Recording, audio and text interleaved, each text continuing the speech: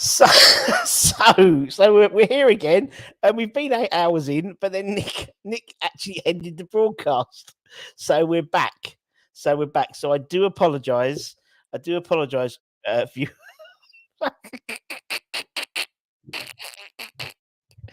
Oh dear. Anyway, so we're Or vibe it was going to happen.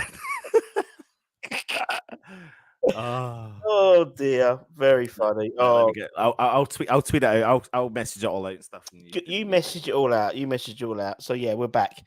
We are back. 24 hours ruined. I know. It was Nick. It was Nick that did it. Nick did it, not me.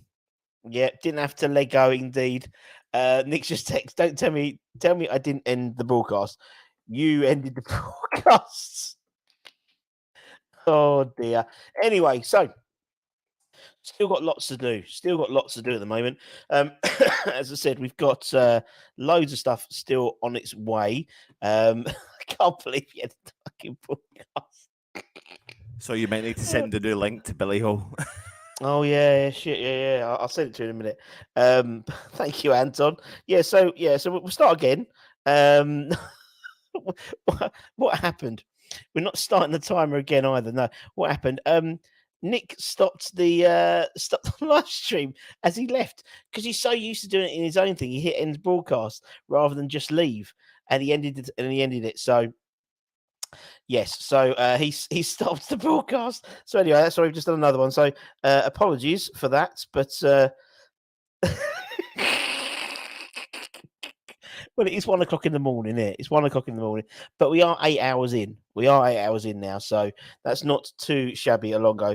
But oh yeah, he's very disappointed. He just texts. He's very disappointed. He apologizes profusely. Won't fucking let them on again. Look at all they do was talk about Lego for fucking 2 hours. But yes, we have got. Hopefully, we'll have Billy coming on. I've got a text in a new number now. Let me just do that. Send that. Finishing at 1 a.m. Yeah, we're starting all over again. 6 hours off it goes. But yes, can't believe we did that. Slow down, managed to get the night off. There we go. You see. Good to see, Reese. All Moyes' fault indeed. You want to keep it? Nope, no Kip. Just God bless the old Red Bull. God bless the can of Red Bull. Right, I need to. Let me just message this to Billy, just in case where is he? Billy. Hi, mates. New link. We're on when you are. We're on when you are. Yeah, that makes sense, doesn't it? We just send him the link. Can't believe it. But fair play to the Clout and Boo boys. I mean, that was 2 hours that flew by, wasn't it? It was good fun. And as I said, I think we probably made about 600-700 quid. I reckon at the moment, just on donations today, which is great, which is really cool. People have been donating for the super chat, but also via the Just Giving site, which is now putting it on the bottom. So we've got it on the bottom again. Let's get all my stuff back up. Oh, God, you see, there we go.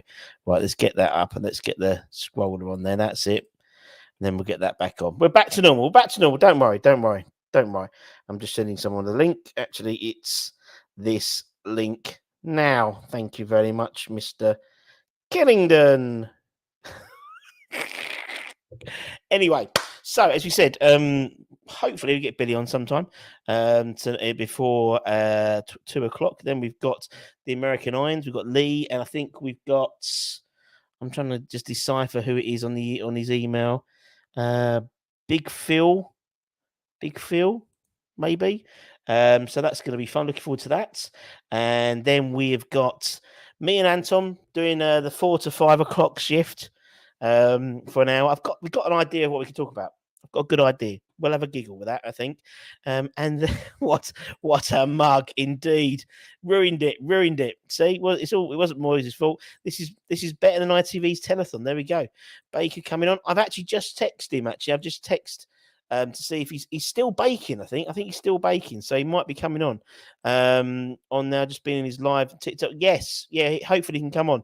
Also, don't forget to give Shaka the new. Yeah. I don't know what's happened with Shaka Hislop. I'm gonna get an email from him 2 weeks later and go, I'm so sorry, was I meant to come on? Yes, you were. Scott, hope you're well. Good to see you, man. Let's bring. We've got another guest. I'm talking to. Yeah, let's bring on a guest. Where is he? Hello, no, hello. You all right? It's 1 o'clock in the morning. Let's bring him in. Yes, Mr. Bill. How are we doing, son? What's up? What's up? What's up, indeed? How are you, my friend? I'm good. Hang on. Let me see if I can switch to my earpods here. Oh, you see, it's all technical. It's too technical. Yeah. Too technical. Hang on, let me take them out and put them back in. Oh, yes. That's the thing. You got to put them back in. That's the famous IT. Yeah. Turn it off, switch it off, switch back on again. Oh dear. What have we got? Yeah. There we go. There we go. How are we doing? I'm Bill? good, guys. How about you? Yeah, we're good, man. 8 hours in? Yep. 8 hours in. 8 hours, 16 more to go. 16 more to go. Yeah, just raising much awareness, Billy. That's what we've got to do, and let people know what it's all about. Which is, and I don't know if Russ has kind of briefed you slightly, but it's bring a quid, so bring £1 to the London Stadium in a month of April where we're playing lots of home games. So we're trying to encourage all the West Ham fans to be able to walk when they're walking to the stadium, drop £1 into the Foodbank containers, because that pound travels 5 times over and can really help and support local people who are desperately needing that help just now. So that's the whole point of this stream, and we appreciate you coming on. Massively appreciate you coming on. Yeah, it's awesome. When Russ reached out to me about the food banking hopping on, I jumped at it. I support our local food bank here in the area I live in the Jacksonville area. It's called Feeding Northeast Florida. It's part of the Feeding America massive food bank here in America, and very similar. $1 equals 6 meals here in the Northeast Florida. So it's amazing how just a couple dollars goes a long way. And I'm excited that I'm going to be over in London for the Liverpool game at the end of the month. So I'll be able to donate a few pounds of my own into that bin. So I'm excited about it. Good man. And make sure, Bill, when you do it, take a picture of it put it, and then post it to the food banks and stuff, because that's what we're trying to drive. We're basically saying, during April, I'm not gonna put you in for the draw, though. I do apologise, Billy. I don't. That's okay. That's okay. I think you've got a few bits of side merch from various people, but so that's what we're trying to do. We're trying to get this sort of social thing going. So we've got Southampton on Sunday. People put £1 in, take a picture, put it on Twitter, all that type of thing, just to keep it going, and the messages. And obviously we got messages from the likes of from Deck and various others sort of supporting it, because it's it doesn't seem a lot, and this is a couple of dollars for your food banks makes a massive difference, and that's what we're trying to do, man. But how are you going? How's things going for you, man, at the moment? Yeah, it was good. I'll say one more thing. At least here in Northeast Florida and a lot of America, when people think about food banks and everything, think about the homeless people and stuff like that. And yes, that's one little aspect of it. But the thing, when my wife and I joined on to the food bank here a decade ago here in our area, was to come to find out that there's a lot of people that are actually working several jobs. And when it comes to paying the bills and everything, the foods, buying food, for your family or whatever, is the last thing on the back burner that is, addressed. And so it's really, yes, there are homeless people that do need this, but there's a bigger contingent of people that are actually trying to make a life better for themselves. And they're just, when it comes down to that final dollar, they just don't have enough to, maybe support food for a couple of days throughout the week. And so that's why these food banks are so massive. Totally, and man. I think totally right. you are totally right. And like you said there, you're not just seeing poverty out with it's in work poverty now, and that's a big kind of message. And John Ratomski, who does head up the Iron Support and Food Banks, he travels up and down the country, Billy, supporting all the local people. He does so much work behind the scenes, and it's amazing what he does. So anything that we can do, like you said, Billy, you help the local people where you live, and obviously when you come over, you'll do the same here, and it's amazing. And the people that are watching the stream, they've all been great, donating to the Just Giving link below, and we know that when the people are going to go to the stadium, they're going to support it as well. So, but yeah, massively appreciate you being on and raising awareness for it. My pleasure. Happy to help. Happy to help. Man. That's good, man. So how's life in general for you at the moment, Billy? Yeah, everything's good. Listen, I always say, I'm never going to complain about my life. I live a really good life. I'm very fortunate in what I do. Can my golf game be a little bit better at times? Yes, that's the only thing I will more than likely ever complain about. But you know what? That's such a small part into life in general. But listen, my life's really good. Kids are doing really well. They're getting bigger. Getting more activities and sports and everything. So yeah, I mean, what are we? April starts tomorrow, so I mean, man, we're already a fourth of the way through the year, and it's flying by fast. It's crazy, isn't it? Billy, I'm just going to go straight in there, though. I mean, you've got kids, so are they following their father's footsteps in supporting the beloved West Ham, Claret and Blue West Ham? Yes, they may be 8, 5, and 4, but if they do not follow West Ham, they are kicked out of the house. They gotta go find somewhere else to live. No, it's been awesome. They've sort of bought into my support of the club, and they love watching the matches on Saturdays or Sundays whenever they're playing. They always say, "Come on, your irons!" And my little guy back here, hey, Axel, stand up real quick. Come here, stand up. Come over here real fast. Come here, buddy. Come here. Love it. Come here, buddy. Okay. What do we do when we pull for West Ham? What's the symbol? What do we say? Show him. Yes. Yeah. There we go. Yeah. Go on, So he knows all Axel. about it. So yeah, he's Love they're watching the games with us, and they're.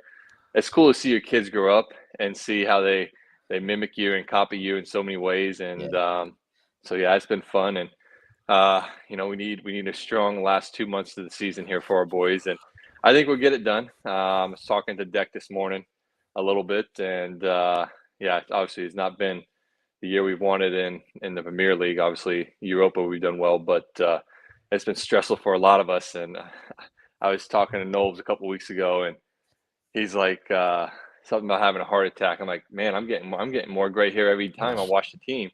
And he's like, I'm right there with you. I got more gray hair every week after watching the boys play. So Yeah, it's one of those things, isn't it? It's where I think we're all.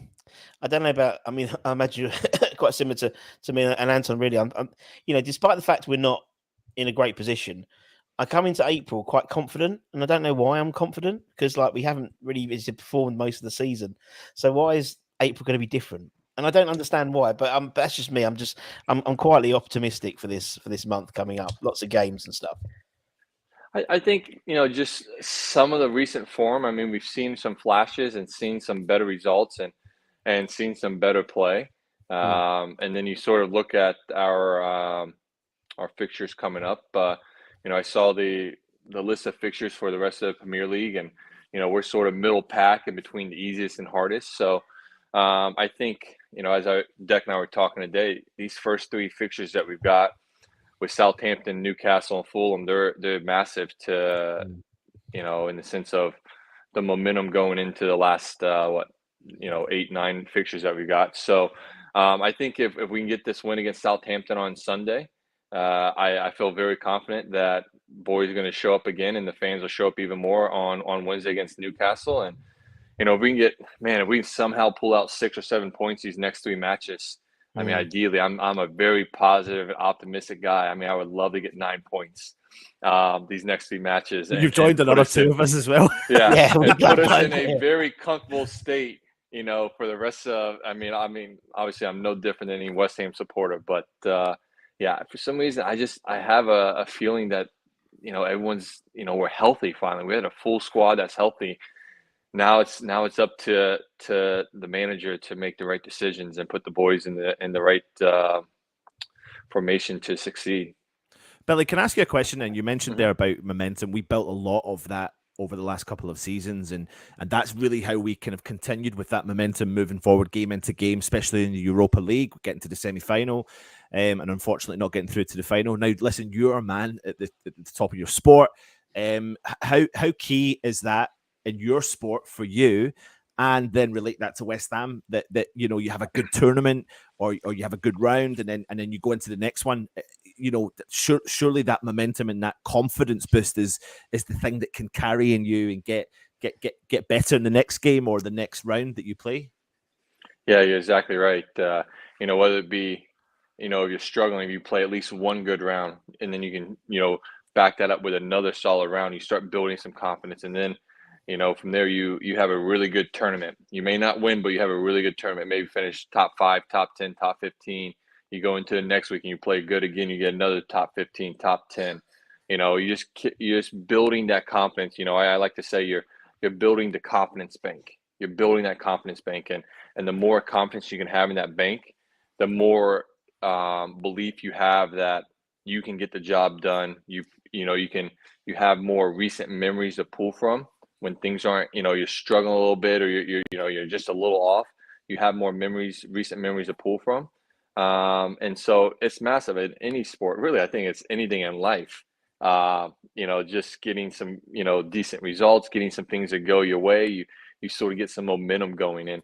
I thought when he started the season off here with West Ham, and he's seeing we struggled a little bit in the Premier League, and then we did well in the group stage of Europa. And I thought, man, okay, well, we won on Thursday night. That's going to give us some momentum going into Sunday, against whoever we were playing, and it just didn't. And that was I think, as any West Ham supporter, was a frustrating thing to see how we were playing the Europa, and then, show up 3 days later and it was completely different. So, but I think the boys, it's sort of like me. I haven't had a really good start to this year. I haven't played anywhere close to what I've done the last couple of years, and I've been just a little bit off. But I had a really good week last week in match play. Didn't go as far as I wanted, but the game, I saw a lot of good, things out of the game, good momentum, good stuff out of the game that gave me a lot of confidence going forward. And I think it's very similar to West Ham.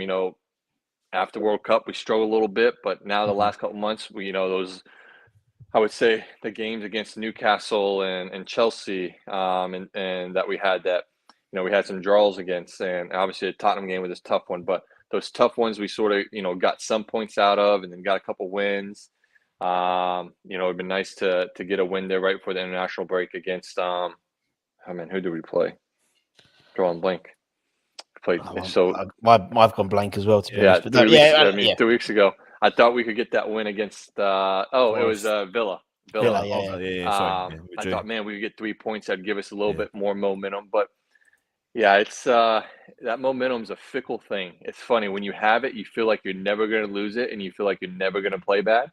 And when you don't have it, you feel like you're never going to get it back. And and you're trying to figure out every way possible. How can I get some momentum? How can I get some confidence back, just to build towards, the future?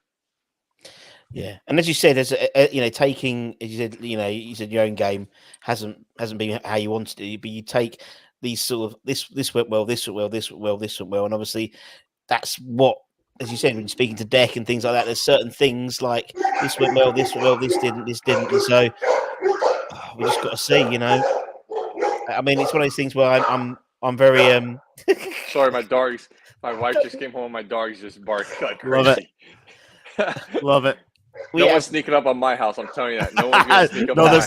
There's no one going to be doing that there, are there? No, you cannot get there around the horseshoe without those dogs barking.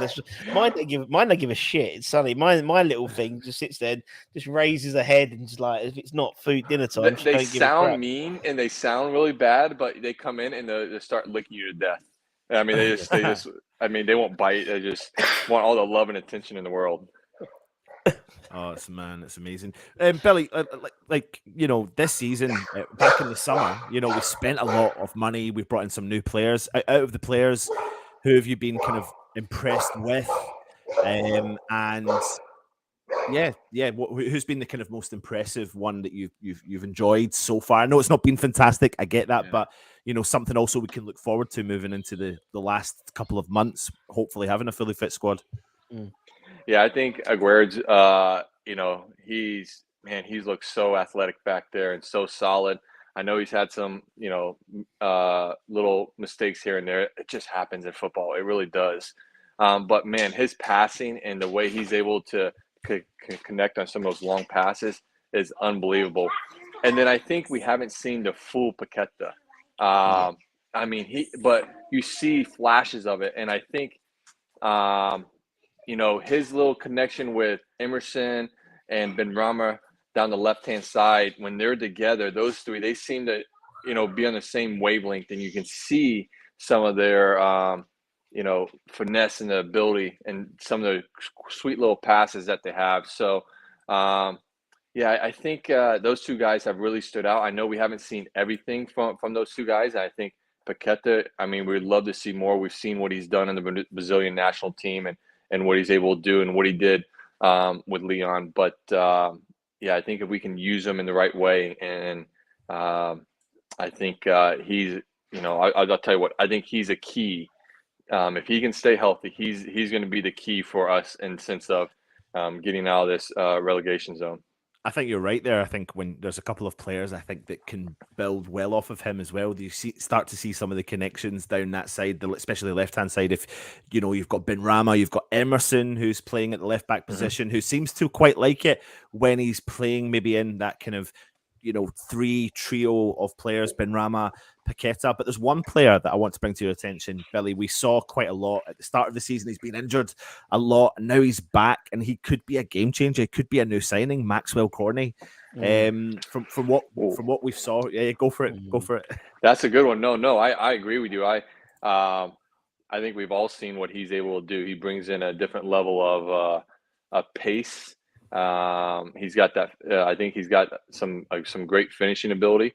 I was there at the Chelsea game early the year at Stamford Bridge, and when he came on and we needed that extra goal, we got screwed that we didn't get that extra goal but it was because of him and what he was able to bring on. And I think that's the thing with us West Ham supporters. We've seen our team and we've seen the squad and how many really top players we have, and to see where we are, it's sort of frustrating. And listen, I've been a supporter for 15 years, and obviously you guys have been supporters a lot longer, and there's supporters I've seen more teams throughout the years. But to hear that this is probably one of the best West Ham teams assembled in a long time, and to see where we are, it's sort of frustrating for all of us. And so, but yeah, I think Maxwell Cornet, he's another addition, and see him healthy. I mean, that's the thing. How is Moyes going to set us up? I hope. Shoot, I mean, listen, I've talked to the boys, and I've talked to enough supporters. Like, it's I was telling Nobes this. We were talking about this a couple months ago. In golf, I relate to golf. If you were trying not to mess up, and you're trying not to make bogeys and trying not to make a bad score, you're gonna mess up. It doesn't matter what happens. You're going to mess up at some point in time because you're playing so defensive. If you're aggressive and you're trying to make birdies and trying to, what I would say, beat the golf course at its game, then you're going to be successful. You may make a mistake here or there, but because of the aggressiveness, you should make more birdies. You should make more eagles. Same thing in football. If we're trying to score, if we're trying to be aggressive, trying to be on the front foot to catch teams off guard, we're going to have opportunity to score more goal. We may open ourselves up at the back a little bit and may make a mistake here or there. But end of the game, to win football games, you got to score goals. You're right. And I think that's what's quite interesting is because, this season in particular, we are sitting quite high up in the ranks of not scoring that, not conceding that many goals. Defensively, we're actually okay. And I think that's the frustration falling through in the fans is like, go for it. Just go for it. Like, we want to see that little bit of va-va-voom, as you can say, when you watch football. And it does get frustrating. Me and Russ in particular, we're the half glass full West Ham fan. We join you in that world, Billy. We're 100% there. But it's hard to defend when it's just a little bit like too defensive, and you think, just go at that team. We know what we're capable of on the day, so just do it and try and try. That's all we ask for as a West Ham fan. Yeah, and I agree with you. And it's tough too because we've had games like that Villa game, that last game. Benrahma had so many opportunities, and not to get one in there was frustrating. And then we bring on Fornals, and Fornals had 2 or 3 good opportunities, and he wasn't able to get one in there. So it's frustrating because I feel like there's times where we are on the front foot, but there seems to be like some force field over the goal that's just not letting the ball get in there. The keeper makes an unbelievable save, or the defender somehow just happens to be in the right spot and gets a little foot on it to deflect it, off goal. So, yeah, it's I'm hoping that all our bad luck and everything else that's happened is behind us now. And we've got everything coming our way. All the good stuff's going to come our way these last hand, double-digit fixtures. Yeah, 100%. Totally, man. Totally, buddy. Billy, I'm gonna introduce someone onto the live stream. This guy is smashing it on TikTok. He's smashing it on TikTok, baking his cakes. He's a West Ham fan, and he bakes cakes and cookie pies. And your sons would love them when you're coming down when you come down for the Liverpool game. I'll make sure Terry brings some down, so you got some cakes. Let me bring him in. Perfect. There he is, Terry. Hello, how you doing, man? How are you? Are you still How you baking? doing? Are you still baking? What an introduction! Yeah, I'm baking, boys. How are we all? Very well. He's baking. He's good. baking, Billy, and it's 1:30 in the morning. He's still Yeah, going. 1:30 in the morning. You boys I'm are baking all going night. strong. Yeah. So look at that. Look at that. Oh, look at that. Boys. Let's go solo layout. Go on, look Oh, at those. Look at those, Yeah. Bill. Yeah, I'll give you a little Taste this is test. My old school toffee cream tart. Favorite. Who are you calling a tart? Yeah. Biscoff Oh. brownie stack. Oh, Biscoff brownie Oh. stack. Oh, that's got Billy going. It's for us a cupcake. Oh, Wow. jeez, man. I can just feel the calories coming on. Yeah. Rocky Road. Yeah, Oh. you don't want to talk about calories with me, Oh, right? Yeah, that's don't want that's some of got Billy. That's got Billy going. Yeah. So, and I've got my cookie pies, my best sellers. Wow. Oh, wow. They're really healthy, actually. I can tell. Yeah, yeah, all that's healthy. So, All that's healthy. yeah. All that. No is added perfectly sugar. healthy. No added sugar. No, No added sugar at all. I've got Yeah. a massive sweet tooth. I mean, if there's one thing that I can't resist, it's sweets. I mean, massive sweet tooth. oh, nice to meet you, Billy. Nice to meet you too, Terry. That's it, Come to Terry. my It could shop. be your- Yeah. It could be your new friend. I have to admit, Russ, when you first said, "Come on, Billy's on," I thought, "Am I missing something? Is that a West Ham player I don't know about?" And he's not in the golf, really.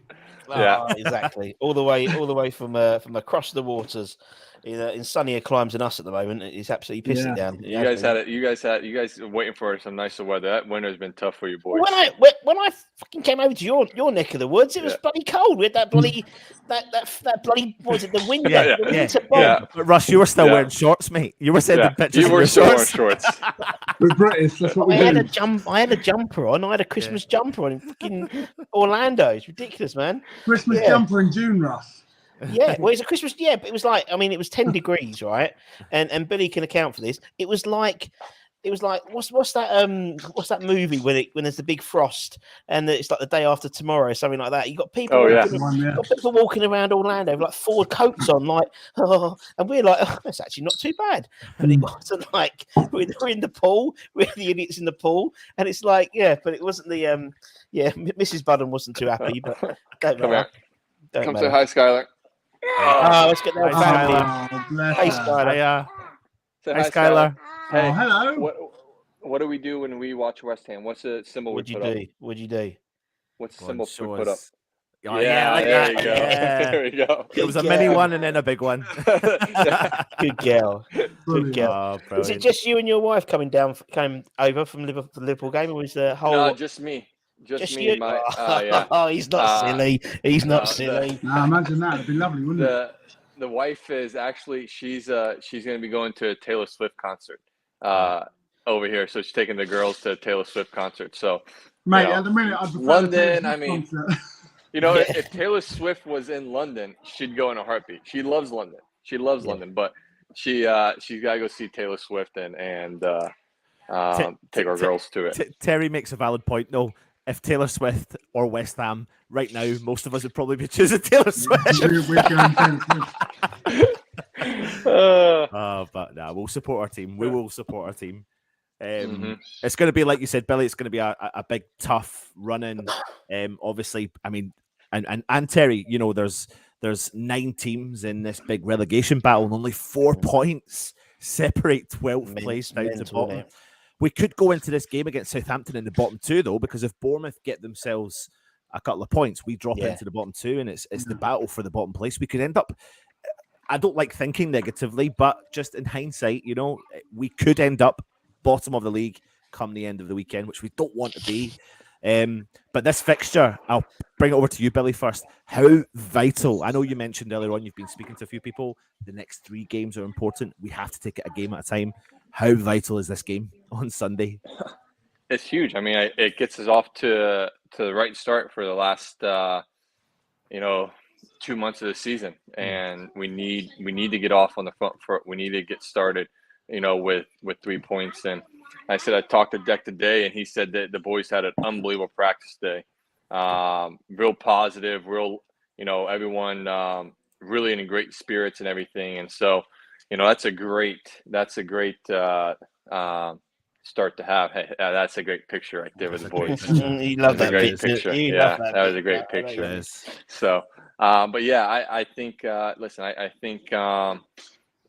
think it's going to be a really good day for us on Sunday. I think the fans are going to show up and push the team on. I think the boys are going to come out strong. Listen, Southampton's been playing pretty well the last couple of weeks before the international break, and I was actually happy that there was 2 weeks off, sort of to let them cool off a little bit. So I think it's going to be a good day on Sunday. I think we're going to get started on the right foot and get started in the right direction with 3 points. Same to you, Terry. How are you feeling about it? Come on. I wish I was as optimistic as this guy. No, I'm not. I live in Norwich, and everyone in Norwich keeps saying to me, "Yeah, see you next year. See you next year." We've got the squad, haven't we, boys? Do you know what I mean? We've got such a great squad, and we just need to get I'm a massive advocate for Skamaka. I think if you get him playing well, you get his confidence up. I think he banged in the goals. But who knows? I mean, I don't know. I'm all out of sync because last season was so high, and then this season has just gone, and it just ruined it. I don't know. We're almost back to the negative West Ham, and I hate that. I love being all positive and optimistic. Do you know what I mean? But I don't know. I think there's a kind of key thing though going into the Southampton game. The one positive is we're at home. So we need to maximise the fact that we're at home. We need to ensure the fan base are on the side of the team and the players. And that will be, right now, we all feel probably of the mindset that when we see the team sheet, we sometimes may feel a little bit negative. And that's not a good feeling. But if we see something positive, then that might get the fan base on the go. Billy, you said it. Start off and go at a team. Straight away, the fans are on your side. And that's probably what we want. The worst thing we need is to go down a goal too early. Yeah, you said it. I mean, if that team sheet that he puts out on Sunday, if that puts excitement in the fans, I would love to see Skamaka start. But even you put Danny Ings up front, you put Paqueta there in an unbelievable role for him to play. You put Maxwell Cornet in there. I know Ben Rama has been playing great, but you put Maxwell Cornet in the starting lineup. Bowen's been playing well. You put a squad in there that is going to come out and put it on Southampton early on, and Southampton's going to have to, they have to, worry about what we're going to do. It's funny. I heard this, about a month ago. Like Moyes worries about too much about what that team is going to put out there instead of let's put out a squad that the other team has to worry about. Like what are they going to do? What are they going to do? And we're too much worried about what they're going to do. It seems like sometimes. I feel like, when we're in this relegation battle and we listen to the history, and this is not like it's about maybe the style of play. There's certain managers in the Premier League that you look to get you out of this situation. Moyes is an example, and you can talk about several other managers. And usually when they come in to get you out of a situation, they're going to play to be reserved and try and maybe get the odd point and maybe lose a couple, then win one, and that's not the most exciting of football. But right now we feel like we can't go down that route because we need, I don't know, what minimum points do we think we need to survive? Like 10, 12 maybe? I think 12. Yeah, I think 36 is actually. So if we can get 12 points, we should be dandy. Yeah. Hopefully. Yeah.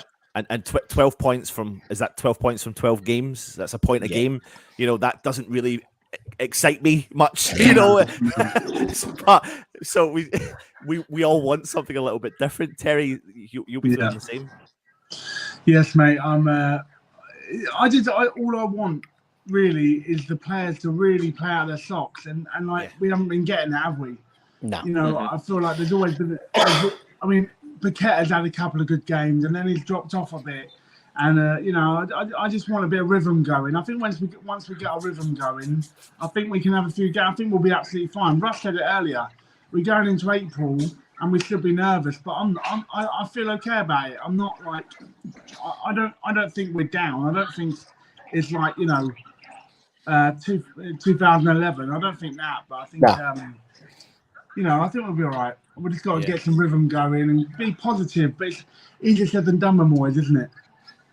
But I think it's a situation. I mean, as you said, Billy is a golfer. You sort of keep that concentration for like 4 days. If you're playing, if you make the cut and stuff. So it's like at the same, with so many games playing. The players haven't got time to reflect. They've got the next day. They've got the next game in 3 days. So it literally is. They have to keep the energy. It's all about momentum. So a good win against Southampton brings you into the Newcastle game. Keep that going. I think Newcastle aren't the side they were at the beginning of the season, and then that takes you then into the Fulham game, who aren't going to be about Mitrovic. I think their manager will still be banned from the touchline. So that's a good thing. And then we go into the Europa. And then it literally is you've got no time to dwell, and I think actually that would probably help us. So I think when we have played like 1 game weeks, we don't seem to keep that momentum going. Yeah. Where we did quite well when we had like 2 or 3, when we had these sort of busy congestive times, and the fact is, we've got to play the likes of Arsenal, and that's a game we'll always be up for. As you said, you'll be at the Liverpool game. So we'll always be up for that game. Newcastle, so there's games which I'm not particularly worried about. The fact that we got 9 games in 27 days.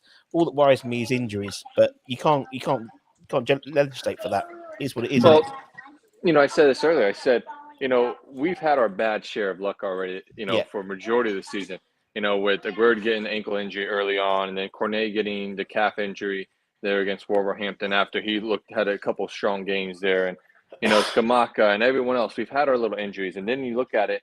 I'm sure every team has their little.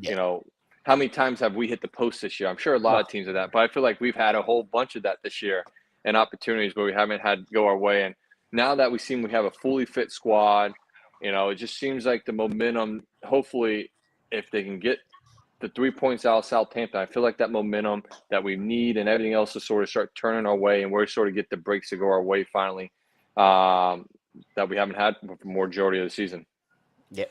Can I just bring this back to golf for a second, Billy? Yeah. Scott is asking, what's your favourite golf course in the UK?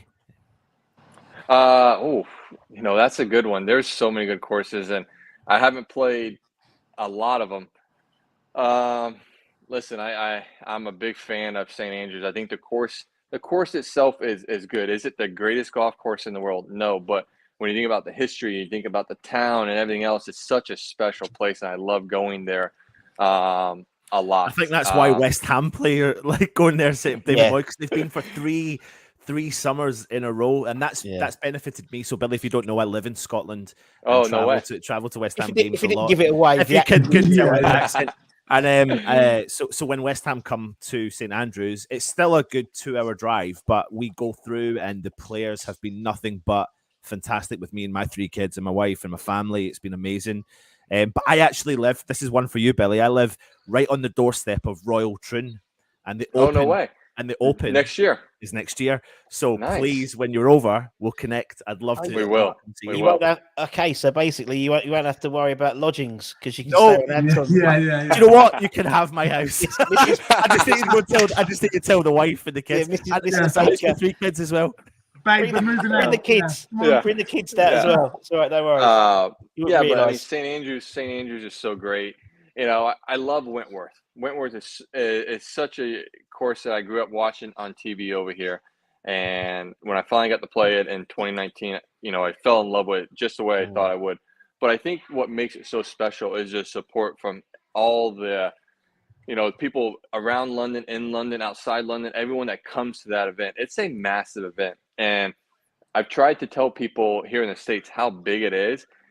If it was on the PGA Tour and it had that support the way it does, it would be one of the top 2-3 biggest events that we have on our tour because of the fans and because of all the support and everyone that shows out for that event. It's pretty special. Yeah, absolutely. There's a few more questions. We're just going to fire them in quickly. West Ham faithful. This is for you, Terry. Favorite thing to bake? Probably this. Yeah, it'll be my cookie pie, guys. Oh God, I can't deal with that. They have literally. I've sold since January probably about 5,000 of these. Oh man. Do you know who you've sold them to? You've sold them to Terry. Can you put it closer to the screen? I'm going to see if I can get a taste, all the way across the... Well, when you go and stay at Anton's, he'll make you one. Yeah. It'll be full of iron brew and haggis. There's a question you probably get asked all the time, Billy, and I know you've been on with Russ before, but what the question is from Dan Marrow, why West Ham? How did you start supporting them? What's the story? Yeah, so told the story 1,000 times, and I'll tell it a million more times. Was in college in my sophomore year. My cable wasn't set up yet, so bought a couple of DVDs from Best Buy. Somehow I bought a DVD called Green Street Hooligans, or Green Street over there, and watched it that night.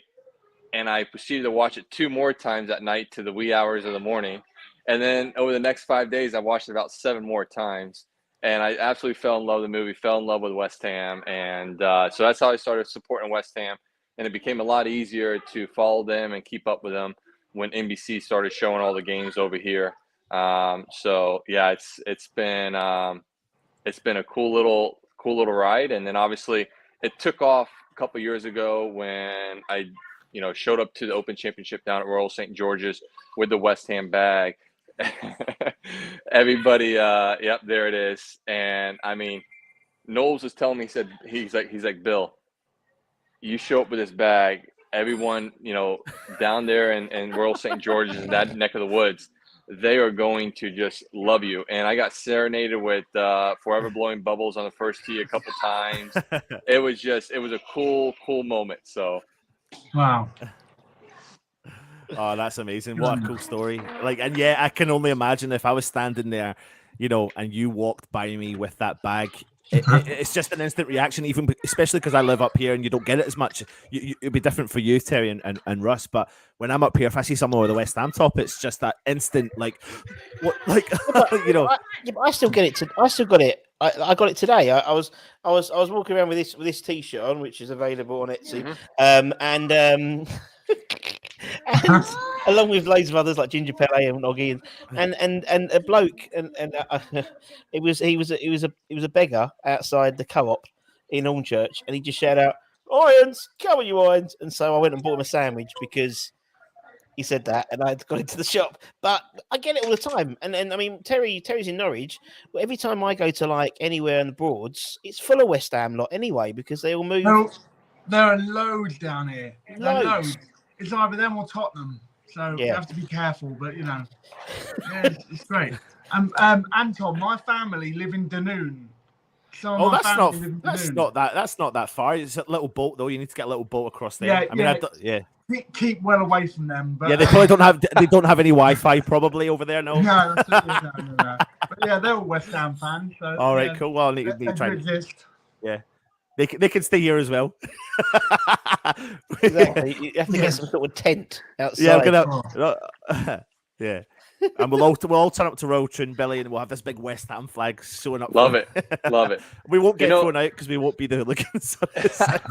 The cool thing too is the support that I've gotten from non-West Ham fans, some other supporters of clubs, because I think, I've come to realize that they realize that I'm supporting a club that's not one of the top clubs, which they enjoy, and then I'm supporting the sport that was founded there.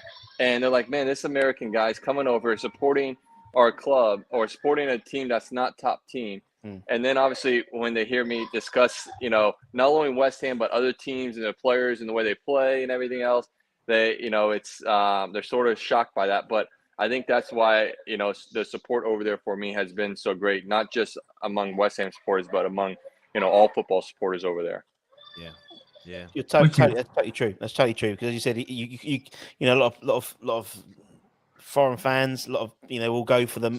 The team that will go for the Chelsea or the Man City or the Liverpool. But as you said, going for West Ham, people I think respect that because it's not the the obvious choice. And actually, there's loads of it's. I mean, the team that we had a guy from who's from Chicago, and he only picked West Ham because at the time, obviously the Cubs had won fuck all, and so he was like, "I want to support a team who's won fuck all." Oh, West Ham, and then obviously the Cubs won, and so it was like oh bollocks, but it's true. And then as I said, we've got so many bloody West Ham fans all over. I mean, we've got in the chat, we've got guys from we got Australia in the chat now at the moment. Lots of, I'm gonna have the American Hammers on in a minute, doing a couple of hours. And they're all over the country, obviously. But that's good. Love it. We love it, don't we? We love it, man. No, we do. Yeah. How are you boys doing then? Are you tired? I think I need some of your bloody some of that cookie pie, that sugar rush. Jesus, I'll be buzzing all night. I'll be like, yeah. No, it's all right, isn't it? We're doing all right. Although unfortunately, what happened? That's why I sent you the wrong link, and Billy had a different link as well, because the guys who did the show just before us closed the link. Close the whole stream, and so because they're so used to just finishing their show rather than jumping off. But anyway, but yeah, we're going all right. I think we've got. I mean, we're doing quite well in the old donations and stuff, which is nice as well. Which is good. Absolutely, which is lovely. Billy, we're coming to obviously the end of the time, and Terry as well. I'll come to both of you. We've got. Mate, I'm on all night. Well, you can take over, mate. You can take over. So the big game on Sunday. We all know it's vital. One question only. What's your prediction, Billy? I'm going to say 3-1. 3-1 us. I'll take that right now. Yeah. Yeah. Eltel? I think 2-0. Yeah, 2-0. I think Bowen's going to score, and I think Cornet. Just out of interest, was the game was Bowen's first goal for West Ham against Southampton at the London Stadium? It was, wasn't it? It was that game before, and it was a 3-0, wasn't it? Yeah, and it was just before everything. The world went crazy. The one before Arsenal. Before Arsenal, wasn't it? Yeah, that's right. Yeah. But that was that was the kind of game that he had bedded himself into the club, and then we turned up against Arsenal. We had a good game, but we got beat, and then obviously everything shut down after that. And yeah, that's right. I mean, Russ, over to you for a prediction. I know we're going to do this we're going to be talking about this in the morning. I said 3-0. I've gone for I think it's the optimist. I think this is the one where we just gone right. Let's do it. This is it. And I think I'm going for 3-0. I think I said it probably at the beginning. What I find interesting is, and I kind of agree with all of you. I think 3-0, 3-1. But what I want to see is if we can get the result in this game, it's about what we do the second game. That's the key one for me. So, I know it's a game at a time, but we've done it against Nottingham Forest and we've done it against Everton, but we didn't turn up again the second game, and that's what I want us to do. So if we can do Southampton, do it in style, do it quickly, put it to bed like what Billy says. Billy says, go at the game. That's what we want to see. So a victory that the performance adds to it, and then turn up for the next game. That's the key thing for me. So. Exactly. Yeah, exactly. Yep, exactly. And as you said, it's about, but because we've got such a small gap between the next game, the momentum will keep going, because then they'll have a rest day on the Monday, and then it's into game mode -1 for the Wednesday game. So it really is literally, it's crazy. Is it actually changes? No, it's our gaff. It's the rearranged one from when the Queen died. Oh, okay. Yeah. So but Billy, we've got one more question for you, right? Yeah. One more question for you. This is I know you've spoke about it before with Russ. Who is the best golfer at West Ham? I mean, I've only played with 2 of the boys, and I'm not sure how many of the other boys play. Nobes is the best golfer right now. That's very clear and certain. I will say, Deck, just picked up the game, I believe, less than a handful of years ago, and he's gotten really good, really fast, and he's a golf nut. I mean, whenever he can play, he tries to play or hits balls, and I think he's got a simulator in his house and everything. I know he's got a putting green, but I mean, he's a golf nut, and I'm gonna say will probably be better than Nobes here shortly. Nobes doesn't he plays, but he's one of those, he only likes to play in nice weather when it's really good. Dex sent me pictures when it's like raining sideways and it looks like it's 5 degrees out there. So cool. That's interesting. We'll make sure we clip that and get that sent to the players and let them see it. But they probably know that. They probably know that as well. Right, I think this is the last question. Sorry. Thoughts on the new 13th tee at Augusta? Yeah, so that's my favorite par 5 in the world. I've said it for years and years. You know what? I understand why they did it. Do I agree why they did it? No. I just hope it doesn't take away some of that excitement of going for that green in 2. I think you're going to see a lot less guys go for it than we have in years past. Hopefully I'm wrong. Hopefully my prediction is completely wrong. But, yeah, I'm a little disappointed. It's such a great par 5 and exciting par 5, and hopefully we haven't lost that a little bit. Yeah, absolutely. So.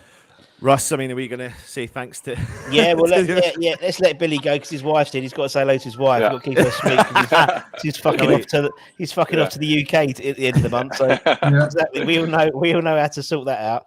Bill, it's been a cheers, man. It's a pleasure. Thanks, guys. And I will message you privately because I think I'll see if we can get hooked up with the Irons Foodbanks because it'd be great. Awesome. Love to. Love you, man. I'll see you in Troon, Billy. I'll see you in Troon. And Billy, I'll see you next week. Yeah, I'll see you next week. Yeah, perfect. Good job. They don't travel well. They don't travel well all the way to Florida. Those cookie pies, but he'll try. Much appreciated, Billy. Thanks for that. Thanks, guys. Take it easy. See you guys. Cheers, man. Bye. Oh dear, there we go. Wow. What a legend.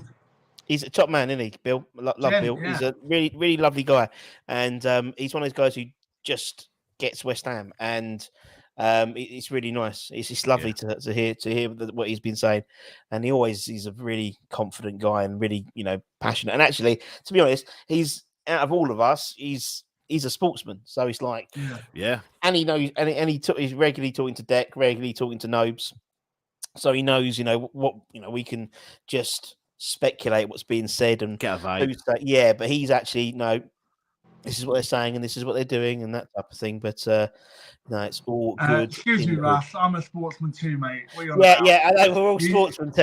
We're all sportsmen. That's why I don't come on this show. You don't give me my credit. I was Essex under 16, 100 meter champion. Thank you very much. 2 PB. But listen. Let's get on to you, Tao, for a minute, mate. I mean, yes. Listen, you. I first came across your West Ham stuff, and I was like, oh my god, man! And then Russ sends me a picture of him eating it, and Russ is eating it in his house, and I'm like, oh. But listen, Terry, mate, let people know what you are, where you are, what you're doing. Yeah, so nice one, boys. I've been a baker for 7 years. I've been doing birthday cakes for a lot of them years, and I've done probably about 5,000 birthday cakes in the last 5 years. So I don't ever want to do one again.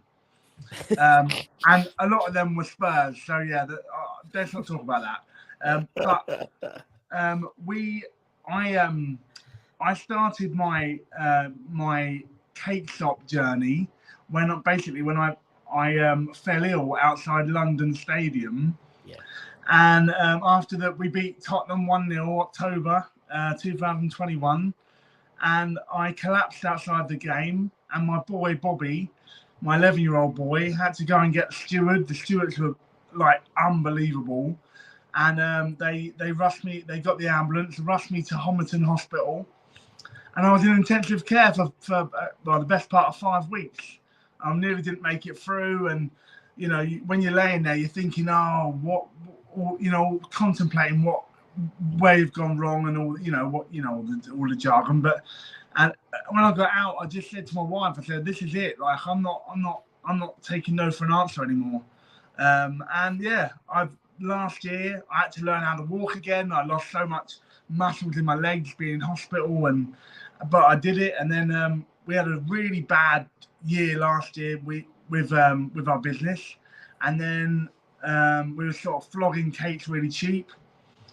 And my my wife was like, "Oh, let's just go and get a normal job." I was like, "No, I'm going to go and get a shop." I'm like, "Yeah, come on, just trust me." And basically, I went and signed a contract that morning to get a shop. It was in October, and we had 600 quid in the bank. We were like, 300 quid of that was due out. So, and we just painted this place up.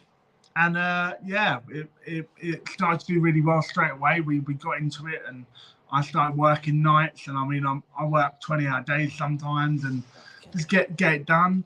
And then it slowed down around Christmas. And my wife again was like, "Oh, I'm not sure it's going to work." She's a warrior. And I said, "Okay, just give me like a couple of months. If not, I'll go and work at Tesco's. I don't care what I do." And I joined TikTok in January. And it's honestly, boys, it's changed my life. Mental, isn't it? It's crazy. I mean, the Hammers Baked thing, when I done that, I sort of got a vibe that people were interested.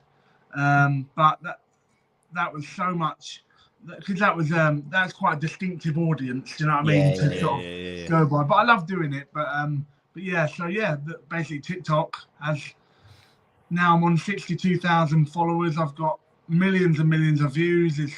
I have no idea why. I always say I'm a fat baker with a lisp. And I just don't get it. I think that's why people resonate. Well, listen, hold on a second. I can join you though. I'm a fat baker, but I don't have a lisp. But you're Anthony Baker. Wow. Yeah. Lucky you, mate. No, but I join you too. I tick off the two of those lists. But yeah, sorry, just quickly, if you do have TikTok, and what an amazing story. Wally's just put that in there. What an amazing story. And it is, Terry, and listen, your food looks absolutely to die for. It looks amazing. It looks fantastic. So go on to TikTok. If you do have it, please, and give Terry a follow and support his TikTok and his business, because it's nothing better than hearing a real story like that and out with that. And as Terry alludes to the lives, I always watch the lives because I find it really therapeutic, because he sits there listening to music, baking, and I'm a bit funny with things like that. And YouTube, I mean, I know some of the stuff I watch on YouTube, and it's a bit like, a bit strange, but I like it's like I find it like ASMR. I find it so therapeutic watching you bake, and it's really cool. And he literally sent me something once, Terry, and he was like, "Hey, this is what I watch," and I turned it on, and I was like, I like it's carpet cleaning. It's carpet cleaning. I like watches carpet cleaning. Yeah, that's what he watches. Mountain rug. Oh, the rug cleaning is amazing. Exactly. I can sit there and watch that for like all day. You need to get down with the kids. Exactly. He's not down with the kids. I don't have time. I don't have time. He's like, "What's TikTok?" That's what my clock makes. No, it's not. Listen, boys, I'm a massive fan of both of you two. You're incredible. I mean, Anton more than Russ, but Yeah. I don't blame you. Yeah, because I don't give you the wrong fucking link. That's why. Thanks, Nick. But yeah, no, it's good, man. And the main question is buttercream or chantilly on a Victoria sponge. It's got to be buttercream, surely. Buttercream all day long. I don't do what I can't say, boys. Yeah, can't say chantilly cream, so it's buttercream all the way, isn't it? Chantilly cream now, right? Yeah. No. Oh, Tel, we're getting you back on, son. We're getting you back on. Nice one. Definitely, man. I was actually, you should feel lucky because I was on a live and 200 people were watching me 20 minutes ago. So, well, I tell you what, take a little snippet of Billy looking at your cakes. Yeah, that's not a bad thing. Click that, fucking Billy Allshaw. Get a bit of the old, tag him on TikTok. That's the way it works. But yeah, on TikTok. Tag him on TikTok. Top man. Right, we've got to go because the American Hammers are all ready. Yeah. But Tel, we're going to get you back on, son, and you're probably baking when we're coming back on anyway, so don't worry. Cheers, boys. Cheers, mate. Cheers, buddy. Cheers, man. Top man. Good old Tel. Absolutely, mate. Amazing story, isn't it? Amazing. As I said, if you're on TikTok, if you're on the TikTok, also West Ham Network is on the TikTok as well. But check out and Terry Bakeaway Norwich Cakes shop. It's a it's really good fun. Really good fun stuff. Right, let's bring on our next bunch. Let me take that off and let's bring him on. Let's bring on Lee. There he is. Look hey, a rose in between two thorns. Hey, listen, it's 1776, baby. We're taking over. We're taking over. We're breaking away. No, I don't want to follow Terry, man. What a story. I follow him on Twitter, and he's a good dude. And nice guy. And I knew all about his story, how he I don't know, fainted or had an episode after the match last season. Started his bakery. His cakes look brilliant. So you left me a really tough act to follow, but yeah, and just before they had Billy Horseshoe as well. So we had, if we still had a network, we might have asked him to come on, but we haven't done a show since like December or something. But this is it. This is the reboot. It's a reboot. The reboot. I hope it is. It's been a rough. In my own house, everybody's fine. My extended family, it's been a little bit of a rough winter, and we've had to help out a lot, and so I haven't really been able to keep the channel up the way I wanted to. Plus, it takes me days to recover after every shattering West Ham loss, which is most of what we've had this season. So the inspiration, it's hard to get inspired to sort of like you're gonna just week after week sort of have a eulogy, for the team or for the season. It gets old. So anyway, very true. Very true. Right, you're going to bring in. We've got Lucas and Eric. We'll bring them in, and we'll sit in the background, man. We'll see you soon. All right, cool. Thank you. All right, we are so glad to be here. If you're wondering who we are, we used to have a great little show, a great little network called American Hammers TV. We had all kinds of shows. We had game shows and talk shows. We had ex-players on. We had women's players on one time. We had a whole thing going. We've been doing it for 4 years, believe it or not. Started in January of 2019, and here we are in 2023. And this season's been rough, I will say, and I apologize for the fact that you haven't seen us in a long, long time. So if you've been on with us before, like Wally, for instance, I see you in the chat. Check the Facebook Messenger, and if you want to jump on, Wally, just go ahead. Plus, I'm hoping we'll have a special guest here in a few minutes when he gets home.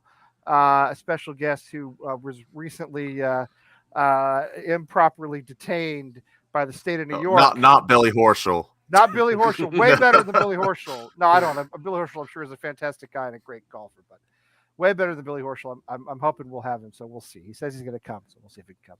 Anyway, it's been a long time since we've done this. I almost sort of forgot what to do.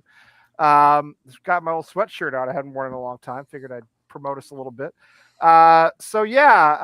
English people who are still watching, stay up with us. Go through the night with us. I don't know if Neil's here. I usually see Neil around from Australia. I don't know if he's in tonight or not. Charlie Walsh is probably lurking somewhere.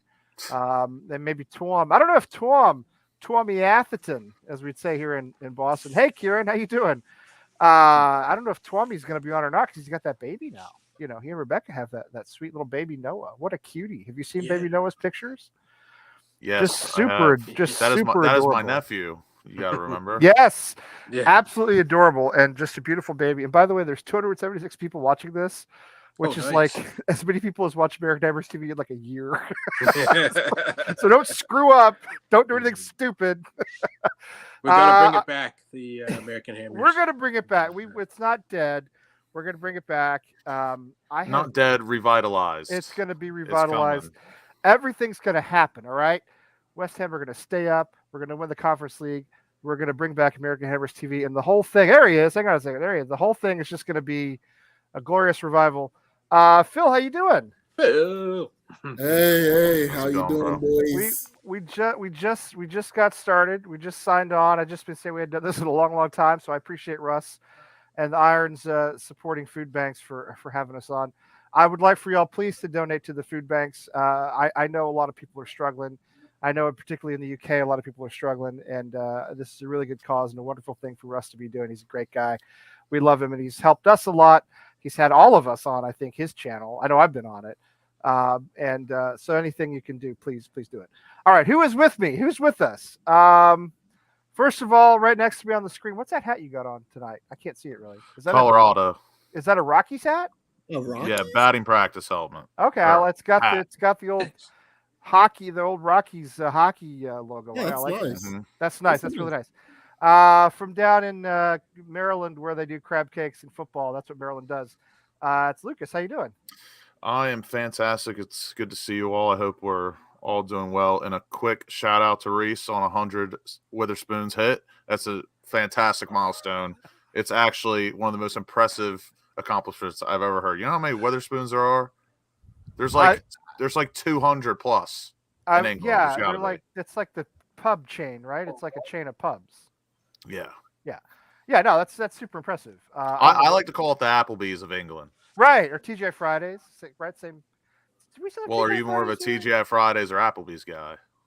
I don't even know. I'll tell you what, it's no Chili's. Chili's untouchable. Dude, Chili's is so awesome. It's so good. It's so good. And Chili's is owned by a company in Dallas. And the whole Chili's and a bunch of other restaurants are owned by a company in Dallas. So I went down and interviewed one of the executives one time when I was a reporter, and went down and had lunch at one of their restaurants. It was fantastic. So anyway, from I have not Chicago, heard about Chili's. Do what? I have not been to Chili's in so long. Well, I never go anywhere because I have kids now, so all we ever do is like Chipotle and Wendy's. Perfect place to go with your kids, Chili's. I know. When we have one, it's not that far. We got to go to one because I love Chili's. From the city of big shoulders, the Windy City, the second city as it's sometimes called, although it's first in our hearts. From Chicago, Illinois, Phil, how you doing? I'm here. I'm here.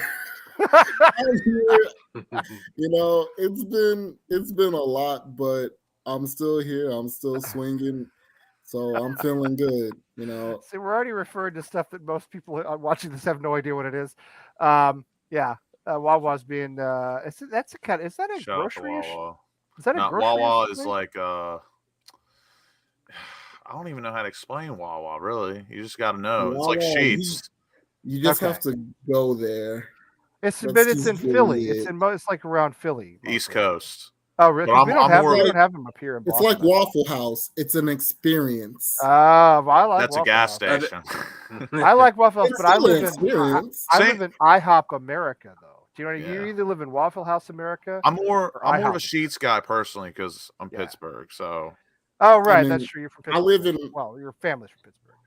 Yeah. So Chicago is IHOP part of the nation, and Lee, I'm assuming you all have your Waffle Houses down there. No, I live in Boston. Remember, I'm only from Texas. Right. I live in Boston, so we're definitely IHOP country in Boston. There's not a Waffle House within 800 miles of here. Probably. Waffle House is missing out on expansion. I love Waffle House, man. I would hit that Waffle House so often. I mean, it'd be ridiculous. And also, we have an interloper. He's half English because he's from the English part of Canada, from Toronto, home of the Toronto Maple Leafs.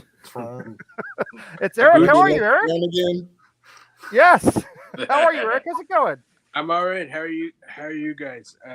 Canada is cold and rainy, but surviving. Leafs clinched a 7th consecutive playoff appearance earlier this week.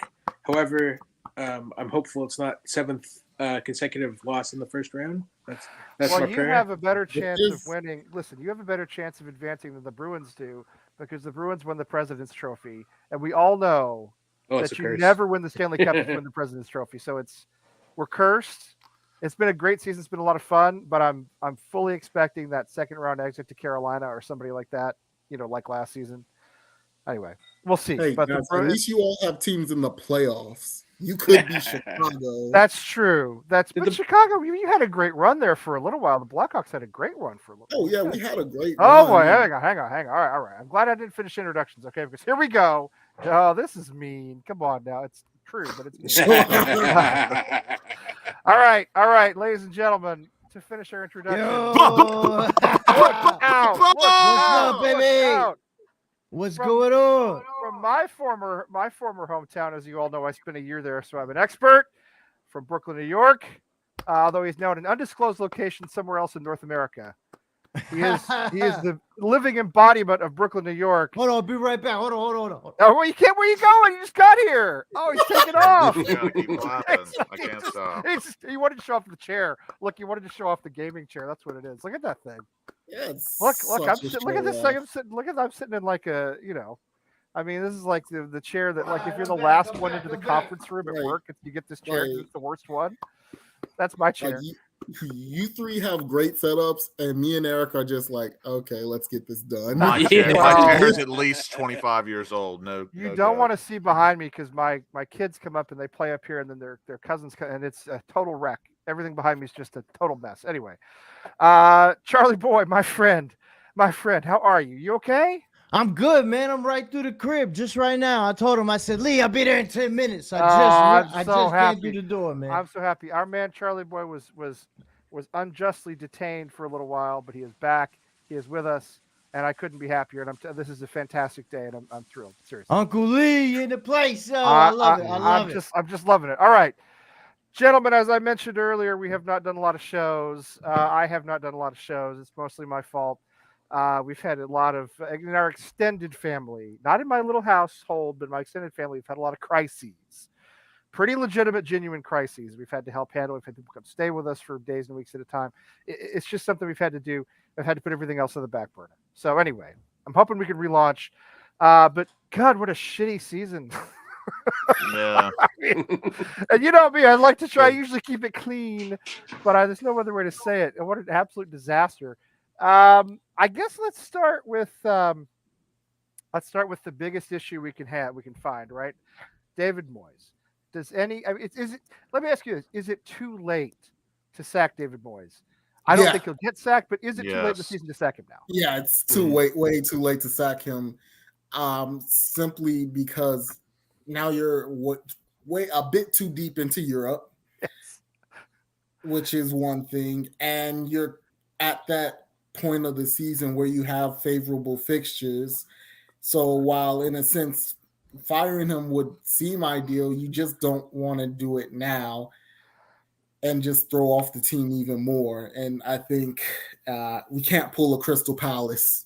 We can't pull a Crystal Palace. Do we want to pull a Crystal Palace? They went out and got Roy Hodgson. I mean, I thought he was dead.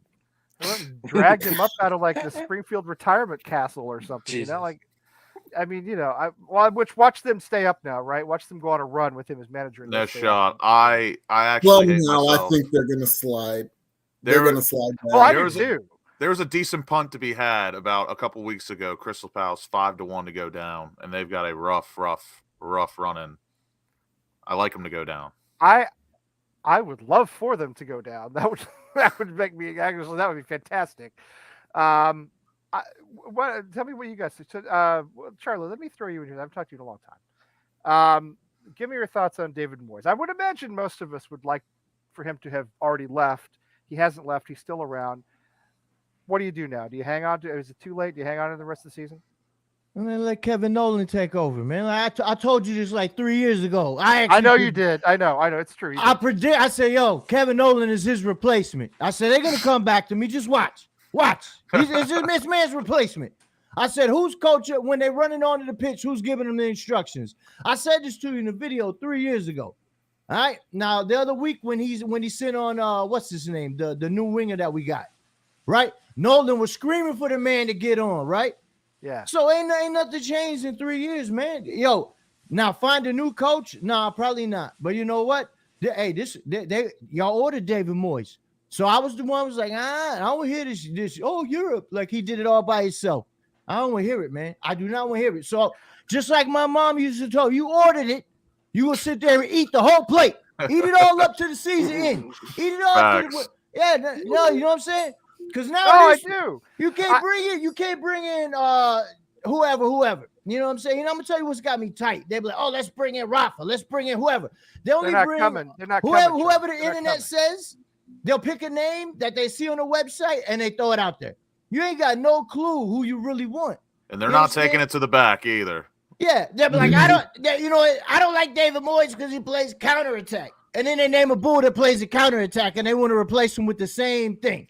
Exactly. You know what I'm saying? Exactly. If you let Kevin Nolan take over, that's the only option you got right now. That's it. I mean, well, all right. Who do you want? Who honestly wants the job at this point? We've been saying the whole time. If you go back to the last time we did a show, which was months ago, we said the same thing, didn't we? I'm sure you were here, Phil. You were probably on the show. I mean, so what do you think? I mean, do you hand it to Kevin Nolan? Do you call Will Still in Ren First of there? all, with I'm his gonna stop coaching badges they everyone have with to pay this for? Will Still. I'm gonna stop everyone with Will Still. Give that dude a little more time. I would actually give him a chance, but he has to give me a season or two more. And unfortunately, the ridiculous part of this is we would end up sacking David Moyes at the end of this season. And the best we might do is get Sean Dyche once he fails with Everton. That's probably our mentality, because that's our mentality right now. Right. We don't want to go higher. We just want to stay plateau. We want to be okay with just good enough. And that's even if it's good enough to stay up this season. Can we survive? Let me ask you this. Let me ask you guys this. Can we survive with David Moyes until Sullivan totally cedes control of the club to Kretensky, which supposedly could happen anytime now? No. I mean, can we bridge the gap? Can we make it across? I mean, if you had confidence in this team in the Premier League, sure, I would think about that, but I don't have confidence in this team right now. I don't either. I'm with I you. would say off your question, I would go with the odds and say, like, if you're pertaining to another year, let's say, there's no way we do worse than we did this year. So say if we did stay up and we kept David Moyes, no shot we do worse than we did this year, in my opinion. That's just the odds talking. Without Pierce or Irvine, absolutely not. He could get the hell out of here right now. Yeah, I agree with problem- Charlie. Not saying I want him. I'm just going with the odds. Eric, what do you go ahead? Go ahead, Eric. You were going to say something. So two things. One, Moyes, I completely agree with what the general consensus is. Like, you're going to probably have to keep him till the end of the year, or if we go with Charlie's idea of Nolan, I like that idea a lot.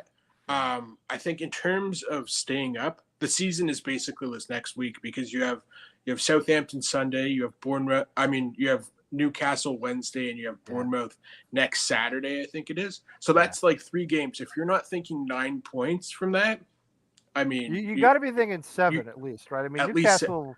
At least Newcastle, you can't the lose. minimum You literally can't acceptable lose. the minimum is 6.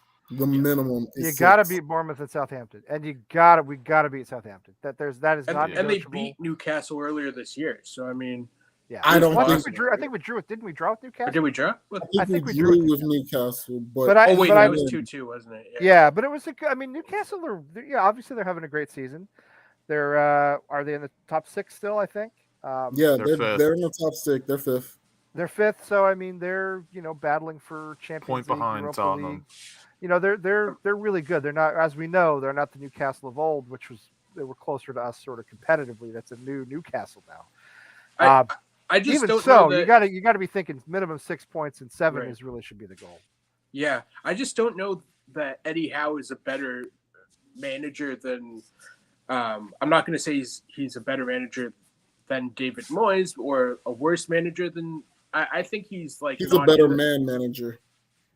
Yeah, I think he is Yeah, I too. would go with that. He's a better man manager than And David Moyes. that's really funny, Phil, that you bring that up, because so much of what Moyes did over the last couple of seasons, a lot of the success we had to do with the camaraderie of the team and the players getting along, Moyes getting along with the players, the guys playing for each other.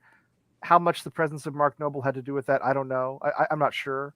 I think he played a huge role. But I think maybe more than we realized. And now it feels as though all that he built has just totally crumbled out from underneath it. I think it's a combination of things. Personally, I know everyone here. I'm probably the only one here that's still, and mind you, before anyone shoots me, I am Moyes in to a point. Like we've all said, like I'd rather just keep David Moyes because our options are so thin and worse, in my opinion. Right. Like, if you want Rafa Benitez at this club, I think you're delusional.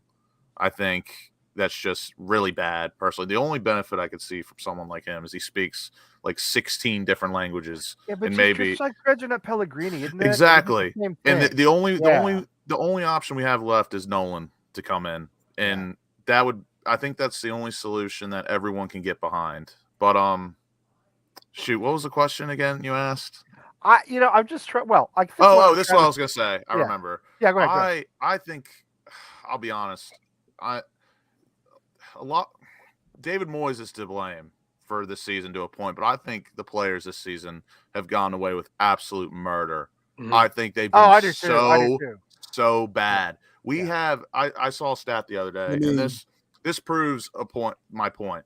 We have the 6th most shot attempts in the Premier League, and look where we are. That is horrendous. And then when we do get golden opportunities, we absolutely shaft them to all hell. Yeah. So don't get me wrong, David Moyes definitely gets blamed, but these players have been getting away with murder this season. They really have. I would suggest one player has gotten away with being the biggest serial killer in several, this team, and it is Souček. The fact that man is still starting. Yo, he ain't got no pass from me. I've been since I came home. Yo, listen, you can't go forward with him in the middle. You can't go through the middle with that man defensive miss. Well, let's not forget. Okay, I'm not going to defend him, but I'm going to say one thing. I'm not going to defend him. I'm going to say one thing. Remember, when Declan sat back, he was pretty good going forward.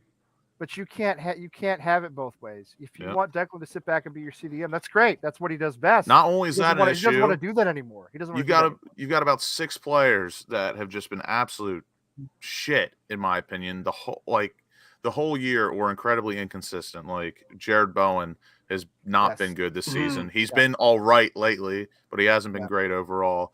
Declan Rice isn't the vintage Declan Rice we know. He still is probably our best player this season, which it's not like a nod to him or anything. But and then this is how you know talent, Lucas, but he's checked out. He's checked out from the this is club. how you know Said Benrahma. He's had I don't even know how to describe his year. Basically, like he's got the numbers, but they're very penalty favored.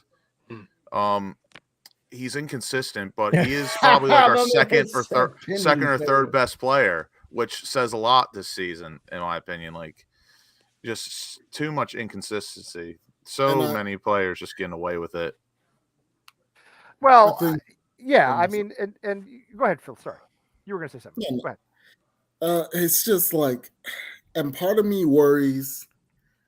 We brought in all these players because we were still doing 2 competitions. Well, 2 main competitions, Europa Conference, and then the Premier League. And it feels like those players never got integrated into the team as well as they should have. And rightfully so, because they've only been here for 7 months. But you know what? I mean, but at a certain time, you're a professional. Something's gotta give. Everybody else goes out and buys players and just puts the players in the team, and they score goals and they do what they're supposed to do and they perform. For some reason, we go out and buy these guys. But a lot of those players play on way better sides than us as well. I agree. But I mean, if you look at let's run through them. I mean, Paqueta, let's start with that. Paqueta is, I'm going to say, inconsistent. All right. Well, see, but here's the thing with that. All right. Look, if I'm the opposing team, I'm gonna mark him. That's it. Because if you got Rice, he's holding back. So you expecting Paqueta to link up with Souček. Souček's got fucking horse hooves for feet and concrete boots. You ain't gonna go through the middle. That's why we always play the ball down the sideline. That's true. So we always play down the sideline. That's why Antonio drifts to the sideline. It's not, he's a winger and he forgets where he's at. Antonio's like a car with a flat tire. You know what I mean? He's like, this man is told. I remember I sent you clips of Harry Kane. How many different strikers? Like 2-3 years ago, they play this when they play in the sideline. They go to the side to get to the ball because we're not getting it through the middle. There's no link up. Souček and Paqueta, it's not going to happen. They need to put Fornals or somebody else that can take the ball, give and go. Everything's down the sideline. A lot more of Pablo Fornals, in my opinion, Charlie boy. I know you like Fornals. I like Fornals too. You know, I'm his number one shooter. He ain't been playing, and look where we at. That's what I'm saying. Whenever he does play, he's playing on the left wing, which makes me nauseous too. He should play in the midfield. He's never been a winger. I'm gonna have a stroke with this David Moyes. But then the problem is you can't play Fornals in the midfield with Rice and Paqueta because Declan Rice isn't going to want to sit back and play as a 6. Well, guess what? That's what he's a defensive mid. All this, that's what I'm saying. Deckers ain't Techers. Get that shit out your head. I don't care what people say, man. I know the truth. You know what I think happened with Rice? You know what I think? Go ahead. With Rice, too many people got into his head. That was the problem. He let the media get into his head because there was, I think, the one commentator who made the comment that he doesn't have enough goals in him. And after that, all of a sudden, now Declan's trying to push forward. No, stick to what you're good at. You are great And stick shielding to the what back somebody's going four. to spend £100 million to buy you to do. See, Do you know what I mean? I think that's why he needs the offense. Or because it's an England thing, because like maybe he wants to score more for England, so therefore he's like, West Ham, play me more offensively, even though his role is as a defensive midfielder. Like he could have the ambition to play forward, but not to defend Souček, but he was better. Because we going already forward know before, if right? Declan Rice just played as a 6 or defensive midfielder, he's one of the best in the world. Yes. And even as a box-to-box midfielder, he's still very, very good. Not world-class like he is as a 6, but he's still very, very good. But Declan Rice, as much as I do love him, and I will miss him when he's gone, even though I'm pretty excited for a new refresh, like he does hold us back tactically to an extent because, again, like I said, he doesn't want to sit back. So Souček kind of has to play. You can't play someone like Fornals, and you're not going to play Paqueta. I mean, I understand what I understand what Richard's saying. I understand what you guys are saying. I don't want to defend Souček because I don't think he has a lot of skills. But let me just say this: when you go back a couple of seasons when Souček was going forward and Declan was sitting back, Souček scored like 10 goals. Yeah.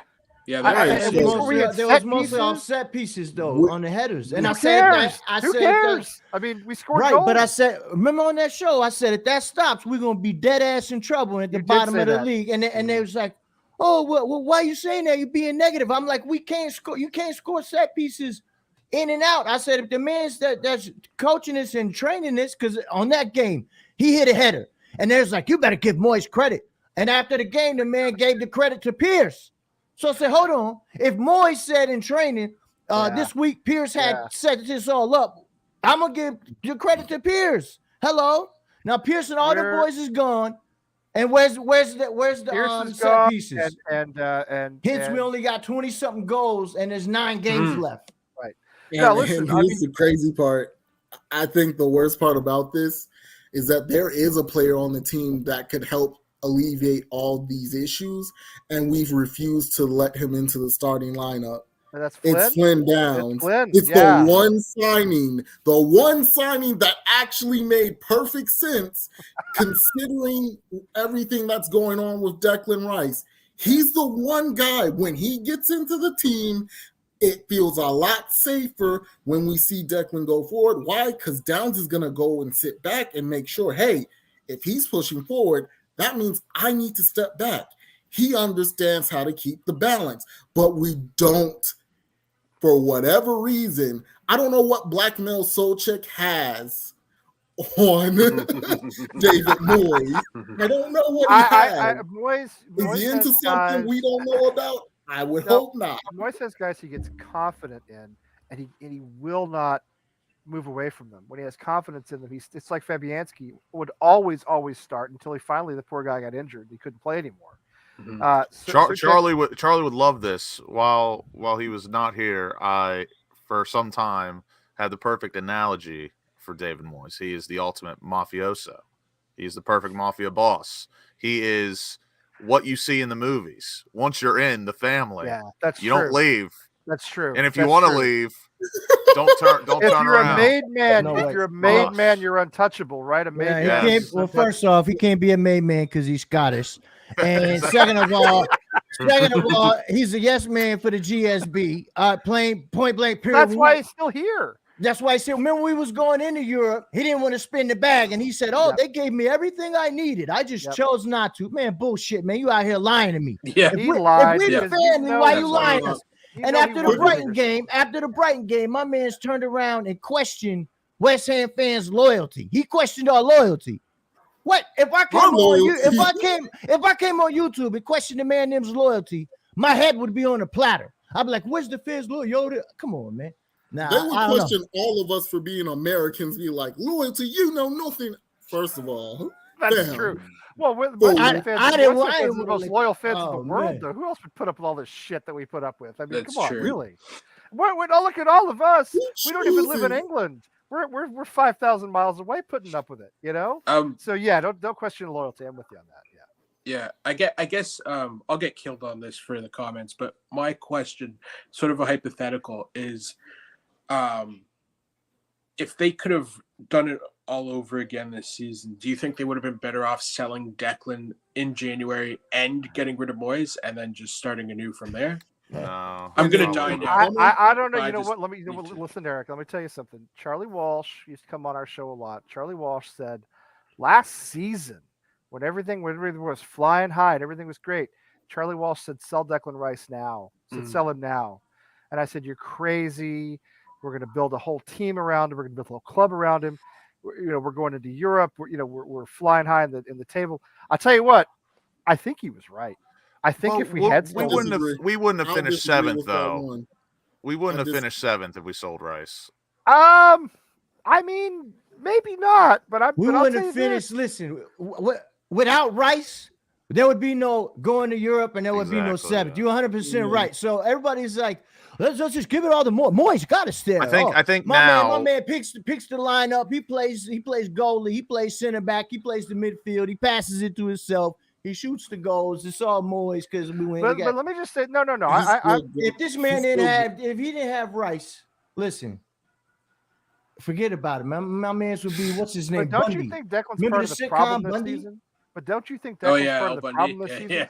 He Married with can't. children. He cannot Yeah. be captain. He cannot. He's too be young. captain. No, I agree with that. He's too young. After what he He's said at the too World young. Cup, I will agree. Yeah, as the World Cup as a thing threw captain, me as a off. captain, he's been lacking this season. But as a player, I think he's far from the one I'd be worried about. Like, because don't get me wrong, like I said before, he hasn't been vintage Declan Rice this season, but he's still been far and wide our best player. well, because he's the most skilled and talented player in the club. But that's I mean, it. That's nobody the else issue, comes though. close. No He one's was, close. we always knew he wasn't going to stay. The fact that Ben We knew that. Rama is our second best player this season, and he, at best, inconsistent. That's yeah, awful. I think Declan. I mean, my biggest problem with Declan. And then is Emerson's only been playing for 2 months, and he's probably our second or third best player since he's come in. He should have been like that starting guy from a the lot. beginning, man. That's crazy. He wasn't starting. What He did should this have man been that's see why in I'm training saying. to start Cresswell over Emerson? That's why I'm saying these players have been He should getting be away with arrested for absolute that. For murder starting this season. Cresswell over any type of situation. You got Emerson, right? My man's is Brazilian and Italian. That's a whole lot of sauce. That's some And samba and you some putting this pasta, guy that yeah. ain't got no wheels. He can't move. He looks like he's hurt, man. He looks I like want to hang Oh, around man. him on a holiday. You get me, CB? Hey. I mean, say, No, but my man's like, run Cresswell out there. Let's see what he. Then not Emerson. Come on, man.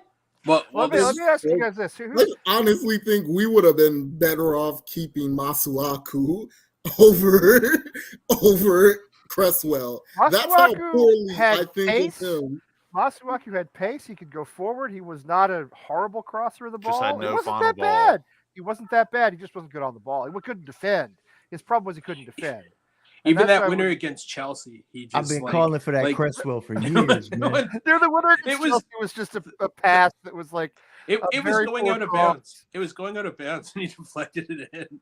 I know, he just- That's how bad that goal he was. swatted at it like one of the third and fourth graders I coach. He just Yeah. but it spun. He And, couldn't defend, but if you had a 3-back system, it would have been fine because all you needed was his pace. it was fine. When you had Cresswell and who was already getting old and breaking down, Cresswell and Masuaku together on that left side were really for a while there. They worked pretty well. Guys who I thought we maybe should have hung on to, Masuaku and another one. And it goes way back. I know he wanted to leave. I'd love to have Fabian Balbuena back. I've been saying this for years. Yeah, he was a good. capable central he was defender. nice. He was a solid guy. He was a Still solid the worst player. red card I've ever witnessed in my life. Well, Don't, I mean, don't bring that up. Don't bring that up. Generally, and of course, I still have. we sold Craig Dawson, which guarantees Wolves will stay up. There's no doubt about that now. I mean, I was mean, so Look, wrong Craig about is Craig. doing a When good job we with got that Craig team, Dawson, too. I was like, yo, this guy, who is this? And I was like, this Yeah. is crazy. But he turned out to be. A world. Yeah, I He mean, was we a knew hero, Masuaku man. wasn't a He's my defender. hero. Once he hero. kicked dude in the head, that's it. I said, me and him was homies for the rest of you. He couldn't is tell. Oh, yeah, and quite this- literally the old saying that like he's a 5, but really he's a 10.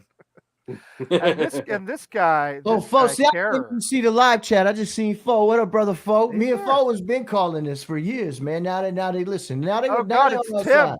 Richard B is really Tim. Now we know. Now we know it's really Tim in disguise. He's Yeah. talking about Tompkins.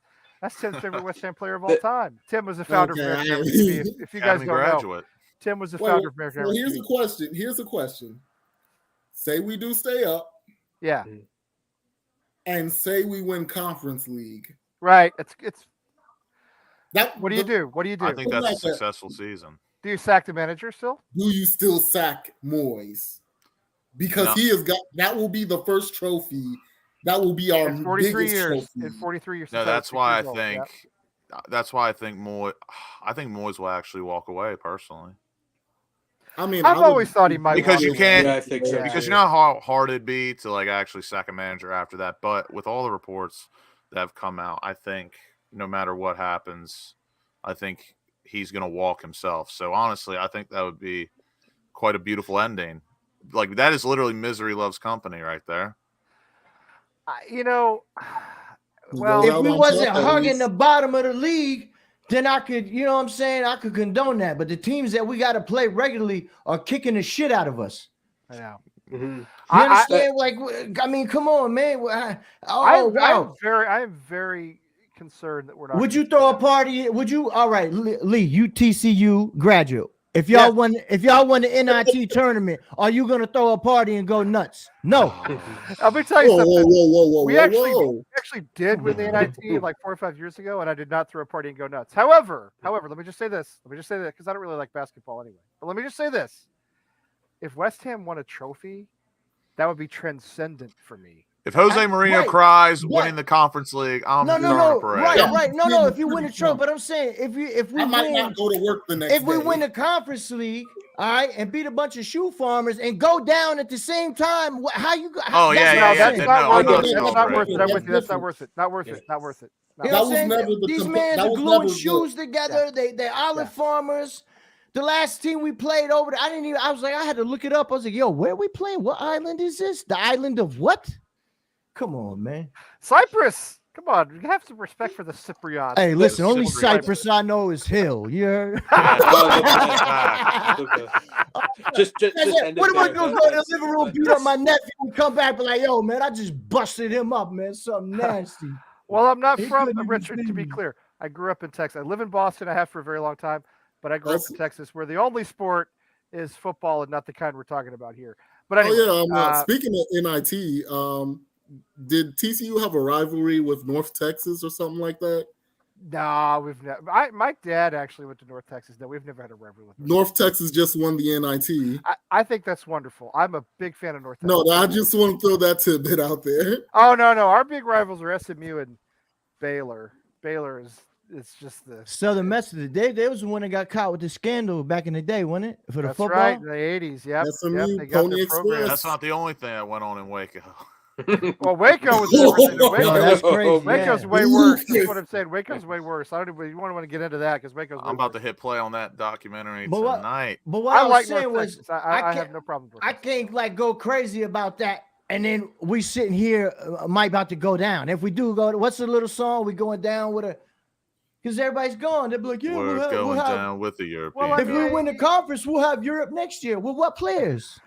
You cannot look mean, at we Mama's still awake. have the Mama's players, awake to at like be 3 fair. o'clock in the morning. So she's probably had up with that baby, is what I imagine. Hi, Rebecca. Listen, we cannot go down. All right, that's not an Yeah. option. I mean, Yeah. priority one is I mean, staying I up. think we can all agree. We could be Staying up is- Sunderland. We could be Coventry. Yeah.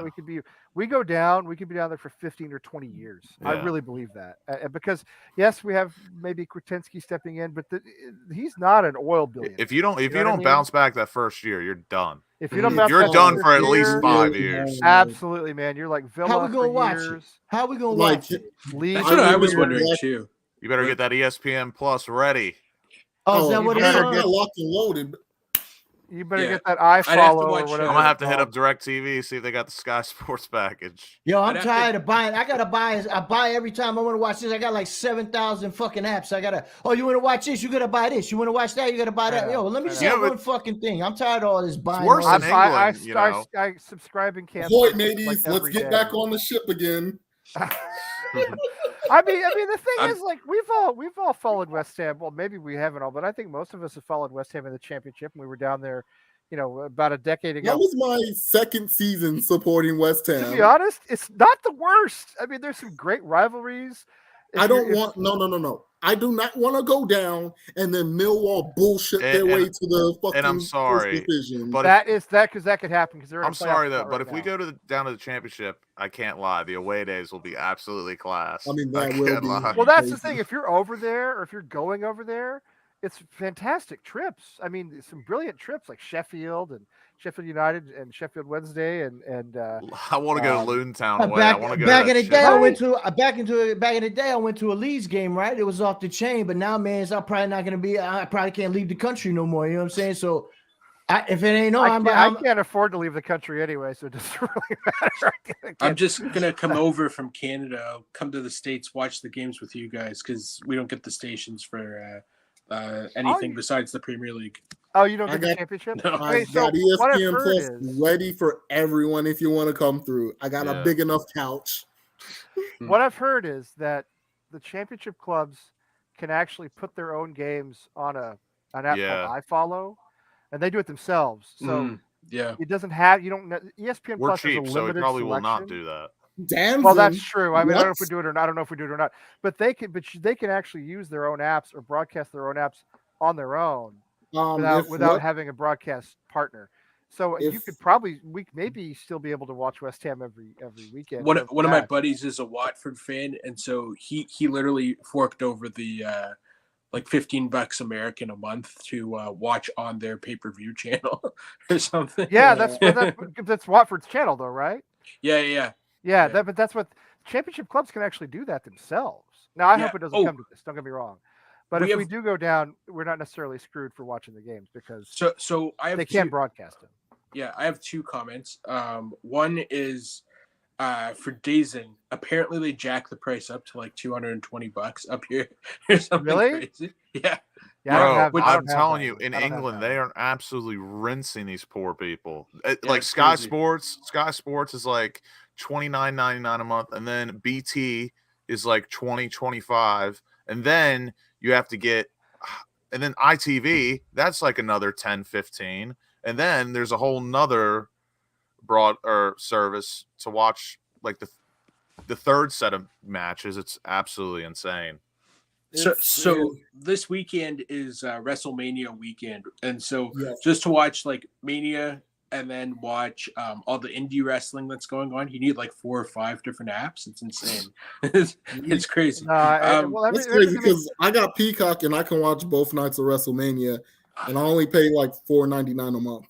The dream. Peacock's a good deal because you get the whole Premier League. Peacock's the only app I don't get absolutely furious at. Paramount Plus can go in the fucking bin. Garbage, man. Paramount Plus is bad. What about and there's Paramount? nothing on it. There's nothing else on it. It's always crashing, and it's always just buffering, and not because of my internet, because I have pretty solid internet, but like something's always messing up on Paramount.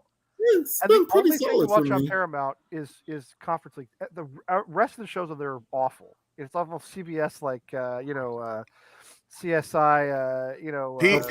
Peacock, I'd give a solid 8 out of 10 for my experience. Peacock's not bad. Peacock's nice. And they got the wrestling. You know, we got to watch the wrestling, man. Come on, man. Peacock is pretty good. Don't get me started on the WrestleMania. See, you got Charlie Walsh on there for that. He knows more about it than I do. Charlie, we need to do a separate podcast of just talking wrestling. If you're you guys should get on with Charlie Walsh because he's a big a top mark. Shout out to a top mark. A shout out to our man Charlie, who's I don't see him out in the chat room, but anyway. So to go back to Moyes, sorry, just to bring it back to what we're all here for. No worries. My belief is that if he made a substitution before the 75th minute, maybe we would have won or tied a couple of games. But does he know we get 5 now? Well, does he even realize that? That part's crazy. No, he doesn't. Like to go down 2-0 to like friggin' Bournemouth earlier this year at halftime and then leave it till 75 minutes. I was with Cresswell playing the entire 90 minutes after giving up both of those, causing both of those goals. I was like, that's when I was done. watching him. The last couple of years when I'm on Twitter, I've been trying to keep track of when he does his subs, like since the pandemic till current. And he literally went, he being Moyes, he literally went from when he had Pierce would get him to do a sub roughly around like 62 minutes, 63. Yeah. And since Warburton's come in, it's been 74 to 85 minutes, and it's Warburton one sub. is poisonous, in my opinion, Eric. I think Warburton. We don't know how the club runs day by day, but Warburton, I think, is a huge problem. Apparently, he runs the offense, and they can't. Well, there you go. So, not anymore. He's a dinosaur in a dinosaur system. This is the most. This is the most I've ever seen us transform in a season. We've played about 3 or 4 different formations because at first we brought Warburton in to play possession style football in like a 3-4-3. That was shit. We just passed the ball sideways and backwards. Kept the ball 60-65% and still lost. Then we went to a 4-2-3-1, and then we went back to like a 5-2-1 or whatever, 5 in the back, then 3-4-3, and then now we're back to like a 4-3-3, which has been probably the best we looked all year, but still not good enough. It's just been, I mean, as you all know, it's been shit this season. But we have no identity. My man's asking. He said, what would you bet West Ham? I said, I don't know, dog. I wouldn't. Would you bet him to win, draw? I said, I don't know. Never. I'm a gambling man. I would leave that alone. I am, and I'll bet on my own. I'll bet on my own teams. I'm not scared. Right. But me too. But season, I can't pick how we're gonna play. I guarantee. I would put all my life right now. I think I've maybe bet on West Ham 3 times a season. By the way, the biggest problem I've had all season with getting rid of Moyes is not getting rid of Moyes. That's another issue as well. This is a problem. This is guaranteed relegation. I mean, we'll sink like a stone. They wouldn't just fire the entire staff. Like they would. It depends. It depends. I think it depends on how quickly they would bring in somebody else, and I think the only reason you bring in, the only way you could bring in somebody quickly is it's somebody who was just recently fired. Me personally, I think Warburton would walk as well. Hey, if Kieran's Moyes right got with that last comment. I think that's right. Kieran's absolutely right, and I'll tell you something. One of my great regrets in life is that I was not English enough to have watched English football prior to the advent of the Premier League. You know, we didn't really have. Well, you couldn't have anyway. If there was no way to do it. There's no way to do it. Yeah. But I think that was a much better era prior to 1992, when West Ham went down, as we all know, in the late 70s, down for like 3 seasons. Yeah. Most of the players stuck around. John Lyle stuck around as manager. They ended up winning the FA Cup in 1980. They came back up in 1981. John Lyle stayed for another 6-7 years, whatever it was. A lot of the guys who went down, and I think it was 77, stayed. They stayed. Now they're just mercenaries. Declan Rice knows he's not going to be here next season, and he also knows if we get relegated, it doesn't matter to him at all. It makes zero difference in his career. He's still going to go off for a huge fee. He's going to get paid somewhere. He's going to play Champions League football. And quite frankly, I, on one hand, I don't like him as a captain, and I don't like his attitude because I feel as though he's checked out. On the other hand, I don't blame him. He's just taking his opportunities. He's just a 22-year-old. It's a terrible player. If we go down, that's like an easy out for him. It won't look as bad as him leaving. It's better for him if we go down. Win-win situation. If we stay up, he's gonna be it's gonna help his lore. It'd be like, yeah, that's our true captain. He keeps us up and he leaves with a golden handshake. If we go down, it's we went down. Not we, y'all went down. It wasn't his fault. I'm exactly. going up. It wasn't his fault. I'm going to Europe. Yeah. And if we would have sold him and got a bag, GSB was gonna pocket that anyway. It ain't like they was going to turn around and invest that. Sure. That's why for me, everyone was talking about selling him. We all know if Sullivan's still in the chair and we sell Declan Rice, he's pocketing that whole thing guaranteed. So that's why for me, that's a good point, Louis. That's why for me, I'm not entirely opposed to running down his contract, because say we do win the Conference League this year, we go back to Europe, and say we do make a few more signings. you got another season of Paqueta and Scamacca under the belt for tactics and whatnot, we could still make another decent run. But again, the whole selling Declan Rice thing has always worried me because of Sullivan, because there's no shot that he's investing any of that money. He is taking that fat bag and his other fat bags. You can. I mean, that's a very good point. Yeah. Yo, Scamacca needs to get a run out too, man. The big dog's home, man. You know I don't like seeing my people on the bench like that. I think Moyes got some bias against Italians. That's why it took so long to Emerson to get out. And now Scamacca don't want. What's going on? I think he's got a bias against foreign players, Charlie. He has a bias against people with creativity. He has a bias against people who actually bring a different profile than he likes. If you're not a defender. He loved Robert Snodgrass, and I love Robert Snodgrass too, but not for his creativity. He had a good left foot, and that's all he had. That's what I'm saying. Not for his passion and all that, but not for his creativity. You could say that about a lot of Moyes' favorite players. He likes old school kind of meat and potatoes. Pragmatic football. They just want to press, steal the ball, and get on the counter. We know what his thing is. We know what it is, but you know what's funny? Remember when they did a re-up and then bring him back? Because they said, oh, no, because he don't play the possession ball and he can't take us forward, right? So then they bring him back, and then they get a whole bunch of possession players, and then guess what? Now the same reason why you ain't re this man up is the same reason why you gonna have to not re him up again and get rid of him. It's just an awful situation because, like, that's crazy. I like Moyes personally, but his time has run out. But then there's people. Our legacy time to go. But then there's people that complain. I mean, not now. About. There's people that complain about Moyes' style of football, and like, for example, Jose Mourinho got linked to us, which is never going to happen, obviously. But like, people are like, oh, but bring him in. You want to bring Jose Mourinho in, who plays just as negative, if not more negative football than David Moyes. Or people are crying for someone to play more positive football like Pellegrini, and look where that got us. I don't care what anyone. I don't care what anyone says. You know I don't care about looking good if we're getting banged 5-1. I don't either. You know who's available on a free this summer? If we're gonna do this, if we're gonna go against what we feel, give me Diego Simeone. Give me the terror. See, I'm gonna use. We're gonna go all in on going the opposite of what we want. Go all in and bring him. Everybody want a young person that's smart. What I said a long time ago, man. Give Hayden Mullins a shot. That's my own personal thing. I don't care what they're gonna be like. Oh, listen, when I did the Hammers 11 on Russ, I was one of the only cats that picked him, and Russ said, "You and other football players that played the game is the only people that put him in the Hammers 11. None of the fans did."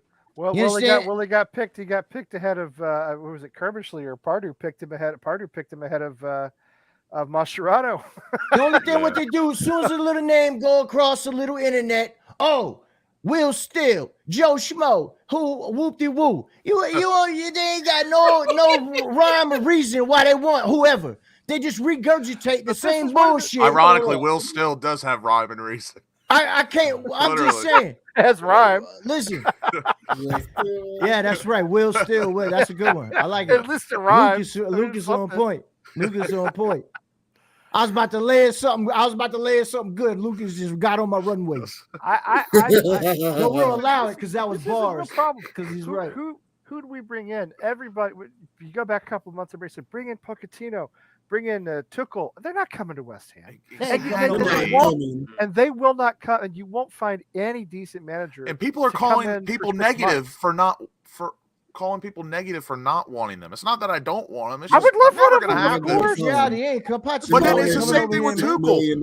Tuchel plays the same system as Moyes with wingbacks. How about my man calling out the Spurs in the conference? You know, as I always say, he's got some balls, right? When he did a little press conference, he's like, they accept shit over here. They accept losing. Conte?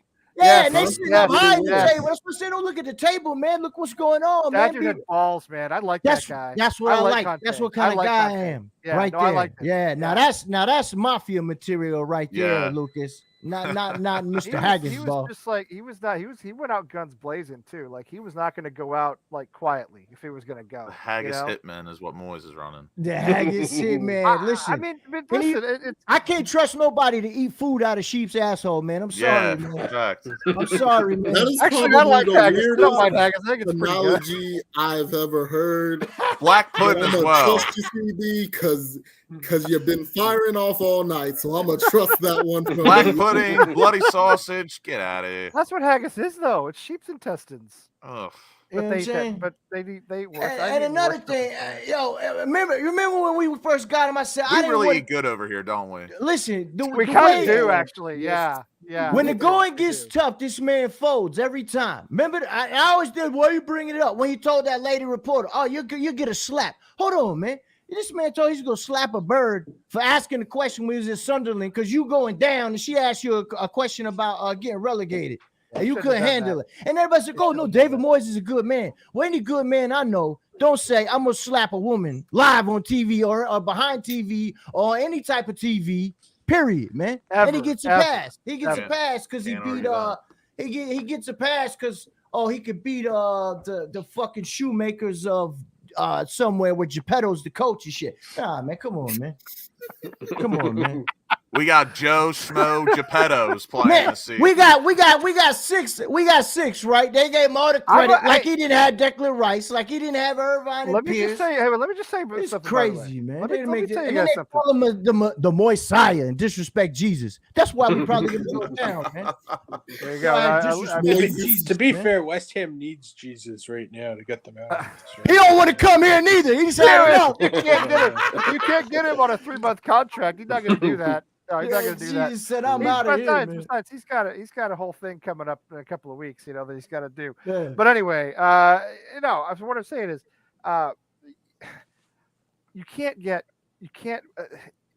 if you're going to sack David Moyes, which is the right thing to do, you do have to face the reality who comes in. And you look at Palace, Roy Hodgson. I mean, seriously, what would have happened if we'd sacked David Moyes and brought in Roy Hodgson? Done. We would have been done. If Rafa came in, done. Because that's what one of our relegation rivals just did. All right, they sacked a guy in Vieira who I thought was pretty competent, to be honest. Rafa Benitez is how you say David Moyes in Spanish. That's all that is.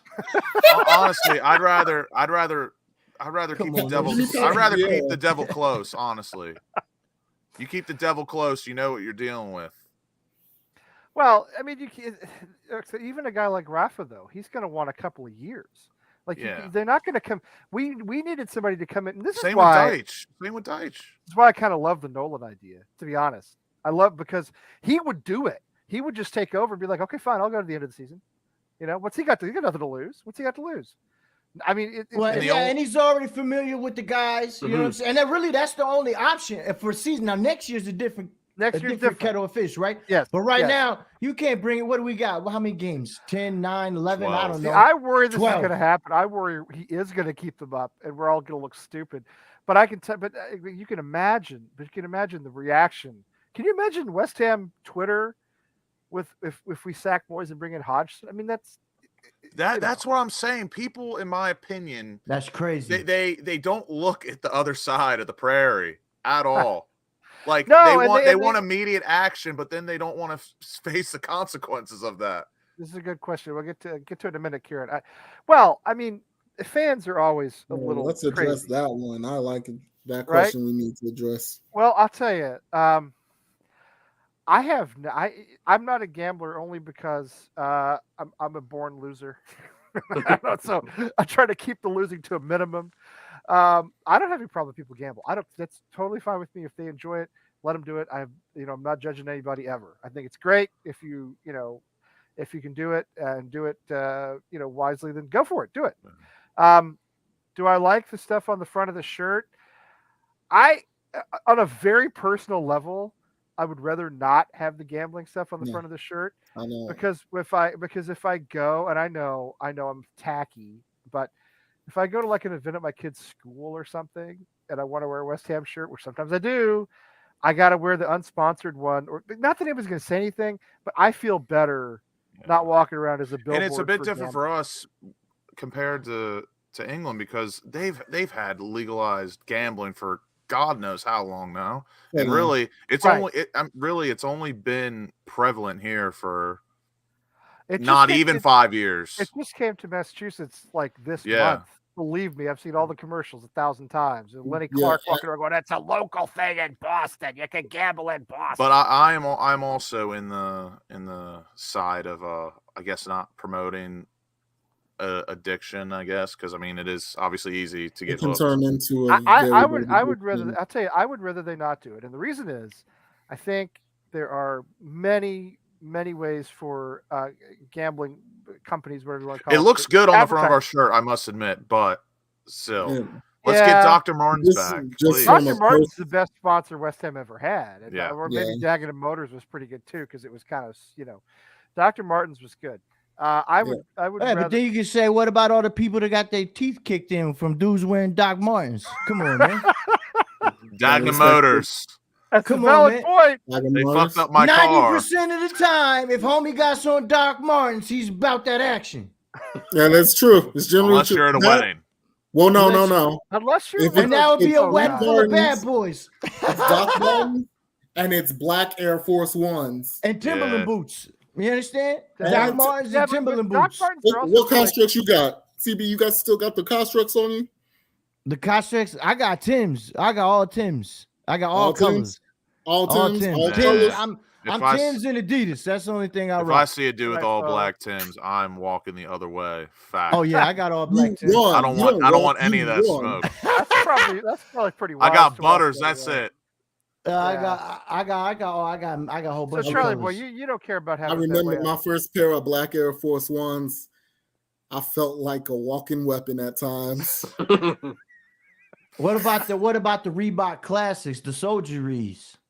Ooh, I got the white ones. I didn't get the black ones for that. I would like to get the black ones for that, but we're gonna leave it alone. I'm maturing as a human being. I want to be a better person. I can't go back to them days. Black Air Force Ones just did not give off the same vibe 20 years ago as they do now. I can only wear New Balance. No other shoes fit me. So, Lee, get yourself a pair of 993s, please. I can't be a tough guy. I can't do it. I can only wear New Balance. Lee, for me, get yourself a pair of 993s. It is like walking on a cloud. Is that right? Classic dad sneaker. Especially if you get the proper insoles. If you get the proper insoles, you don't need them. You don't need them. They got a little style now. They've been putting some colorways and some little things. Yeah, is that right? Yeah. All right. What are nine? I don't even know what 993s. New Balance 993s. Oh, really? Oh, New Balance. I can wear those. Okay. Yes. Sounds like an area code. This is like I wear them every day. That's such a dad shoe, though. It's a dad shoe. It's a total dad shoe. I'm a dad. I've been a dad for 12 years. Like 12 and a half. I can do it. I'm a walking billboard. So you don't care about Betway on the shirt. You don't care about the stuff. Listen, if they're gonna go that way, they might as well stop. They might as well stop selling alcohol. You know what I mean? Well, they do that in France. If you're gonna have that kind of moral, you know what I mean, then it stop the swearing. Let's just stop everything. No. I'm the one thing I would say, and this is just for a personal reason, from personal experience from people around me. I wouldn't do the betting. That's funny. On I wouldn't put betting on the shirt. I think certain things you're not going to be perfect. You're not going to be morally right every time. Yeah. But if you can make an attempt at trying to curb certain behaviors because you know how extreme it can get, I'm okay with it. So I'm not big on putting it on. If they let it on, fine, because I'm not going to be gambling, but I've seen what gambling does to some people in really bad cases. And so that for me is why it's like. Just see you go back to the good old days. We had Walker's, Pizza Hut. No, I know it's been. I'm talking about selling it at the stadium or anything. You know what I mean? Oh, so yo, we don't want you to see this gambling site on the shirt, but you can go back there and get a whole bunch of pints and go home and you know what I mean? Well, selling beer, beat the hell out of a family member or something. You know what I mean? That is a valid. No, like that. Where do you draw the line? There's a question of where you draw. Or they get fighting in the stadium. Come on now, is anybody gonna fight because homie's got Betway shirt? No, but you give them 5 pints. he's gonna be Gorilla Joe on go, ready to blast somebody in the stands. Trust me, I know. No, Am I right? he's not. As England, much as it's America, funny, no he's matter not where. wrong. He's not wrong to a certain extent. That's why what I do like in America, what they're starting to do finally, To let everybody is smoke. they have the alcohol cutoff. They are implementing that alcohol cutoff. After a certain period, ain't no more beer. No, you sober up. You watch the rest of the game. You can't have a beer in England while you're watching the game. You can have it like at halftime or You got to beforehand. sneak it. That's what I'm saying. Legally, you got to sneak it. Because That's a smart move. I remember when I went to. It is frustrating as an American. I couldn't get used to that. No, they don't really like the tailgating too, but over here in America, we tailgate in America. They tailgating. Homie's like 25 beers in before he even goes in through the gate. Dude, you ever been to a football game? Like, yo, I just seen people. CB, you bringing me back to my college days. You can't be the tailgate in England. Bringing me back to college days. The tailgate in England is called Carpenter's Arms. That's the tailgate. Yeah, no, right. You go to the pub in England. Here you sit, you tailgate. I love tailgating. Homie, pull up with the grill in the truck. I pull up with the grill in my hatchback. You got the guy who pulls up with the grill. You got the guy who pulls up with the devil's lettuce, and then you got the guy who's bringing up the Hennessy. Oh, CB, by the way, July 1st. We're fully wrapped. Boy, you want to talk about a good time? Oh, man, that's lovely. the summertime, hot-time, summertime. But wait a minute. When you're in my demographic, it's craft beer.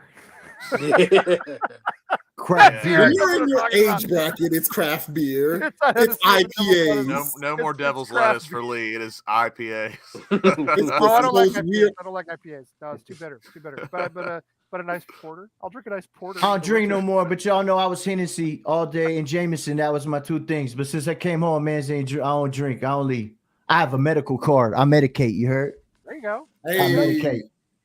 And if they did that at the game, nobody would be fighting each other. So chill, man. You realize it'd be so chill. You'd be so surprised at how often it happens at games now, especially in MLS. It happens a lot I've also more never often. been to a country that just does not like the devil's lettuce at all. It's actually ridiculous. Come up to Mass, dude. It's all legal. You do whatever you want. July 1st in Maryland. We are ready. July 1st. So there you go. July 1st. Come up to Mass. Right before the weekend. Mass, which is Mass never legalizes anything, but for some reason, with weed, like it's fine, it's good. Like it's yeah, you can go. I get like about half mile from my house. Place and I'm not gonna do that in England. Me and CB, we have so many dispensaries now. No, we have so many dispensaries in Chicago now. So we do too. We got them everywhere. I'd rather just smoke oregano. England, yeah, they across the way. This boy, that thing ain't loud. They got boys over there got bags and quiet. Yeah, our prime minister ran on the platform of. Oh, here we go. Wait, hang on. There we go. That's what you want to do. There you go. That's it. Then. Okay. One, please. Dude, you know how much these cost? They're $200. But Lee, I'm telling you, this is the Lucas guarantee. I spit real spiel. Those will be the best shoes you've ever wear. No one on the PTA would fuck with you. Okay, you think if I showed up to the first soccer practice in a couple of weeks? If you're wearing those, you got to bring the drinks and the snacks. The whole season you pull up in there. If I sure you think they showed up in those, I'd be like swinging the big dick at soccer practice, like metaphorically, of course, not literally, but that I'd be like the dude everybody would be afraid of. I've never done that before. It's a dad shoe, but it's a hard dad shoe, Richard. It's hard dad shoe. But this is the thing. You've got to look at the gray one. The black one, that's not it. The gray one is the one. Oh, really? I just sent you a picture, please. You got to show the gray one. This will go with every single outfit you ever own. And really? You're walking on a cloud. That is the real spiel. That is the guarantee. Let's see it. I got to see what's going on. I got to see what you're talking about, man. That's what I want to show. And they're not as dad as you think. This pair. There you go. That's the real deal. That's pretty nice right there. That's pretty nice right there. I could literally what you're wearing. With what you're wearing with a pair of jeans and these, everyone's gonna be like, this guy. What a guy. This is a dad who has it all together. This is for a guy whose grass is all together. This takes you from Metallica. This takes you from Metallica to Grateful Dead. Wait. I don't want The to be only Grateful Dead. thing, I the don't want to only be way Grateful this Dead. could get You wanna even be even chill. more bad I don't want is to be if you Grateful had Dead. Asics. I'd rather If be you had Metallica Asics, than Grateful Dead, though, right? I mean, I'd rather Yeah, be but Metallica. they're gonna think of you if you're I wearing used to have them black Asics boxing joints. shoes. I would wear only boxing shoes. I wear the Asics, the boxing boots, because Yeah? they were good, they were nice. But I don't know Okay. about Okay. regular shoes. Asic Gel Light 3s, good shoe. All right. Good shoe. All right. It's good to know. This is good to know. I mean, my current pair of shoes comes from a discount store in Maine. So, It's fine. it's New Balance, but it comes from like the Marshalls of Maine. So, Oh, yeah, Rich, please do not disrespect the 993. They do not look like Skechers. That is unbelievable. I'm a dad, though. I've been a dad for a long time. Been a dad for I've got no You problem. gotta I've got no own it. problem them being called a dad shoe, but Skechers is a step too far. We are Yeah, not Joe Skechers Montana out here. whoa. Hey, Joe Montana Joe made Money. it work. Joe made it work. Only Joe he can Montana make it spent, work. he spent all his money. He has like no money left. That's why he does all those commercials. He made some bad investments and he spent like all his money. He's got now he has to go around. It's like Joe Namath. Joe Namath.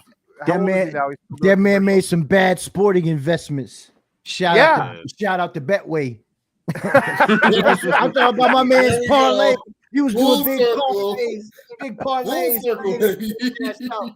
That's what can happen, kids. So don't gamble. You I want gotta to be become well- a bookie nowadays. How many parlays are going on? I'm trying to take some money. See, I thought a parlay. I the thought a way the parlay government's was like. betting now. It's I thought a coming parlay out your was like one of those pocket. ice cream things at Dairy Queen, but that's a parfait. So I think I'm thinking of the wrong thing. But yeah, Across the pond, they call Great them dad actors. joke. They call Great them dad joke. actors, yeah, Acas. No, I've seen those where you accumulators. jump on. It's like you have It's the somebody same to score. thing as a parlay. They Yeah, just we call it call an it- accumulator. Yeah. Okay, so I knew what that is. So you have like somebody to score, somebody to get a yellow card, somebody to whatever, some club to Yeah. win, team to win, and you stack them all up on top of each other. And if you win, you win this they use different odds than us.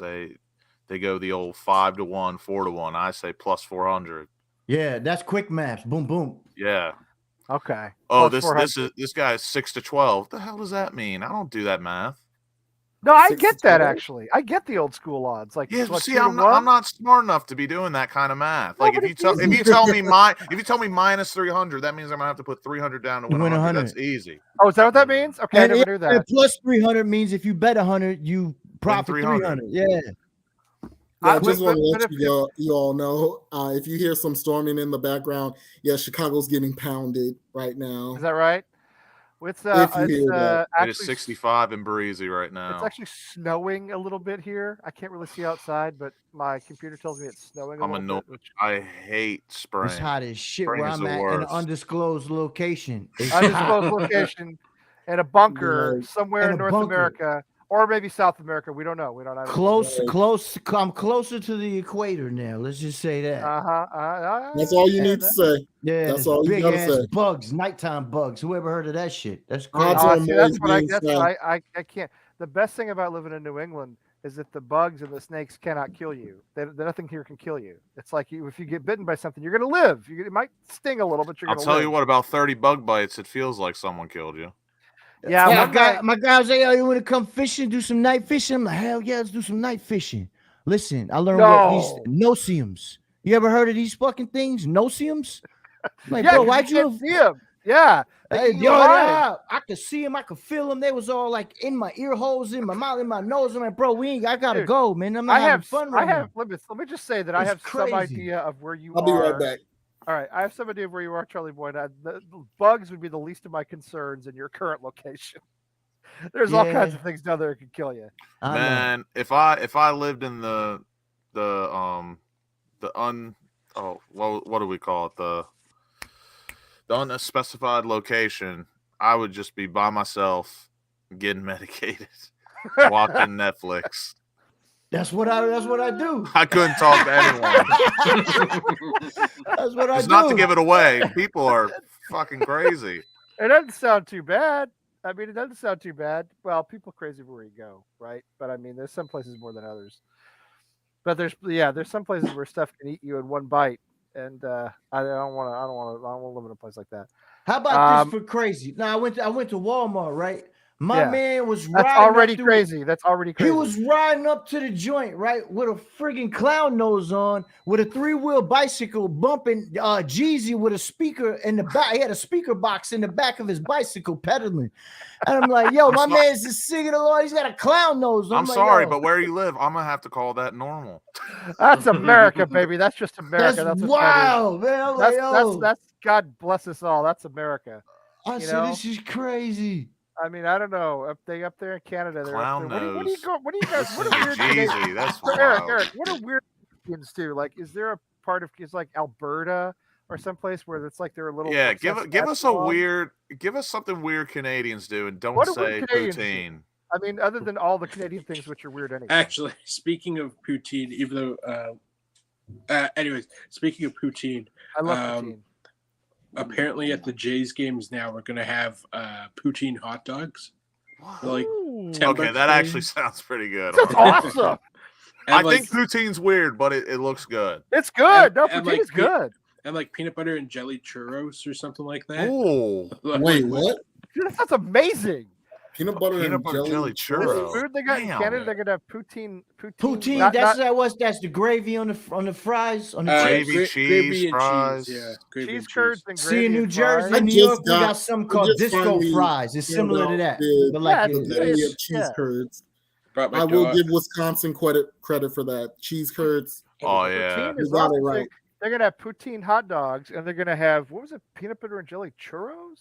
Yes. Yeah, Oh. that sounds Man, fantastic. that sounds so good. Yeah. I hadn't even yeah. medicated, and that sounds good. That sounds really good. That's That's like that sounds like a know, real high meal.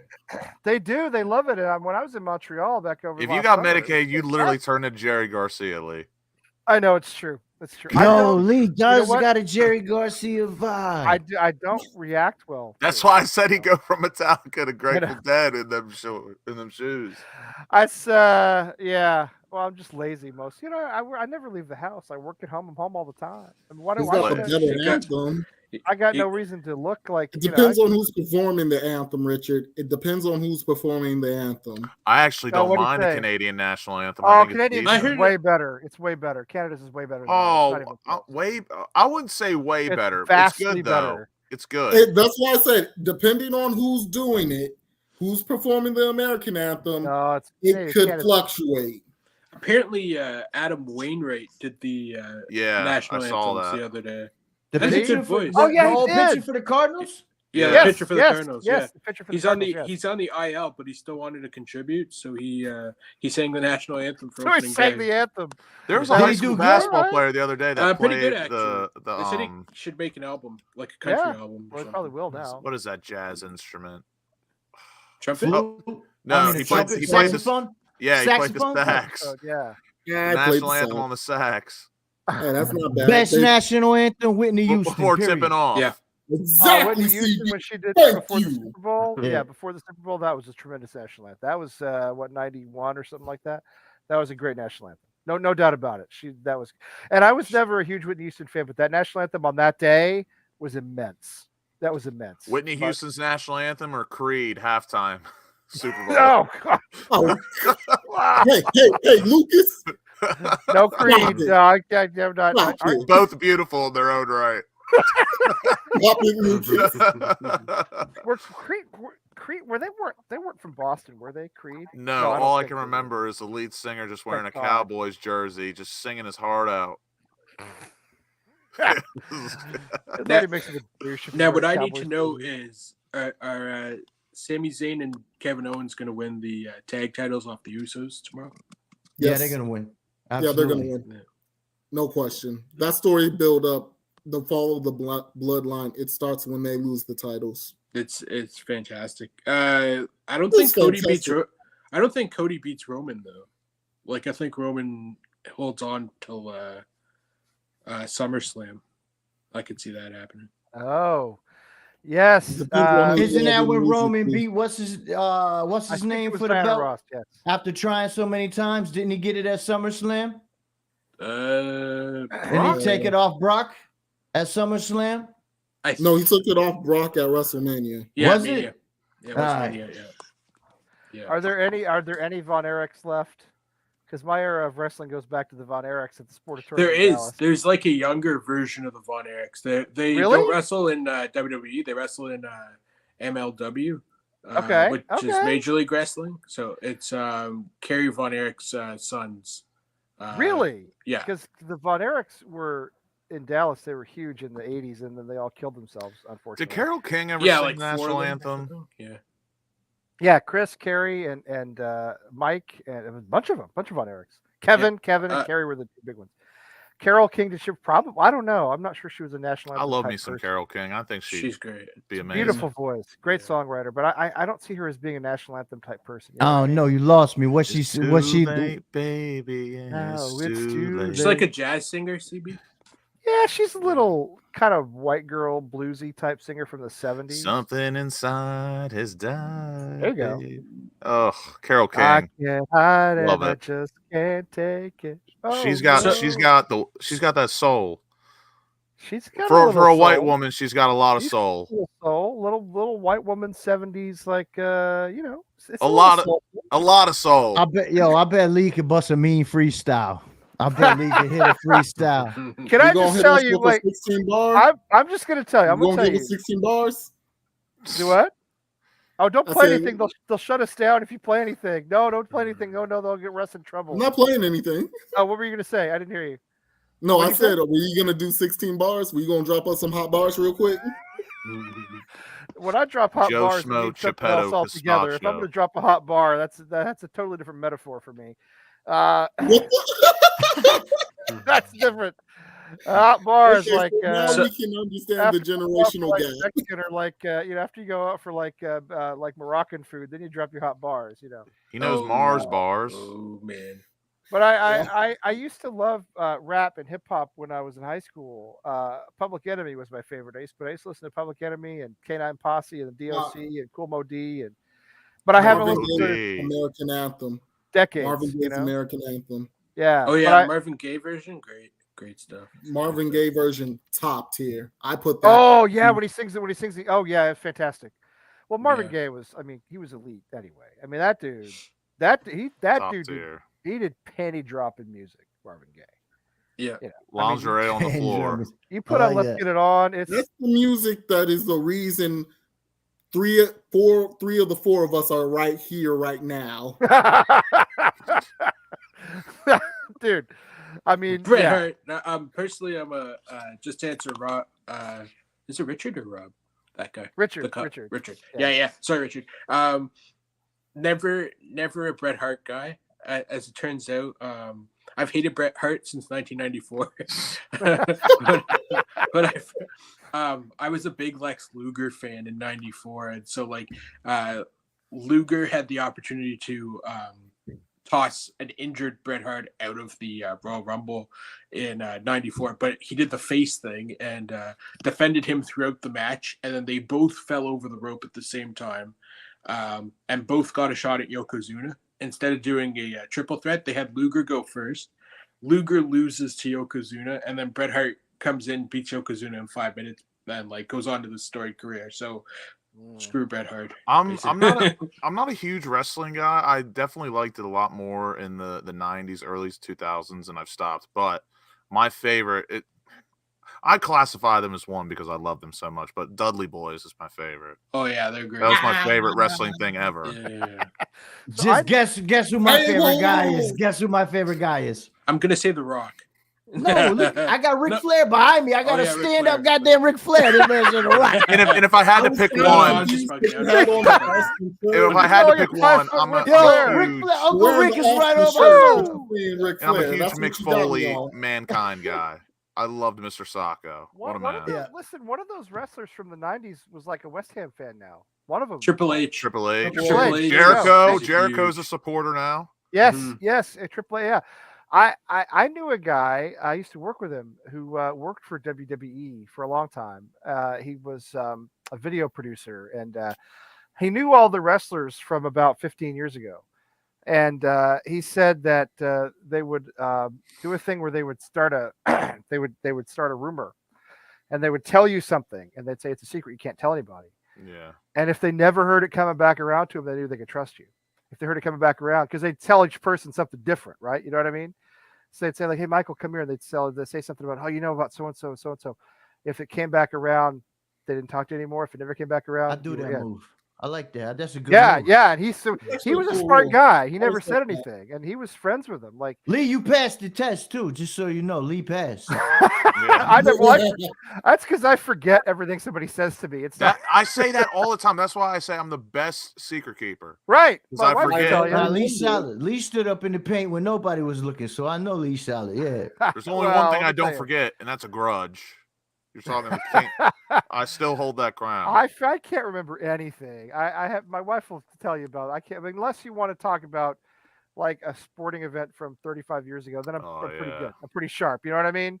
But if to it's be like, fair, that's mostly all my grudges anyway. Yeah, mostly my grudges are most of my anger comes from losses from when I was a kid, right? You know, that I never got over. I still haven't forgiven the Bears lost in 06 to the Colts. You want to hear a good grudge? Chris Wondolowski. I wanted Chris Wondolowski. Oh, we don't need to talk about that. We don't need to talk about How that. long has it been now? I will not forget the 2-yarder. Any other country, that dude would not have been let back in. He would have been banished. He would be living in like. Not only was he absolutely awful, what he did against Portugal was unforgivable. How can you miss from 2 yards out? Over the bar. Disgusting. No, we had Belgium out. That was Belgium out. And I'm tired of people making excuses. Oh, well, that was our World Cup too. The referee didn't raise the flag. He was on, and if he just taps it in, we go through to the quarterfinals. And that was our World have Cup. A good shot. That was our World Cup. That was the one. That was the one where we were going to make a real run, like a semifinal. That was the one. That's the one. What year was that? What year was that? That was 14. 14. Yeah. Because we finally got over the boogeyman in Ghana. Yes. We gave away 2 points versus Portugal, and then Germany did what Germany did best and beat us. Awesome. Real talk though, I am so happy we're about to be in Copa America. That's going to be awesome. Yeah, that's going to be cool. Yeah. Hey, Eric, Canada, Les Rouges, they're actually relevant now. Yeah. Dude, they're good. I've been a Mexico fan for the longest time, but God. Allow that. Come on. No, I grew up with a lot of Mexican kids. I don't have any problem with Mexico. I don't. I cannot stand that national team. The worst. LT are my hated rivals. I still cry over the Confederations Cup loss. It's just not great memories. But when we beat them, oh baby, I celebrated at work that Nations League win like no one's business. They thought something serious had happened. That was one of my favorite. Like, what the hell's going on? Did you set off alarms? I'm like, no. That was one of my favorite matches because East Coast time, it finished almost at midnight, and when Ethan Horvath made that penalty save, I literally screamed like a little schoolgirl. It was tremendous. I agree. It was. Listen, when we beat him in the World Cup in 2002. That was the pretty much the high point of like U.S. Soccer. Like the way I felt about Chicharito, which of course just went full circle into him coming to West Ham. I can only imagine that's how they. Well, I know that's how they felt about Landon Donovan. So like, I totally get it. Dude, my man was went down and played a season for Lyon. That was a weird period. That was a weird period. Well, Gignac is still down there playing for Tigres. The French guy had been down there for years playing in Mexico. But Clint Dempsey was. I mean, I know he played for Spurs eventually. Clint Dempsey was always my favorite. Clint Dempsey was a Texan. Besides Kyle Beckerman, because he went to a high school in my county. Oh, did he? Well, see, you got to respect the dude with dreads like that. Clint Dempsey was from East Texas. He was from Nacogdoches. He played his club football in Dallas, which is like 3 hours away. Clint Dempsey was like, he's a dude from where I'm from, and I always appreciated him, and I still love him. Actually. You know who celebrated a birthday today? Who's that? Ethan Johnson. Is that right? Eddie Johnson. Yeah. Yeah. It was a shame with Eddie. I believe he had the heart issues, which is why he had to step away. It was kind of disappointing. Yeah. Don't talk to me about Sasha Question. He was okay. Sasha, I gotta spit on people question. This was a listen. There were a few moments that stand out of my mind. Okay, Oh, when we finally beat Ghana. Obviously, Donovan's goal against Algeria. Was it? It was Algeria, wasn't it? Yeah, it was against Algeria. It was Algeria, right? 2010, right? Mm-hmm. So Donovan's goal against Algeria, and then beating Mexico in 2002. The whole 2002 thing was awesome because I was living in Paris, and France went out on the group stages. They didn't score a goal. They went out I think they had a draw and 2 losses, and they were out. And the U.S. went to didn't get to the quarterfinal, did we? I think it was around 16. Anyway, whatever it was. Oh, it was a quarterfinal. It was a quarterfinal, right? Because they lost to the Germans. But it was fantastic being American in Paris. My favorite weeks. My favorite USA goal, though, still to this day, was Jermaine Jones against Portugal. Oh yeah, what a goal! Class. Yeah, that was class. I'll never forget where I was too. I was in a B-dubs with like 50 people that I knew. It was electric. I'll tell you what, though, my favorite U.S. game ever played is probably still the snow game in Denver against Costa Rica. Because we got to go down there, and and Eric, you know about this too, because Canada's the same thing. It's hot. They throw bottles of piss at you. Yeah. They treat you like the devil, and I sort of understand why, but at the same time, our footballers don't make the decisions that affect them, right? So I have something I got to talk to you guys off camera about. Okay. I don't know if we can do that because it's not our show. Yeah. I think no, like you know what I mean. We have our chat. I know what you mean. Yeah. But no, so when we played Costa Rica, we were like, you know what?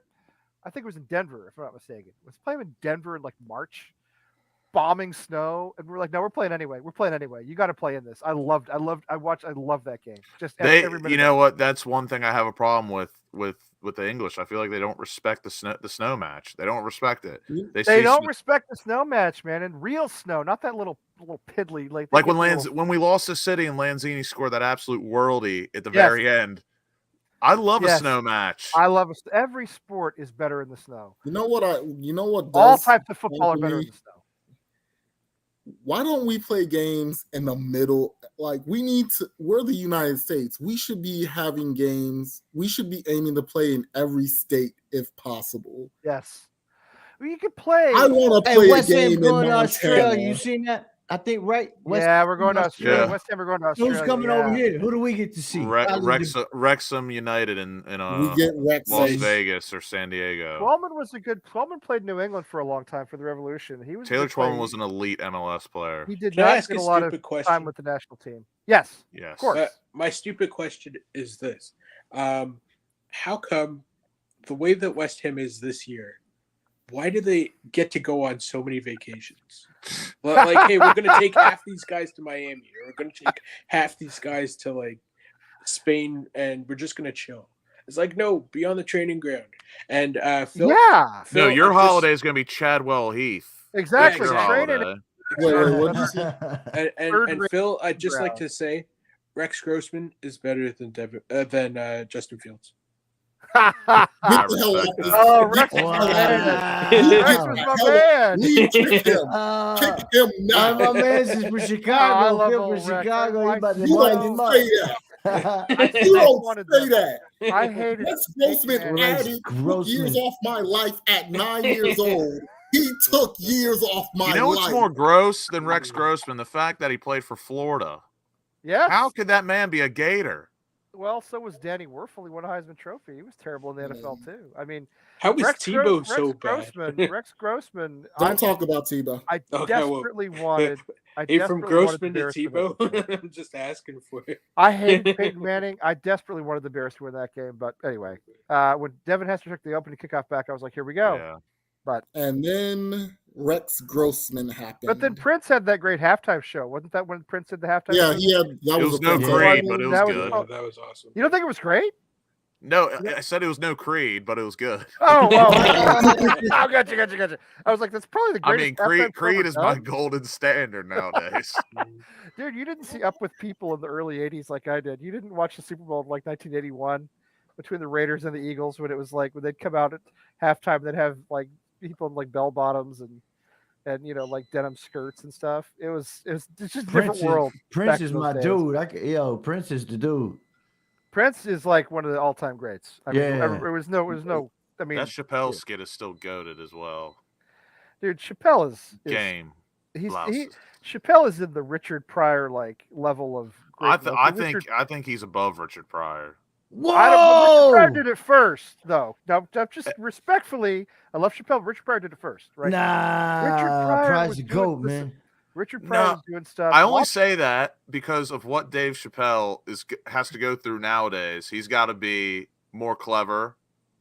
That's true. More, but Richard no. Pryor Dave Chappelle just doesn't care anymore. What Chappelle has to go through now is nothing for what Pryor had to go through and deal with like the racism and shit in the 70s. And this man was straight up, you know what I mean? And he did the acting and did just like Chappelle too. You know what I'm saying?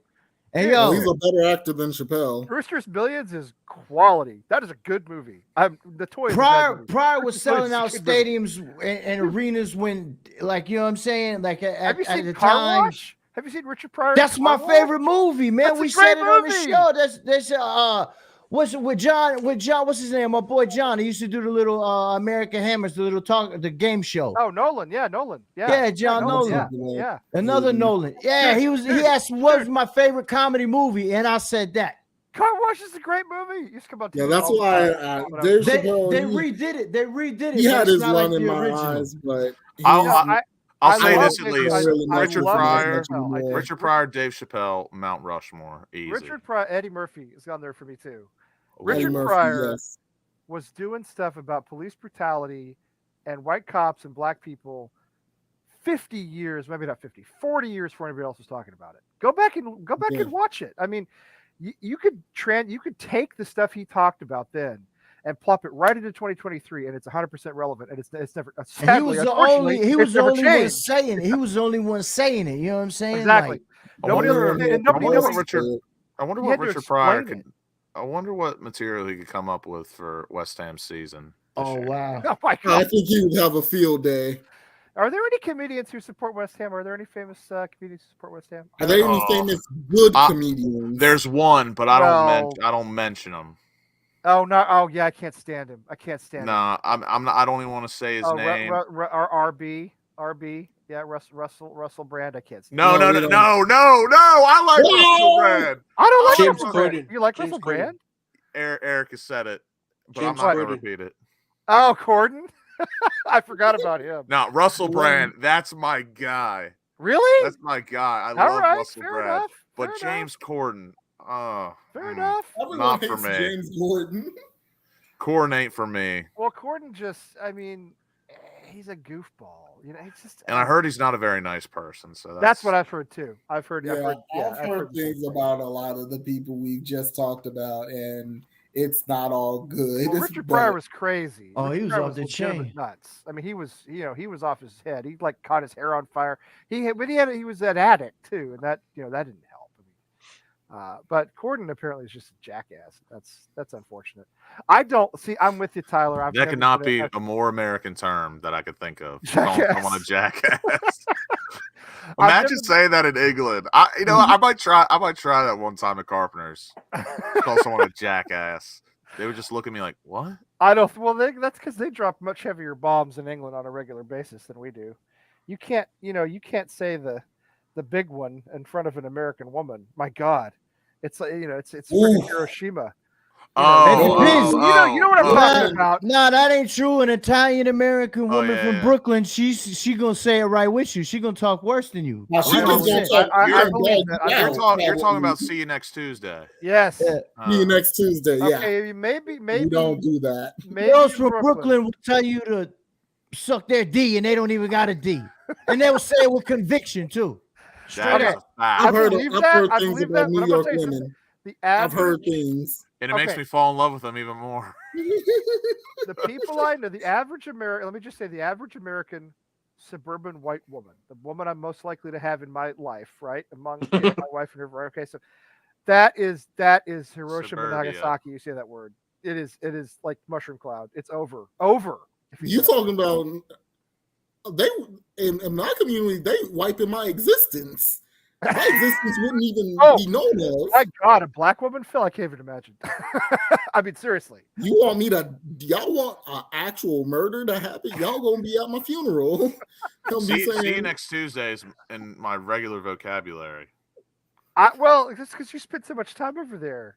Like Yeah, you're like English. You're basically English now. When I'm playing pickup basketball in the morning and I miss a wide open J, I just yell it loud. I'm just yelling at the rim and the ball. I mean, it rolls around my head. You know, it rolls around. Someone my head, sets a dirty screen on me under my breath. It did come out of my lips. It come out of my lips. It depends on if I'm watching my local club and a certain player does something really lazy, or it might slip once. Well, if you're listen, see you next Tuesday, Shaqiri. If you're with the guys, my shit is a shower. There's no leak. If you're with a bunch of dudes, it's different, right? If you're watching a match, that's different. Then you can get away with some stuff. If you got to look around, you ever see the Key and Peele sketch where the guy calls his wife a bitch? Do you ever see that one? Oh yes. Where they can't get far enough away. You know, did you call your wife a bitch? And they're like looking around. I said, bitch. And but first they have to like get to the other room. Then they like go on a long walk in a field. That's definitely my honorable mention Mount Rushmore selections. Yeah, the very last one, they're like in space. Yeah. They're like doing a spacewalk. And they're like, I said, bitch. Absolutely that skit is like fantastic. Dave Chappelle, fuck your couch, iconic in my eyes. Dude, World Series of Dice. That's still the greatest one of all time. World Series of Dice is still my favorite of all time. That's my. The racial draft is one that lives in infamy. I would definitely say Tiger Woods in the racial draft. I think they did. And then they're trading at the end. So. That's right. I would say racial draft and then World Series of Dice is definitely 1A, 1B, but I give it to World Series of Dice. Yeah. Bill Burr's in World, which is, I mean, that sort of puts it over the top. Still, to this day, my favorite line, Leonard Washington. Boy, you're the goddamn devil. Pre-walk away Dave Chappelle, top notch for me. His return is... He is the only person on this earth. I swear down on this. I have a mate who we share a bond over Dave Chappelle, and he is paid. Him and his family, they love Dave Chappelle. Mind you, this is a middle class white family. They love Dave Chappelle just like myself. A lot of us do. A lot of us they do. paid. Yeah. They paid. I think money if we didn't. They paid $400 a piece to see him somewhere. Good Lord, really? And I'm not joking. That's Taylor Swift money.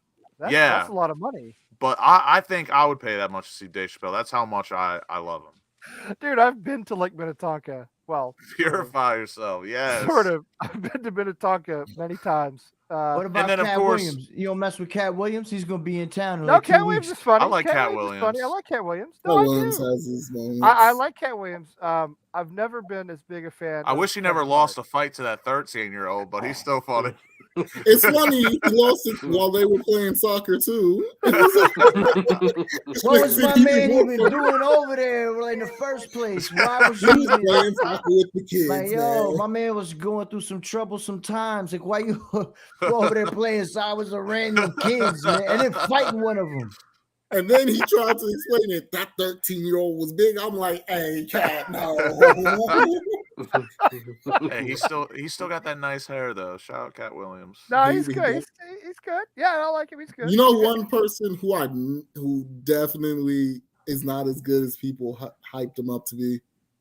Please say Kevin Hart. No, you're right. I was I just saying. I'm not a big fan of Kevin Hart. I think he's way overrated. I don't dislike him, but he's definitely not like one of the greatest. He's not one of the greatest. It's not for me, man. It's not for me. He just took advantage of a real good moment. His laugh is funny. That's about it. You know, he took advantage of one good special, and that I'm gonna say something mean. All right, I'm gonna say, but he reminds me of Dane Cook.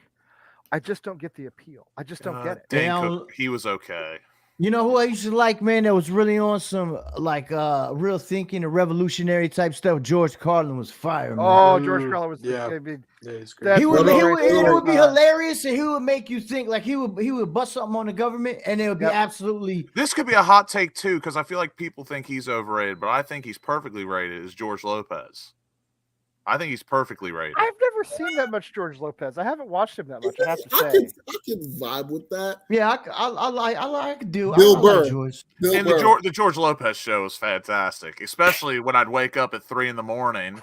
out of a deep nap, and all I hear is the intro. After medicating, Yeah. No, Bill Burr though. What's your feeling? I like Bill Burr. I like him. He's him. the only man from Boston I like, minus Lee.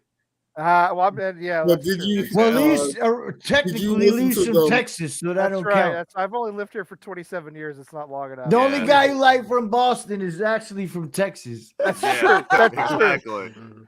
Most of my Bill friends here are Burr not from here, actually. Yeah. Monologue on Saturday Night Live will always live in my head, rent free. I don't know if I've seen it. You should just Okay, take a I'll have minute to I'll have watch to Bill watch Burr. it. I'll have to watch it. I think Jim Jeffries is pretty good from what I've seen. I've liked a lot of his stuff. Yeah, he had a show on Comedy Central for a little while that was pretty good. Yeah, it did. Kevin Hart's hasn't aged well. I think he's a better actor than he is a comedian. That's the weird thing. Yeah. That's a good take. That's a good take. Did you And guys not, ever not watch, to be not to be vanilla or like hypebeast. I do really love Tom Segura and Bill Kreischer. I think they're hilarious. I'm not sure if I know who they are. Sorry. I think you'll know one of them. Okay. Did you guys ever watch Atlanta, the Donald Glover show? Yes, Atlanta? fantastic. Dude, that's like one of the best TV shows I've ever seen. It is amazing. It's a shame they stopped after 3. I know, it is beyond belief. I think they did it at the right time. I think I love him sometimes for this people- too, Tyler, because I hate Philadelphia. Sorry, John Nolan. Yeah, I love him for this too. Philly is no Pittsburgh, I'll tell you that. Yeah. Any chance to shit on Philly? You got to take it. You got to take it. Yeah, you got to take it. Philly, in my eyes, is just North Jersey. No, it's horrible. It's horrible. And my wife has friends down there now. The only thing worse than Philly is the state of Ohio. They got good boxing in Philly, man. That's true. That's true. A lot of greats have come from Philly. That's true. Like and that like Charlie, what are we saying? Baltimore, like real Philly greats, for not boxing. Rocky, but like no, real I put in America. Philly is the best boxing town in the world. You can stop any random young bucks in certain neighborhoods, and they go rip pads. It's like a part of their culture. It's you know what I'm saying. Baltimore's got some hitters, but Philadelphia, you go in them gyms, they got a lot. Like if you are we putting Baltimore top 5, top 3? What are we saying? Top 3 top what? 3 into what? Boxing cities. Oh, boxing. Yeah, no, I put them up. I put them in like the top 10. I put them in the top 10, top 5. That's a lot though. 10's a lot. 10 is a lot, man. I mean, depends I put Philadelphia. Then you got to go Brooklyn. And not just you can't just say New York City because every borough it ain't like that. Like it's different in every borough. Yeah, boroughs are very different. And you know what? And Brooklyn now is not Brooklyn. What you know what I'm saying? Because you know me and bro was talking. That's because I'm not there anymore. That's I was like, when yo, I left it, everything changed. I said this. I said, man, yo, I'm tight. We left Brooklyn, dog. He's like, bro, Brooklyn left us a long time ago, and that shit hit my heart, man. That shit fucked me up when he told me that. Dude, hey, I said, Charlie, you know what? listen. You're right. They got all them damn what they call them little the new word for the hipster people. Yeah, you know what I'm saying? Yeah, trying to come into the neighborhood and they gentrify, man. I went to Brooklyn over Christmas. All right, so I took the boys, my wife and I, we took the boys to New York. We stayed in Brooklyn. Well, I told you where we stayed. So I lived in Brooklyn in 1996, 97, and which was already late. You know what I mean?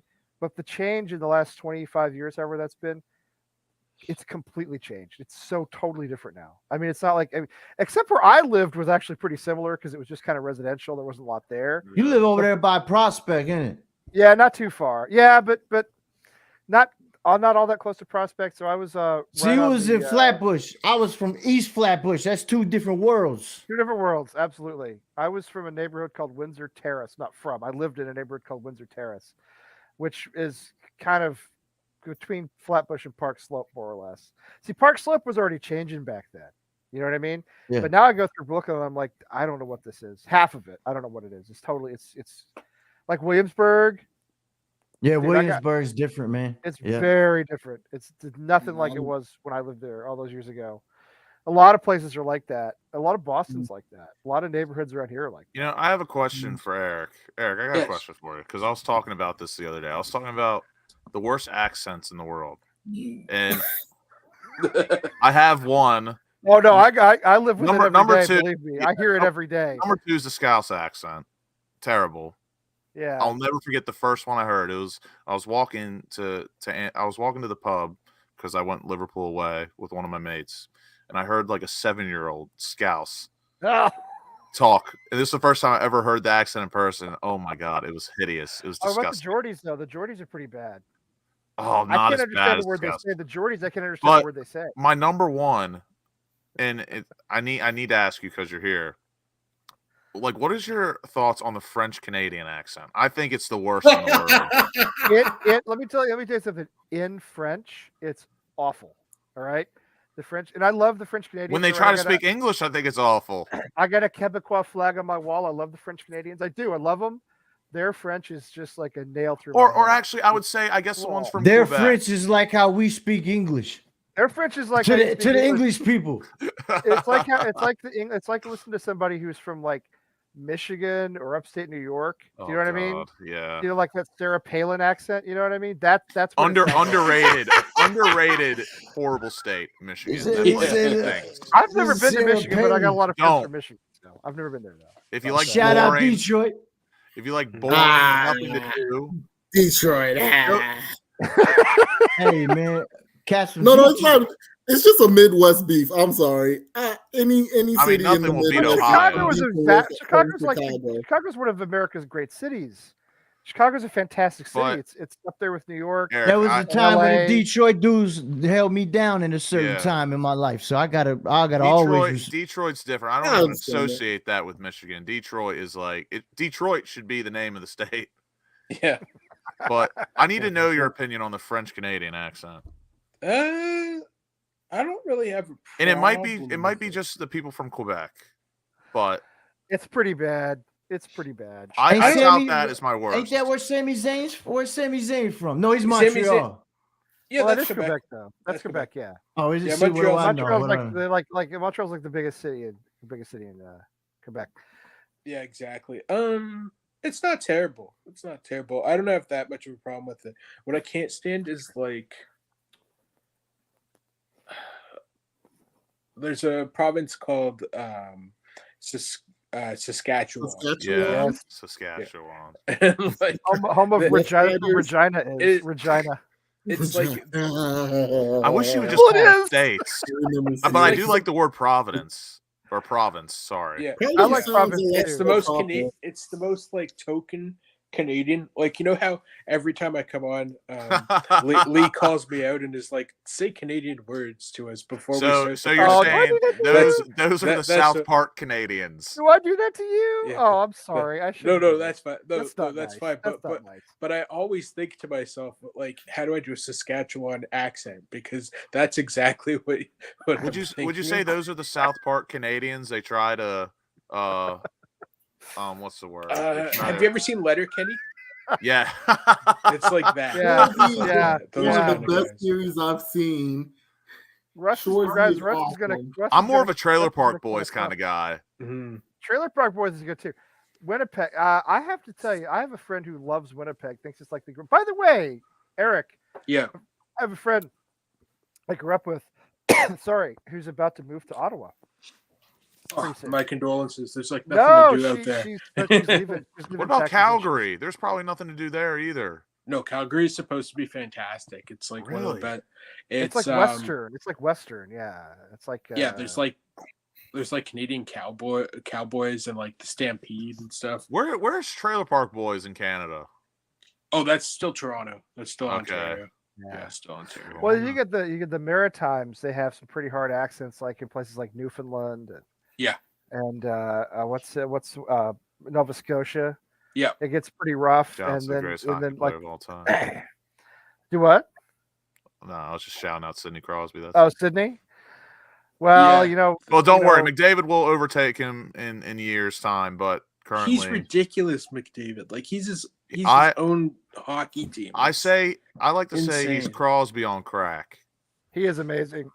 It's too He's bad. he's going to hit like 175 we points said that this we were talking about lingos when you said crack. Listen, way back in the day, we went across, right? And we took one of the homies from Brooklyn over to London with us.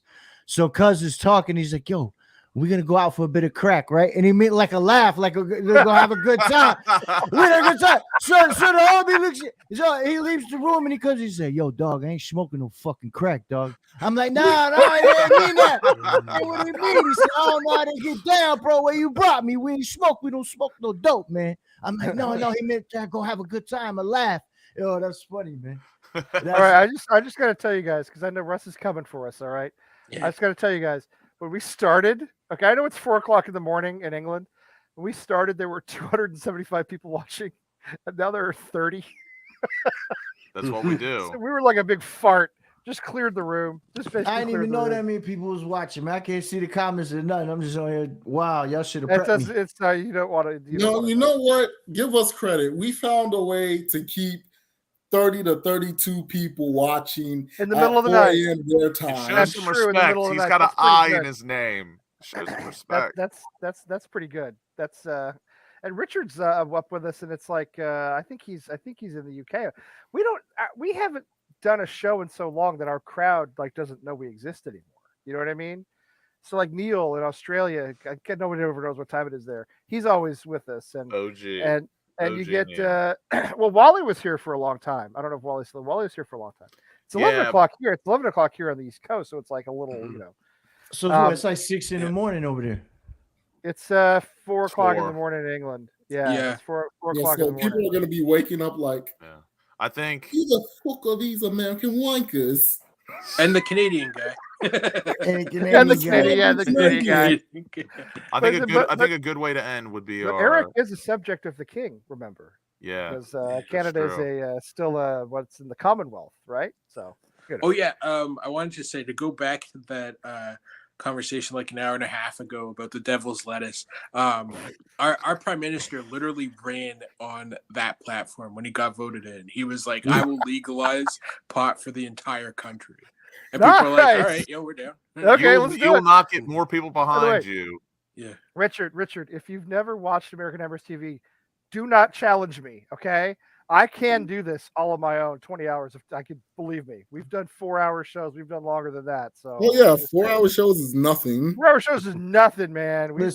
I've been sitting. Lee's wrap-ups are 4 hours. Oh, they go. Okay, back in the day, they said we're gonna wrap it up. We did 3 hours later. We go for another 3 hours. Well, then we got into But before we go, before Russ has us go, right? Because he's got more people coming on, right? Let's circle all the way back and Southampton on Sunday. Give me your prediction. Southampton on Sunday. Lucas. I was gonna say, just like Eric is saying, I was gonna say this a long time ago when we were talking about relegation and whatnot. For the past, we did talk about West Ham a little bit. I don't think Russ believes us. For the past month or so, since we've been going through all this, I've circled in on Southampton, and I firmly believe if we do not beat them, I think we are going to get relegated. 100%. And no but I would say Sunday, my quick little analysis. I want to see Scamacca play. I don't know if Moyes has done a smoke screen with his injury news today, but I'd like to see. He does that a lot, though. He does that a lot. I like to see Scamacca play, and it's tough for me to say this because I think Southampton has played very motivated lately. But I'm gonna really good on their fourth manager. Yeah, I'm gonna say 2-1 West Ham on Sunday. Okay. And if you want a good watch along, each one his own TV, I'll be doing a watch along on Sunday. So you're either gonna see me there will be laughing. I'll probably cry once or twice. I do love a good cry. You gonna be on with James? You and James? I think it's just gonna be me by myself. Oh, really? Because I'm tired of syncing up with people watching the match. It's an absolute ball ache. That's fair. I you know where I'll be Sunday morning. I'll be in church on Sunday. 2-1 West not joking Ham. about that, I really 2-1 was. West Ham for me on Sunday. All right, Eric, what do you have? So a couple things. One, I truly believe like this will be the start of success. Trying to be more optimistic. I hope so. I'm always optimistic with this team, and I would like to think that if we can, I know it took like till the 85th minute of the game, or maybe it was the 90th with like stoppage time, but when we beat Nottingham Forest 4-0, I'd like to think that we could do something similar to Southampton, maybe like 4-0, maybe 5-1, something like that. Get it all out. In terms of the channel, if you guys want to start it up again, I'm always down. I do. So let me know for that. I have to think about the night of the week because my son's soccer practice is now on Wednesday night. So I got to figure that out. But yeah, I do want to start it up again. This has been so much fun. I want to keep doing it. Yeah. Charlie, what do you got for Sunday? Oh man, I don't know. I don't know how we're gonna set up. I don't know how we play. I just know that. Well, nobody knows. Nobody knows, right? That's the whole thing. Nobody knows. Man, I don't know. I think my man's gonna play for the point. I think he's gonna play for the point. I'm worried, because they want to do the counter, right? They want to get on us. So if I was Southampton, I would just be like, "Yo, have the ball." And what does he say? He said everything you said, but that's okay. Where's he from? You don't understand me? Sydney. He's from Sydney. You're from Sydney. Listen, my vernacular is spectacular, man. I'm trying to give you some news you could use so you don't get abused. You understand? You just gotta flow with it, man. Now that is real spiel. That was good. That was good. Yeah. Just know, what you know what I mean. Joe Schmo Capetos Capacho. Boom. You know what? We gotta win. If we don't win, I'm gonna bust up the house. So you know what I'm gonna say? I'm gonna say 3-0. But I don't believe it. I'm actually lying to you as I'm God's ears, my friend. Nothing would make me happier. Phil, what do you think? You know what? From the windy city, the city of big shoulders, as they've called it. From the city of wind. Yes. And not because I'm being blowing hot air this time. No, not this time. No, I didn't blow hot air over there. You get cold air anyway when the wind blows. So we got like 90-mile-an-hour winds coming our way. Mm-hmm. But I'm gonna go 3-1. West Ham will win 3-1. I think Southampton are gonna open themselves up a bit too much, and we're gonna find a way to take advantage of that. So I have us getting 3 points there. Love the optimism, dude. I would love to go to Australia. By the way, absolutely would love it. I'll tell you know what I think's going to happen. We didn't talk about lineups or anything like that because God only who knows anyway, right? I'll tell you what's going to happen. What I really believe is going to happen. It's going to be 1-1. It's going to be and somebody's going to score a late goal. I don't know whether it'll be. I would expect no other score line from you. A late goal from Lee. Lee is the most 1-1 guy I've ever met. 1-1, and it's like you're in purgatory, I think is what it's called. 1 of 1 predicts 1-1. Juan. Yes. Juan scores. It's gonna be one, and it's just gonna be like a kick in the nuts. One way or the other. Yeah. No, you can't. I mean, if Tim were here, we can't expect me to be optimistic. Tim would say we're going to win 12-0. No. Tim would say we'd lose 7-0. And then we would end up winning 4-0. So he doesn't jinx just because of it.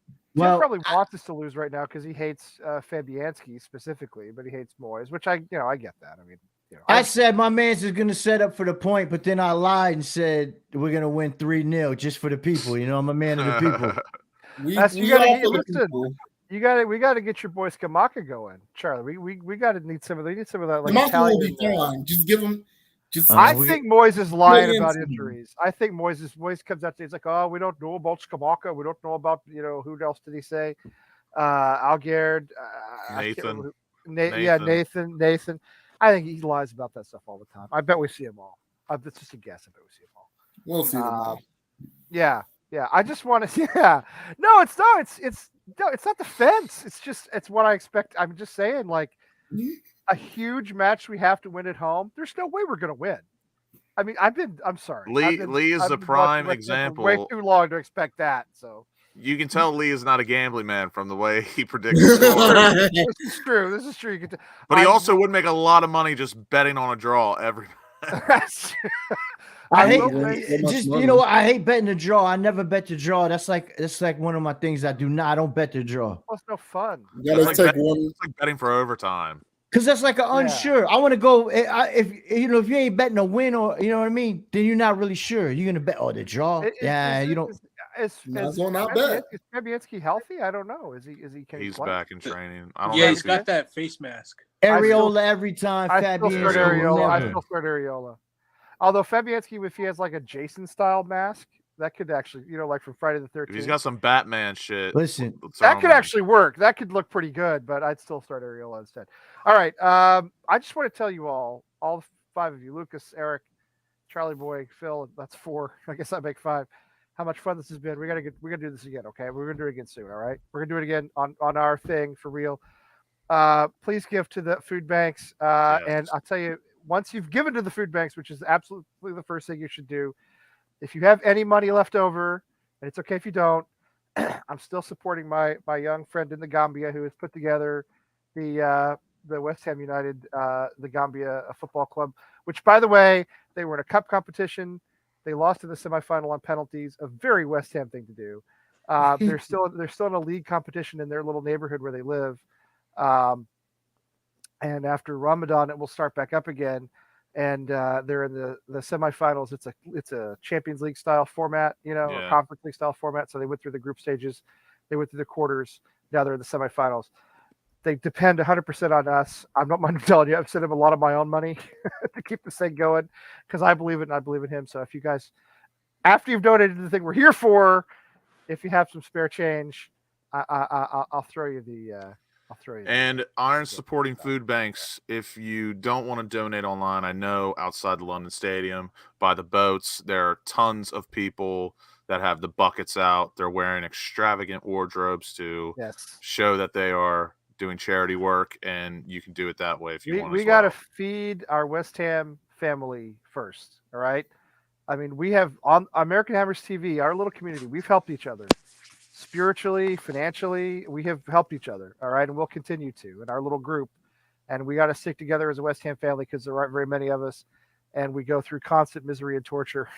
We got to help each other out. So I don't know, Russ. We're you got somebody else fighting the man. You got somebody else coming? You got somebody else coming on, or you want us to do some more? Because I could always do more. We can talk a lot more. It's okay. It's okay, man. It's okay. You've done. Like, you're done. You're done. although I did just see this appear. I've just had to do this visual. That's what I'm saying. You that would scare the, if I was Ched Adams or JWP on Sunday, that would scare the. I mean, that's a hockey goalie 60 years ago. That's pretty accurate. The 70s. That's Mighty Duck-esque. That's what I'm saying. You get one of those Jason masks on him, and he's nobody's going near him. So that's a different. Yes, that's a different. Yeah, exactly. Definitely. Lads, I just want to say a massive thank you for you guys coming on and doing that. I mean, Lee, I know you said there, we were at 200 and it's gone down to 30. remember, there's loads of variables here. It's 4:15 in the morning. I know. And we are streaming on Facebook and Twitter, which is new to us as well. So we've got lots of people watching on there that I think Twitter they can't comment. I don't know why that happens. Anyway, so there's a lot of people. There are still people watching. But the key thing is, me and Russ have been keeping an eye on the website for Just Giving, and people are donating. Oh, good, amazing, which is amazing. Really cool. You know what? That makes me very happy because I keep up with a lot of West Ham people on Twitter and interact with a lot of them. And I know it's tough over there. It's tough here too, but it's really tough over there right now. And so, if we've helped some, then and if we've helped our fellow West Ham family and the people of East London and Essex and all the places where this charity goes, then I'm super happy to have been able to help. Yeah. You definitely have. And I know I've spoke to some of yous on here as well, so it's good to see some faces, and I've not spoke to some as well, but it's really cool and love to have you guys, in the future. come back on and do something? Oh, sure. You know? Well, we got to get our own thing going again. We Yeah. were just saying, Yeah. it's been a rough season. We'll talk. We'll talk, Lee. We'll talk off camera. You know what? Call my agent, Russ. I call Call you my agent. agent. My That's the people, only way to Hey, get Lee to close your out. people, yada yada yada. Yeah, exactly. Yeah, You gotta exactly. strong arm I don't want to discuss business on camera. They don't want to hear about Rex Grossman. So Yeah. Definitely don't want to hear about Rex. And God, listen, there's a lot of references people did not understand on the phrase. no. Tell you what, Charlie boy, I understood every single word, mate, because I was rapping it with you when you were going on it, man. I was like, keep going. There you go, Budgie. Budgie's a good dude, man. We're a big Budgie. Well done, Budge. Budge will be on in well done, about Budge. 45 minutes anyway for 2 hours with Kieran. So yeah, guys, get some sleep. It's Yeah. Friday. It's Friday night. Enjoy some of your Friday night. And Already have. Oh, good. I'm glad. All right. Thank you, Russ, and thank you, Anton. Thank you, guys. Thanks so much, guys. Russ and Anton. Take care, guys. We will Cheers. let you know when American Hammers TV comes back. Definitely. Like West Ham comes back We'll with be a back. vengeance. You know it. Awesome. Cheers, guys. We'll Right, kick have you a out. good- Don't worry, man. All right. Cheers, Lee. Charlie boy, love you, man. Good lads. Good fun. No idea what the talk's about for half of it, but fair play. It's all about things I've never heard of, but no, it's all very good. So, 4 o'clock, mate. 4 o'clock. What's that? Just, 5, 6, 7, 8, 9, 10, 11. Almost halfway. Yeah, I'm just getting Almost that's it halfway. done. That's it done. So at least we saved the stream. The stream has been saved. Sorry, that was my concern. Just there. So we've saved the stream. So we're still live, aren't we? Yeah, we are still live. Yeah, Cool, we're still live. We're still It's live. 4:04, and I've had another can of Red Bull. So yeah, Sugar free, of course. no. I've just gone for the full whack. God, you got gone full whack as Full well. whack. Jesus, caffeine Yeah. and sugar. Right, so Yeah. as I said, we'll have what's that? It's just the under the desk heater. Oh, anyway, so as I said, we've got we'll have Budgie and Kieran from the Old School Hammers, and they'll be on in about 45 minutes, and then after that we've got the game show with ex-WHU employee and the Babylon Irons. Then we've got Alf doing his Grumble live. Then we've got the interview with Mark Phillips. Then we've got young Jakey boy coming on to do an hour or so. We should have Craig Forrest on, hopefully with Budgie today as well. We've got Mark Phillips doing a thing. Take over. Then whatever he is. And then we've got Soccer Saturday, haven't we? No, starting 11 show, and then we've got Soccer Saturday, haven't we? No, we've got the previews. then we've got the Soccer Saturday. That's it. That's it. So do you know what? I thought I was thinking, what the fuck are we going to talk about at 4 o'clock in the morning? And then I've got an idea. I thought we'll bring another guest in.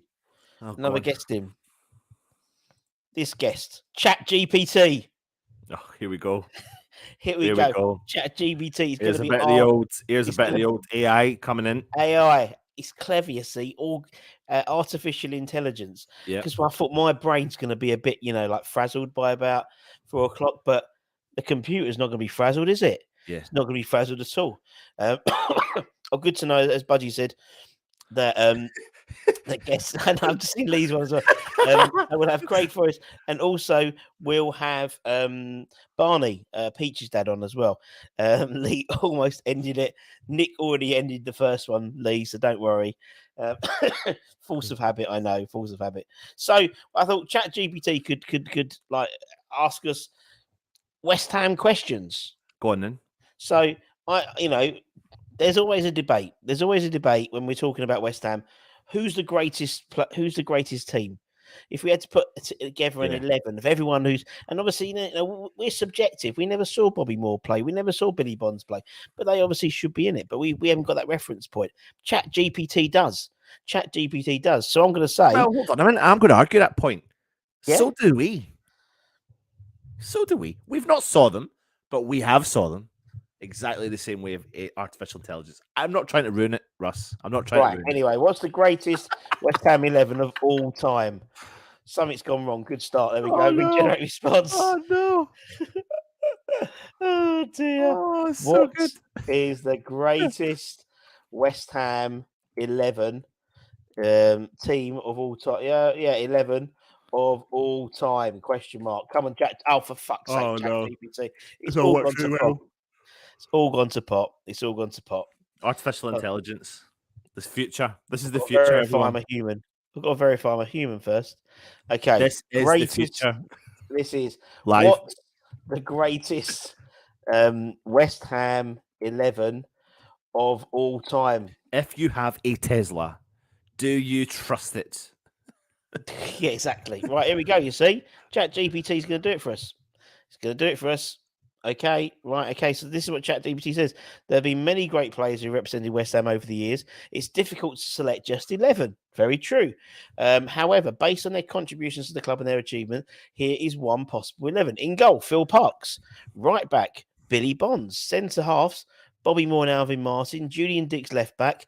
They've gone for 2 in midfield of Trevor Brooking and Martin Peters, and then 4 forwards: Jeff Hurst, Di Canio, Vic Watson, and Clyde Best. This is, of course, a subjective choice, and there are many other players who could be included, such as Frank Lampard Sr., Sir Trevor Sinclair. He's not. I don't hardly think he's a sir now. Rio Ferdinand, Joe Cole, and Mark Noble.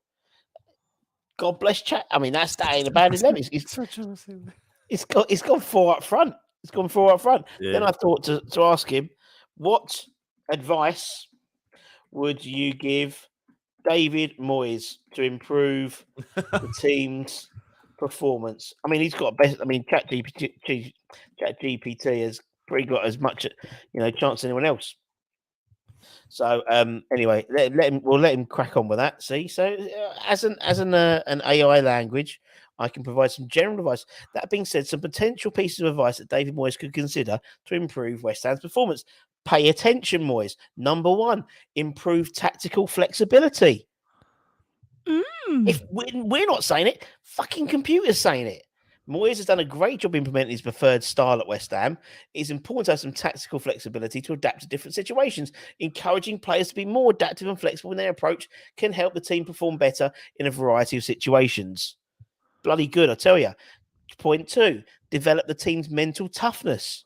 Fair enough. In order to consistently perform at a high level, a team needs to be mentally tough and resilient. This can be developed through training exercises that focus on developing a strong team mentality, as well as individual mental skills such as visualization and mindfulness.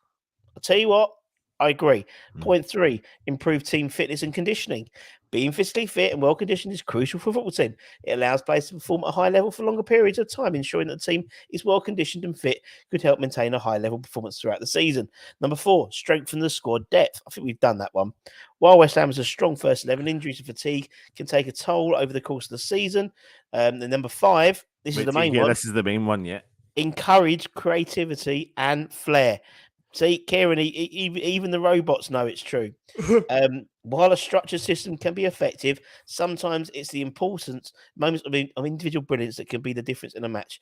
Encouraging the players to be creative and take risks in the final third could help the team create more goal-scoring opportunities and improve their overall performance. Not my words, the words of ChatGPT. The words of artificial intelligence, the words of robots. Robots are going to be in charge. The robot is going to be in charge at West Ham. Well, forget well still. Just sign yourself up to GPT. Yeah. Let's see. I wonder if he'll pick the team. Who should play? I don't know if he'll do it. Who should start for West Ham against Southampton on Sunday? I reckon they won't. I reckon he'll say, "Oh, we don't know," because he's, they'll say this. All right, here we go. He's the 11. Oh, he does, yeah. He's fucking done it. Therefore, I can't provide an accurate prediction lineup. But here we go. Yeah, I think so. Yeah, Jesse Lingard. So he reckons Fabianski with a back 4 of Vladimir Soufal, Issa Diop, Bonner, and Alan Cresswell. Impressive. And then he's gone for 5 in midfield of Thomas Souček, Declan Rice, Jared Bowen, Jesse Lingard, Said Benrahma, and Michael Antonio. Yeah, all right. Fair play. Yeah. No, it's fine. No, it just shows you how crazily intelligent this is, and maybe how much I won't rely on, if I ever buy a Tesla, them to drive me anywhere. Yeah, he's a bit weird, isn't it? I saw a TikTok one of some old bloke, and it was hilarious. Yeah. Yeah, it's rather scary, to be honest. It's but- really scary. It's really Yeah. scary, and it's I only mean, become- listen, you just need people to. It's everything's a risky doing life in it, but Yeah. it is definitely a scary world when you see that. And I seen some crazy people out there, you know, in the world of business, saying how scary it can be, and we need to actually maybe slow it down. I mean, you're showing people a very small, relatively cheap option of AI. Imagine you had access to top level money, Yeah. you know, all that sort of stuff. Like It's crazy because at the moment, what that's doing is that hasn't got any that's not learning. So it's not learning anything Yeah. new. It's just learning passing. So that's why like Jesse Lingard's in the side and Diop Yeah. hasn't learned the new squad and hasn't do, so you know there are platforms out there already which are doing that, and that's the Doing scary that. thing. Yeah. Really scary thing. But yeah, I thought it was quite funny. I thought it was Yeah, quite funny. no, it's mad. I love the fact that I love the fact that he's told Moyes exactly what needs to happen. Not my words, the words. That's an article written. That's What it, can done. What can Chat GPT tell Moisey about the team's performance? There we go. Job done. Done. Job done. Job done. How many? That's like so many bloody. What's it called? You know, tick boxes in terms of any. If you're putting, you know, SEO type stuff, they'd love that. Yeah. No one wants to drive an iPad, says Kieran. See that? No, but I know what Kieran's meaning, but it's obviously it's the size of the thing in the Tesla. You know, it's. I mean, I'm actually getting an electric car. It's due literally any day. Like I've been told it was supposed to be due last month because now we're in the 1st of April, and you know it's going to have more touchscreen elements. A good friend of mine works for an electric vehicle company, and he was saying to me that if you're going to do it, make sure you get a dual option, because think about driving and then you're touching touchscreens all the time, and there's lag. They never, as you know. And Russ, with all the computer problems I've had over the last year, like I just don't trust anything. I'm actually in the fear. I sit here in the fear all night when this has been going on. I'm like, am I doing something wrong? You know, it's going to take me a couple of weeks. No, but it's going to take me a couple of weeks to just get over it. All up. Don't worry. Just it's called. No, I know, but it's called. You know, they're saying when you get the car, it's called the charging anxiety. You go through a charging anxiety, and I'm doing this right now because I've got a new PC. So I'm like, computer anxiety. It's like, oh no, is it going to drop out at any point? Anyway, that's me digressing again. So, listen, that was good fun having them on, having lads on. Yeah, they're good. Yeah, good fun. They're good fun. Yeah. Phil's in the chat saying it was an honor. No honor at all, mate. Appreciate you guys coming on and giving us a couple of hours. Something a bit different as well. You know what I mean? It's like you know, we haven't heard of American Hammers for a long time, so we thought it was a good opportunity to get him back on. As Richard said, he picked a 4-2-4 formation, so he's more adventurous than David Moyes. Absolutely. And he's maybe taking a leaf out of Billy Hill's book there about attacking as well. Yeah, really interesting what he was saying. If you missed it, we've had Billy on. We've had what a guest, man! What a guest! Yeah, he's lovely. But you know, I mean, having Terry and Billy on at the same time, amazing. Like really, like, do you know what?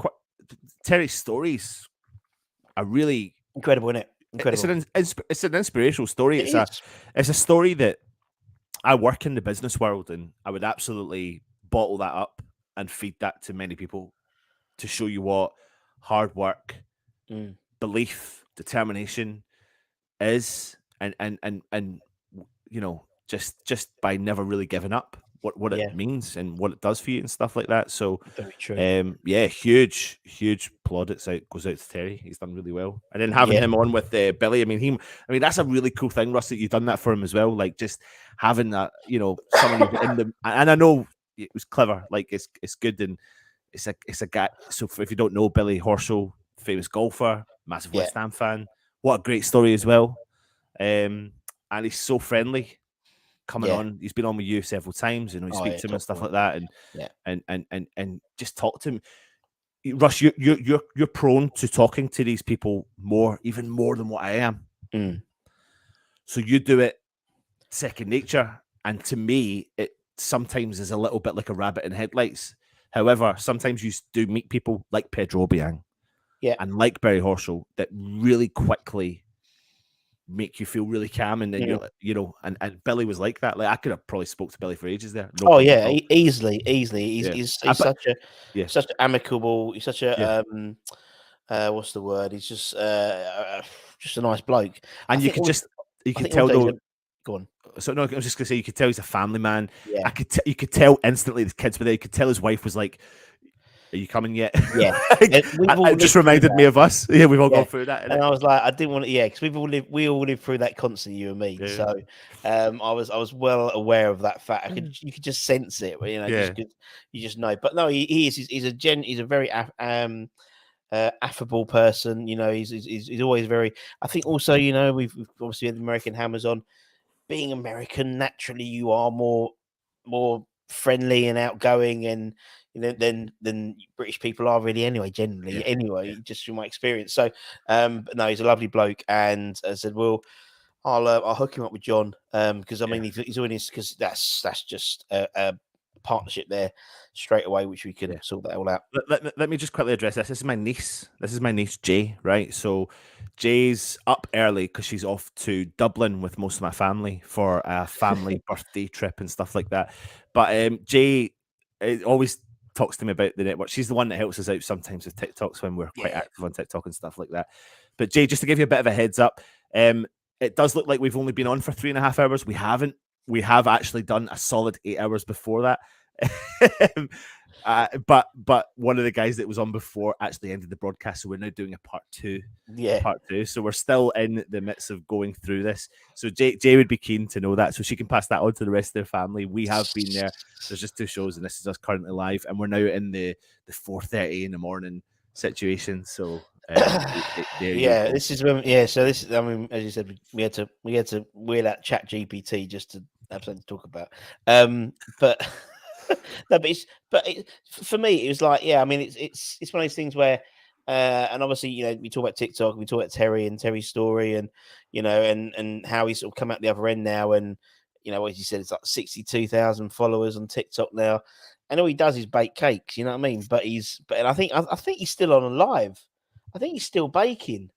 Honestly, the man never stops. I mean, he was saying he was on 20-hour days. I think, you know, because he only has the is he still on live? No, I think he might be. I think he might have finished now. I think he might have finished, but no, he's been on live all day basically, baking for his shop sells out. Sells out all the time. You know, so he has to obviously make more and he doesn't. I don't think he's open every day. It's only open like the weekends or something like that. So no, top boy Terry. So we're getting back on properly. Thanks very much for that, Charlie boy. Loved seeing you again, mate. Good seeing Charlie back. Out of incarceration. It was just And Charlie, stick around because we'll have Barney's going to be on later, with Budgie and Kieran, as well as Craig Forrest as well. So, you know, it'd be great to give a bit of love to Barney. I want to give a massive shout out though. Like, I know we've kind of done it as we've gone along, but since we've launched this program, you know, just a big shout out to God, I've lost his name, Gatesy from Forge from Iron. He hosted a really good debate, and good guests as well coming on that, you know, that are not going to sit back and are not going to hold back either, and you're going to have different values, different opinions. So you've got Jazz from the West Ham Irons channel, James Fever from E20 Zone TV, JP from John from JPWHU TV. You had Sean Wheatston, Mr. West Ham Football on Twitter. And who does he actually represent? I've never actually. Well, he's sort everyone. of. I mean, he writes for 6'2" now, and he got more than just a podcast with him and Nigel and Len. So and then obviously Gatesy from Forge from Iron, like great. Did him and Duke did a good job over at Forge from Iron, and then obviously after that it was Irish Tommy.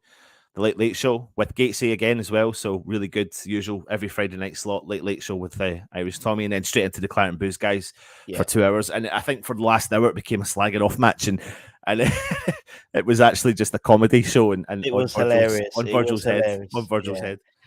Poor Virgil, but poor John. But it was quite funny, and even afterwards there was still more Lego puns coming through. So it's good fun. It's fun, and this is fun. That's what we're saying. It's like, you know, the whole idea is, I mean, the West Ham group, West Ham family, do come together at these things, and everyone's getting involved, and it's great to see. And he seems to be getting a bit of money through on the Just Eat, which is going to Just Giving, which is great.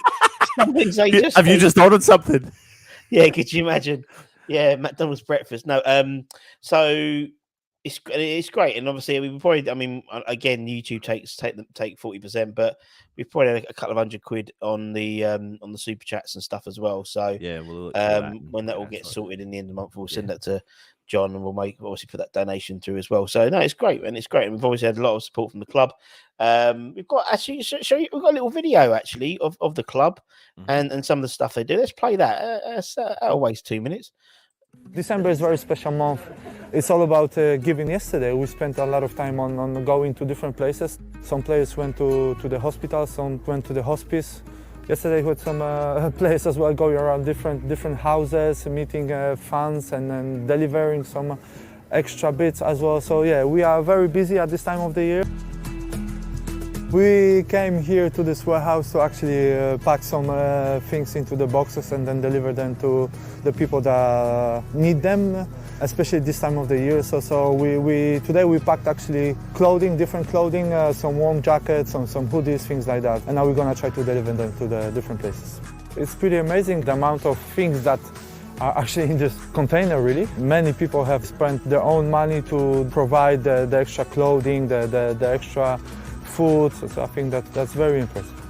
I think if you look at West Ham and what I've learned so far by being here for almost 5 years now is that it's a community club. It's always been very close to its local community in its history, and I think they always really try to look after the community, and I think they just try to continue to do their work. Do not forget about people that support West Ham Football Club, and not all of them obviously are in a privileged maybe moment of their life, and I think we as players, we feel responsible as well to try to support, try to help, try to give back and do our work off the pitch. Christmas is all about giving, it's all about happiness, it's all about remembering as well. So I think December is so special that you try to always to give back. The support is out there, West Ham Football Club and its foundation, it's ready to support, to help. Hopefully we'll be able to put a lot of smile on many people's faces. I think that's the main thing. I mean, if that doesn't give you kind of goosebumps listening to that, does, seeing the players and stuff, and then in that video you see John Ratomski as well. I mean, sorry, go for it. No, you go. No, I was about to say, and obviously we and stuff like that. You don't see what happened, and obviously we just do this and give donations. But actually, there's a whole team that John has, in terms of, I mean, when Lucas showed it, in that sort of what's it called, a container, all the shirts and things like that. I mean, that's what Johnny's doing all the time. He's getting donations from our channel sponsors, Umbro and various others, full of old kit and boots, and as well as pet food. And he's literally, it's incredible what he does do with that. And obviously the money that we raise goes to the food banks, and as it gets multiplied 5 times in terms of bringing the food in to help lots of people. I mean, we'll show.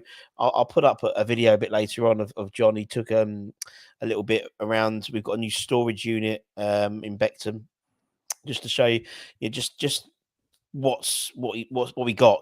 All these Easter eggs, distributing hundreds and hundreds of Easter eggs to children who obviously who are visiting the food banks, or families of visiting the food banks, as well as T-shirts and stuff like that. It's mental when you think about it. It's crazy. Absolutely. Yeah, no, it really is. And obviously, this is the launch show for the Bring a Quid campaign. I know we keep bringing it up, but we have to keep bringing it up. It's vital that we do that. And the whole idea is that we play so many home games in April. And we're trying to encourage the people who go to the games, as well as people who aren't going to the games, to regularly donate if they can to Iron Support and Food Banks. But if you are going to the game, there'll be people there rattling the buckets around, and stick a quid in, bring a quid to the game. Over 300,000 people will be entering the London Stadium over the month of April. So again, if you target a small amount of that, then that's just that will go a long way. So Russ has made valid points. If you are going to the game, I know there's not many people watching essentially now, there will be later on, and we'll keep talking about it. Hashtag bring a quid. That's the key part, is keeping the message and keeping the hashtag rolling to make sure people understand that's what we're looking to do and that's what we're trying to achieve. So we've got the club are behind it. We've got videos from Declan Rice talking about it, and we've had people on. And listen, we've already today or yesterday we've interviewed Alessandro Diamante. I mean, if you haven't checked it out, you need to go back and listen to that, because it's a great interview for a player that many West Ham fans loved.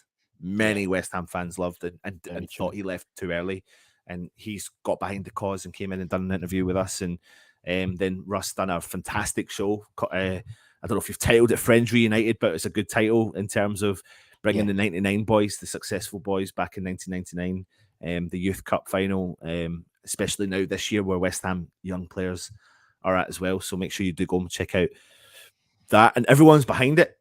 I don't know why you wouldn't want to be behind it. Just get behind it and support them as much as you can. And we all understand as well that not everyone can dip their hands into their pockets. So if in a month you can dip in £1 just for one person, £1 in a month, like that travels in the food banks 5 times over. Multiply that by 5. Exactly, and even that. I mean, even if it's we know times are tough, but even when you see anything that the food banks put out, any Irons Point food banks, if you're on Twitter or Facebook or Instagram, just retweeting it, liking it, resharing it, that's just as good as well, because it's about getting the message out there. I think the trouble is, I think the message has got a little bit quiet recently, just because we haven't played a lot of games at home and things like that. So that's just as important. Because that's the whole idea of this sort of campaign in April, is so people will, take pictures of them, putting their pound in their bucket. Okay, brilliant. And that'll go out on Twitter. And then obviously Irons Food Banks will retweet that and get that out. And so obviously you retweeting that gets more eyes on it. I mean, itself, look at some of the stuff we put out today, talking about the actual stream itself. We've had, tens of thousands of views on the sort of the post.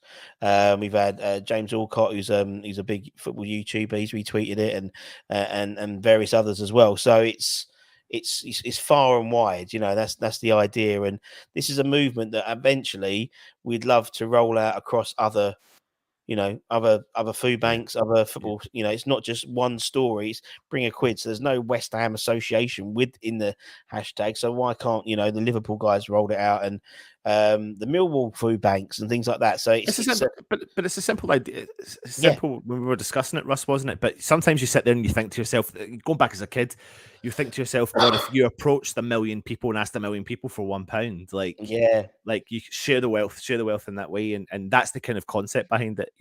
Taking the little kid away from the situation, the scenario. But 300,000 people, and it'd be ideal 300,000 people did it, but that might not happen. Some people do 10, some people do 20, some people do 5, some people do 3, some people do 50p. Just give what you can. Anything helps. And already, let me be brutally honest here. You can just go on to the website and see it yourself. Donations have come in, and that's going to travel a long way already. That is going to travel a long way. That's had a massive impact already for the guys over at Irons Point Food Banks. And it's not just them, exactly. It's where that goes and who that physically helps on the ground. Billy, was it Billy mentioned it earlier on? I think it was Billy said it about the world of in-work poverty. And how that's really hitting people right now, and it really is. But if you think about people in work poverty, and then they're out of work poverty, and then other things that take into to consideration, it hits a lot of people, and this is it. This is one little way we can try our best to help. So exactly. We've probably made, I don't know, say we made 500 quid maybe tonight. Or today, that's £2,500 worth of food that can help hundreds of parents, hundreds of families, feed them over Easter as well. Kids are broken up, There's no school free meals over Easter, so they're going to be using the food banks even more. So that's the whole point of today. That's why we did it now. So in preparation for Easter as well, in terms of the Easter holidays, we've done the Easter eggs.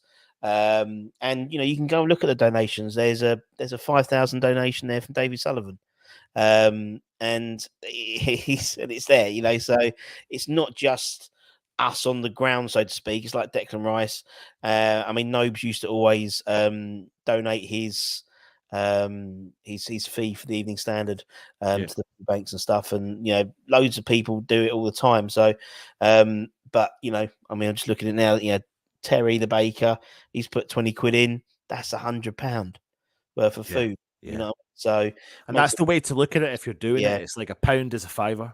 That's the way to look at it, because that is literally how it works, and that does make the big difference. So, listen, as it's not even about nothing about taking credit. Me and Russ wants to do this for the guys that I am supporting food banks. It's a collective effort. So, raise the awareness, put the message out there, keep the message rolling. That's the key element. So, and I think it will roll. And it's already rolled. Yeah. So, indeed, it really has, and I think it'll just keep on going. And as I said, we've got the whole month of April, and then the idea is it becomes a habit. Yeah. And then that's it. And then obviously, don't forget, after May, there's no games until August. So we're trying to get a bit of momentum going, so we can keep that going. And maybe over the summer we might do something over the summer, because again, kids on summer holidays and there's no free school meals again. So again, they're just as equally relied upon. So we might do something, probably not 24-hour live stream again, but we might do like a couple of game shows or whatever, like we do before. We've got the game show coming on later on with X, which is hilarious.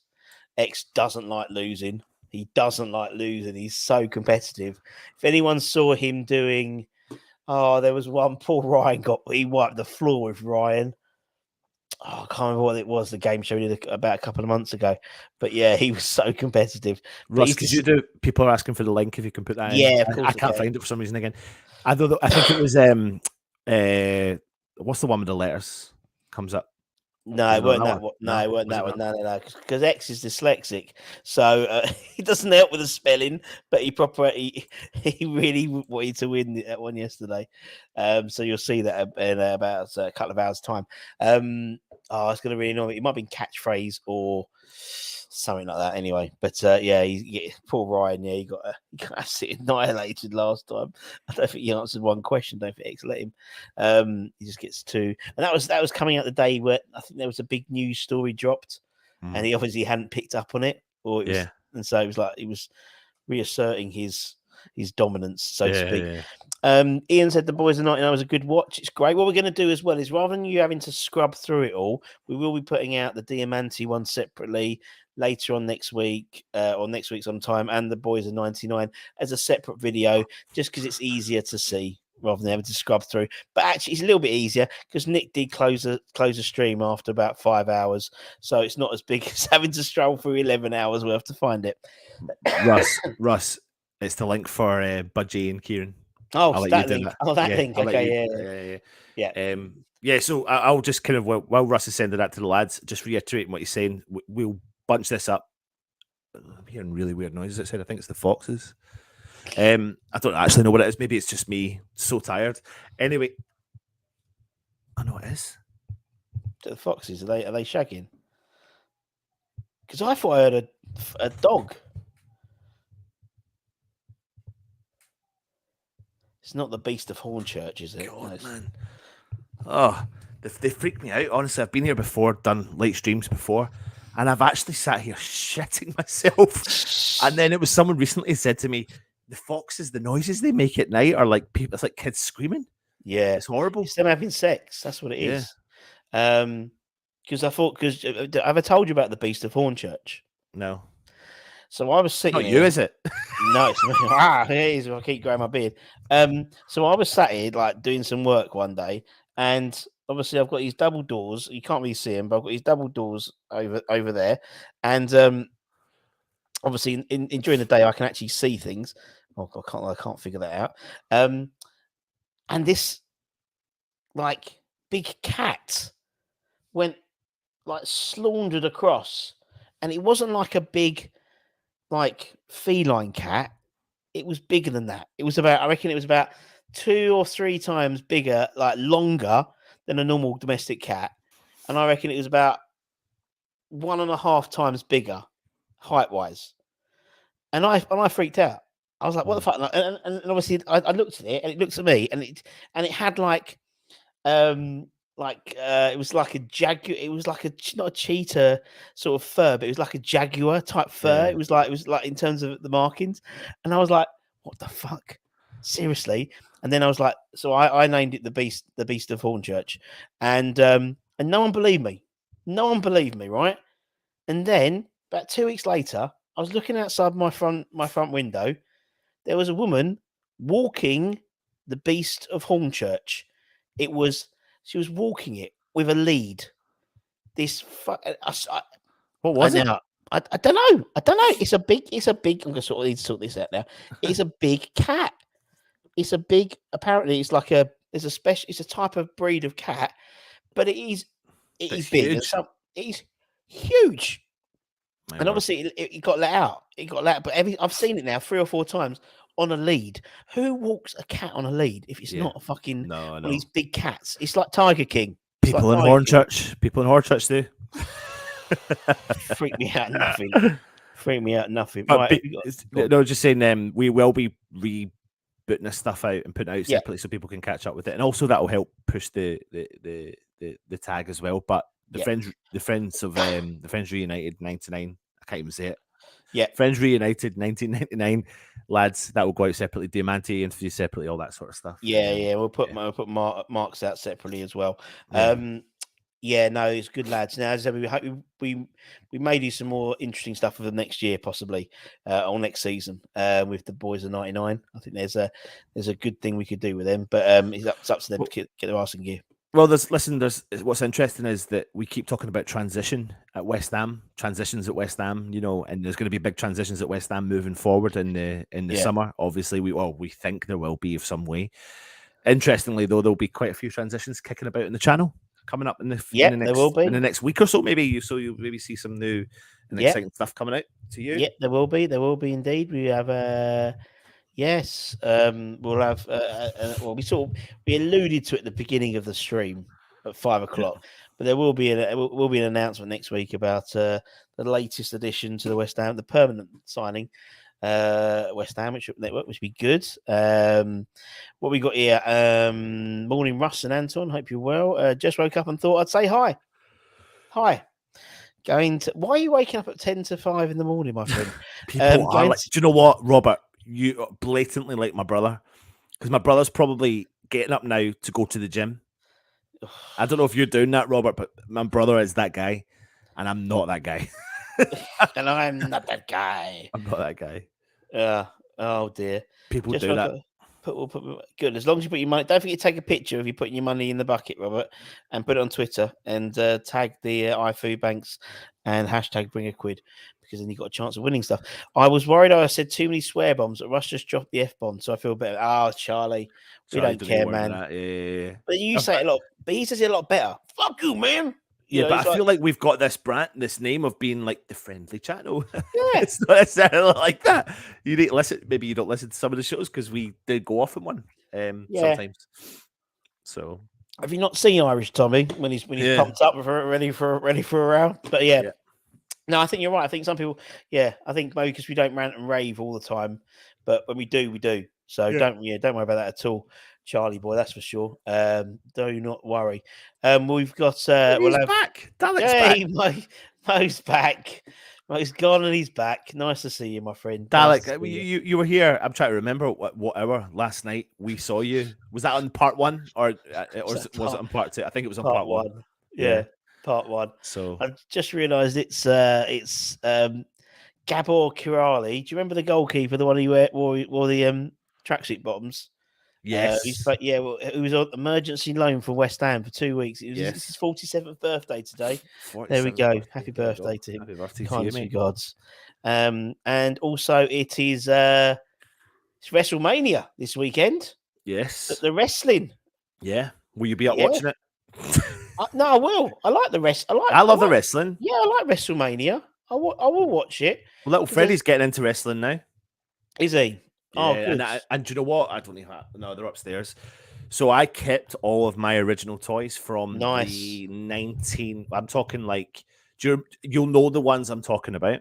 Mm. The kind of small little ones that had little moves, whatever, and it had like the rockers, the bushwhackers, Legion of Doom, all that sort of stuff. Yeah. So I've got all them. I've got the Bushwhacker one. Do this. It's like Yes. spring loaded. Yes. And Big Boss Man, and he had a spring-loaded arm that went back and pushed out like that. So I kept them. We've always kept our toys, and I brought them out when Freddie was younger. And then I realised that he was going to start chucking them about, and I thought, no, I'll bring them out when he's a little bit older. So I brought him out when he was a little bit older, and told him that these toys you can only play with on certain circumstances and certain times, and not put them in water, because I've kept them since I've been. Like, I played with them. I'm trying to think. I think the earliest one I've got is like 1992. Something like that, or 1991. Anyway, he's been playing with them for a couple of years, not every single day, but maybe once every 2 weeks. And he loves it, and he's just recently really getting into it because I've taken him to judo, and he sees the connection between wrestling, judo, all that sort of stuff. So he's now getting into a bit of the wrestling, and he seems to enjoy it. So anyway, sorry. I no, I was about to say, because obviously we West Ham and wrestling, you know, there's lots of associations, isn't there? Lots of players, obviously. My mate, Big Dave Baptiste, Big Dave, and I saw him about 2 weeks later in the British Airways lounge in Orlando after he did this. Yeah, and I went and I did such a West Ham type thing. I went, Dave. He turned around and I was like, oh, no. I went over to him. I said, oh, and it was sort of this huge muscle of a man sort of talking to him. And I said, oh yeah, I told him what I did at West Ham. I was like, yeah, so I switched your mic on and then I played the music. Went, oh my God, that's such a cool job. And I was like, you're an Avenger? Aren't you one of the? Isn't one of the Marvel characters? So I was like, plus he's been on top of the. That's a bit controversial, I suppose, isn't it? You're right. No, he blew up. He blew up Upton Park. Yeah, exactly. Which is a very controversial conversation. Very controversial. The film itself, you know. I do you know what? I started to watch the film and I actually never ever finished it. Do you know what? I didn't mind it. Final score. I didn't finish it though, because I didn't actually. I became quite bitter about the blowing up part of it because I remember it so vividly, and I think to myself, I'll get into another conversation here, but like, why did you not offer anyone the chairs? Like, so much of that went to wastage, and it's really I agree. Really I agree. So I started off all right, and then I stopped. I stopped at one point. There is a question here though, a very key one. Sorry, when did I cut my hair? Are you ready for this, Robert? He hasn't. No, I have. You cut your hair? Is the man? No. Oh yeah. No, I did mention about the man bun. It's the Alex. You see it? It's in. It's in. Rat tail. See that? But look, no, I have had it cut. Russ, look, because this wasn't like this. So you deliberately kept the man bun in. Happening. Oh jeez. Seth Rollins, he's a West Ham fan, isn't it? There he is. He's in it. Who else we got? Of course, Triple. The Game. I mean, I play his song. Yeah. And obviously Chris Jericho as well. He's a West. He did the thing with the Carpenters, didn't he? With Carpenters with Colton. Yeah. And unofficially, Kofi. Yeah, I was going to say Kofi. Yeah, Kofi. You know, so I imagine some of them are fighting tonight. I don't know. Yeah. But no, I'll watch it. It's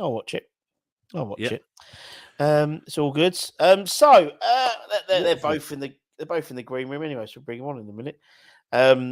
We'll have the old school Hammers reunited. Really, you haven't done it for a while, so it's good to get them back on. Yep. Although Budgie is a bronze Adonis from his trip to Tenerife. You can see him glowing, can't you? Look at him glowing. Look, I'm surprised because Holly came on, no tan.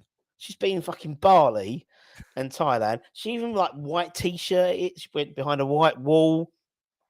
No tan. But I can see already, just like just bronzeness. But then you've got the Kieran's tan, which is the UK tan. Yeah, from coming back from the UK. The good old UK tan. The good old UK tan. God bless him. Yeah. We shared a beer in ZZ's in Hornchurch. Yeah. I only thought it'd be like him and like his son, and it was like literally the whole of like the ZZ's was taken up by what I'm going to call to Kieran the firm. They look like the firm. Look like some tasty boys there. So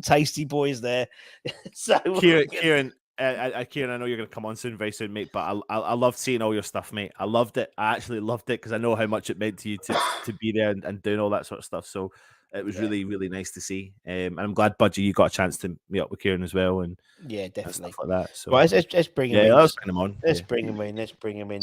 Nah. All right, gents. Morning, chaps. You're right, man.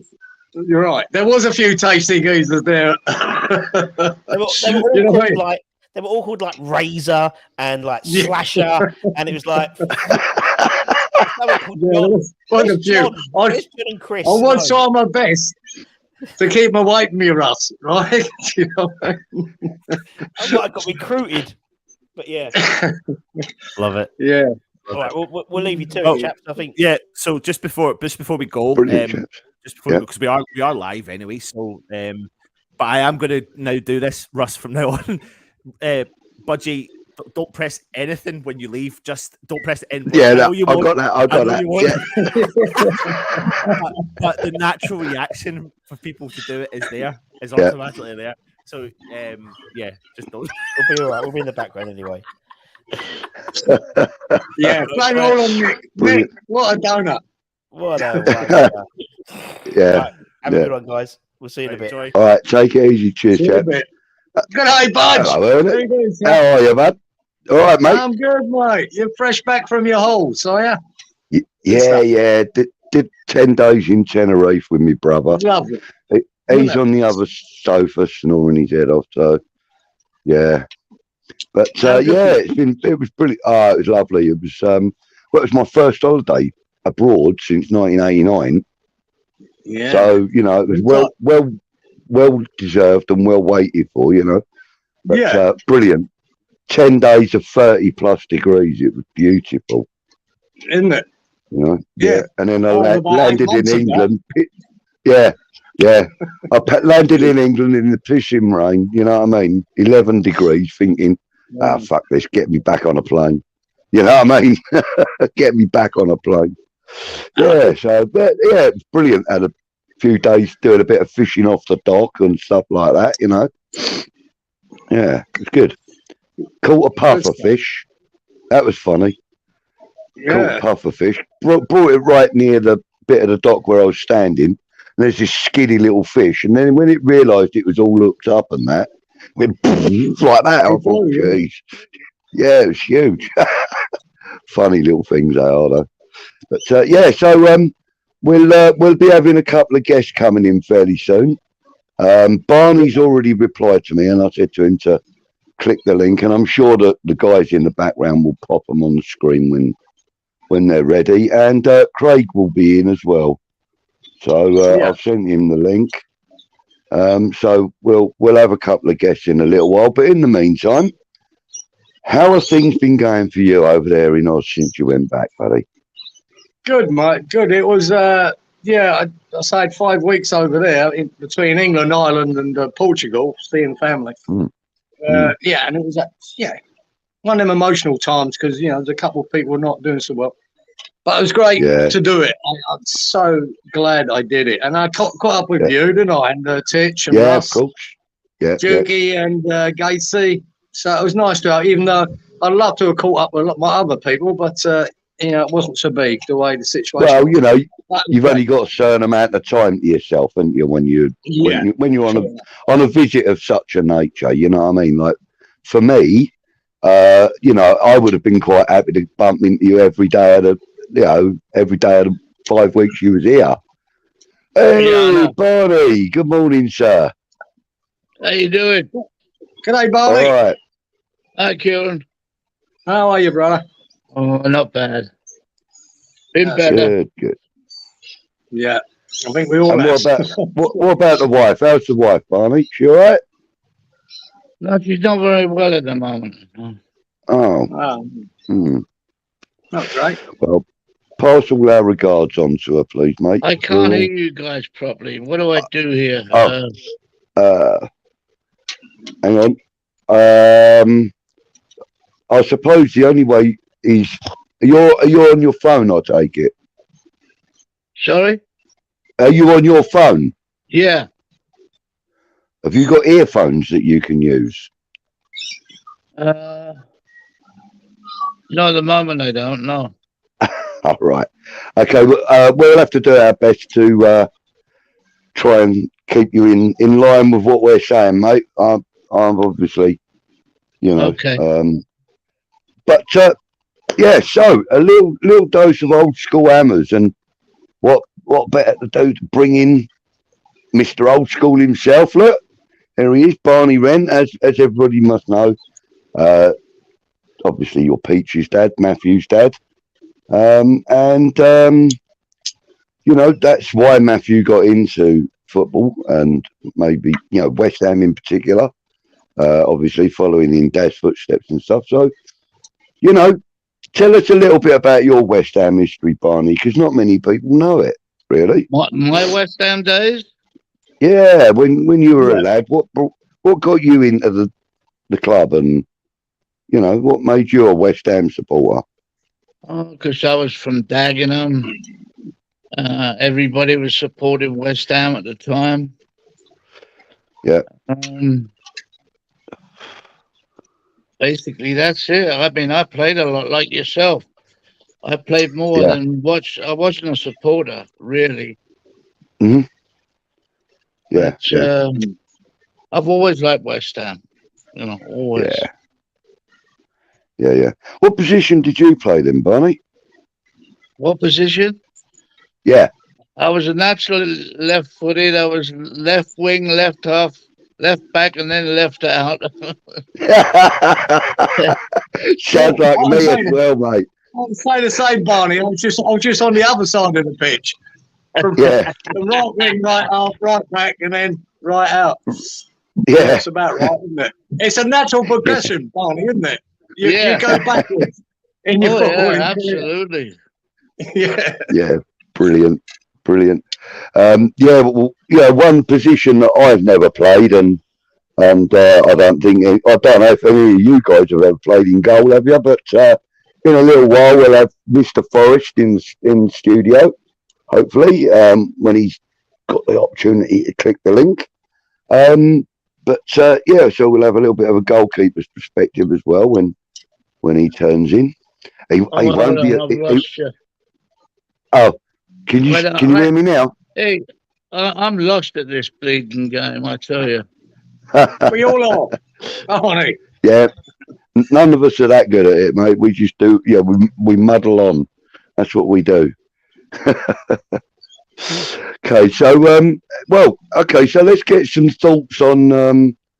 I don't want to delve too deeply into the team situation at the moment. That's been covered and near enough flogged to death by lots of other people throughout the last few weeks and months and stuff. But how are you feeling towards the way things are going at the moment, Barney? Are you as disappointed and pissed off as we are at where we are in the league and stuff? Oh yeah, absolutely. Yeah. I don't have you guys at the moment. Hold on a minute. I'm totally lost at this. I really am. Well, we can see you. We can hear you. Are you able to hear me at all, Barney, or not? Sorry? Are you having trouble hearing me and stuff, are you? I'm still having trouble hearing you guys, Yeah. Well, I don't know what to suggest. Have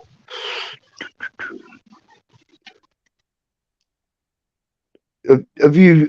Clearly, you've obviously turned your volume up on the phone at maximum. Yeah, have you? I'm trying to. I need Matthew here. Oh, he's lost his camera. You've lost your camera now. So. Well, I've got a new phone today too, which doesn't help.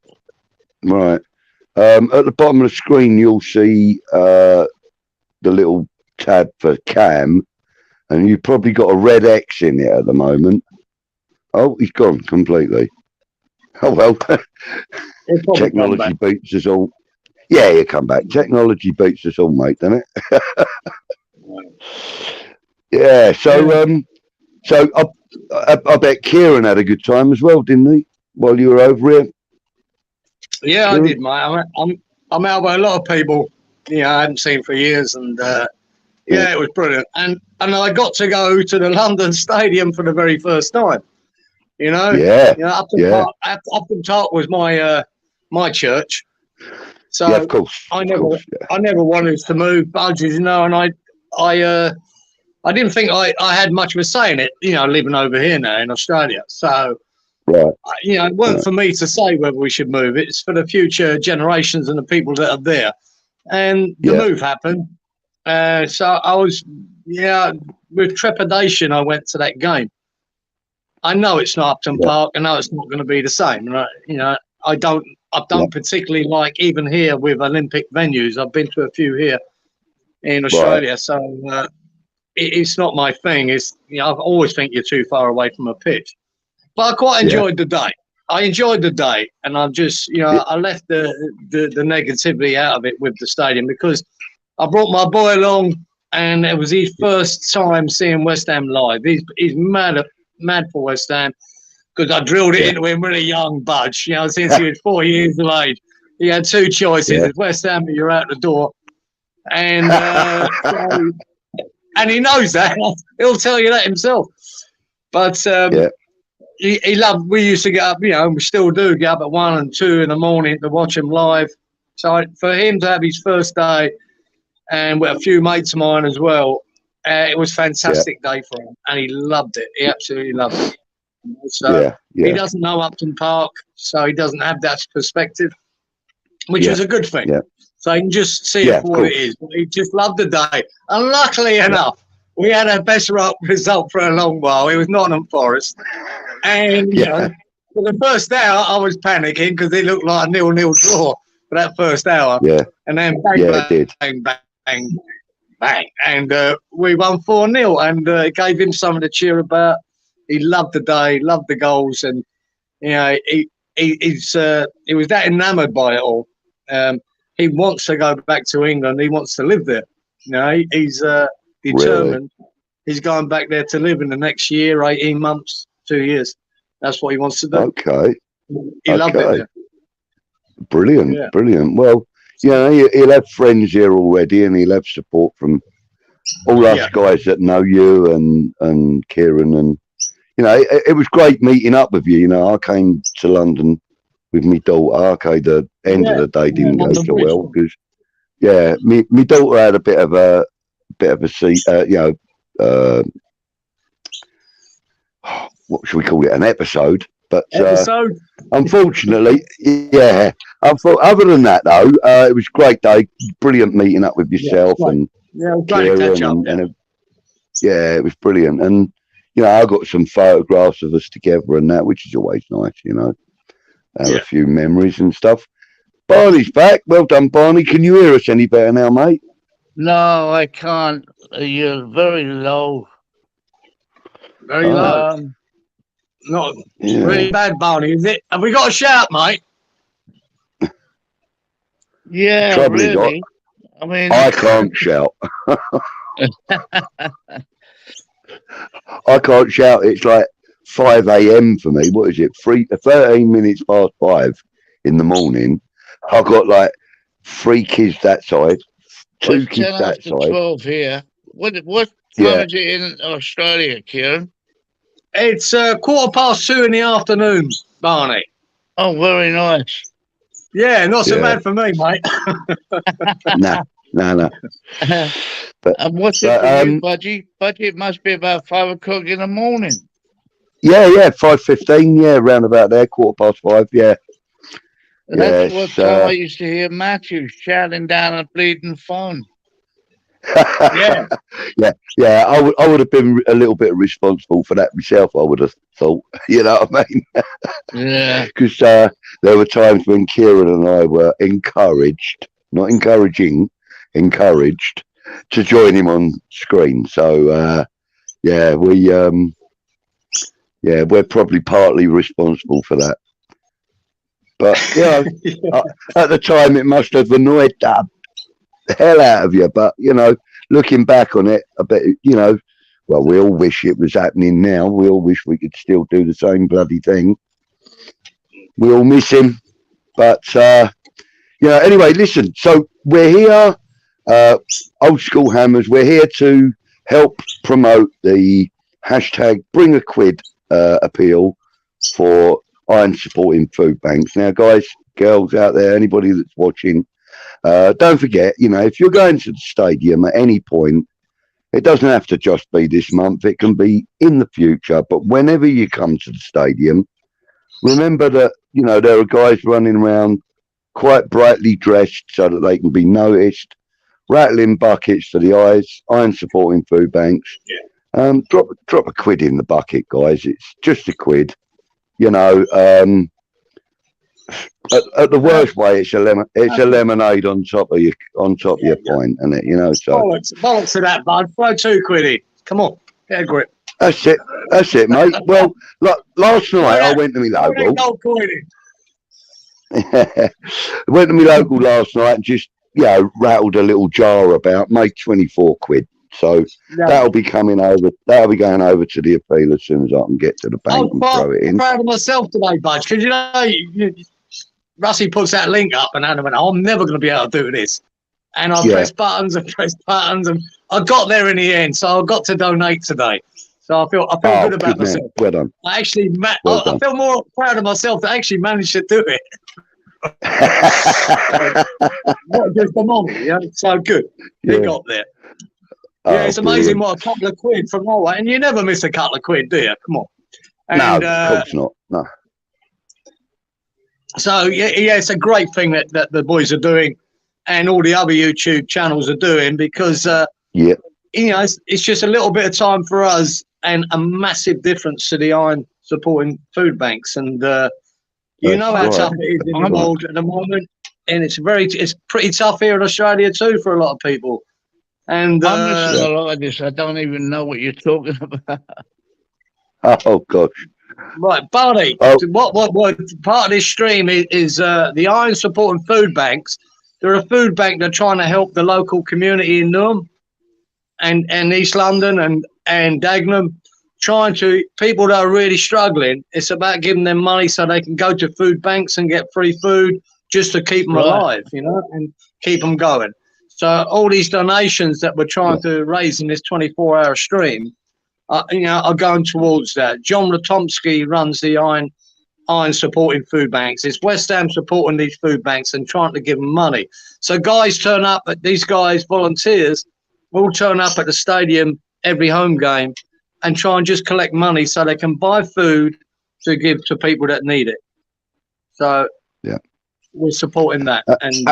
And the beautiful thing about it is every quid that we raise or that they raise is turned into £5 worth of food by the people that are supplying the food stuff. There's also clothing donations and stuff going on as well. How do I donate? I'll tell you what we'll do, Barney. I'll stick a £5 in for you, and then we'll sort that out later. All right, Barney, you get on a plane and come to the next home game and stick a £5 in a bucket. I'd love to. I'd love to. Up to you. Everyone you want. Yeah. I know you.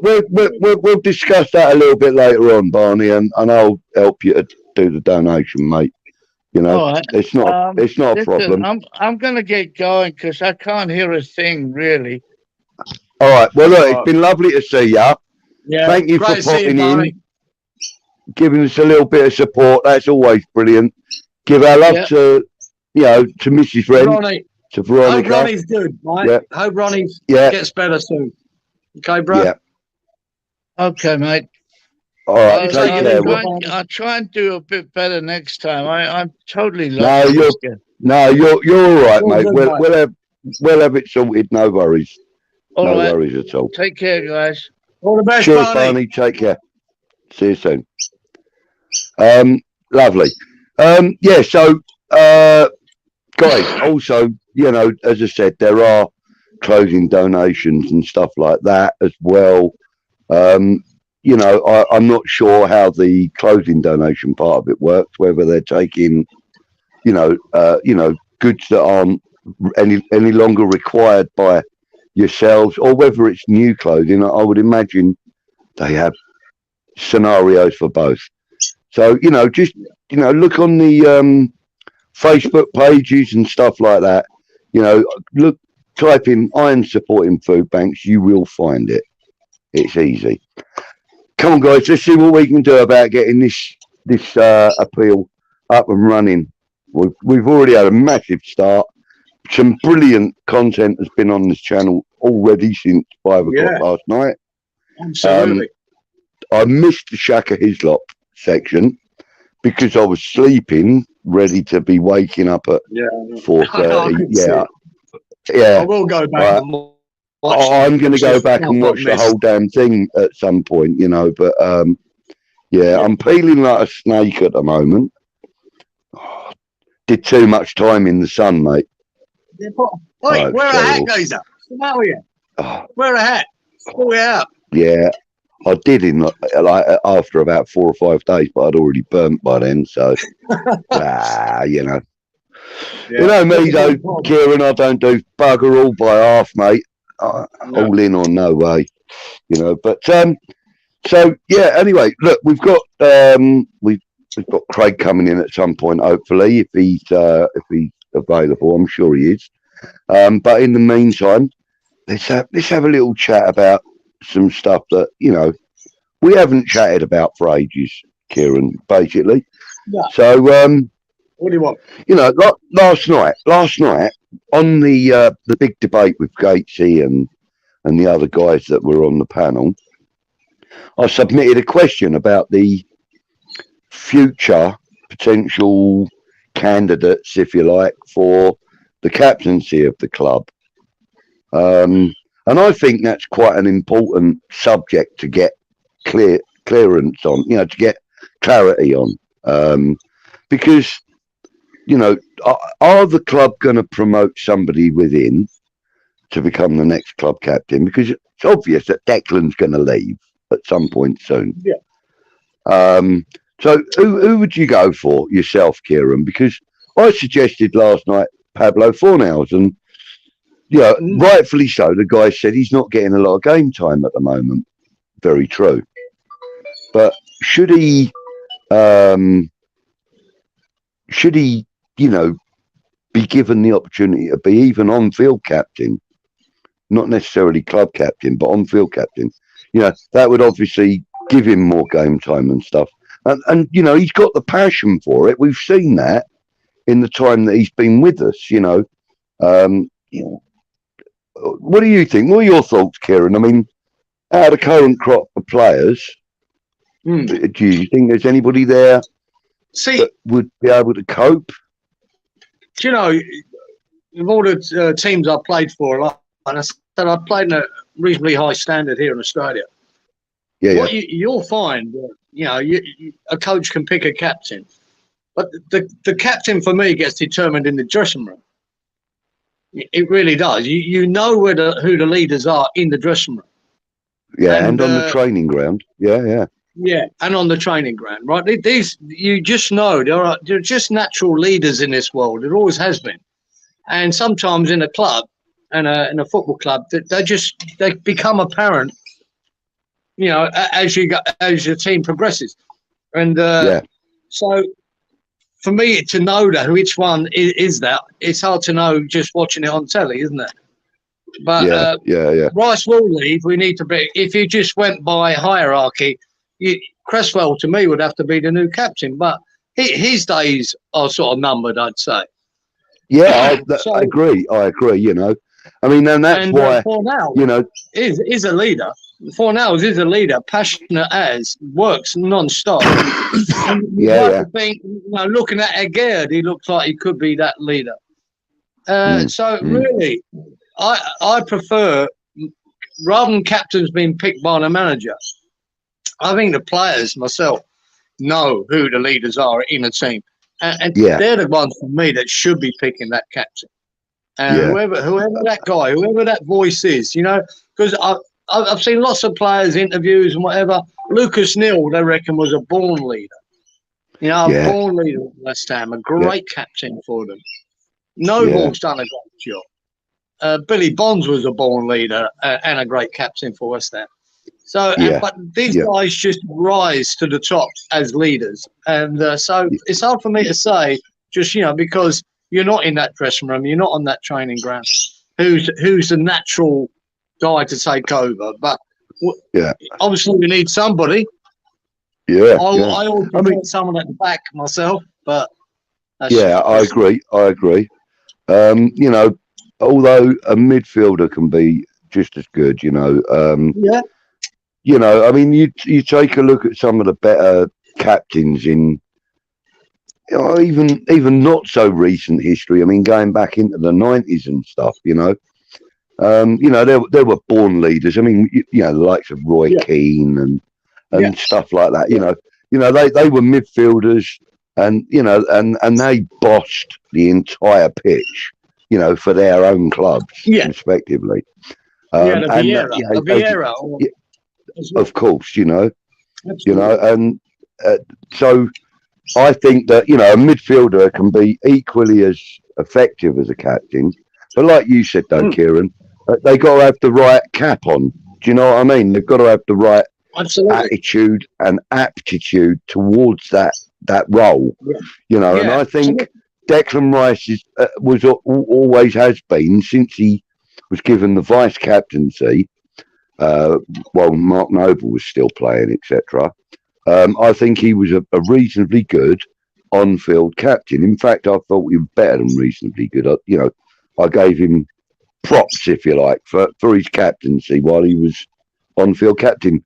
However, having said that, I think that his contribution to the captaincy has changed, obviously, since he became the club captain. But I think it's sort of daunted him a little bit. I think it's been a little bit overbearing for him. And I don't think that he's performing the role quite how I expected to.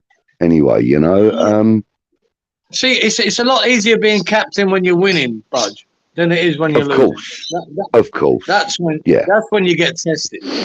And so if you look at West Ham's history, we had captains that went on for years. Bobby Moore for years, Billy Bonds for years. We didn't have to chop and change. We didn't expect our players to be leaving every 10 minutes. And for modern day football, that's what's happening, isn't it?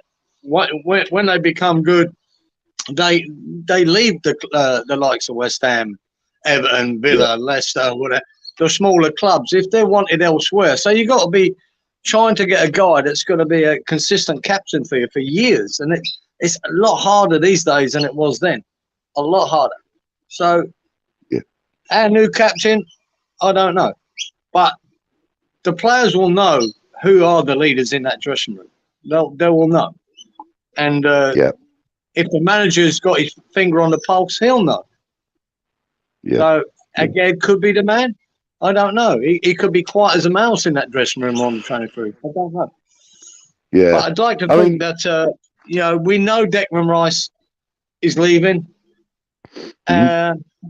He's had it tough this year. It's easy being a captain when you're winning. You have to really step up when your back's against the wall, as a Scott Parker would do, as a Lucas Neal would do, as a Billy Bonds would have done. So as Moyes would have done. You know what I mean? It's a tough gig.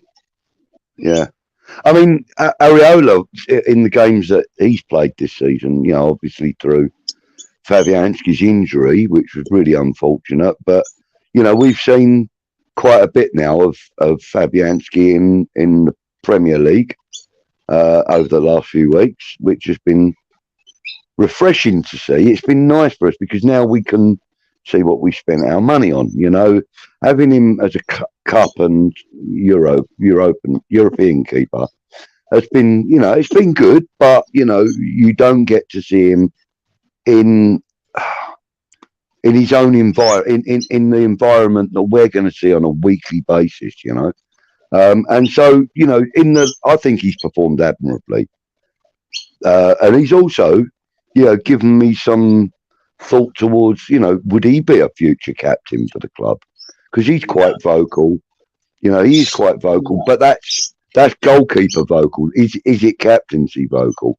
And last night the guys on the big debate with Gatesy and that, you know, when I posed this question, Russ and Anton, they popped a poll into the chat, and it was unanimous. 68%, I think it was, of people that voted for Aguerd to become the next captain. So, you know, you're bang on the money there, Kieran. In fact, you were in the chat during that show, weren't you? So, yeah, you know, I missed the poll, Budge. I missed the poll because whatever I was doing. I did. I had a knock at the door at the time. I missed it, Yeah. but it was good to see the result of it. And you know, go on. Personally, Budge, I'd never want a goalkeeper as my captain. You know, regardless. No. And just the little bit of film that Russ and Anton played earlier, when about the Irons Foodbanks, where Fabianski was doing the talk, and you go, wow, he sounds like a competent leader, but I still wouldn't want him as my captain in a team. I think that captain has to be centre of defence or centre midfield to drive. He has to have a say what's going on that pitch. And I've always felt that way. And some of the best captains I've played under have been in them roles. And they're good because a good captain knows when you need a bollocking and when you need a bit of encouragement. And that's part and parcel of it. I suppose another way of putting that is a good captain knows when to put his hand on your shoulder or his foot up your arse. Yeah, you know? Basically. And yeah, I had this captain when I was playing. His name was Richard Egan, I think it was. Richard Egan, something like that. Robert Egan. And he was the captain of the team that I was playing for. And, you know, not only did he not stop running and shouting and talking and, you know, complimenting you on good stuff and kicking your ass when you were messing up and whatever. Not only was he good with all of that, but you know, back in them days, we didn't have mobile phones and stuff like that.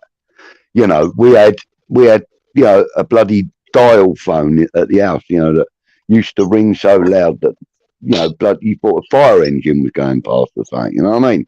But you know, like this Rob Egan, he used to call us all every week on a Thursday, and he used to sit at home on a Thursday afternoon about 4 o'clock after he'd finished work or whatever, and he would go through everybody's telephone numbers, everybody in the team, not just the starting 11, but I think there was 19 of us that played for this team, and he used to phone us all, every single one, including the manager. And he used to phone us all on a Thursday saying, you know, are you up and ready for the game? Don't forget, blah, blah, this and that. And get there a little bit early. Make sure you're there. Like our kickoff would be about, well, we used to play Sunday League, actually. I was playing Sunday League. So our kickoff was like 9 in the morning or 10 in the morning or something on a Sunday, which was always a pain in the arse after you've been on the piss all night on a Saturday night. You know what I mean? But, very well. You know, like quite a few of the lads would go, fuck that, hair of the dog, you know, can of Tennant super or whatever before they go out on the pitch. You know what I mean? But yeah, you know, put the fag out when the whistle blows and all that sort of nonsense, you know. But even so, you know, like this Rob Egan, he used to phone everybody up, and he would always say to everybody, you know, like, you know, make sure your studs are tight in your boots because it was all winding studs then, or moulded soles, but not very many people played in moulded soles. But he used to basically just give you the team pep talk on a Thursday, and it was brilliant. I mean, he did it all at his own expense. We'd have that. And he was good. When I played for Surfers Paradise Apollo, my captain there was Jack Charlton's son. His name was. I remember you telling me. Yeah, John Charlton, Charlo, we'd call him, but he was a good captain. Even though he's a lazy fucker in the midfield, the fucker didn't like moving. He just liked to give him the fucking ball. He's a lazy fucker. But, he was a good captain. He was a good lad. And and he didn't mind going on the piss on the night before a game either. So it all worked out. And then when I played in Brisbane here for Greenbank up here, the guy that captained there, a guy called Russell Stewart, and he was an ex-Australian international. He played for the youth team internationally anyway. I don't think he quite made the international top 11, but he was some player as well. But a great captain because he really did know when to give it to you and when to put an arm around you. You know what I mean? He was really, really good. Great man management, which is part of it. And this is what I think the problem we're looking at with Moyes at the moment. I don't think he has got them man management skills. He seems to be lacking, if you believe all the rumours that we're hearing week in, week out. I think he lacks that. And a good captain and a good manager don't lack that. And the thing is, I got a funny feeling that had Noble continued for another year, I think we would have probably seen a little bit more animated input, if you like, from Noble over this season than we've seen from Declan. Don't get me wrong, I am not knocking Declan Rice's captaincy skills. I'd rather not knock him because he is in a tough spot. Yeah, he is, and he's a young lad. He's been put in an extreme position for a guy of his age. What with the history and everything that we as supporters demand from our players, he is in a tough spot. And don't get me wrong, he's good at getting us guys in the crowd at it. He'll turn to us and he'll come on, you lot. Let's hear you and all that sort of stuff. You do expect that from a captain, and we get it. So as I said, I'm not gonna knock him because, as you said, he's in a tough spot. I just feel that maybe another year or something under Noble would have been more beneficial for him, because I think Mark Noble epitomised. But Mark Noble epitomised what West Ham's captain was all about. As a club and captain, and as did Lucas Neal back in the day, and as you rightly said, Bonzo and Julian Dix was never captain, was he? Well, I think he might have had it for a little while. I think may have been on-field captain a few times. I know that much. But I mean, like, they're the kind of characters you want wearing the armband, aren't they? Julian Dix, he would have run from one end of the pitch to the other to kick you up the arse and tell you you're doing it wrong. You know what I mean? He had no compunctions about, expressing himself, and that's that's part of being. I don't think anyone from our era, Budge, would ever doubt that Billy Bonds was probably the best captain we've ever had, right?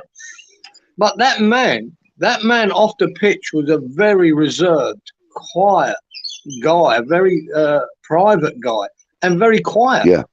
Would not believe how that man changed once he got in the dressing room and onto the pitch. He was completely the opposite of what you saw on the pitch to what he is normally. But he just had that leadership quality, and showed it every week. So. I mean, I would probably argue one of your points that the greatest greatest captain we've had. I would suggest it was Bobby Moore. a guy that never lost his composure. You know, not once did I ever see that man lose his composure. Not once. I like Billy Bonds losing his composure though. I get you. At the time, it served its purpose, and it was right for that era. But during Bobby Moore's tenure as the captain, he showed huge amount of composure. Yeah, he showed a huge amount of composure, leadership skills that I've never seen in anybody else. Bobby Moore was the sort of guy that could literally lift the team just by patting one guy on the back and saying, "Right, come on, guys, let's do this," kind of thing. And it shows different ways to do it. They wanted to work for him. And are we seeing that now? Are we seeing a team of guys that want to work for the manager, want to work for the captain? Are we seeing that? Maybe there's a difference in their day from Bobby Moore and Billy Bonds. They always had Ron Greenwood and John Lyle. Yeah. And I don't think I've ever heard a West Ham player say a bad word about John Lyle. How he was like a father to him, he was like a manager to him, he was a coach to him. There's so many players, and Russ has interviewed many of them, that cannot say a bad word about John Lyle. So what you have there is them guy, Bobby Moore, Billy Bonds, Trevor Brooking, Alan Devonshire, whoever you want to call upon, Alvin Martin, Ray Stewart, McAvenny, Cotty, they played for him. They would give everything for that manager. Now, I don't believe we've got that now. I don't believe we've got every player in that team who wants to play and kill himself for David Moyes. And not that I'm saying that the team have given up. I don't believe that. I think there is effort there. But the way he's setting up now, and what you can see the discontent or there's frustration, whatever you want to call it. There seems to be frustration with his players because of David Moyes and his way of doing things. And the difference was I think every player that John Lyle signed, mate, they'd all die for him. They'd do anything for him. And to highlight that, I mean, hopefully he'll be coming on soon.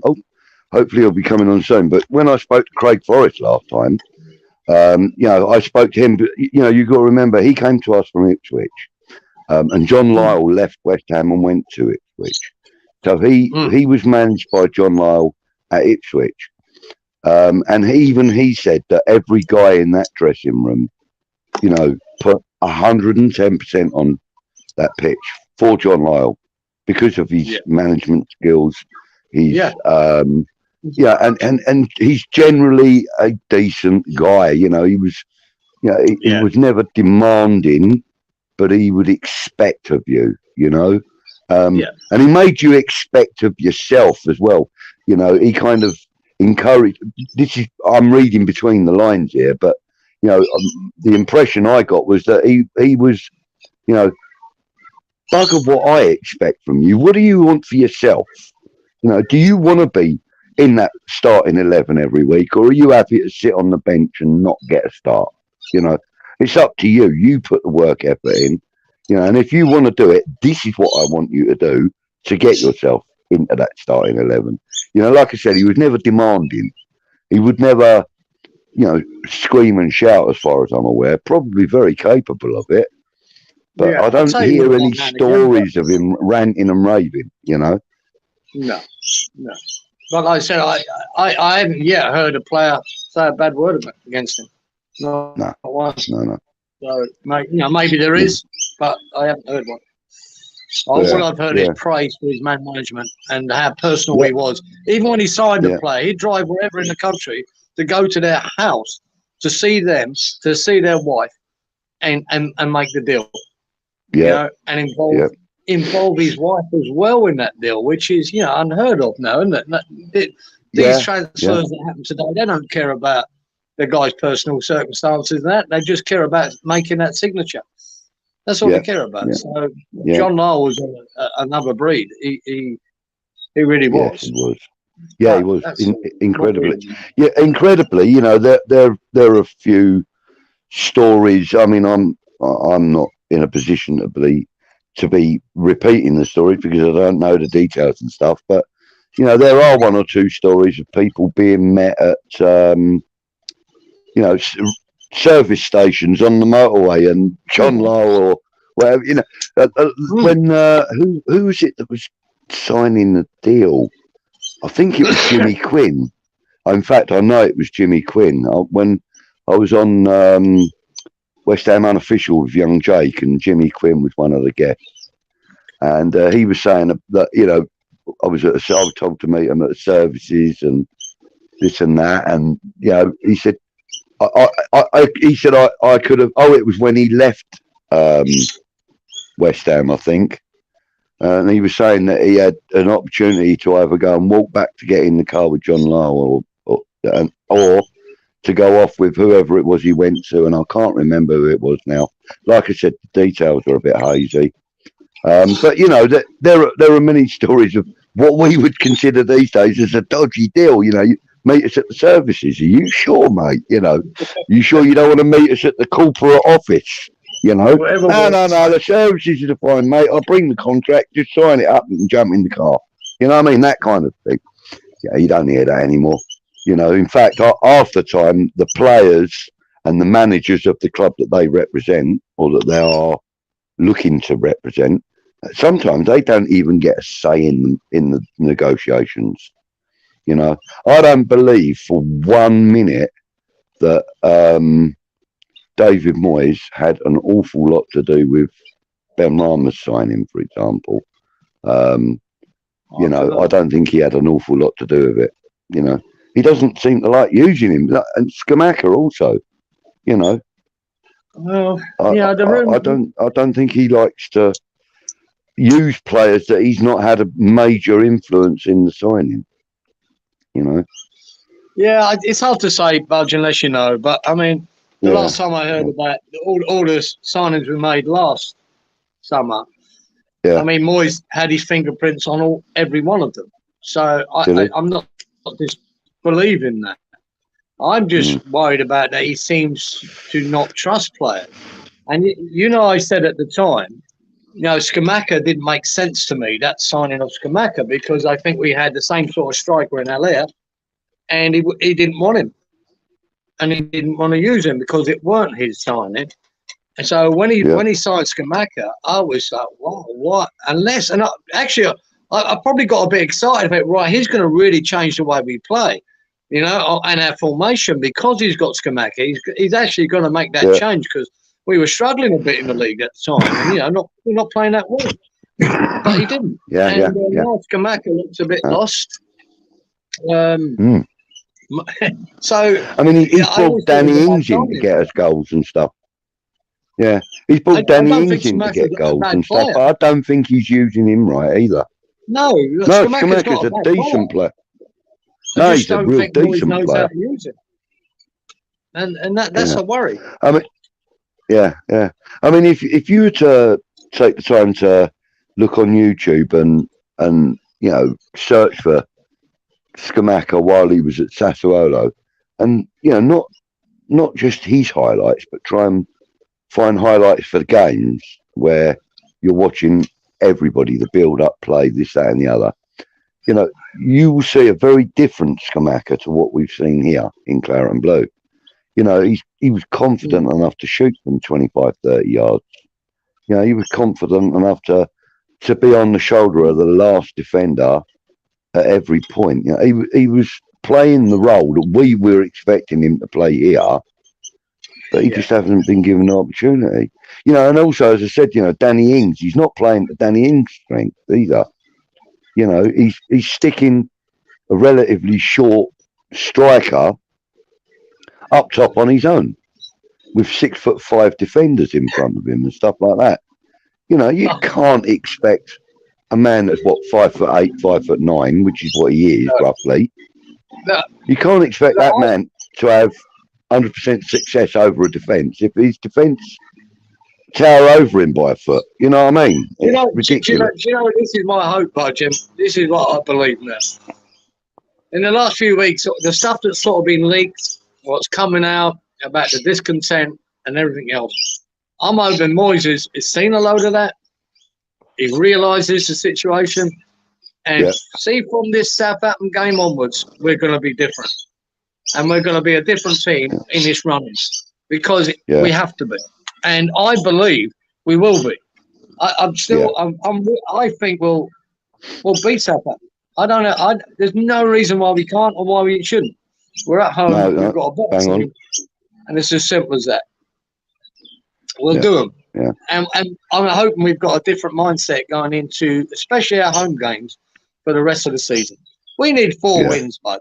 We need to put 4 wins in what we got left. 10, 12? I would say 5. No, I think 4's enough. We might pick up a draw here and there. I think 4 wins is enough because I do believe 35, 36 points is probably going to be enough to keep you up this season. So I think we can do it. And there's teams that we're playing that we can beat. So I've not lost hope yet. And I think Moyes, unless he's complete and utter fool, he will be a bit more adventurous. He will make a few changes here and there. And I think this is the time, after this international break, this is the time for him to have a fresh start and win the last part of this season.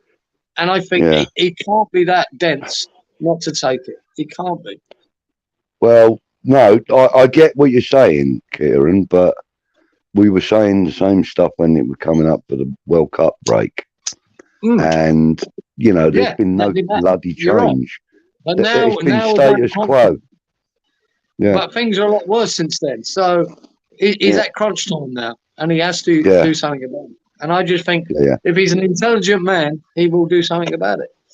Because I don't think he's a fool. Although I can't put... Yeah, go on. Sorry, finish off, mate. No, but I would have sacked him, before the World Cup. I was one of the first to jump ship from Moyes. I was one of the first to say, no, I can see where we're going here. I could see it, the writing on the wall. Yeah. And like you said, I was hoping that World Cup break would come back as a new team then. But now he's just had this international break. This is his second chance to make things right. And he has to do it. And I believe, not 100% I believe, but I do believe 70% he will do. So we'll see. Yeah. Although I can't put them up on the screen, there's a few comments, mate. I'm checking on the Charlie Boy, Rob Singleton, Cyber, and Richard Cox are all in the chat. Charlie Boy says West Ham are going to come into America in pre-season, Kieran. And they are. Robert's gone on to say, will you be going to any of the games over there in the summer? No, Robert, because they're over in Western Australia, right? They're over in Perth. So for me to get to Perth is like flying from London to New York. That is, it isn't far off that. It'd be easier for you to maintain a season ticket at the London Stadium, basically. Yeah. But having said that, if the opportunity arises, I've no doubt you'll be in the terraces, mate. Right, Richard, Robert's gone off to have a sleep. Bless you. Thanks for joining us, Rob. Richard Cox, good morning, gents. He says, I've set my Saturday alarm to pop in to say hello to 2 of the top men that have helped Jake this year. Well, that's very kind of you to say that, Richard. Is that Richard? Yeah, Richard, Jake's dad. Good day, Richard. Mr. Cox. It's very kind of you to say that, mate. We've helped Jake because he's a top lad. I'm speaking for myself, but I'm sure Kieran would agree. No, I'm not so sure. He's a little bit precocious, Budge. That puts a smile on his head. Wake him up here, Jake. They're talking about you, son. But no, he's a top lad, and his content's always good. And like I mentioned earlier, he's given me the opportunity of meeting a couple of the names as well. Jimmy Quinn. Who else have I met through him? One or two of the others. The names will probably come to me. Yeah, I don't get that with Jake. I just get Richard's mates. That's all I get. Favouritism. Hang on, I better put my favouritism cap on. But yeah, no, it's been an absolute pleasure, Rich, to help Jake out and to. Absolutely. And it's also an honour when he comes and says that, would you like to come on for an hour or half hour or whatever? It's lovely, that he chooses us to do that, which is all part and parcel of why we do what we do. We like putting content out, we like being a part of it, and also we've got our own opinions we like to voice. Neither of us are very quiet when it comes to our own opinions, so it's great. We get a chance to voice our opinions on Jake's platform. To be honest, I can't wait till he starts swearing. That'll be good. Yeah, you're gonna get yourself in trouble with Mrs. Cox in a minute, mate. I'll tell you. Yeah, I ain't having him anywhere near my son. He's gonna bloody influence him. But no, a great lad, as I said, and we're happy to help out anytime, Rich. So, what about the prospect of Chelsea ground sharing with us for 4 years? That's not happening. That's just a load of nonsense. But That's what I think, Kieran. But there are certain sections of the fan base that are, they're convinced it could happen. There are certain Chelsea fans that I've spoken to, my brother being one of them. He said to me that, he's been to the London Stadium with me half a dozen times or something now, 4 or 5 times.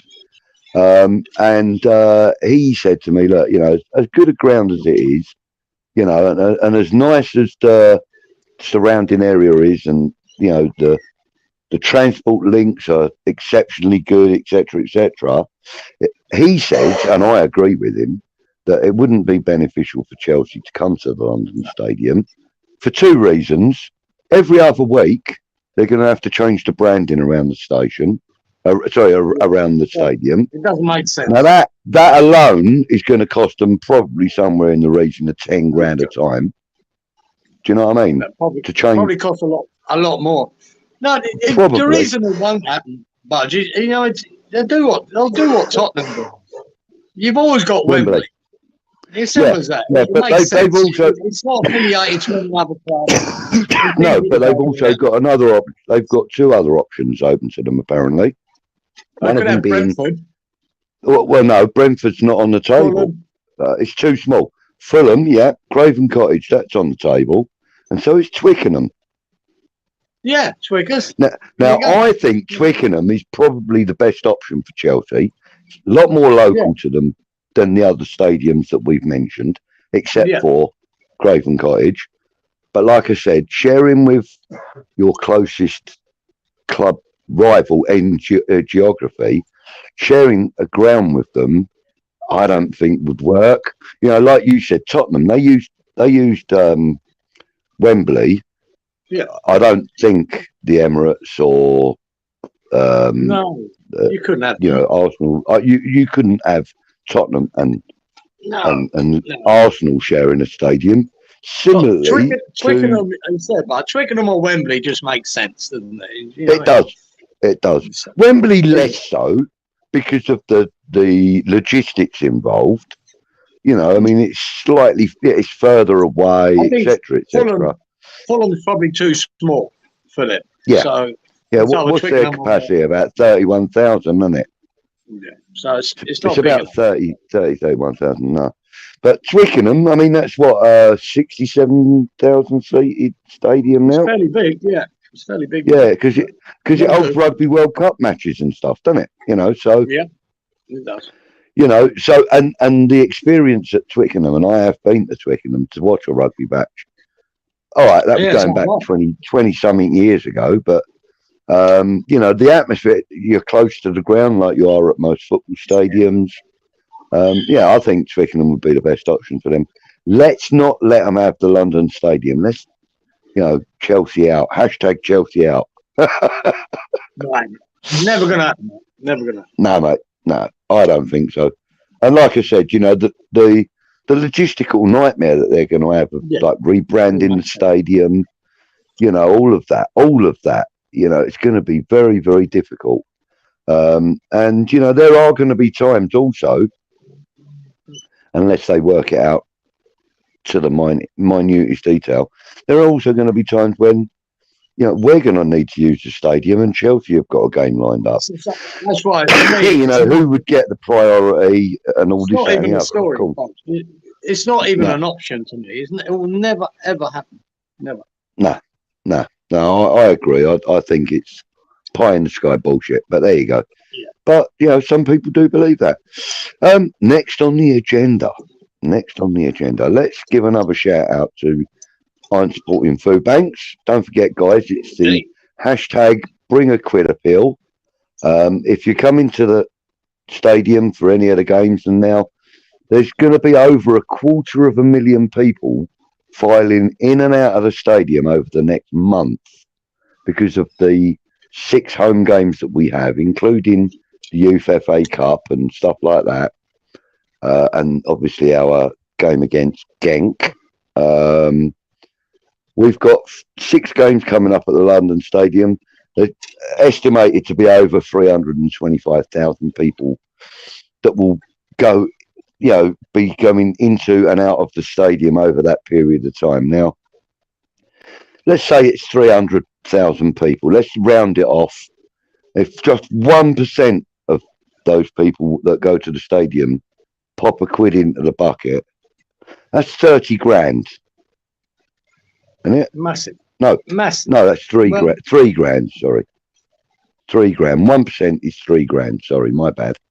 That 3,000 quid will be turned into £9,000 worth of food, which will feed hundreds of thousands, hundreds of people, families. It will feed them. It will clothe them. 1 quid is all it will cost you. 1 quid. If you get 3 grand, it's 15 grand. Oh yeah, but sorry, my bad. 15 grand, yeah. What? So, yeah, is it time to do a Bob Geldof?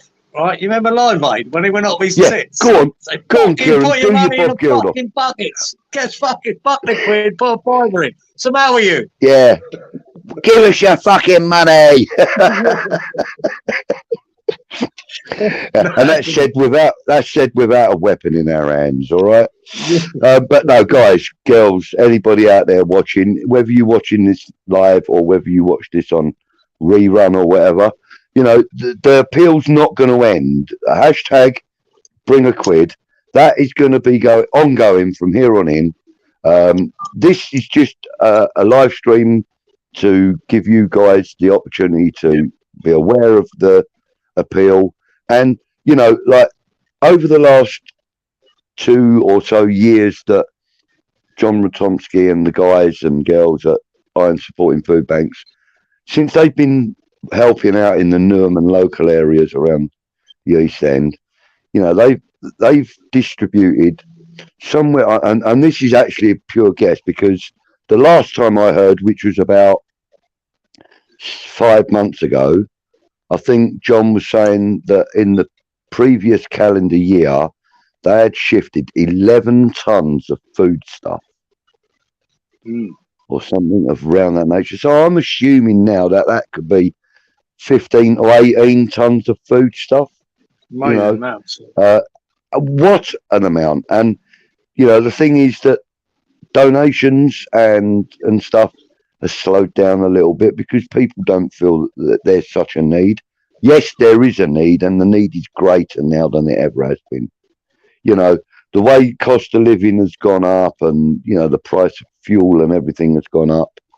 You know, it's even more important that we help those that can't afford to eat. They can't afford to heat their homes. They can't afford to, you know, clothe their kids to send them to school. You know, there are kids out there that are unable to go to school because they ain't got a pair of shoes to wear. They ain't got, a decent pair of jeans or trousers that they can put on. So, you know, dig deep, guys, if you can. You know, help in any way you can. I'm sure the lads are in the background there. If they could put the Just Giving link into the group, into the chat, and on the screen if they can. Or in fact, it's on the screen. They're running across the bottom. Tap on the Just Giving link. Look, even Kieran can do it that way. Even Kieran can do it. He did it earlier. I mean, the guy don't know one end of a plug from the other, and yet he did his Just Giving today. He's done it.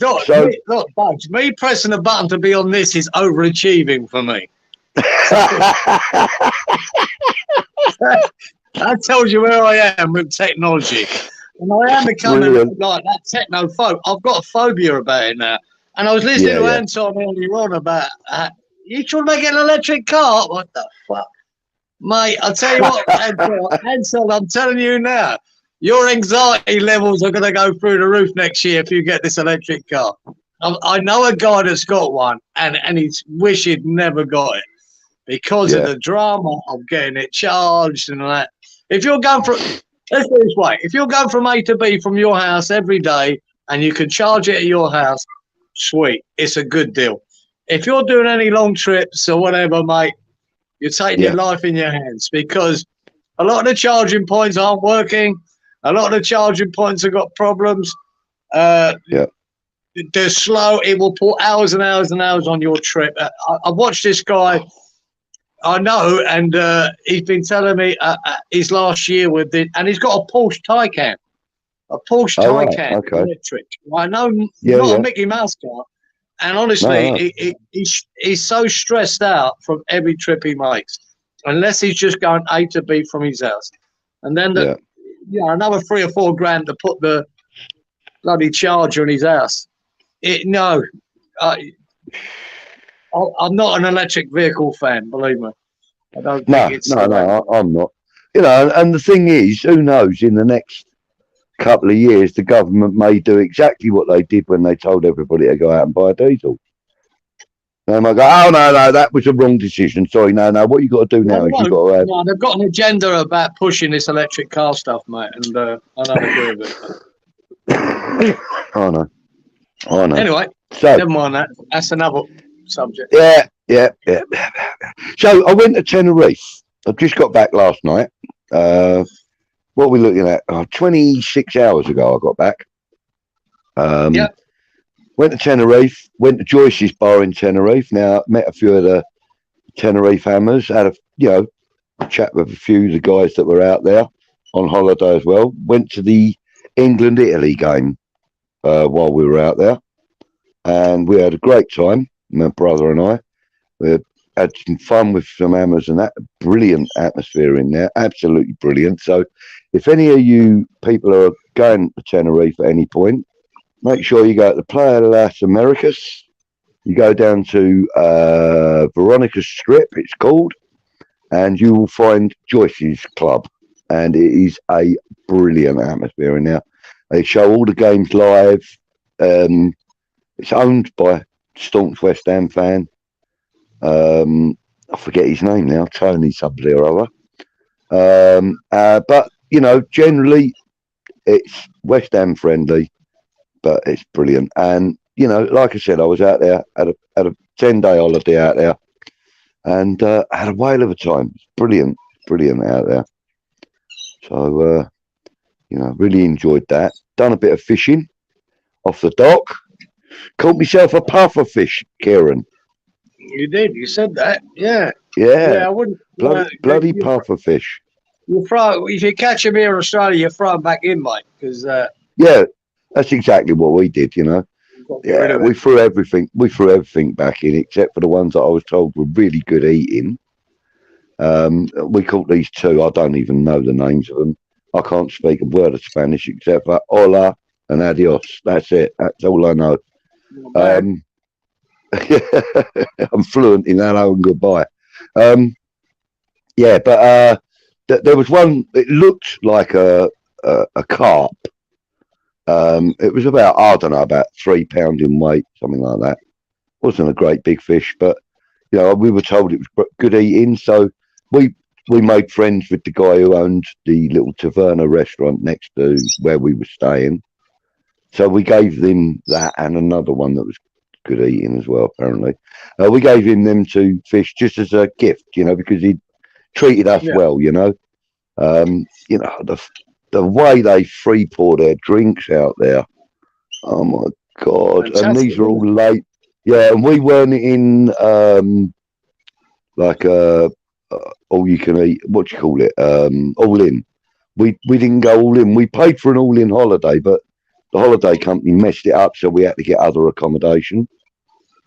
They refunded us the money for the accommodation eventually, but we had to obviously, pay for our digs and stuff. But this guy, he was brilliant. I mean, he was free pouring. I was drinking gin and tonic, and he was free pouring it in this tumbler.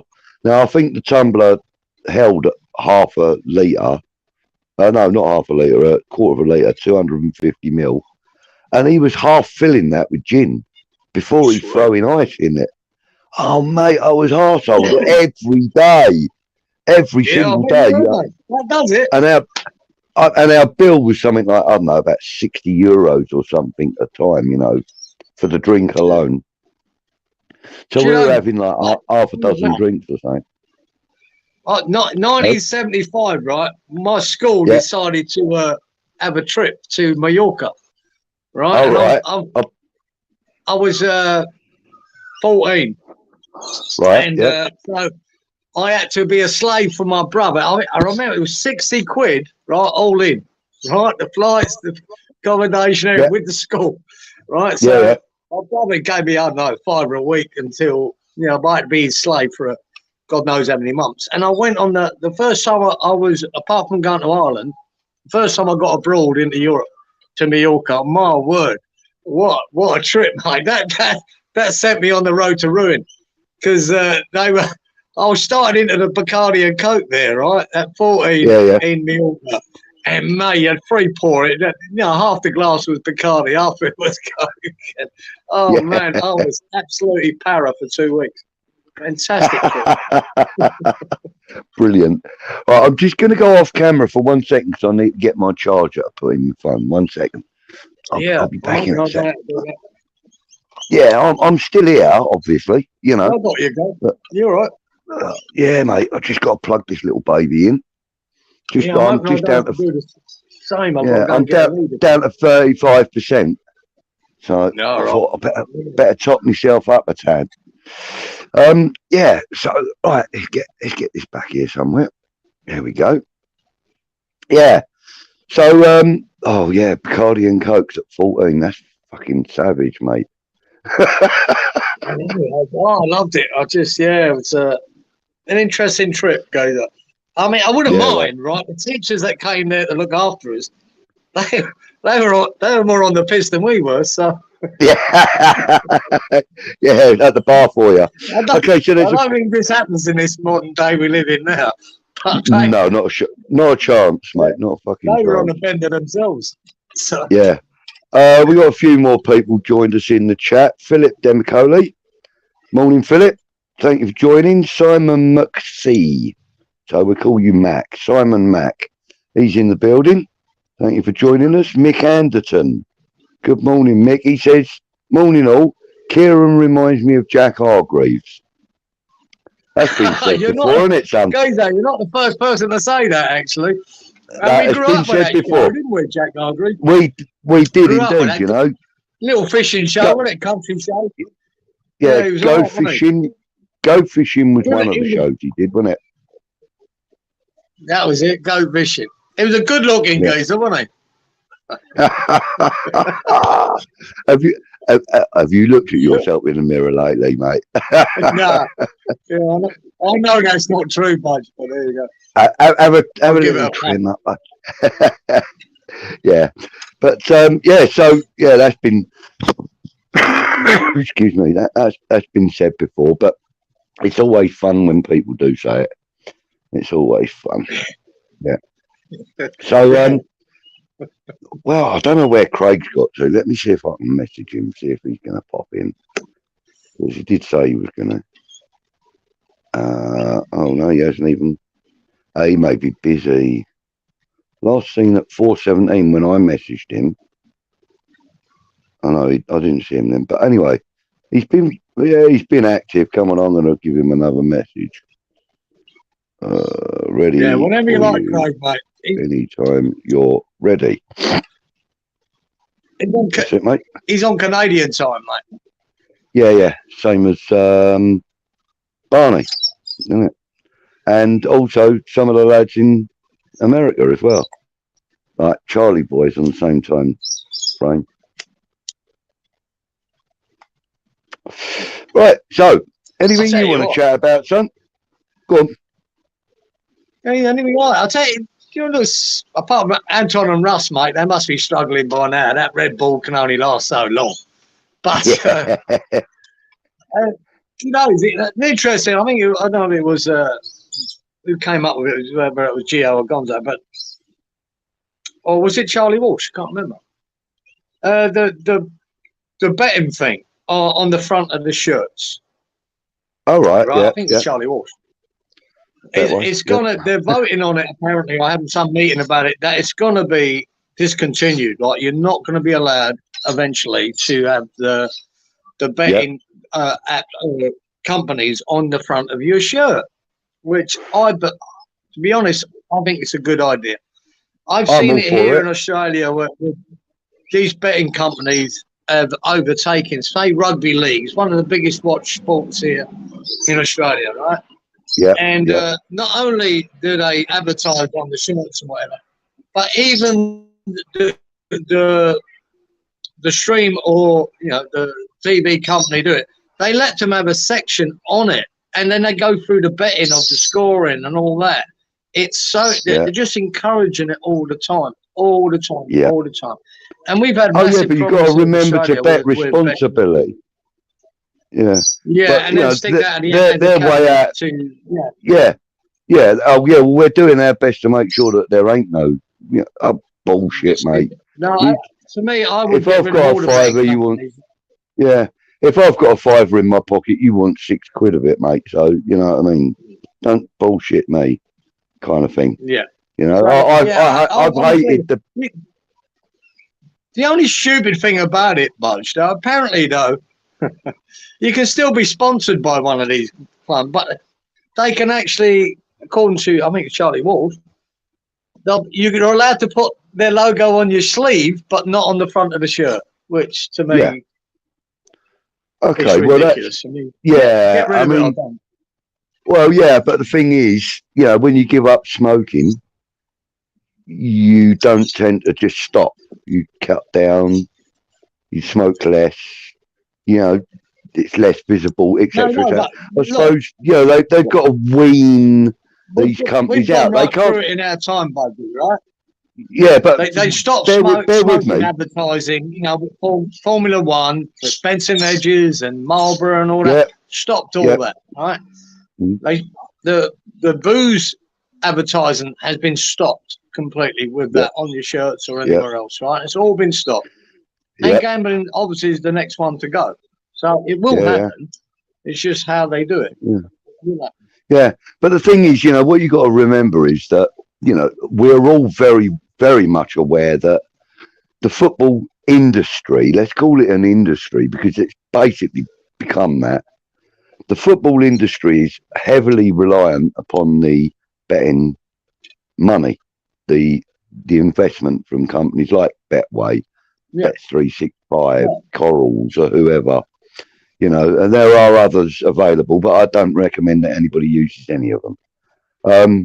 Having said that, that generates a lot of money for the clubs involved, and that money's got to come from somewhere when the betting advertising is banned, and it will be banned completely. They're going to wean us off of it slowly, and then in 2 to 3 seasons it'll be gone. Where's that money going to come from? Who else? What other industry? What other source of income will these clubs like ours be able to rely on for for the sponsorship? Where is this sponsorship going to come from? It's not going to come from people like Tesco's or Bob Steiner or anything like that, is it? They've got to generate equal, if not better, finances from other sources. What fucking sources can afford that kind of money? When they won't ban it straight away, budget. They'll phase it out over 3 years. Yeah, And that's this what I'm is the saying. thing. You know, So wean you've us got off. 3 years to line up another sponsor. Now you've got to remember that 8 out of 12, 8 out of 20 Premier League clubs rely on gambling sponsorship. Exactly None of that. the top 6 do. No. None. Yeah, But 12. There's but 8 where clubs in the Premier is League the rely money going to on come from? sponsorship. Yeah. I mean, what are we going to be doing They'll have to next? Are find we new going to be sponsors. going? As simple as that. Yeah, but are we going to go like kind of back in time, like when sponsorship first started showing up on shirts? You know, we had sponsorship, Dagenham Motors, for example, right, which was a subsidiary of Ford Motor Cars, obviously. But you know, are we going to go back to that? You know, like having Toyota or Ferrari or Mercedes or whatever across the shirts? I actually wouldn't mind that myself.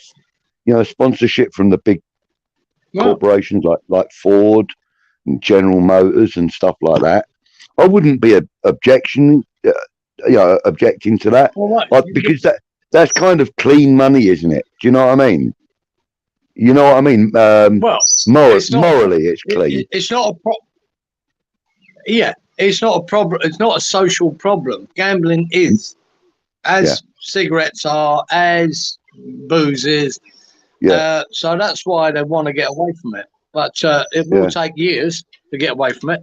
But it'll eventually happen. I'll tell you who would have the Man money. United had Chevrolet, didn't they? Yeah, they did. Yeah. I mean, I do know one place where, you know, good financial backing would come in from, but you know, it's probably not going to happen in football, and that is these chemical companies. You know, the ones that Pfizer, for example. You know, like the COVID vaccinations and stuff. They've made billions and billions in the last couple of years. You're breaking up a lot there. Oh, am I? In the last 2 minutes. Oh, sorry, mate. You're breaking up a lot. Can you hear me any better now? I can you hear me or but not? you're a bit. Yeah, I can hear you. All right, okay. You know, I was saying, I think, you know, like companies like Pfizer and you know, Johnson's, these big chemical companies, maybe they should start thinking about getting involved with sponsorship of, you know, sporting events and clubs and stuff, you know, because it's kind of honest money, isn't it? You know what I mean? Morally honest, if you know what I mean, to a degree, you know. Are you hearing me or not? You've been jumping in and out, Budge. Really been checkered for the last couple of months. Oh, mate, I don't know what's going on then. Let me see if my Wi-Fi's up and that's all pretty good. bad. So, is it? All right. Hang on, I'll tell you what, give me a second. Let me change my headset. Yeah. Let me see if that makes a difference. Bear with me.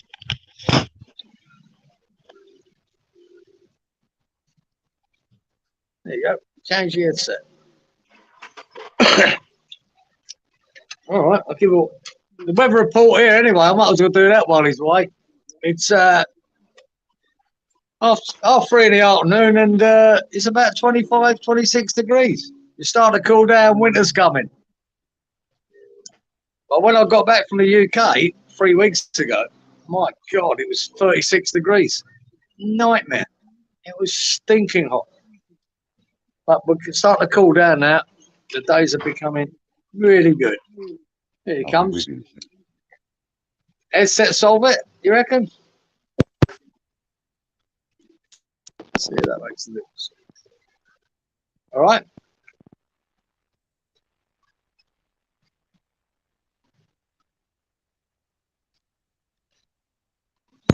Kieran, can you hear me? I can hear you. You can hear me. Is it any better? Yeah. Excellent. At the moment, it is. Excellent. Well, we'll give that a go for a little while then. Good job I had a spare set of headphones. All right. So, yeah. Yes. So what? I missed some of what you were saying about the heat. What is it? 36 degrees? Did I hear? No, I'm just saying when I first got back 3 weeks ago, goes up. I walked out of the airport and it was 36 degrees, and I was stripping clothes off left, right, and centre as I got out of the airport. Jeez. Yeah.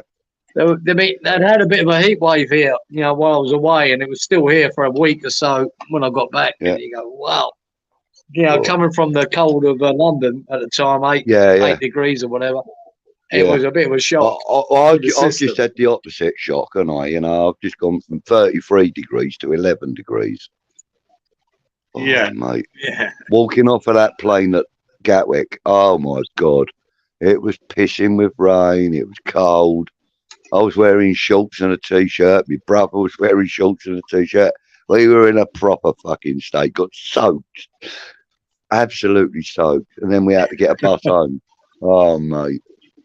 It was ridiculous. But, yeah, we had a great time. Yeah. But, I got to be honest. The sun and the heat that I experienced in Tenerife was quite daunting for me because I haven't actually experienced that in many, many years. And it was a big old shock to me, and I burnt like a bit of toast on the first couple of days. I was terrible. Didn't take no sun cream with me or nothing. Dickhead. But there you go. Really? There you go. Right, so where the bloody hell Craig got to then? Because he ain't even opened the message. Let me try him one more time.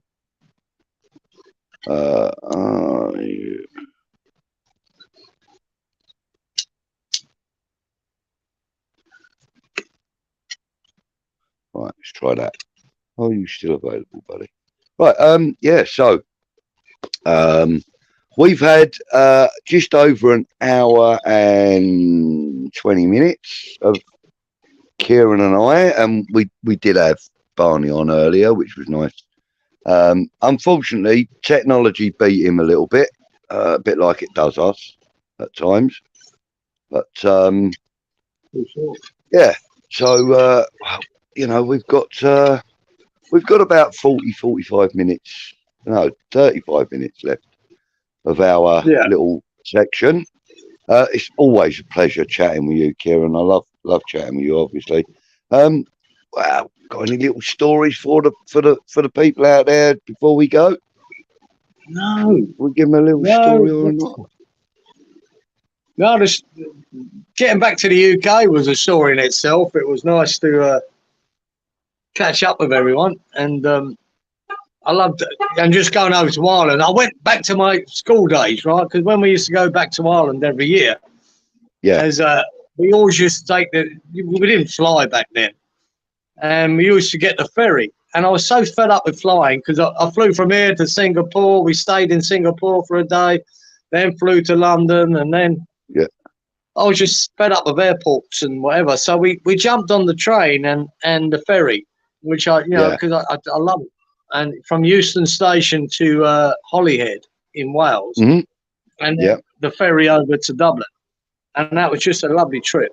And if anyone ever thinks about it when you fly to Ireland, think about that trip, just getting the train instead. And it's really nice. And that last part of that trip, you're on the Welsh coastline. And I remember going through a couple of little places. Bangor was one of them. And they are gorgeous looking places. You'd love to say, well, I wouldn't mind, you wouldn't mind stopping there and having a trip there. But I really enjoyed that and the ferry ride over to Ireland. It's so easy, so much more relaxed than getting the plane. It was nice. Yeah.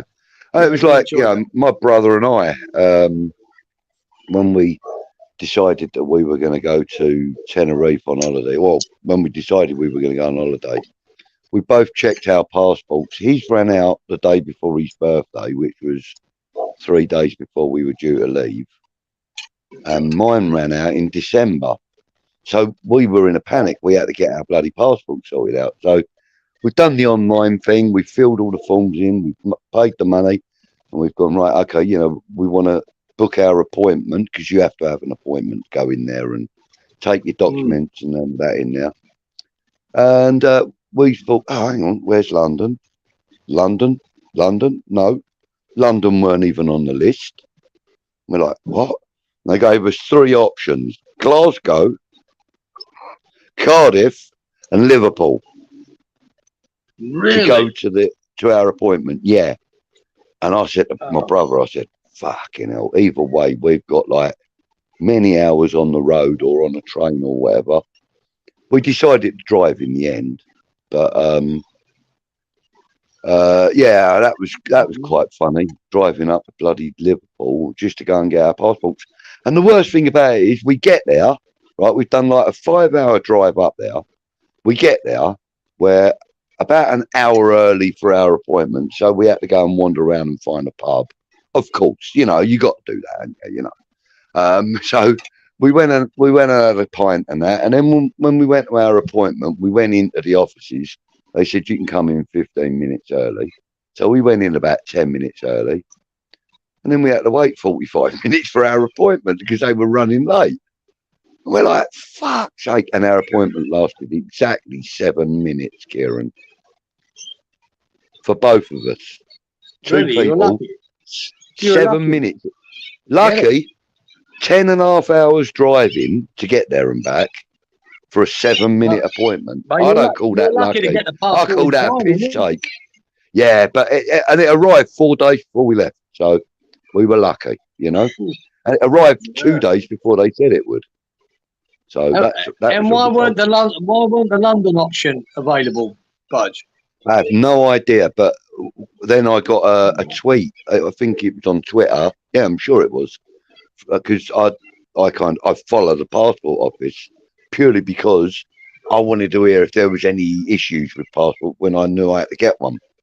And they put, the London office is now taking appointments and stuff, and now booking appointments and stuff. And I was like, why couldn't you have done that 3 weeks ago when I bloody needed it, you know? Swines. I think they might have been refurbing or moving offices or something. I don't know. I don't know what they were doing, but there weren't any London appointments, not until May. That was when we were told, oh yeah, first London appointment you can have is in May. Like, we're going on the bloody 20th of March, mate, you know. So, but we had a great laugh. Got there Brilliant laugh. Yeah, bought a fishing rod while I was out there because, you know, we wanted something to do for a couple of days and that. So we bought a fishing rod and a reel and some bits and bobs. You know what? Customs let me come back with lead weights, hooks, a fishing reel. They wouldn't let me bring the rod back because it was telescopic and because it wasn't in my bag. I was carrying it. And they wouldn't let me bring it back. I had the right hump. I had a massive shout up at this woman. I was like, you know, I promised my son this fishing rod for his birthday. She said, well, you can't take it. So I was a bit pissed off about that. Yeah. So came back with a lot of fishing back on no rod. Yeah. It's amazing. Yeah. I never had a problem, right? I flew here to Singapore. We went out for the day, you know, nothing. There's no customs, just walk through. Flew into Heathrow, you walk through. I flew after I took the ferry to Ireland, I flew back into Gatwick, I think, and then no problem. Got back to Australia, a different kettle of fish, mate. They were lining people up and going. They were going through most of the people's bags. They're murdering. Yeah. And well, the thing is, as I was what I realised when I left on that day, I was coming back, and my sister, God love her, she bought me 5 packets of tobacco and stuck them in my suitcase. Now, Australian rules are they're completely different to everywhere else in the world. You're not cigarette-wise. You're not allowed to bring more than 1 packet of cigarettes back to Australia. Not one. What? That's it. So I went, oh shit. When I see all the people that they were sending down this one line to get all this bag search, and I'm queuing up with my passport, and there's 6 people in front of me. Yeah. All was sent down that line. Every one of them. I went, oh, well, that's that tobacco gone. Plus, they will even if you haven't declared it, they will even give you a fine for having it. So Right. I looked at him and went, "Yeah, mate, here's my passport," and I was waiting for him, and he went, "No, you can go that way, mate, straight out the door." So Oh, result. I had a right result there, guys. Yeah. No, I've watched, I got lucky. you know, some of those TV shows, you know, like Australia Customs or whatever it is, you know. Yeah, it's a big thing here. Yeah. And, oh, mate, you know, like you can't even take a packet of chewing gum in any food No, they're items, not, mate. man. Yeah, you take any food items in, mate. They actually want to do a full cavity search on you and everything, don't they? Do you know what I mean? They are extreme. They are extreme. Yeah. Let's have a look, see if there's anyone in the chat. Let's see who's in the chat. Hang on, let's have a look. There we go. Has anyone woke up yet in the UK? Oh yeah, we got some new people in the chat, and there's some comments here. So let's have a little look here. So we've got we said Richard and Mick Anton, Simon Mack, BAC Windows. Yeah, that was another sponsorship we had. Reese is in the building. Good morning, Reese. Thank you for joining us. Morning, you did Reese. say that he was working last night, so he's probably on a break or something, or maybe close to finishing now, because it is what. No, he was on the chat earlier on, Budge. I don't think he was working tonight, so he was good to be on the chat. He said he'd try and catch up with us this morning. Yeah, he's saying I should have tried the Peterborough passport office, mate. That wasn't an option to me. I had 3 options open to me if I wanted my passport before I go, and that was Cardiff, Edinburgh, Cardiff, and Liverpool. And we chose Liverpool because, well, basically it's the shortest journey and easiest one for us to remember.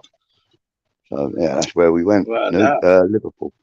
I mean, Newcastle was another option for another day or two later, but that's even worse going to Liverpool. Wow, it's too far, man. The only thing I would have been able to do is go and visit my kids.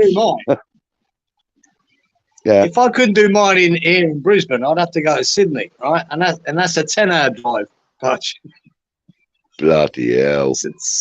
That would be an option. Wouldn't you be able to fly to? Wouldn't you be able to fly to Sydney? Yeah, I could. Yeah, I could take a flight down there. You'd have to fly. Yeah, internal flights are like passport free, aren't they? Yeah. That's all right then. Yeah. Always thought that was the case. You know, I mean, one of my mates, he flies all round the UK. He goes to Manchester and over to Ireland, up to Scotland. You know, across to like Norwich and places like that. Not Norwich. What's it called? Stansted. He'll fly from Gatwick to Stansted. He doesn't drive anywhere. He flies everywhere. You know, it's his company that pay for it, so it's not like he pays for it. But he flies everywhere, and he's never had a passport in his life. He's never been out of the country, and yeah, he's got more flying time, flying hours than I have. You know. Yeah. But a 4-hour journey we had on the way to Tenerife, and I thought that was going to be easy. Oh, mate, it bores the life out of you after about 45 minutes, doesn't it? Being up yourself, Budge, will you? I just flew around the world, and you're talking about 4 hours. I know. I'm sympathising with you, you old git. I'm saying, I've just done 4 hours, and I got bored after 45 minutes. I can't imagine what a 14-hour flight would be like. Fuck that. God almighty. Imagine that. Yeah. Oh, 14 hours. Oh, I feel sorry for the bloke. Remember, I told you about. I got lucky with them customs this time. Remember, I told you I flew into New Zealand. Yeah. From London, and the fucker, they put the dog on me, and the dog was trying to get in my pocket, and I went fuck, and I was queuing up for the passport control, and I got to it, and the guy. He brought the dog back again. He was all over me again, this dog. I went, for fuck's sake. So we went through it, and there they were, standing there going, all right, mate. I said, yeah, I'm good. So there's any reason our dogs picked you out of, of the line? I said, none whatsoever. I don't know why. And he said, oh, you have to come with us. And I was with my lady at the time, Angela, and they brought me into a room and said, right, now you're away from the missus. Is there anything you want to tell us? And I said, no, there's not. And then they give me a form and said, right, he said, you will wait for a magistrate to get here, or you can sign it yourself, consenting to a strip search. So, fucking hell. He said, but you could wait up to 4 hours for this magistrate. And we had a connecting flight like 2 hours later. So I said, no, mate, just do it. Right, so let me get me kit off, son. Yeah, I stripped off, started bollock naked, mate, bent over and fucking lift your balls up, all that. Honestly, done the lot. And they weren't happy, mate. They thought they'd got me back the rights for something. I had nothing. I knew I had nothing.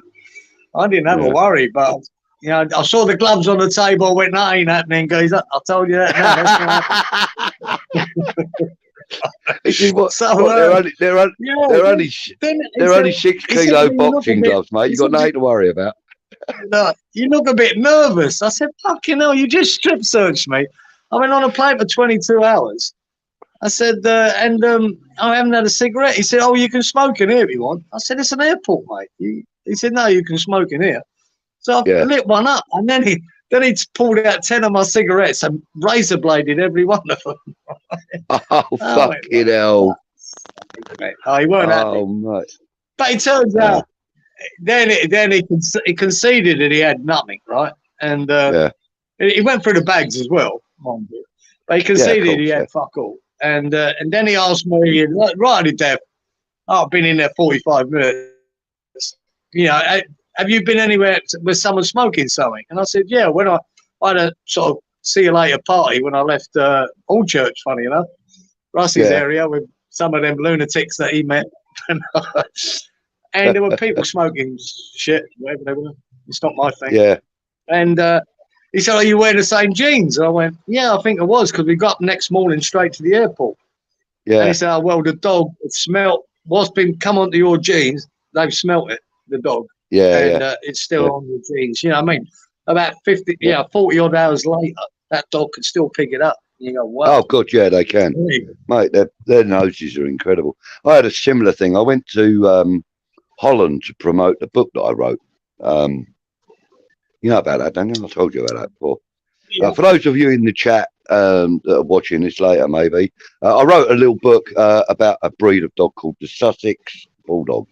And it was a self-published book, 2,000 copies of it. But I went over to Holland to a big dog show they have over there to promote the book and to sell a few copies, etc., etc. And I was out there. I drove out there, and we stopped off at I can't remember where it was now. Oh God, where was it? Brussels. We stopped off at Brussels, right? We had somebody to go and meet there, who wanted some copies of the books and stuff. So anyway, we decided it was about 5 o'clock in the morning when we left Brussels. We decided we wanted to get a coffee before we go. So we've driven up the road. There's not a bloody cafeteria or coffee shop or anything open anywhere. So I says, here, look, there's the railway station over there. It's just 24-hour coffee shop or whatever the bloody 24-hour restaurant. I said, we should be able to get a coffee in there. So me and my mate Dave go in there. Dave goes off to the toilet, and I'm sitting there with our coffees, and these 2 Belgian police officers come in with their dogs, you know, their little Belgian shepherds, lovely dogs. And I nodded to them, they nodded back. They sat at the table with their coffee, which was about 4 or 5 foot away from me. And all of a sudden, one of these dogs has jumped up on my lap, and he's putting his nose right here in front of me, and I'm like, whoa. And this policeman like tugs his dog, tells it to get down, sits, comes back over to me again, starts sniffing all around me and all this, that and the other. So this Belgian police officer, he's come over to me and said, excuse me, and he said something in Flemish or French or whatever language he was talking in. And I said, sorry, mate, I'm English. I don't understand what you're saying to me. So he repeated what he said in English, pretty good English. What he said to me was, are you carrying any drugs, or have you been to Holland and brought anything here with you? And I said, no. And at the time, I had no reason to have any fear. I had no reason whatsoever for them to suspect I had any kinds of drugs on me. And so this policeman said, well, my dog's, paying a lot of attention to you. And so I opened my bag up and I took out a copy of my book and I put it on the table and I said, that's probably why I have dogs at home and I've got 2 females in season. And he said, oh, well, that's it then, isn't it? That's it. That's the reason my dog is all over you. He can smell these bitches that are in season on you. I was like, okay. So I thought about it and I thought, God, blimey. Wonder if that could actually be used under different circumstances. But I thought that, I'm not that brave. I wouldn't even try it. You know what I mean? Not even brave enough. I do smoke a bit of weed, as you know, but I would never try and cross a border with any. It's stupid, absolutely stupid. No, Yeah, absolutely stupid. Exactly. Yeah, of course. Yeah, I mean, who wants to spend time in a foreign jail? Not me, that's for sure. But having said all of that, it was a great trip, and I managed to sell 600 books on that trip. It was really good. Yeah. But I know what you mean about the dogs. I mean, like this weekend when we went out to, sorry, not this weekend, this week when we went out to Tenerife, the dogs in Spain out there, one of them was all over my brother, and like the guy said to him, look, do you mind if we pat you down, sort of thing? He was like, no, I don't mind. And they just gave him a little pat down. They went, all right, mate, go on, off you go. And it was only like he wasn't all over him, but the dog had made a point of sniffing him and this and that. And my brother was like, oh well, And we gets to the apartment that we were staying in. He takes off his jacket and a tiny little piece about that big fell out of his pocket. Tiny little piece, about literally about the size of a 5p, not even a 5p coin. And he's like, bloody hell, I didn't know that was there. The dog did. No, my brother. Yeah, but the dog knew it was there. Yeah, but really weird. Really weird. But yeah, we had a great time. But them fucking dogs, they're clever. They are clever. Oh, Gates has got himself a new dog, hasn't he? Little puppy. Little Millie. Are they? No, Winnie. Winnie, he's called her. Yeah, she's a Dave Levitt old-time bulldog. First developed in the States, but they came over here, I think it was about 87, 85, 87. They first started importing them into the UK. Now there's quite a big following for them, but beautiful. Old-time bulldogs, they're bigger than a British bulldog, smaller than a boxer, but more chunkier than a boxer, Yeah. But she's a pretty dog. And while he was on a live stream with Duke the other night, he brought the dog up onto his lap to let everybody see her and let everybody say hello. And it ate the foam bit off the end of his microphone on his earphone, just chomped it off and swallowed it.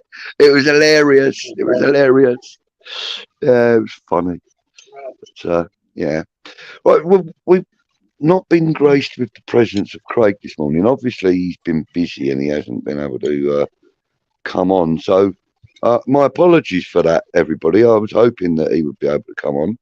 I'm sure if he gets an opportunity later, that whoever's manning the controls will obviously bring him in, because I'm sure people would like to hear what he's got to say, and he wants to support the Iron Supporting Foodbanks appeal. And don't forget, guys and girls, hashtag bring a quid.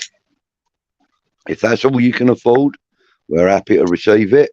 If you can afford a little bit more, then please feel free to double up, or even even more. But yeah, the hashtag bring a quid.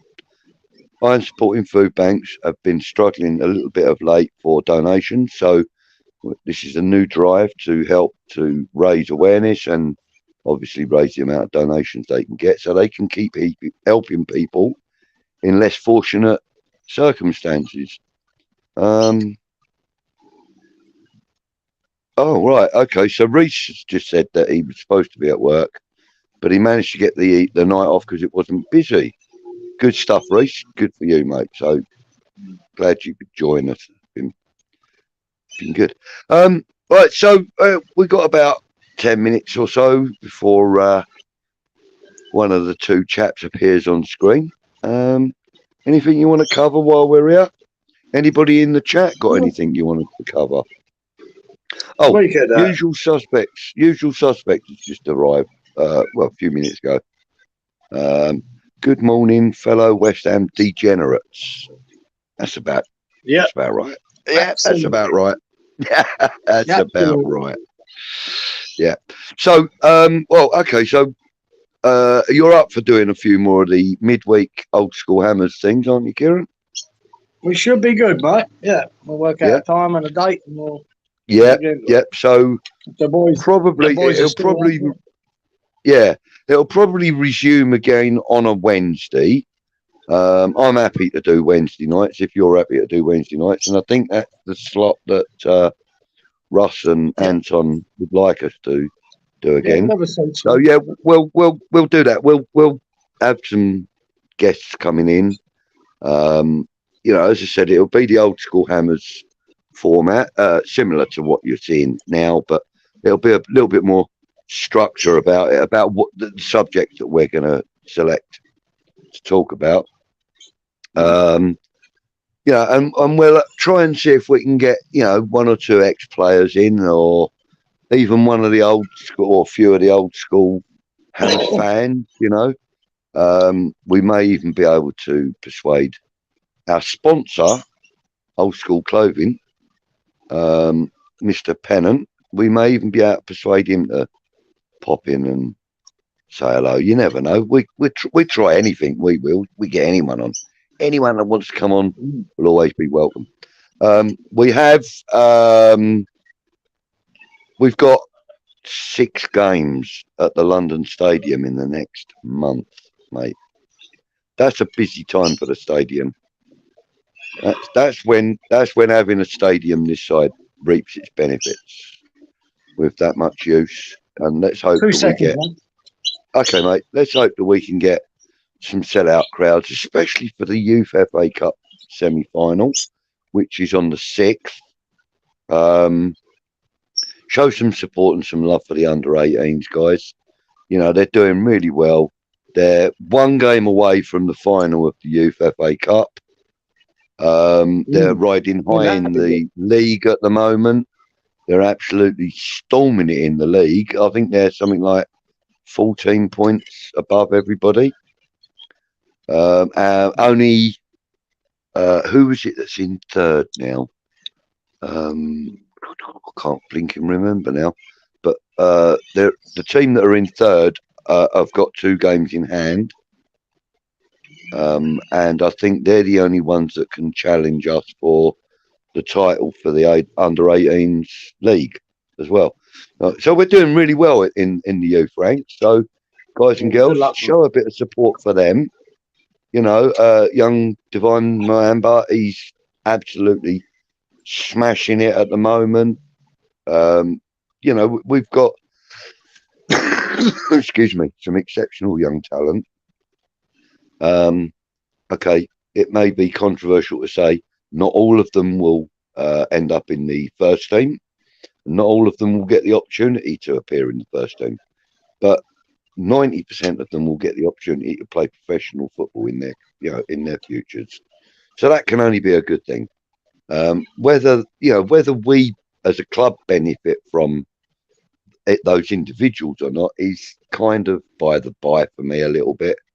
Yes, I'd love to see more youth coming through the ranks and playing for West Ham, but it's not always going to happen. But for them to go through the academy and then to get a career in football is good for the academy. I don't care what anyone else says, to be honest with you, Kieran. I think it's good for the academy.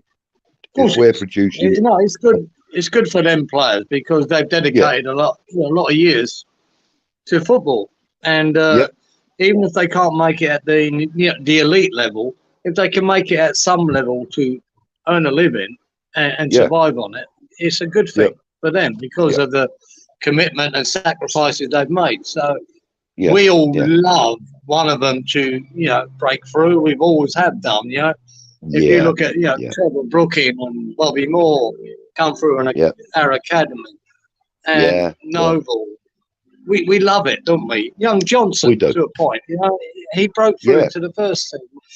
We love a youngster making it, and we wish him all the best, even if they don't stay with West Ham. I always do.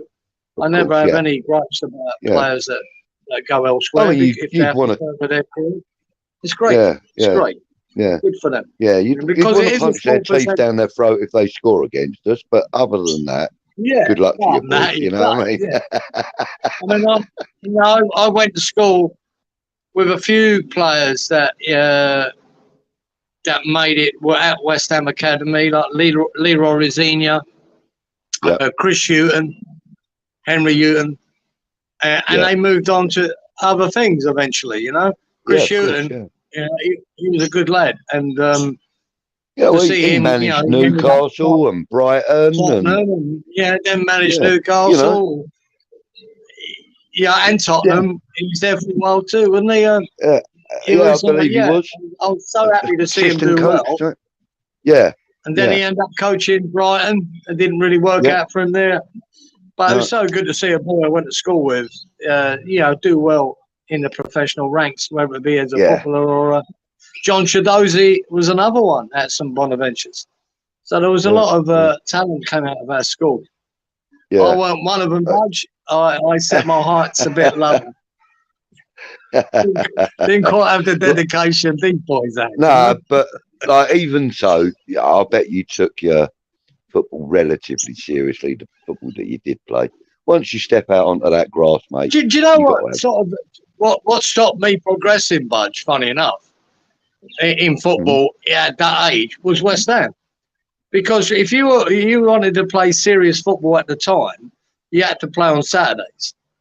And when I was 14, I went, no, I want to go and watch West Ham on Saturdays. Home and away.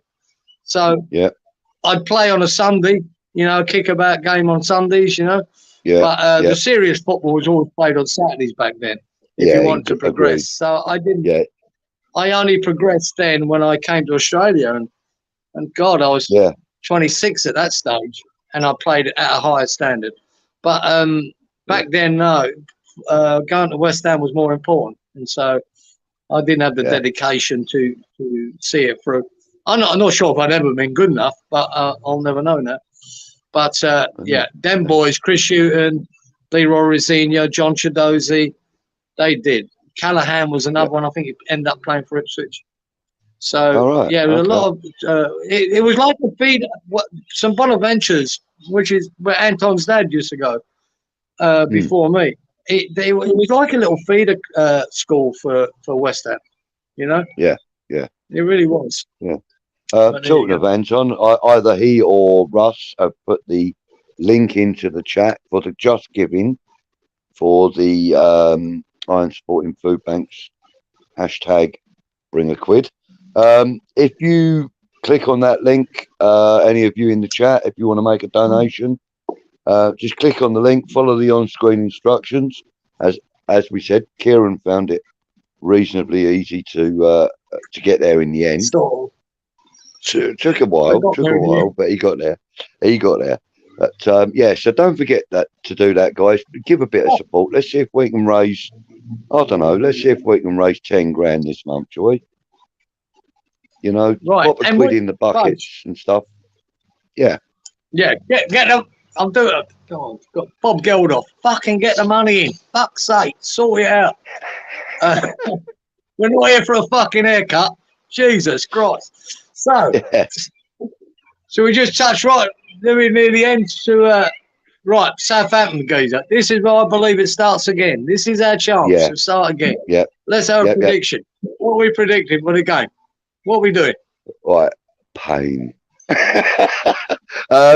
No, I got a really good feeling about this weekend. I've seen that we've got 2 or 3 doubts where this time last week I was being told got a completely fully fit squad.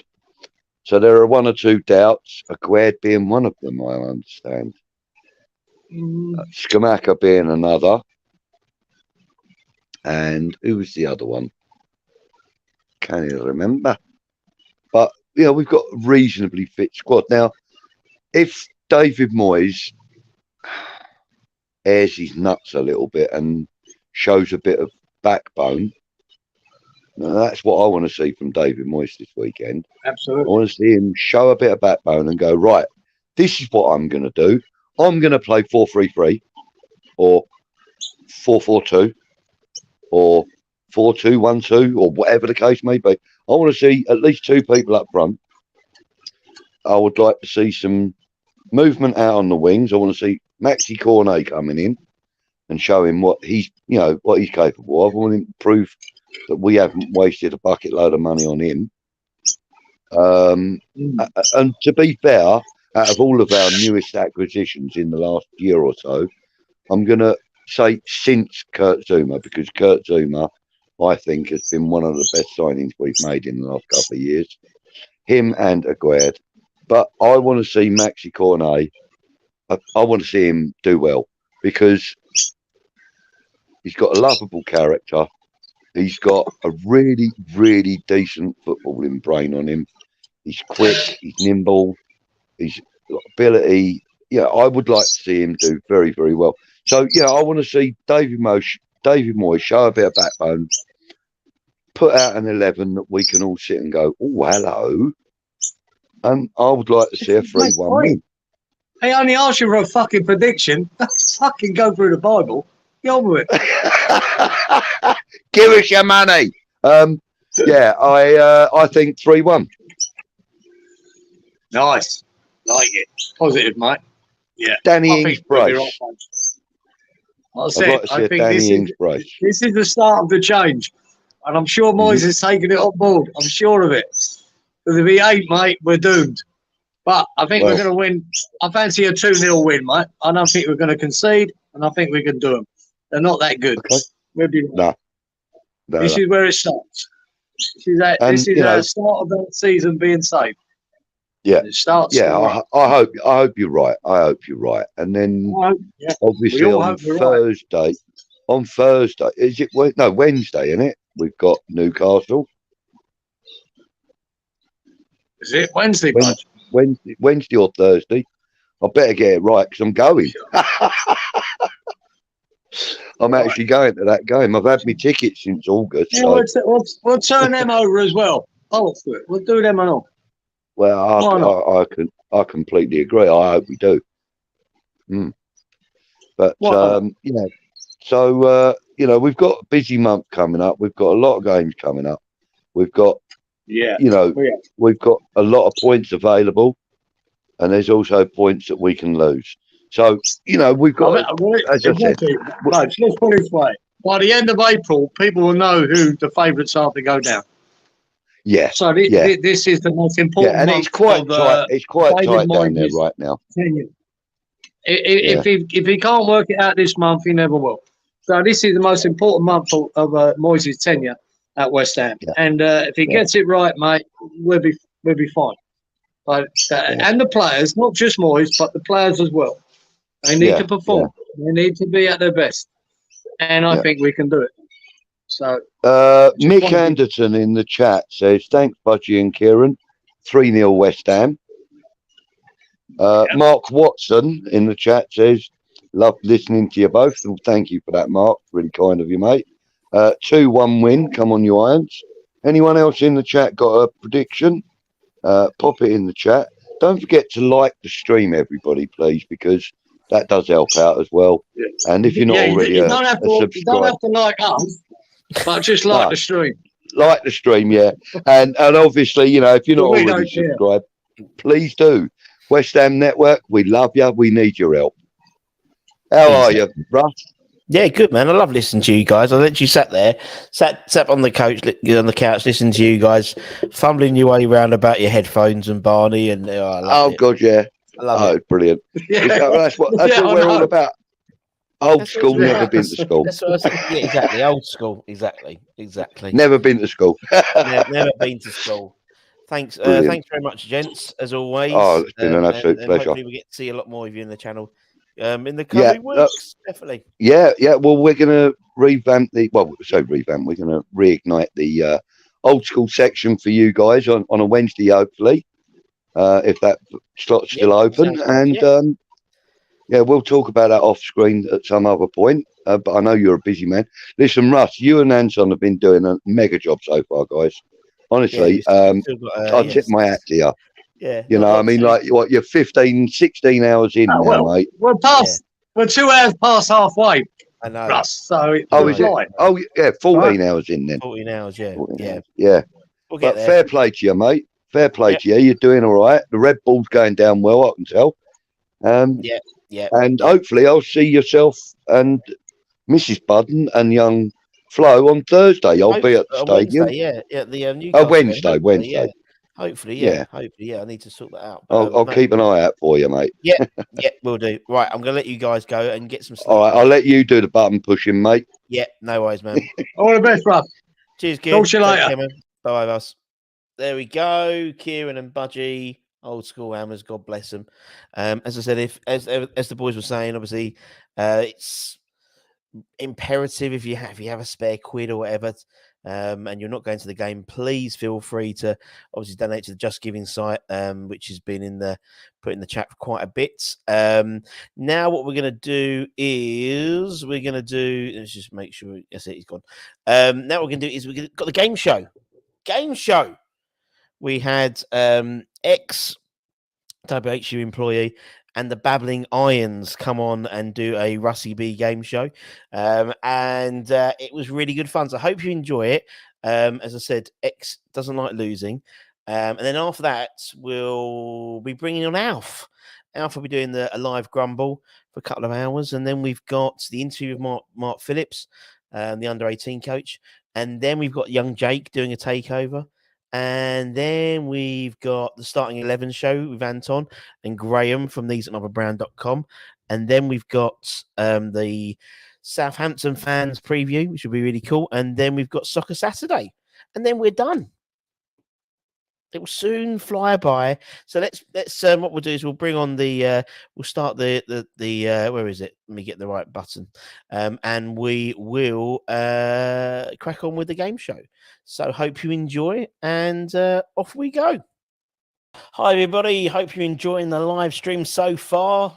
We're getting through it. 24 hours of Russ and Anton. God, well, actually, it's not really, because I mean we've got 12, 13 different content creators, maybe up to 15, I think, across the 24 hours, which is really cool. And today we've got two groups of content creators. One, you would have heard of his voice, and we never show his face, but you know his voice very, very quickly. And the others is a YouTube channel, and the guys are doing really well. So let me bring on X first. X, how are you doing, my friend? We all well? Yes, yeah, really good, mate. Thank you. Yourself? Well, I know you've got a bit of a cold, but other than that, you're good. Yeah, I'm very well. As I said, I'm going for the ASMR audience for our YouTube. Yeah. You know, so yeah, it's clearing up. It's just gone around. It just goes this cough and this. It's not COVID, but it just keeps going round. And my wife's had it, and I've had it. It's like playing tennis with this weird cough. And it's my week this week, so she'll have it next week, and which is good because we've got so many fucking games in April. We need to. I think we've got 9 games in 27 days or something ridiculous like that. Gosh, yeah, we're glutton for punishment, aren't we? We really are. And including the FA Youth Cup, I think that's 6 games at London Stadium. So yeah, lots of opportunities for you guys to donate to the Iron Sporting Foodbanks if you go to the games. That's the whole point of it. Right, so let's bring in the other guys. We've got the guys from Babbling Irons. Let's bring in Frankie, Mike, and sorry, Steve. Don't mean to cough when you said it, but how we doing, guys? Are you all right? All good, mate. All good, thanks, mate. How's everything going on at Babbling Irons? Doing well? As good as it can be at the moment, West Ham, eh? So yeah, we'll probably just skip on and on to what you want to do here today, Russ. Streams are going fine. It's just the West Ham part is the bad part at the minute. Yeah, it is. But it's one of those things where and I think it's that sort of whole. And I know Arsenal Fan TV used to always get it in the neck, when they were doing crap, they were getting loads of people watching. But it does seem to be people are glutton as excess. We're a glutton for punishment. We're a glutton for moaning about, when things aren't good, and when things are good, we moan that we're going to be shit soon. So it's always we're moaning about something, West Ham fans. But as I said, we haven't been no different, have we, X? No, it's always been the way, mate. As I said, someone called me delusional the other day because I was quite positive about West Ham, but we're all delusional. We haven't won nothing for 40 years, have we? So, West Ham, right?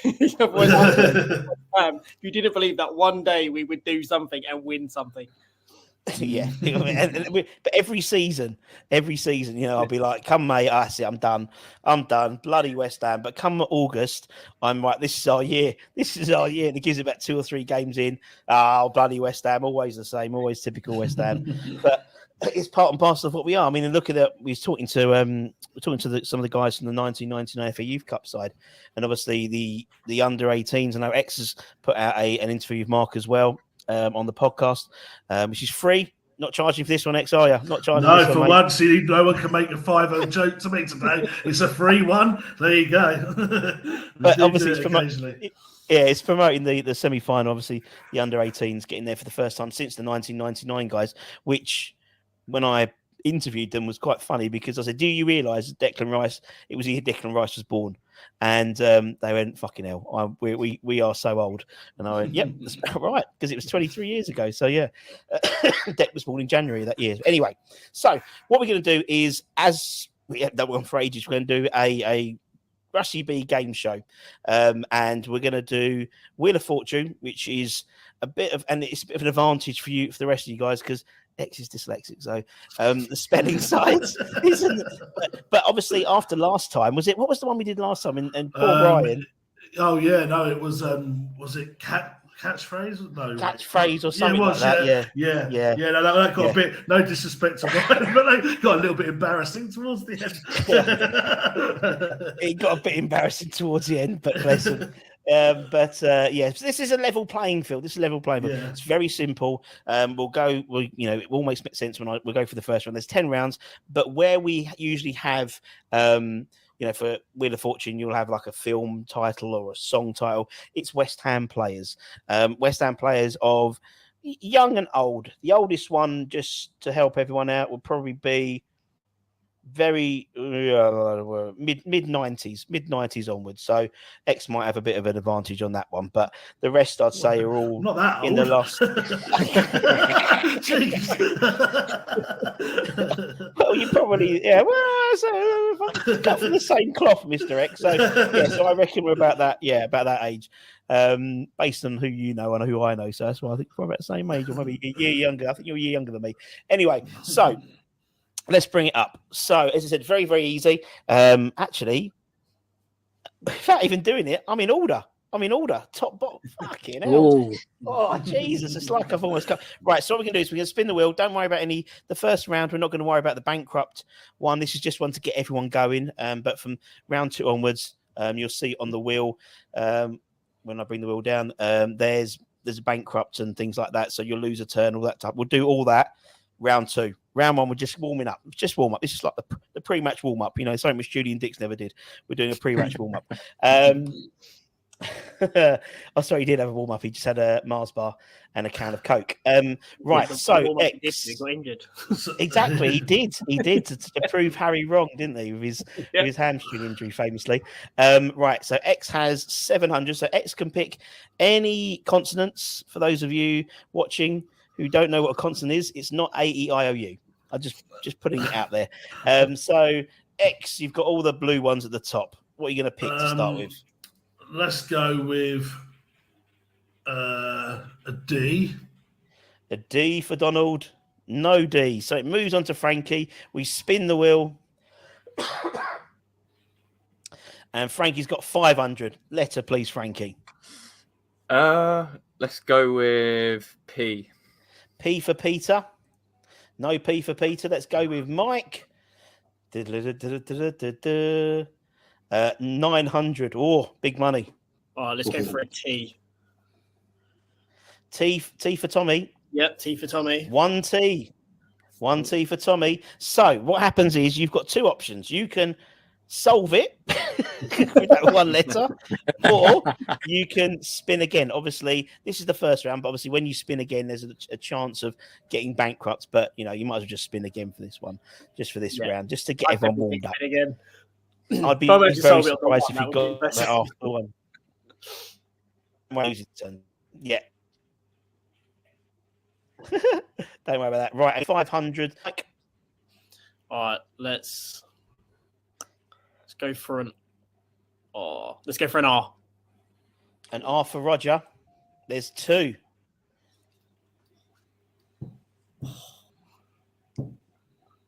I thought I had it before that. Yeah, no, for a second I thought I had it. Then I realized, no, I don't. Right. If I can spin again, I think I'm going to have to spin again. Yeah, spin again. Spin again. There we go. Right. 900. Right. Oh, okay. What are we going to do? Let's go for... Let's go for an L. L for Lima. Yeah. There is 1 L. What? Gonna have to spin again. So you have to spin again. Steve looks confident. Just saying. Yeah, I know he does. That's the problem. 500. Right. Let's go for an S. S for sugar. Yeah. There's no S for sugar. So it's over to Steve. Let me spin the wheel for Steve. Ooh. Oh. No pressure, Steve. Oh. 500. Oh, look. Oh.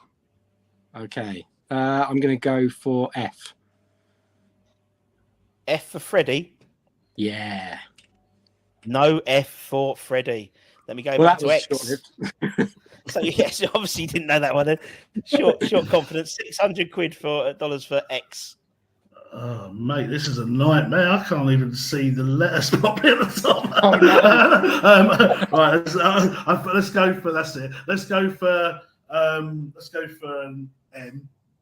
N for nanny. No. No Okay, N for nanny.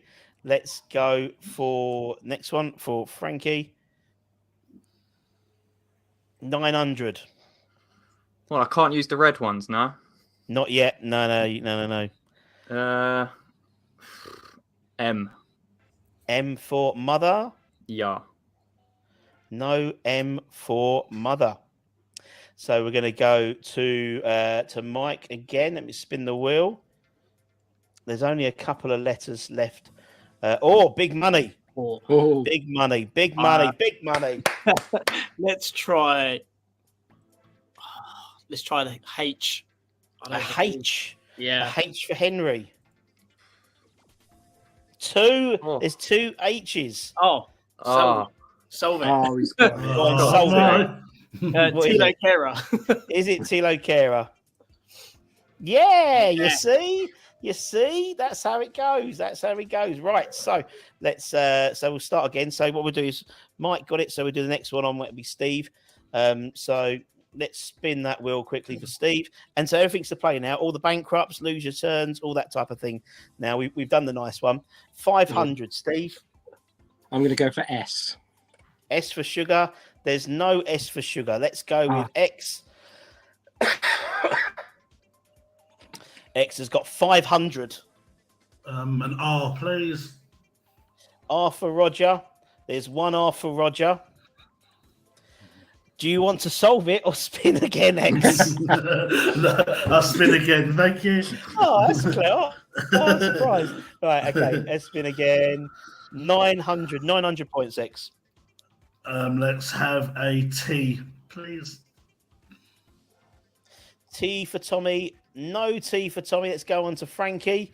Let's spin the wheel for Frankie and see what he gets. He gets 700, Frankie. Let's go with D.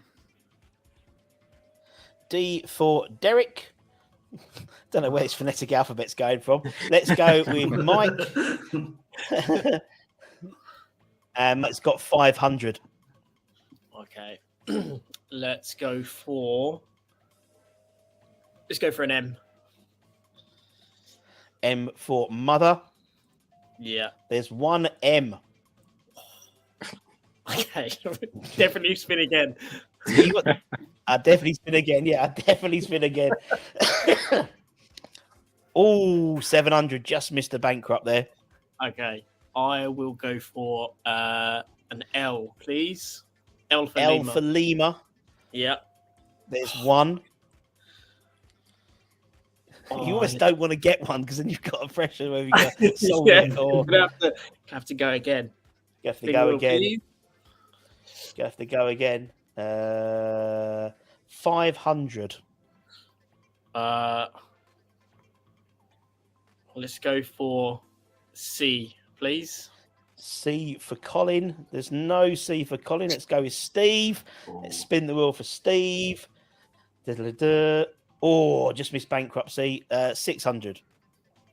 Okay, I'm going to go with H. H for Harry. There's one H. Oh. I'm going to spin again. I'm going to spin again, please. Spin again. I've got it. Okay, I've got spin it. again. I think I can solve this. I mean, I've got it as well. Come I on, think you've come got round. it. Yeah, I think I have. Oh, I know this is. Oh, God. Now everyone else has got an I've got idea. Right.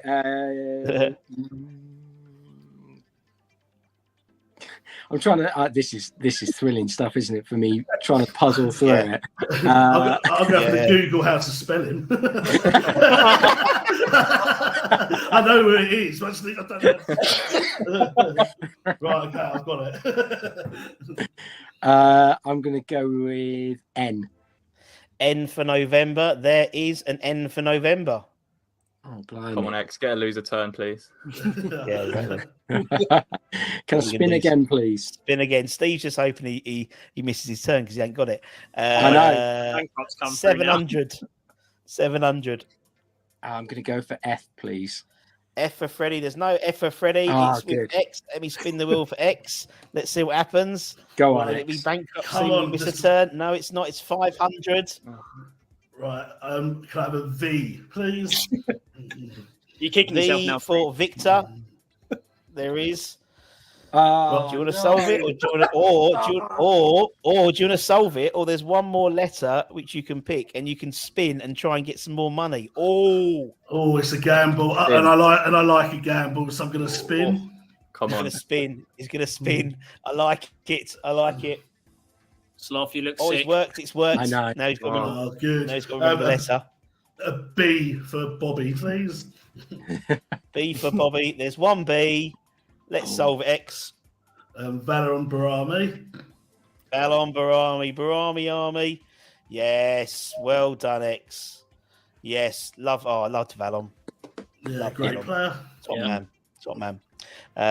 Right, there we go. So let's move on. So at the moment, Mike's got 6,700. X has got 1,600, and Frankie and Steve done that at the moment. But it's all going to change. It's all going to change. Right, let me spin the wheel for Frankie.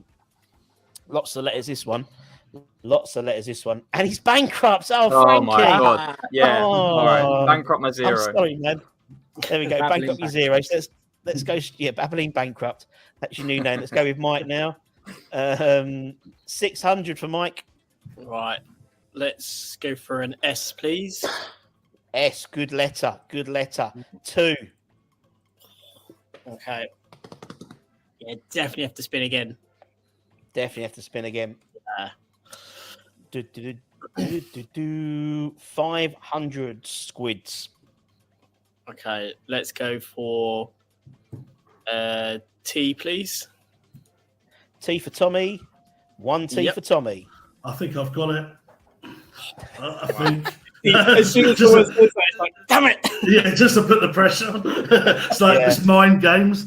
Mind games. It's like Alex Ferguson tactics here. Yeah, that's what it is. Let's spin again then. Go on and spin again then, Mike. 500 again. I might know what it is. So D. please. Oh, D yeah, for Derek. got it. I've got There's it. two Ds for Derek. Oh, What are you going to do, Mike? I'm going to solve it. Oh, Alessandro he's such a weird one. Diamante. That's pathetic, Alessandro Mike. There's Diamante. no fun. I knew it. I was like, you got he's- Matty Abu lined up. Samasi, God bless him. No, he was on the last quiz. That's the one I couldn't figure out because I was like, why is that one not working? But it was from the last time I did it. God bless Samasi Abu. Yeah, we might have Beyonce next. Actually, that's Samasi. Really? I don't know. I don't know how the fuck it's going to work out, but No, well, he's got to be better than my Mike Small interview. I don't know if any of you heard that. That's one to look out for. The guy couldn't remember anything. So I said, so Mike, do you remember that goal you scored against Arsenal? How did it feel? Did I? Yes, mate, you did. Do you remember your England call up? Not really. Or no. Do you remember scoring against Tottenham? No, I don't remember that. I was like, my goodness. Where do I go with this? Good night. Yeah, exactly. Yeah. Thanks, mate. Yeah. Love it. Fantastic. Right, let's go with Steve. Bankrupt Steve. Sorry, man. Oh, God. Sorry. Let's Morally go with X. bankrupt. Oh, yes. Yep. 700 for X. Let's go with an R, please. Oh, good letter. That's a good letter for this one. There's 3. Ooh. Oof. Oh, I think I've got it. Oh no, don't do that to me. That's my tactic.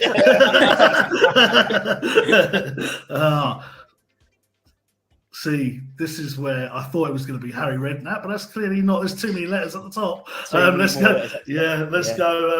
Let's go with. Spin again, yeah. Do you want to spin again? Yes. All right, there we go. Okie dokie. Let's go with 650. This is frustrating. Let's go with S, please. S for sugar. S for sugar. There's no S for sugar. Let's go with Frankie. Oh, 600, Frankie. Let's go C. C for Colin. There's no C for Colin. Let's go with Mike, who's currently leading. Oh, 650. It's close. Let's go with L, please. L for Lima. There's 1 L. We'll spin again, please. Spin again. Let's have a look. What's Mike going to get? Bankrupted. He's got big 900. Oh. Okay, let's.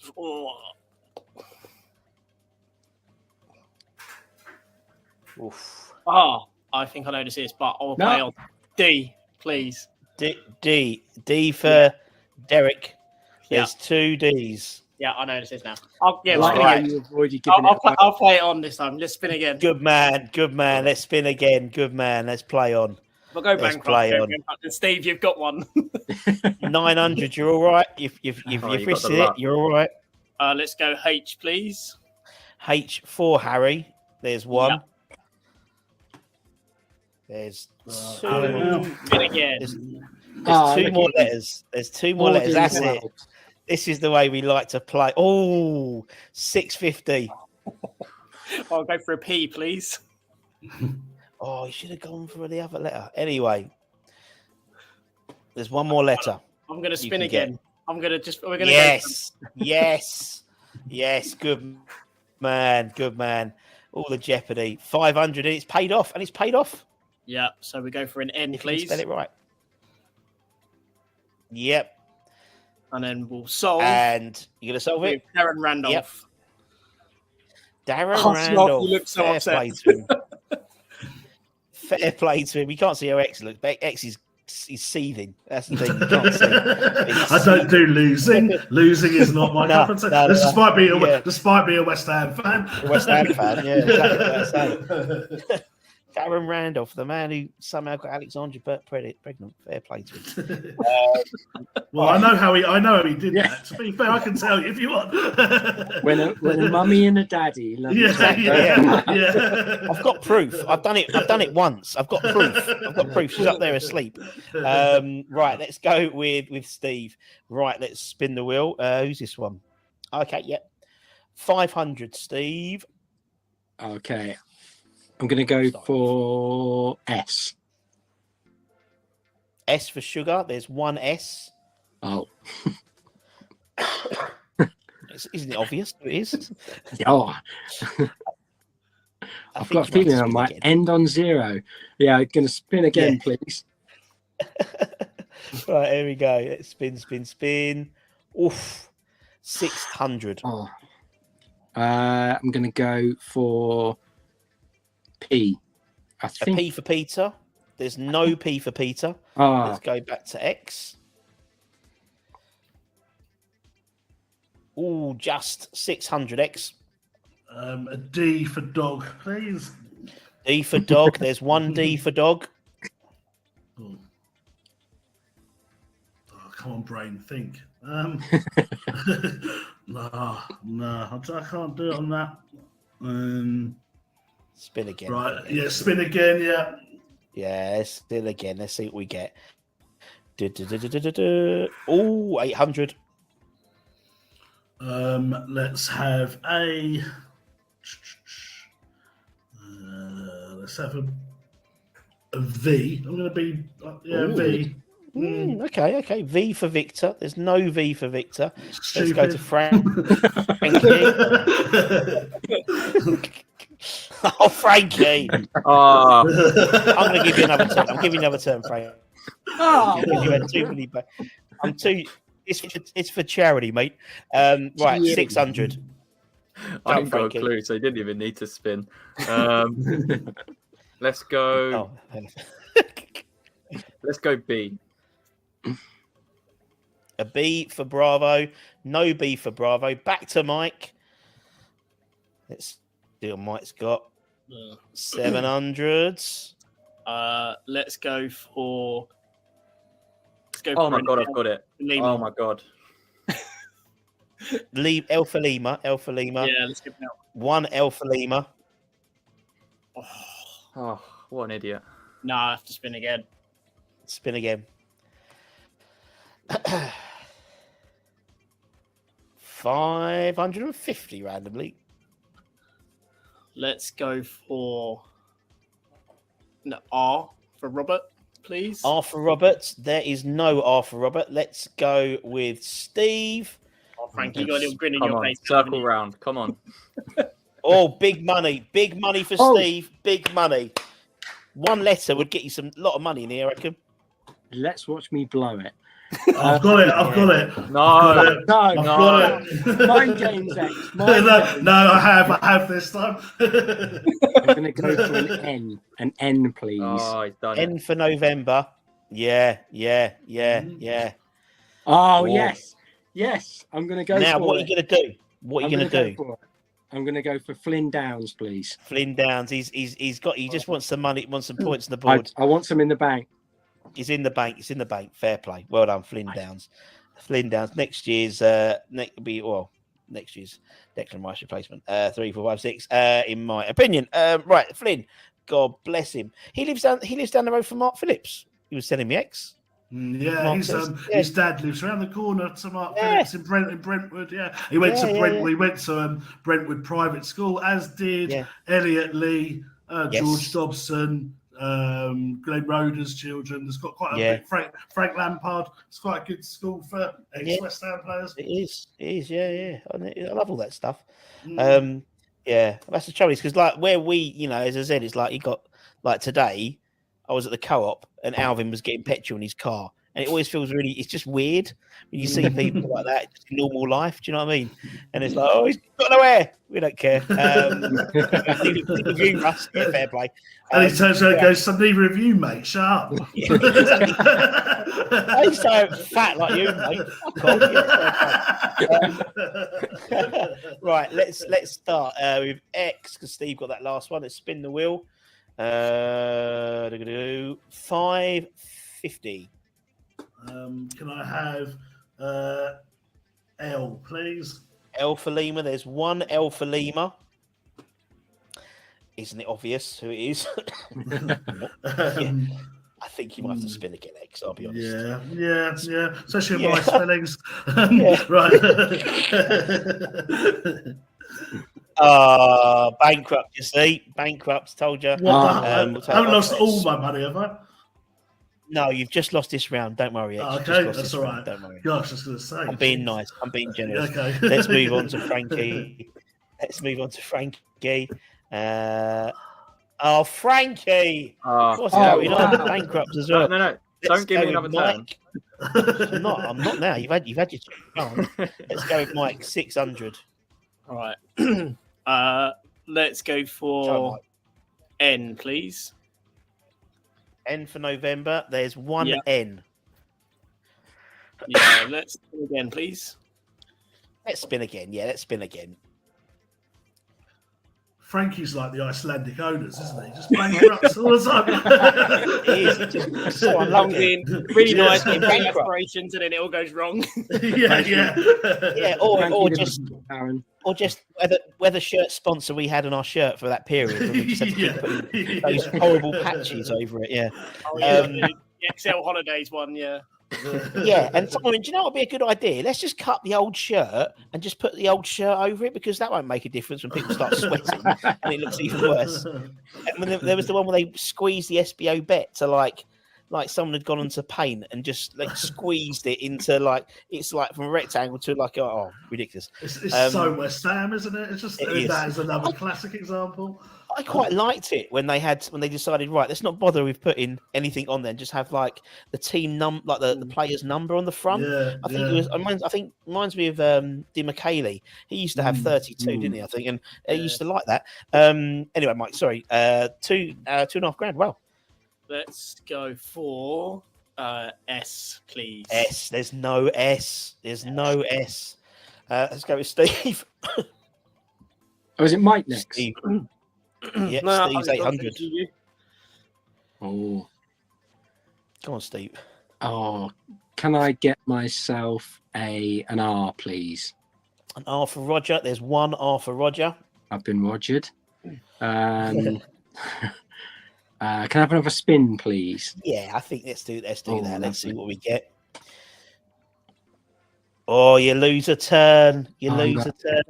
Back to X. See, I told you we're being mean now. 600 points, X.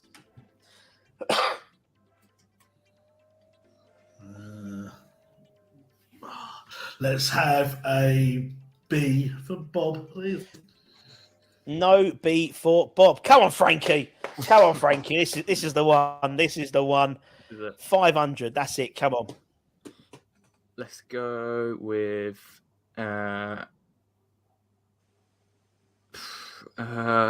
T. There's no T. Let's move on to Mike. Shock. Frankie was so happy when he got the message from me. 10,000, Mike. Jesus. All right. Wow. Let's go. Just call me Russ. It's a lot easier. Just go for a D, please.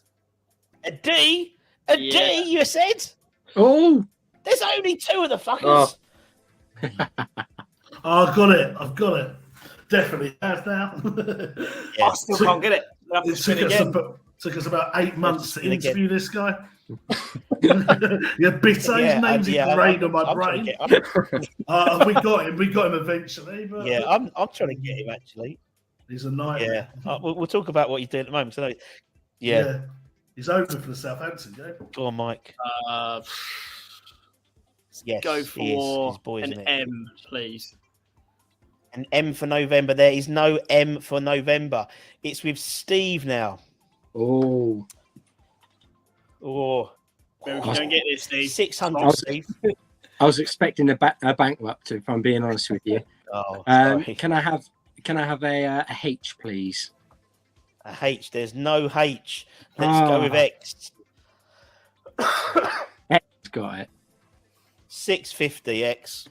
A G, please. A G. There is one G, and you have to solve it because there's only consonants vowels left. It's Disco Dale Gordon. Is it Disco Dale Gordon? It is the man who scored the first Premier League goal for West Ham ever. Because he's in Dubai, and he's got a Dubai school, and he's got kids over having trials at Ipswich this week, so that's why. That's right. And he's going to try and get him into West Ham next week, so he's going to try and watch the Southampton game. Show his kids some top football, he said, and so I don't know why he's going to West Ham. Top football? Is he going to go? Yeah, is he going to go to is he going to leave early and go down to Dagenham Redbridge ground to see West Ham women play instead? Yeah. They've changed it, haven't they, to 5 o'clock? So obviously you can go straight from the West Ham men's game and then get through the stop-go signs and be getting there for kickoff. Not going to happen. Not going to happen. 3, 4, 5, 6, 7. Okay, number 7. Dale Gordon, Super Dale Gordon. Let's put that on X's. You don't transfer it. Yeah. I'll put £1,000 in. There we go. Right, let's load number 7. Disco Dale Gordon. Such a bizarre player, wasn't he? Yeah. That's all we did, wasn't it? That one goal. Yeah, he got injured most of the time. I mean, I think he was a good player for Rangers and Norwich, but we just didn't see it. Doesn't that sound like familiar? Like every player we've had ever. Yeah. It was like I remember sort of talking. Oh yeah, and he got injured, and we never saw the best out of him, and he got injured. And saw the best out of him. Right, 500 for Frankie. R, please. Oh, good starts. There's 1 R. I'll spin again. Yeah, probably. Yeah, you're just compiling the point. You know it is. You're just compiling the points now. 500. Let's go with an S. S. There is 1 S. Oh. Okay. Oh. I once shared the West Ham bench with this man. There we go. Claim to fame. Oh, wow. Yeah. That was a very underwhelming wow, Frankie. Sorry, I'm trying to concentrate. Let me spin. D. Yeah, let me spin again, and then we'll see if it's a D. 700. There is 1 D. Oh, come on. Doing well so far. Can I bank that money or what? No, you have to keep going. We'll keep going. Oh, I've got this one as well. Come on, spin again. I think spin again. The guy has the same birthday as me. There's a little thing for you. Oh, does he? Oh, okay. Not the he's younger. 500. T. T. There's no T. Oh. Let's go with Mike. Let's spin the wheel, Mike. Bankrupt him. 800. Yeah. Let's go for an L, please. Oh, an L for Lima. Yeah. There is no L for Lima. Now it's back to Steve now. Let's spin the wheel, see what Steve gets. 700. Oh. Can I go for... Oh, where is it? A H, please. A H. There is a H. Yeah. Right, I think I've got it, but I'm going to spin again. Oh, that's what I like. That's what I like. Have a gamble. Sure. And it's paid off 500. Oh. Can I have an F, please? You can have an F. I'm going to solve it. Is it our good friend Diafra Oh. Is it Diafra Sacco? Yes, it is. God bless him. God bless him. God bless him. You had him on your podcast, didn't you, X? No, he tried to. He's been promising he'll come on for ages and ages and ages and do a bombshell podcast, but unfortunately we can't get him on to do the bombshell. So at the moment it's just a distant ripple somewhere. Did he ever come and get that Lamborghini X or no? No, I don't know. But he's probably still there, collecting moss. Yeah, isn't he currently in Africa, isn't he, or something? Every time I see him, he was doing like training on like some beach. He seemed to be like, bizarre. Yeah, I think he was like back in the French league last year, wasn't he, or something? Yeah, I think he's still playing. I think. Yeah, strange. Yeah. No, it was the. Thanks for asking. It was the FC Berkakara game. At the bowling. I was doing the announcing for that game, and I was sat in the dugout, and Sacco and Checo Coyote were there, laughing at the guy they had up front, who was because they were sponsored by McDonald's, if I remember, Birkirkara FC, and the guy up front was a former Italian international who'd let himself go a little bit. His name was Francisco Mizzoli or someone like that. He was well known. He was the one that Mark Noble went, "You're fat, mate," and was like doing that. Him, and they were laughing at him, and I was getting up on Wikipedia. I was like, "No, he's like an Italian international. He's played for like Juventus and all these." Oh, Miccoli. That's it. Well done. Yeah, funny guys. Always the last guys like Sacco, Czech, who else? Alex Song. When we used to do the player sort of greet and meets, like the open training sessions, they were the last ones to leave because they were signing everyone's autograph. Fair play. Was a big fan of Sacco. Right, okay, Steve got that one. So let's go with X. Oh, good one. Oh, good one. Good player. Go on, X, you start. Can I have an R, please? An R for Roger. There is one R for Roger. I think I've got this already. Good. Yeah, I think. Oh no, I haven't. No, I thought you were giving me a clue there. With Roger, I think I'm not. I guess there'd have been an R at the start. Right. I think you have to spin again, X. Yeah. Okay. Let's go with S. Oh, sorry, S, too that's early. as the missus always says. Bit presumptuous. See, that's it. That was it. You're bankrupt now. So you've got some money now. Oh, yeah. That'll teach you. Yeah, exactly. Let's go with Frankie now. Can I? Yeah, have... 500. Go on, Frankie. Can I have N, please? N. Good letter. 3 N's. Oh yeah. I've got it. Come on.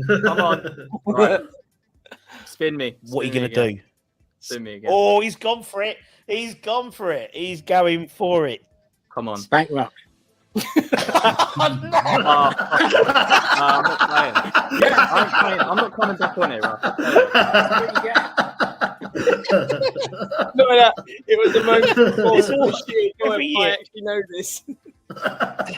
Everyone. There's always one person that always gets bankrupt. Every time we've done it, even when we do the ex-pros ones, it's usually like Jimmy Walker or something like that. It's just weird how it always happens. Right, let's go with Mike. Let's spin it. Oh, 500. Go on, Mike. Go for a V, please. A V for Victor. Oh, that's a good one. Yep. There's one. We'll spin again. Spin again. That's it. Yep. There we go. 650. Let's go for a C, please.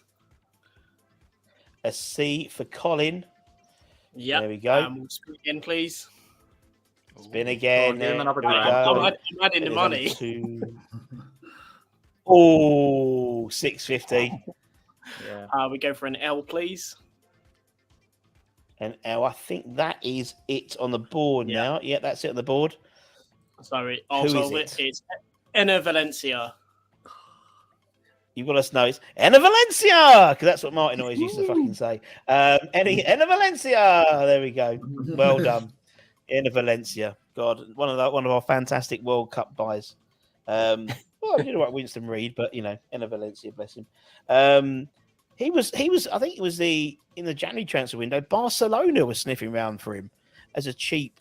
Because he's like 33 now, and they were sniffing around for him for a potential, just because they needed some bodies. Crazy. Enna Valencia, God bless him. Was it Everton he went to after West Ham, wasn't it? I think. Yeah. Everton. Yeah. Right. Number 2 more to go. I like this. I used to like this player. Right. Let's start with Steve. Let's spin it. 500.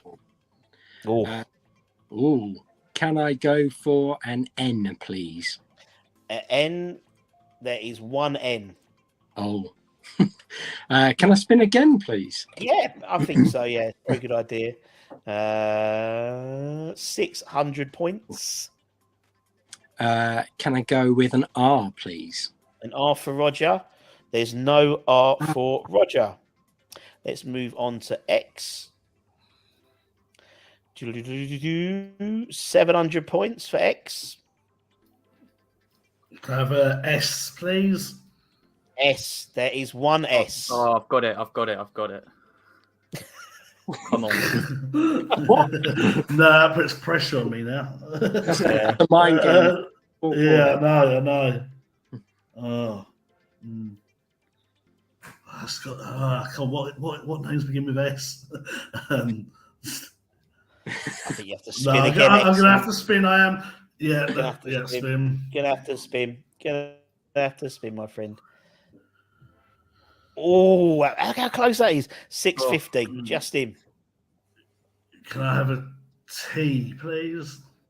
Yes, come on. A T for Tommy. There's no T for Tommy. Now, Frankie knows who it is. Right, so, you know, spin it and all you need is one letter and you're done, innit? Yeah. 800. It'd be funny if we went through all this and you did was the wrong one. Yeah, I probably haven't got it. Yeah. It's funny as if he hasn't got it and he was just bollocking about it. F for Freddie. Oh. Yeah. Okay. What are you going to spin it again? Okay. I've got to catch up. Here he goes. He's spinning it.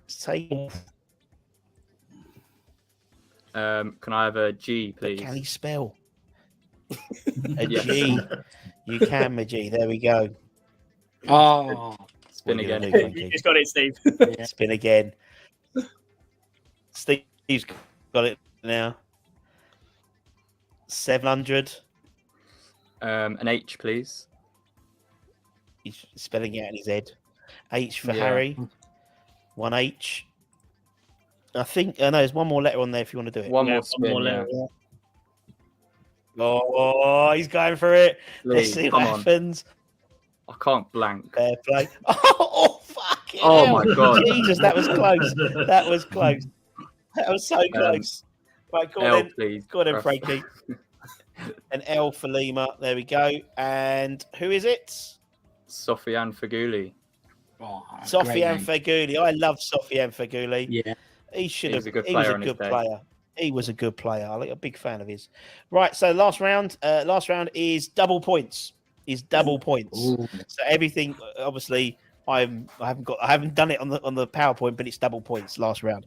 And it will be Mike to start with. So it is all to play for. It is all to play for the last round. Right. Let's load it. And it's a long name as well, so that's good. So lots of points. So we'll double these points. 700. Okay. Let's go for an S, please. An S. You started well. 3 S's for Mike. Who could that be? Oh, I've got it. I think. Oh, come on. Spin again. I think I might know who it is. Oh, bankrupt. Right, there we go. That's all of his Steve, money it's gone, on isn't you. it? As it's the final round. It's not. It's just around. Yeah, So determined to win. So wants to win. Right, go on, Steve. Can I have an R, please? An R. Can you have an R? No R. It's with you, Alex. Right, All is yours. My spellings are going to worry me here. Big as well. 2,500 points. Right. Big money. Let's think about this. Can I have an M, please? An M for mother. Mike. You can. Yep. There we go. There's 2 of them. Now, what are you going to do, X? Are you going to go for it and try and win? Let's work out. I'm going to try and work out the maths now. Right, so this will put me in third place. It's double points. Oh, yeah, double it's points. 10 grand. Right, so you're second place now. Right, I could win this, couldn't I? Right, spin it. Don't bankrupt me now. Don't. I'm pressing the button. I pressed the button. Just there's no. Oh, so 500. That's 1,000. Right. Can I have an L, please? An L for Lima. There's 1 L. Oh. So what you got? You got 11. So if you got 1. You got 11,000. So you Yeah, you've got 11,000 at the moment. So it's plus 2,600 is 13,600. So you're still in second place. Right, I'm gonna have to spin then, aren't I? Oh, Winning's the only place to be. Who wants second? It's what you do, X. It is. You It win. is what I It's do. what you do. Yeah. Not just you and David Moyes. It's what you do.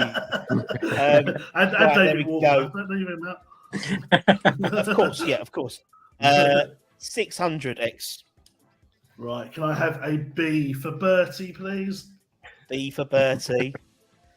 Yeah, you do. So that's put you that's another 600. So that's put you at another 12. So that's put you another 1,200. So you are 14,800. So you're still behind Mike by a little bit. And how much do I get for solving it? Do you get any points for solving Nothing. it? You don't get extra. You don't get extra. Okay. You get your money. You get your money. You're going to try and haggle these things. You don't know what comes. Right, okay, spin again then. Spin again, baby. There we go. Right, let's spin it again, sweet cheeks. Let's see what we get. Oh, this is really exciting. 500.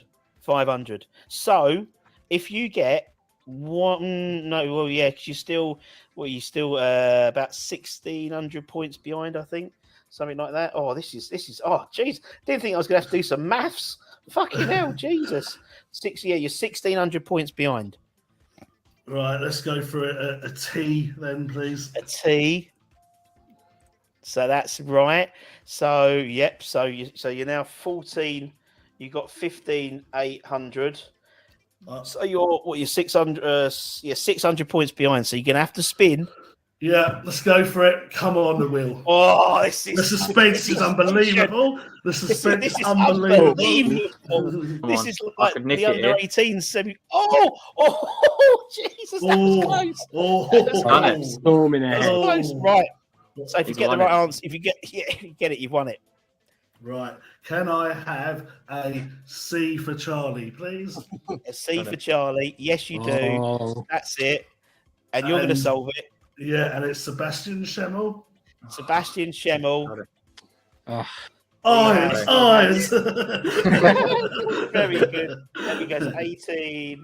It's 18. If you fucked up the maths now, Russ, I'm going to be well. No, I haven't. So the final score is X is 20,800 points. Mike comes second with 16,400. Then Steve, and then Frankie. But at the end of the day, it's the Foodbanks that's the winners. It's the Foodbanks that's the winners, and that's what it is all about. It's just a bit of fun, but X is going to go home. He's going to go to sleep happy now. Well, that's the last two quizzes I've won now, Russ. Do I know. One more, you get a match ball, or you can get. I'll give you a bottle of Prime. There we go. They're worth about $5,000, aren't they? Well, yeah. This one is. Yeah, this one is because I'm drunk out of it. That's our transfer budget. That's it done. I've got it in the fridge down here. Yeah. No, gentlemen, it's been a pleasure. Thank you so much, guys. And obviously, you all know about X and obviously all the podcasts and the Patreon stuff. But you guys, obviously, Babbling Irons on YouTube.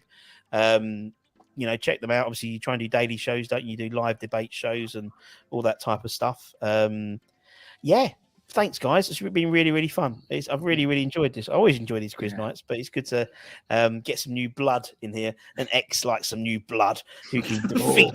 And just say, so I can do what to, mate? I'm glad you clarified. Exactly.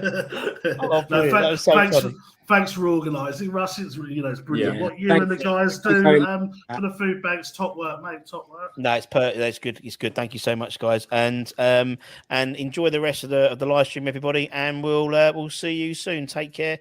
Bye bye. And there we go. As I said, it went down to the last spin. Unbelievable, Jeff. But hello. Morning. Good morning. He went to the last spin. And X did it in the last spin, so he went home happy, and the Babbling Irons didn't, unfortunately. But it was good fun and fair play. And thanks to the Babbling Irons and X for giving up their time to record that as well, which was massive. Good fun. Thank you. Good fun. So, what are we coming up to 8 o'clock, which is, where are we? What day are we on, Russ? Tell me. Let's talk. 15 hours, almost 15 hours. Almost 15 hours. We're getting through this. As I said, look at him. Look at him. Morning. Good morning. Good morning. He looks all sprightly, doesn't he? Look at this geezer. Hi, good morning. Good morning. I got the jazz hands on. I'm ready to rock and roll, guys. Ready to rock and roll. You two go to bed. I'm ready to take over. Ready to save the day. I would say I'm going to bed, but I have to take my daughter to her dance classes now. So there we go. I'm not going to be going to bed, but you will be in the more than capable hands of Mr. Alf, and really looking forward to listening to him for the next couple of hours. And then after that, we've got the interview with Mark Phillips, the under-18 coach. Brilliant. And then when that finishes, I think the under-18s just kick off for their game against Brighton. So a point will win them the PL2 South League title thingamajig. So yeah, it's all good. It's all good. Huge achievement if we can do it. Have you boys been on in and out throughout the night? Or you just my goodness. Yeah. I think the really sort of down point was when about 4. I think we did the 4 o'clock till 5 o'clock slot, and we ran out of ideas. So I turned to Chat GPT to give me some crumbs of encouragement for David Moyes, and it came back with a really good game plan of how Moyes can improve. They give you 5 kind of key points, and the number 5 was spot on. It was like allow players to be creative and show flair. Oh, there you go. The robots know. Where did it all go wrong? Hey, where did it all go wrong? We just needed AI. Who knew? Yeah, that's right. Well, maybe that's the new bit of software that David Moyes needs now. Chat GPT. There we go. I could just see it now. All the major coaches saying, right, hold on, wait a minute. Not going so well in this game. Go on, get the Chat GPT out. How do we fix it? Gotcha. Right. But listen, massive thanks to the guys, and I know we've done it several times. We've had the American Hammers through the night. We've had Billy Horschel,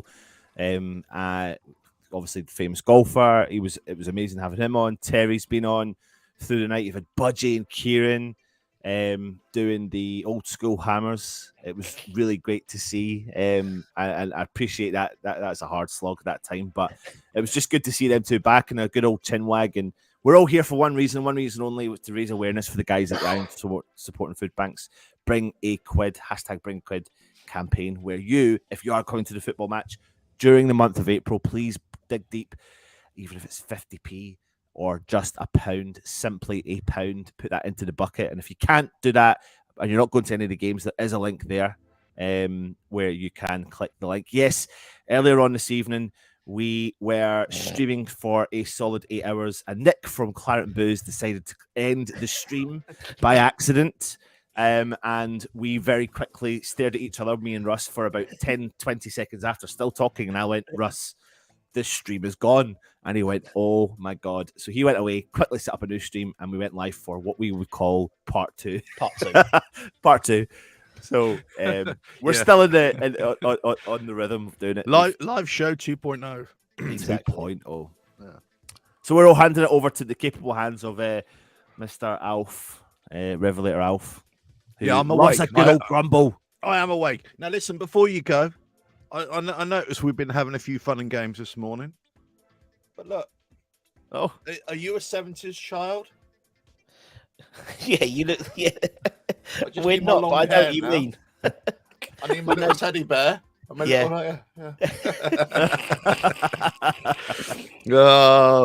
Those of you who are not old enough, well, you're too young. You might be too young to remember it, but there we go.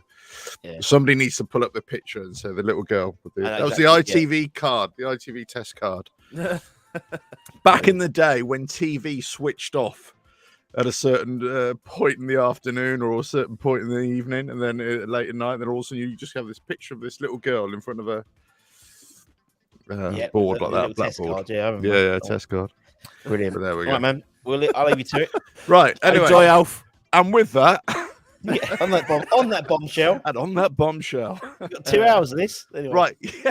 God, it's madness. It's going to be madness. Right. There we go. It's a Saturday morning, everybody. It's a Saturday morning, and we're here, West Ham Network. Yes, for supporting Iron, supporting Foodbanks. the month of April, it's going to be, just give.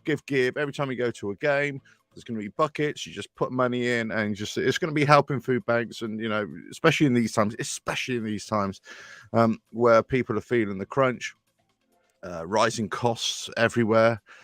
Food banks are major supporters. Always thought it was a fantastic cause, and look, this is us as a community, right? As a footballing community, and this is not just for home fans, by the way.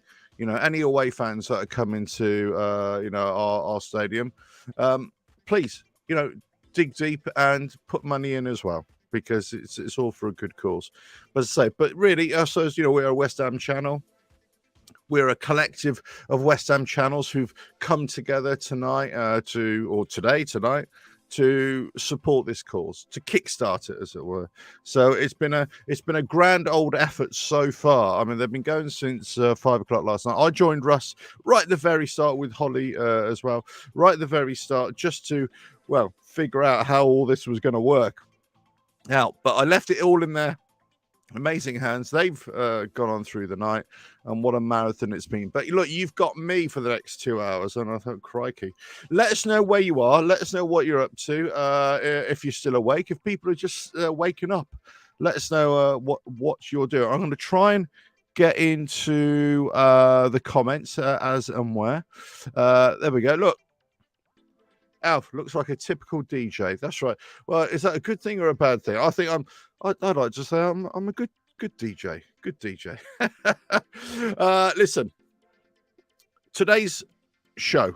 If you see me, I don't do the shows as often as I should or as often as I used to. West Ham grumble, right?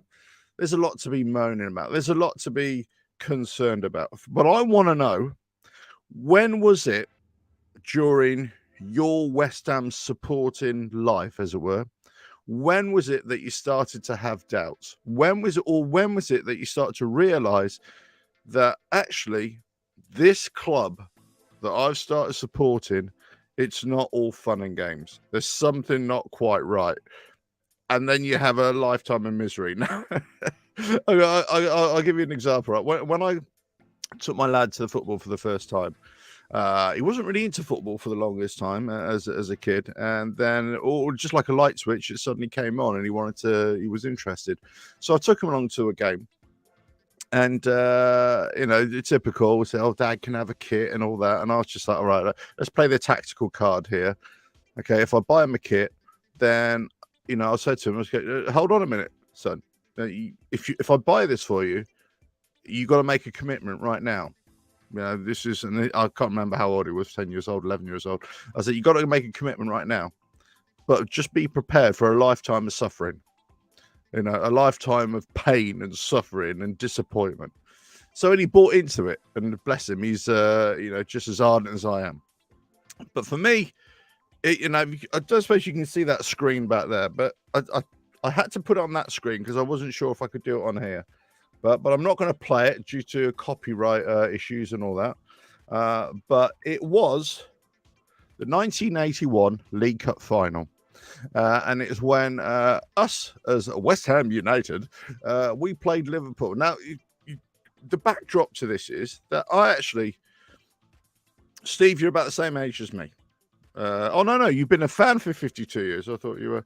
But listen, I grew up in the 70s. So my first kind of real experience of football, as in remembering football for what it was the FA Cup. FA Cup for me is sacred, right? I absolutely love that. But because West Ham had won it in 75 and 80, it was an even bigger thing. Now, when I was born in 1970, so about 1974, 75, I've kind of got vague memories of 74. But 75 is when I kind of really started to pay attention to football. And I got the images of that game, right? And the FA Cup day was a big day. Back in the day, FA Cup day was a big day. You'd spend all day in front of the TV watching it. And it was like a family thing. And for us especially, we never used to have weekend family time because mum and dad were always working. So FA Cup day was a massive day. We'd, everybody be taking the day off and we'd all be watching football. I remember my dad saying, watch out for this team, because they play good football. And my dad, he's like, he kind of supported all sorts of teams, right? But it's so West Ham 1975 won the cup, and I can't, but I vaguely remember it. Now I'm at that age, I can't even remember last week, but I kind of remember it then. Then in 76, definitely remember 77, the cup final.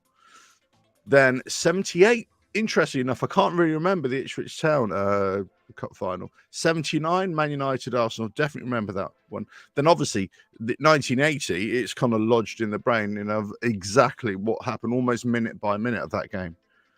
So I come through the 70s of learning to appreciate West Ham, then supporting West Ham, and then all of a sudden I was riding a high. I was riding a wave, right?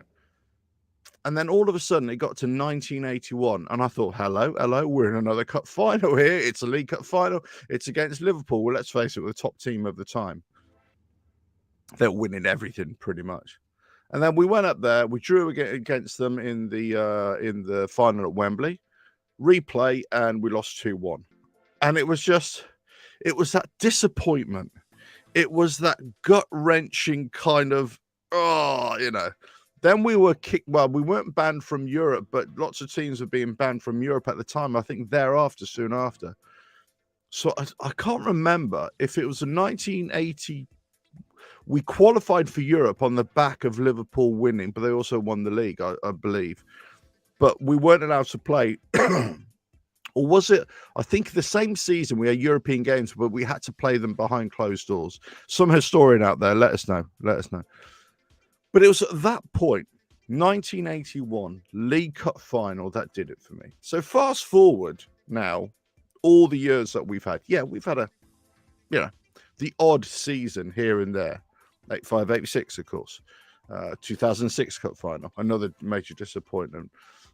A couple of almost... almost good seasons. But then all of a sudden we get to present day, and we're kind of looking at, we're looking at a season where there was a real big wave. There's a wave of enthusiasm. Yeah, we're getting results. We're either grinding out results or we're getting good performances. But then the second season came along, and we started quite well. And we were knocking around top 4 for a little bit. And then halfway through the season, it just started dipping down. And whilst we had the good cup run, of course, Europa League, the semi-finals, it just was, we could see the decline. And now we're here in this season, and it's just been an absolute shower.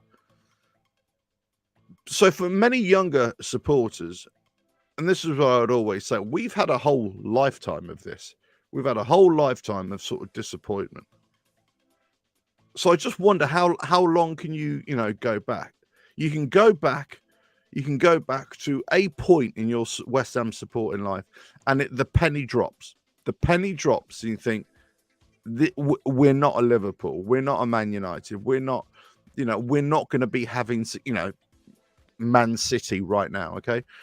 We're not going to be one of those teams that's going to have regular successful games, regular successful results, and certainly regular successful seasons. If we get a successful season, it's probably going to be one in every 10 years, let's say. We kind of had 2 successful seasons, but then all of a sudden now the penny drops. All of a sudden now we're in a point where, we're struggling for relegation. We're in the Conference League. We're away at Ghent on the 13th or the 14th, isn't it? Something like that. And I would imagine that we would get through that game, the two legs, and get onto the semi-finals. But I still say that the season has been a disaster. I still say that. But what do you think? Where was it at the point that you realised that actually being a West Ham fan is just full of pain and suffering? There's going to be a point where you think, crikey, I can see it when I go to the game, and I'll be there on Sunday, by the way. So if you see me, come and say hello, and try not to hit me and all that kind of stuff. But come and say hello, and I'll probably be at the supporters club beforehand. Either have a little cheeky pie and mash, but on my way into the ground, walk through, and then either go to one of the pubs or probably just go straight to the supporters club. Meet up with the boys and the girls, if anybody's there, but certainly the boys, and we'll just have a couple of cheeky little lagers or ciders or ales, and get into the game and just roar on the mighty Hammers. But what are we thinking? What do we think about the game as well? Let us know. Do we think we've got a good chance of winning? See, for me, Southampton are one of those bogey teams for us. Everton are one of those bogey teams for us. Every time I seem to watch us against Southampton, we don't seem to do them, if you know what I mean. We don't come away with a great performance. We don't come away with a great result. Invariably, I can't remember last season's results. I think we won one. I can't remember. Let us know how we did last season against Southampton. It's just completely slipped my mind. I tell you, my memory's gone. I can't even remember last week. But I remember seeing many games with us against Southampton over the years, and they always end up in draws, or we've lost, or it's very narrow victory. So I'm kind of got this mentality now, right? I've kind of got this mentality where I'm going into this game and I'm not expecting too much. And the problem is I'm not expecting too much because of the way we've been playing. And is it the arrogance of the way we've been playing? And when I say about the arrogance, is it that we think, and now I say this in terms of you, supporters, the players, the management, the coaching staff, in that we kind of expect more. We believe we should have more. And I think that's a good arrogance to have, a good confidence to have, that we should be better. We should be better than we are. We definitely should. We, at minimum, are a top 10 team. At minimum, at our very worst, we are a top 10 team. At our best right now, at our best, it's been the last two seasons, the 6th and 7th. We would hope at some point to get top 4. But to be languishing right at the bottom is just not good enough. So for us to go into this game and still have that belief that we can go on and win, and we should be winning, I'm not sure if it's good arrogance anymore or good confidence. I think maybe arrogance is the wrong word, but a good confidence. But maybe it's just something that we've got to think, you know what?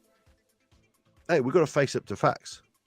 We've got to have a 1981 moment here, a realization that we go into the game thinking that we could do this lot, but then we come away thinking, what the hell's going on here?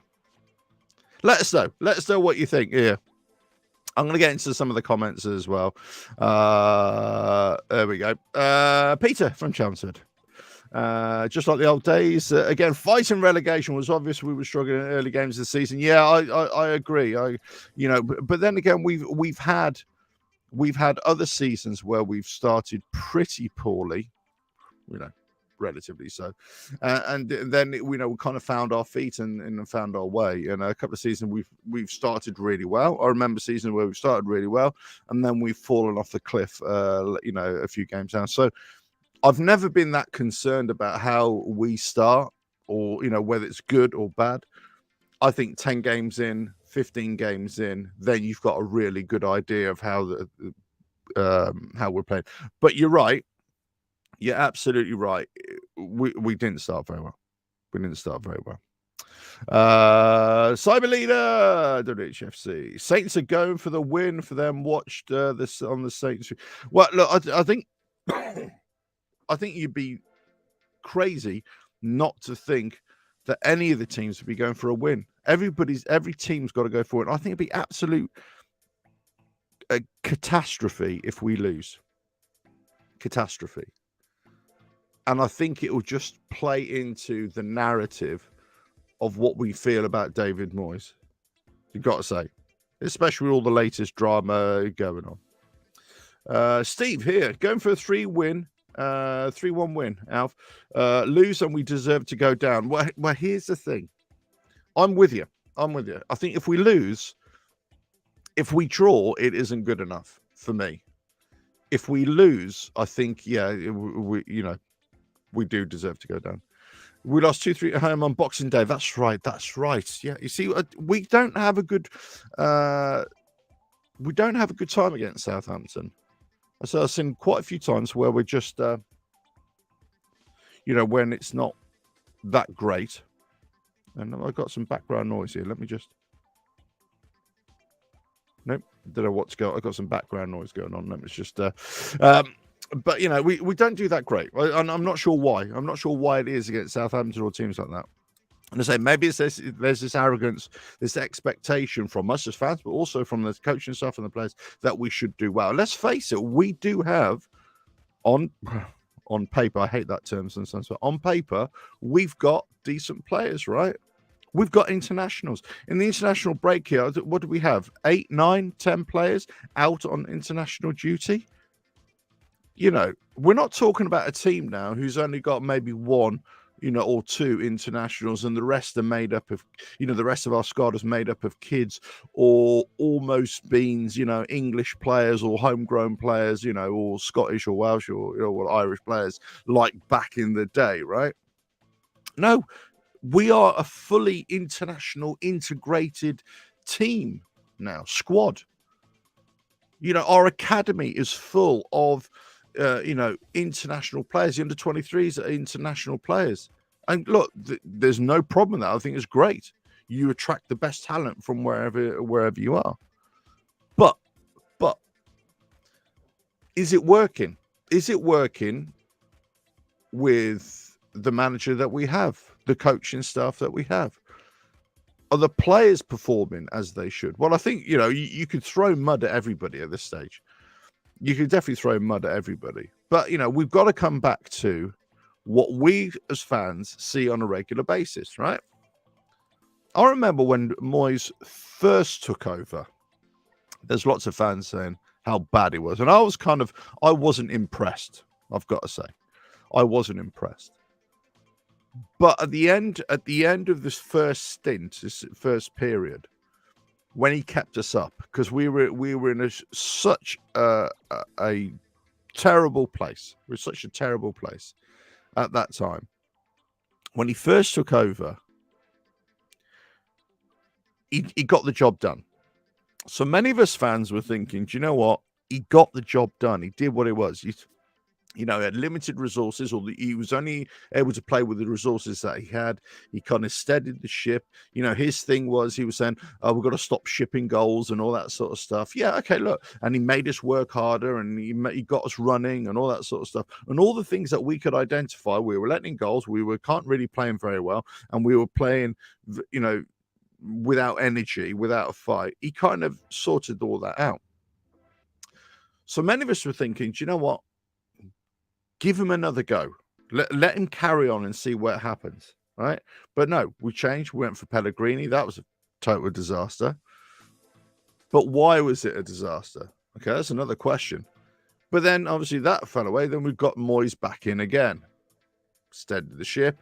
Then COVID hit, and obviously we went on a great run. And everybody was thinking, and I was caught up with it. And many people have labeled me or West Ham Network as pro this and pro that. I think, no, we just go in with gut feeling, going with what we've seen, and certainly the way I've seen it. And I thought, yeah, look, I got carried away. I never bought into the whole Moyes thing, I've got to say. But I got carried away with it. Do you know, I was speaking to guys. I was doing stuff for West Ham Network. I was interviewing guys. And I said, what do you think of David Moyes, the second time around? Do you believe in what he's saying? Do you believe in his the words that he's saying? And people, for the most part, were going, yeah. I'm talking about when we were having the good times, right? Especially the first season. What I should say is when those very first few games when we were allowed to go and watch football again, right? when we were still riding high. And I was asking fans to say, what do you think, Moyes, is he doing a great job? Has he convinced you? Has he turned your, thinking? Has he convinced you that he's the right man for the job? Now, considering we'd had a good season, right? So you would it was almost a leading question, because you can, you kind of expect fans to say, not many fans at that time are going to say, oh, he's a load of rubbish, because we're doing so well. So, yeah, you get it. So all of a sudden, it's gone from that point where I'm feeling great about us, and I'm feeling great about not necessarily our performances, and I'm not necessarily overly impressed with the timing of the substitutions that he makes, but I'm just so grateful that we're getting results, and we've got a fight, and our set plays are working well, and we're coming away with beating teams that historically we wouldn't beat. So we go through this phase where we're doing really well. We're getting Antonio scoring goals for fun, and then Bowen comes on the next season and he's scoring goals for fun. So all of a sudden we've got something that's working, and we're getting results, and we're, the performances can be a bit like that, but we're getting results, and, our league position doesn't lie. And all the, all the pundits, all the TV journalists, all the journalists are all talking about West Ham. West Ham becomes an international name again. We're in Europe, and everybody's thinking, yeah, this is good. This is great. This is what we want. And then you reach that point. For me, that was exactly like 1981. We reached that point, then all of a sudden it just went like that, straight down. But were we seeing the same things then as we're seeing now? So one of the things I used to say to friends, other supporters, fans, whatever, I'd say, do you know what? I really like the way David Moyes calls it as it is, says it as it is after the game, his post-match interview. I really like that. And I was thinking, hold on, did I really like it, or was I just hearing what I wanted to hear? Was he just telling us what we thought we needed to hear? So here's another scenario, right? Moyes, post-match interview, saying, well, his usual thing. Yeah, we played okay, but we could have done better, and we missed a few opportunities, missed a few chances. So and so player did this, and I was thinking, do you know what? Yeah, do you know what? Fair play to you, mate. You're calling them out. You're saying it as it is. But I was kind of totally ignoring that he was not even taking any of this on himself. He was putting it all on the players. But I was blinded by that. And maybe you were too. And maybe, I'm talking about, we were riding this wave, we were coming up. But he kept on pulling out players, digging out players and digging out performances and everything. And every now and again, he'd have a little poke at the fans or the lack of the fans and everything. And then that COVID period, everybody, not only West Ham, but all the pundits, all the TV radio stations, they're saying how important the fans are. The football is nothing without the fans, right? Well, no shit, Sherlock, we knew that. But no, it's got to have the fans there. But as soon as the fans come back and start holding you to account, then all of a sudden you start poking the bear a little bit. You start pointing fingers at the fans a little bit. So we've gone from a situation where I hold my hand up. I've got no problem standing toe to toe with anybody and saying at the time, I thought Moyes was doing a great job, and I liked the way he was talking. And because, as we know, results, performances, especially results, you have a good feeling about the club. You have a good feeling. Everybody's walking around thinking we're winning. And even on those occasions when we lost, usually we didn't get spanked. There'd be a narrow loss, but we came out thinking we put up a decent fight. On to the next game. Yeah, we're disappointed, but it's not as if we're angry. we weren't really that anger hadn't risen up. You know, it wasn't there, but we, you know, everybody, I wouldn't say people stopped complaining about the board or anything, because it's always there. That's always there. But it almost silenced it a little bit, dimmed it down a little bit. Then we know as soon as performances don't go your way, you get a string of bad results. All of a sudden, you start identifying the cracks, and then the voices, the dissenting voices, start getting louder and louder again. So you can point your finger at me saying, Alf, you know, well, listen, I run a grumble show. It's my professional occupation. It's not professional at all, but it's my there we go. It's my my point of coming online is to pick out the faults, pick out where I can see wrongs, and have a good old moan. You know, it's a West Ham grumble, of course. You know, when I'm happy, it'd be the West Ham oi oi, but it's for the most part. Now, I kind of stayed offline when we were doing really well, because you know what? I was just happy. I was just happy to, you know, go to games or watch the games or whatever. And, you know, but I think as the time's gone on, I've started to see more and more the holes in the argument, the holes in this belief that Moyes was the right man for the job all the time. And I think it's coming out now. It's coming out now more and more of where we're at with this club, where we're at with this current group of players, and where we're at with this manager. He just isn't the manager for us. And that's where it comes down to. He's just not the right manager for us. I don't think he's the manager that can get us out of it. And even if he does, even if we do survive, right?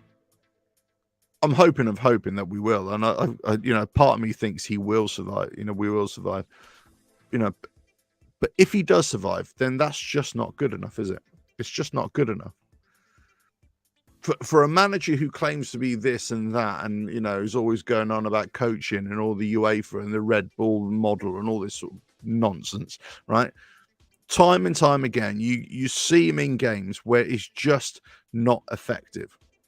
And I've said this so many times. Why is it that we've got a manager that just doesn't manage in-game tactics? That his in-game management is just woeful.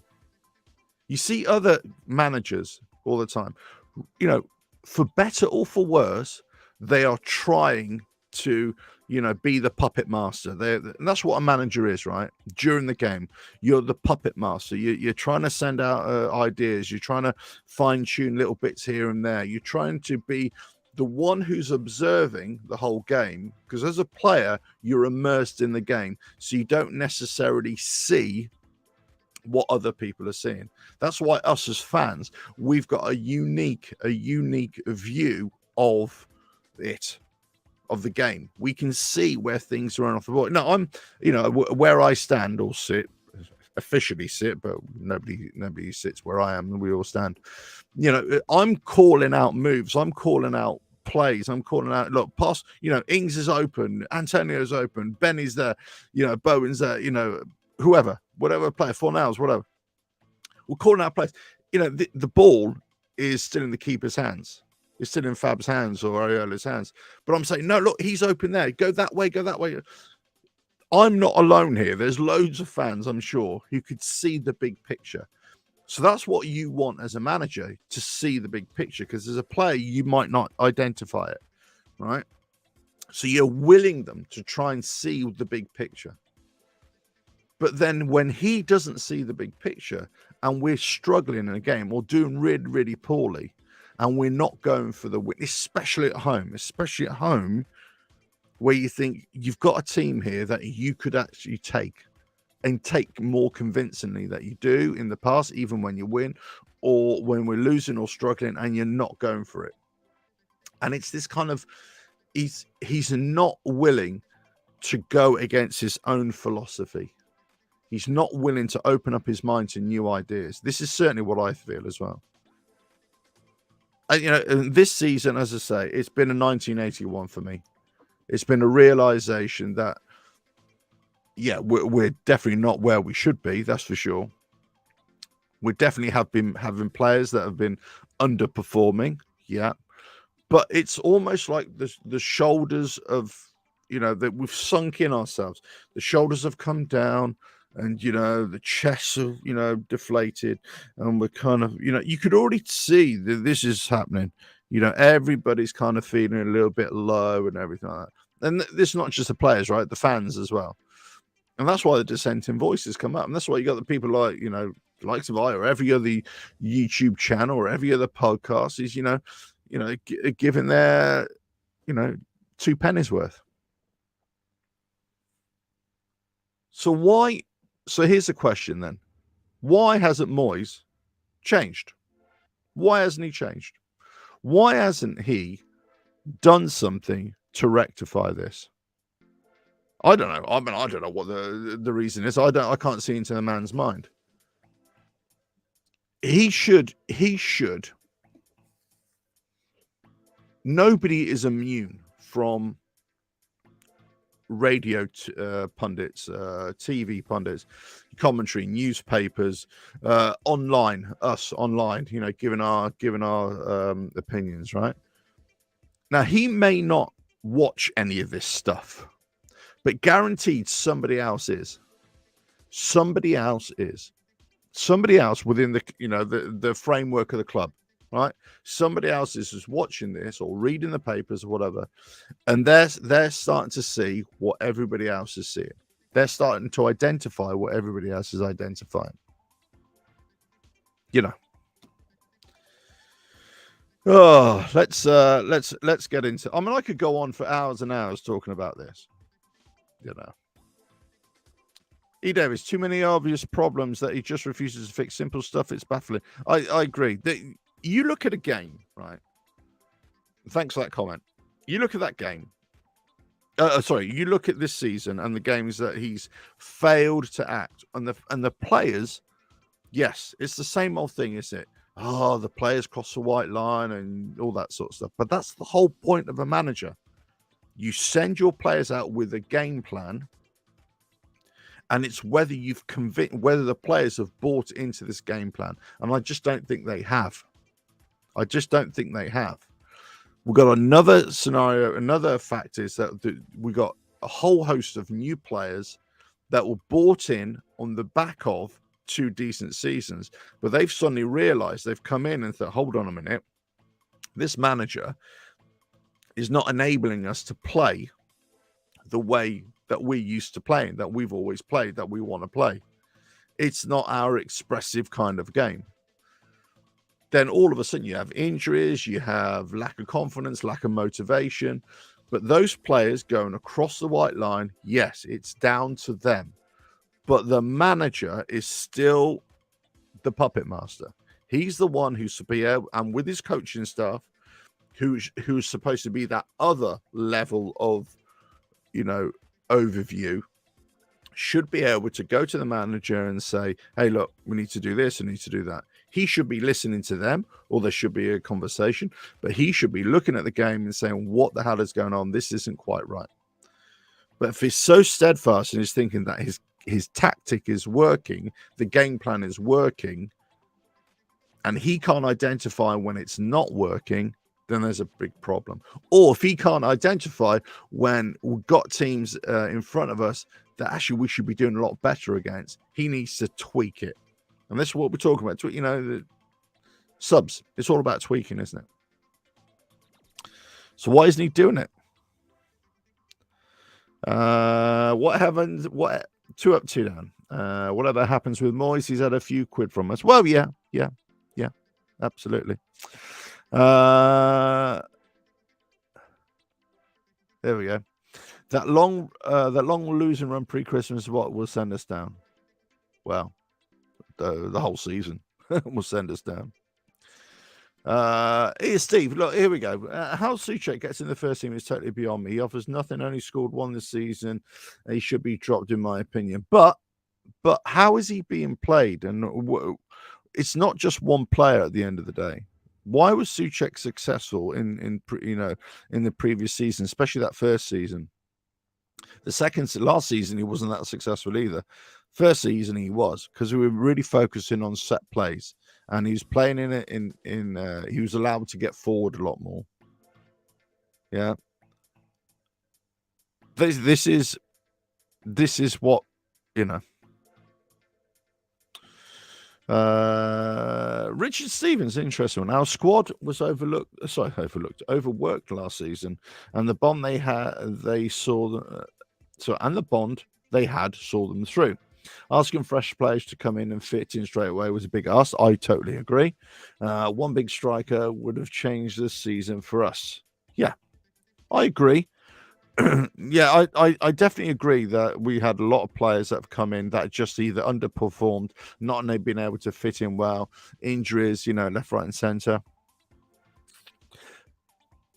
But is it a case that you're bringing in players and you're just not willing to trust them? Now, the problem is, I suppose we got a manager here that's brought in players that he can't find a way for them to work in his system the way he wants to play. They're not thriving in the way he wants to play. But all of a sudden, you think, hey, do you know what? Actually, maybe another manager would get them to play. Would. I just wonder who that manager is, actually. I just wonder who that manager is. I mean, for me, and I said this, back in October, something like that. And I was saying, because lots of fans at the time were saying, Moyes out, get him out, he's rubbish, tactics and everything. And look, it's not as if we at the time we were blinded by that Moyes was still doing a great job. Believe me, I don't think there was many people who were still thinking that he was a man for the job, based upon the current set of results. I think they were just looking at it and thinking, you know what, we've had 2 decent seasons. We're going through a rough patch. It's only going to be a rough patch. Let's see how it goes. And I was one of those. I certainly did not like what I was seeing. I certainly didn't like the way he was working, and the games and the results and the performance, especially the performances, and also individual players I thought were letting us down as well, or letting themselves down on a regular basis. But I tell you what, when it came to it, I thought he's got to be given a chance just to sort this out. Another couple of games. So, and obviously it was a funny season because of the World Cup, right? But I was thinking, if it wasn't for the World Cup, he should have gone before Christmas for me. And many people would say he definitely needed to go before Christmas. But we're in this funny World Cup season. So I said at the time, this is before Christmas, October, November, whatever it was. I said, for me, he's got 3 games when we come back. And we hardly got any points. So for me, he should have gone.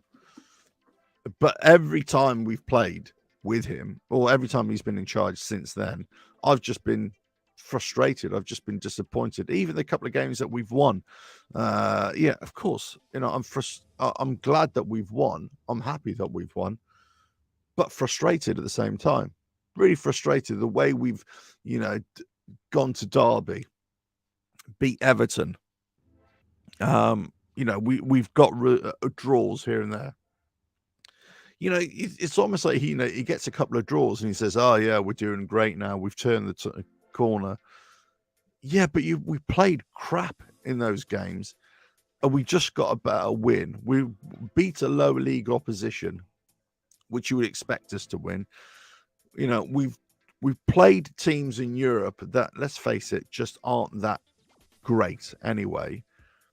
We come through a game against Larnaca. Let's face it, are just their levels beneath us in terms of quality.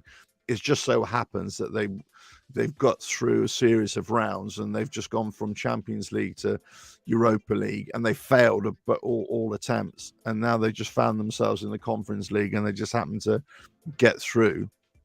Let's not forget that first game at Larnaca, they had 20, 25 minutes where they could have easily, better finishing, scored against us. But apparently this is success. This is success. You know, if we got knocked out of the Conference League earlier on, I'm just wondering if the board would have pulled the plug a lot longer. Because, you know, right now we got something to fight for. Right now there's something in their minds. They think we don't want to upset the apple cart here. We don't want to, you know, say to, you know, ruin any chance that we've got of getting to, you know, a semi-final to a final and possibly even winning something. So I get it. I get that point of view. But the league is always going to be our most important position, our most important thing, because being in the Premier League is the one that keeps the lights on. It's the one that pays all the wages. Winning a Conference League doesn't bring in millions and millions and millions. Winning an FA Cup, though I hate to admit it, or a League Cup, doesn't bring in millions and millions and millions that you can plan to spend on for future years. But being in the Premier League does. So I've always said, you know, you've got to go at this 100% all the time. And yeah, and it is a big demand on the players. And yeah, whoever said earlier on, you know, it's you know, they've had a tough couple of seasons. Yes, they have, and players, they played a lot of games. Yeah, but that's why you got squad. That's why you got under 23s.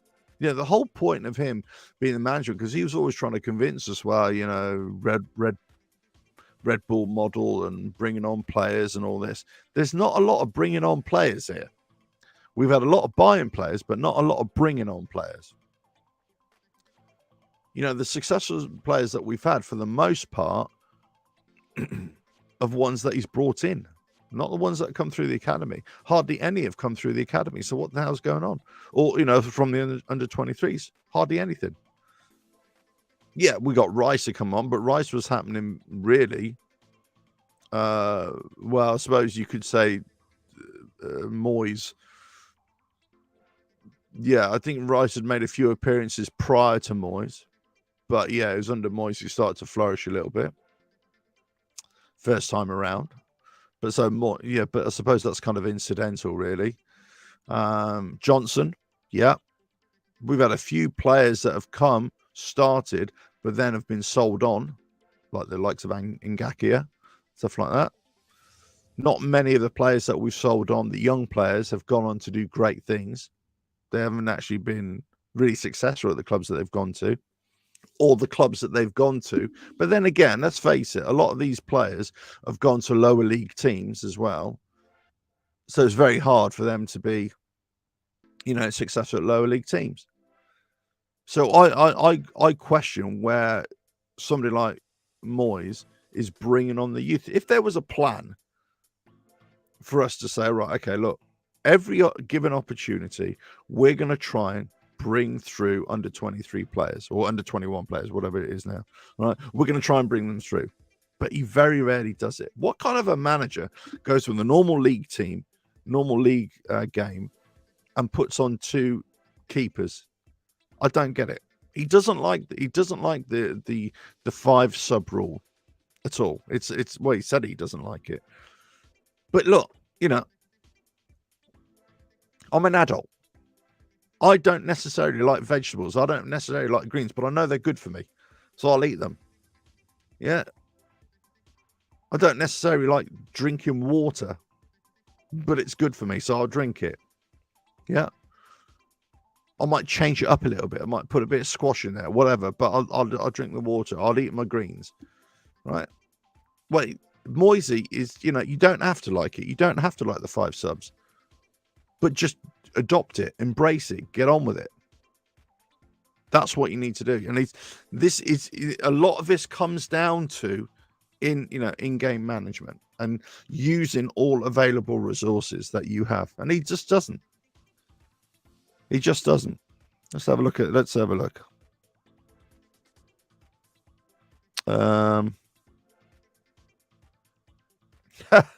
Here we go. Oh, Alf is the old doorman from the Beehive Bethnal Green years ago. What, was he a moaning old git like me as well, was he? Yeah, ruins careers. I think he has. I think he has. Moyes ruins players. Yeah, I do. Ant, you still in the house? Oi, oi. Oi, oi. I wish. Usual suspect. Al's real name is Stepney Green. The old apple cart. Pellegrini made, many Pellegrini made Rice, but Rice was there beforehand. There we go. The whole market has been upset this season, not just the apple cart. Yeah. Well, you're absolutely right. Steve, that's very kind of you. Need to come on more, Alf. Great show. James Whale. No, do you know what? I used to love watching James Whale. Yeah, I used to love watching him. Great. Yeah. I kind of, my style is kind of, it's nothing like James Whale. But I suppose the beard a little bit. Yeah, I suppose that. 1981, people. 1981. That's where we're at right now. 1981 is when I realized that my West Ham dream was full of holes. Was full of, I'm talking about, I was, I was 11, 11, wasn't I? Yeah, I would have been 11. No, because it was in March, wouldn't it? I would have been 10 still. I would have been 10. Soon to be 11 years old. And that's when I realized, because I was a typical kid, right? West Ham pictures all over my bedroom wall. I used to get the old football magazines from years ago. I don't know if they're still around anymore, but Shoot. Anybody remember Shoot? Anybody remember what was the other one? There was Shoot and there was another football mag, and used to, pick out all the stuff. And because we won the FA Cup, of course, all of us in the previous year, all of a sudden West Ham were a big thing again, right? So they're always in, in football magazines. But shoot, what was the other bloody magazine? But anyway, so as a kid, putting out all the pictures, we took on Francois van der Elst. So I remember Francois van der Elst, but a Belgian player, he did all right. Actually, I think he did all right the first season, but then it sort of dropped off. But I remember getting up. It was almost like it was, giddy. You think, I got a picture of Francois van der Elst. Bonzi, Pike, Cross, pictures all over my wall. Goddard, my hero as a kid. Loved Paul Goddard. Absolutely adored the man. For what he did. The games that I saw, and then when I saw us play, and I loved it. Right. So I had scrapbooks. Of all West Ham pictures. And I do stuff, and I, make up my best team and all that sort of stuff. And let's face it, as kids, we kind of do that sort of stuff, right? And I was doing all this for that 1980 season. I was just, yes, oh yeah, West Ham, here we come, And you got to, I suppose you got to understand here, from where I came from.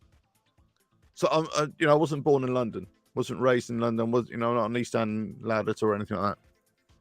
So I was born in the provinces, right? I was born out in the countryside, where everybody talks like that. They talk like that in the countryside. I do. But anyway, so all my family, all my friends, school friends, most part supported Man United, right? A few Liverpools, quite a few Midlands teams like Villa, West Brom, that kind of thing. Wolves was another big one. But mostly, I'd say Villa, Man United, Liverpool, a couple of Spurses in there, a couple of Man Cities, but mostly the big teams, right? No Chelsea, no Arsenal that I can remember anyway. But I was the one and only West Ham fan, the only one kid. Then I went up to, when I was about 12, 13, 14, I went to another school and I met up with another West Ham fan. We kind of had similar kinds of things, you know. We kind of loved West Ham growing up, and you know, we started supporting them and everything like that.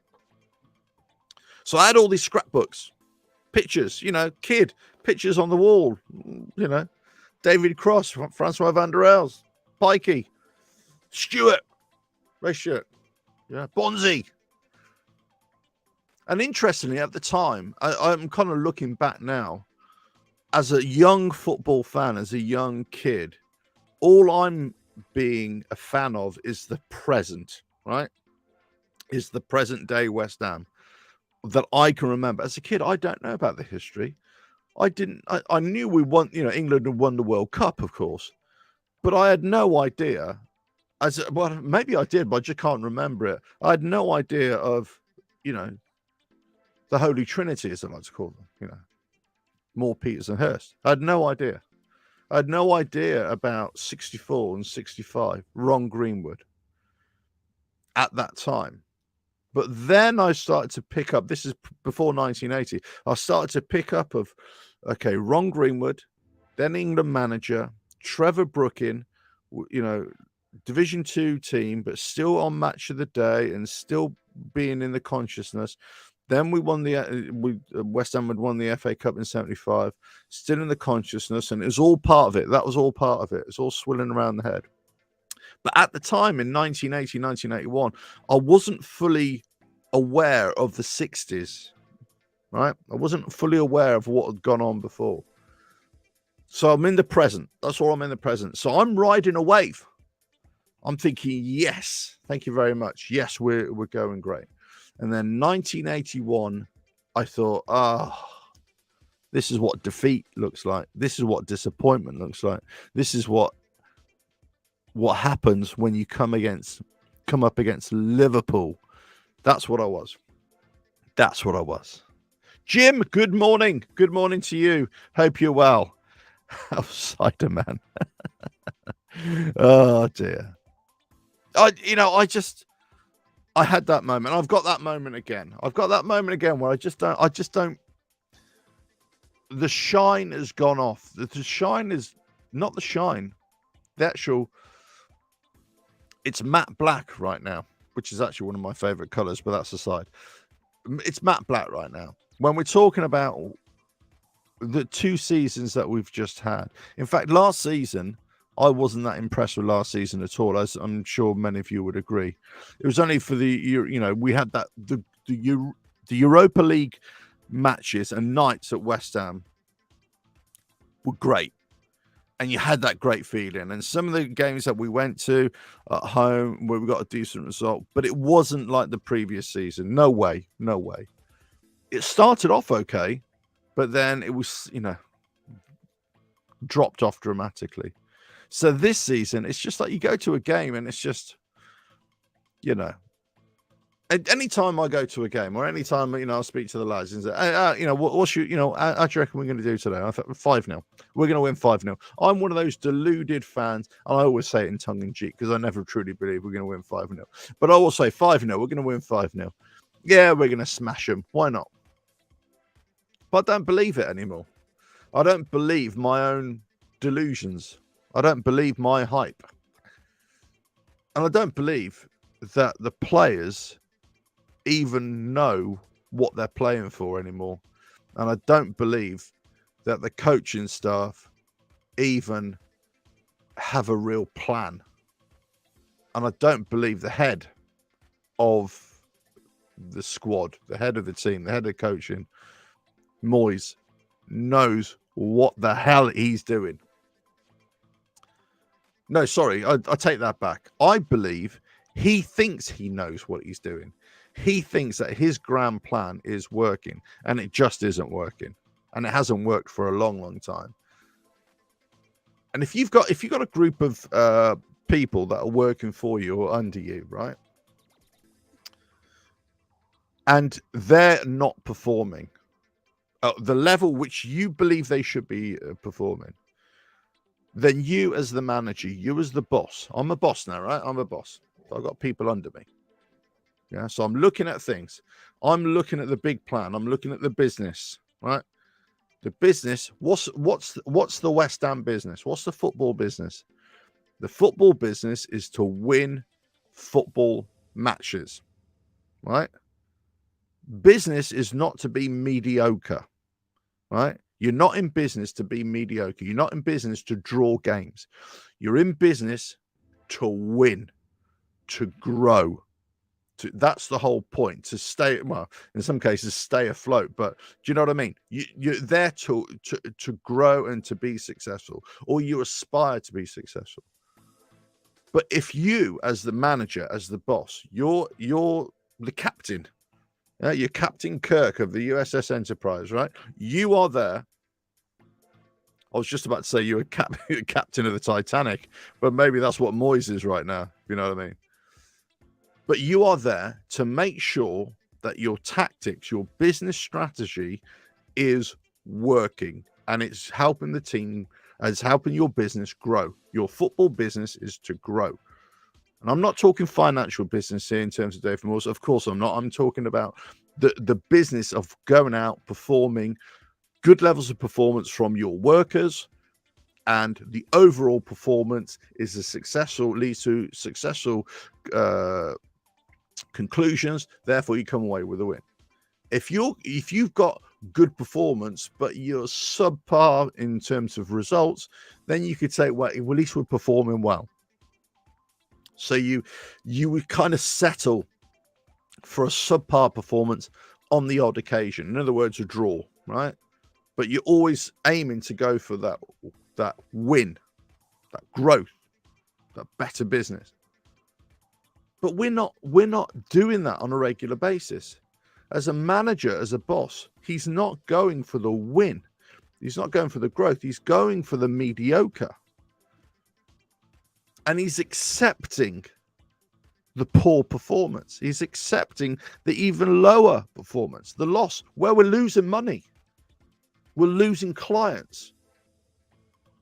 That's not good enough. So as somebody, as a business owner, I'm thinking, hold on a minute. Whatever is going on here, it just isn't working, right? And I apologize for the jazz hands. That's what happens when I talk.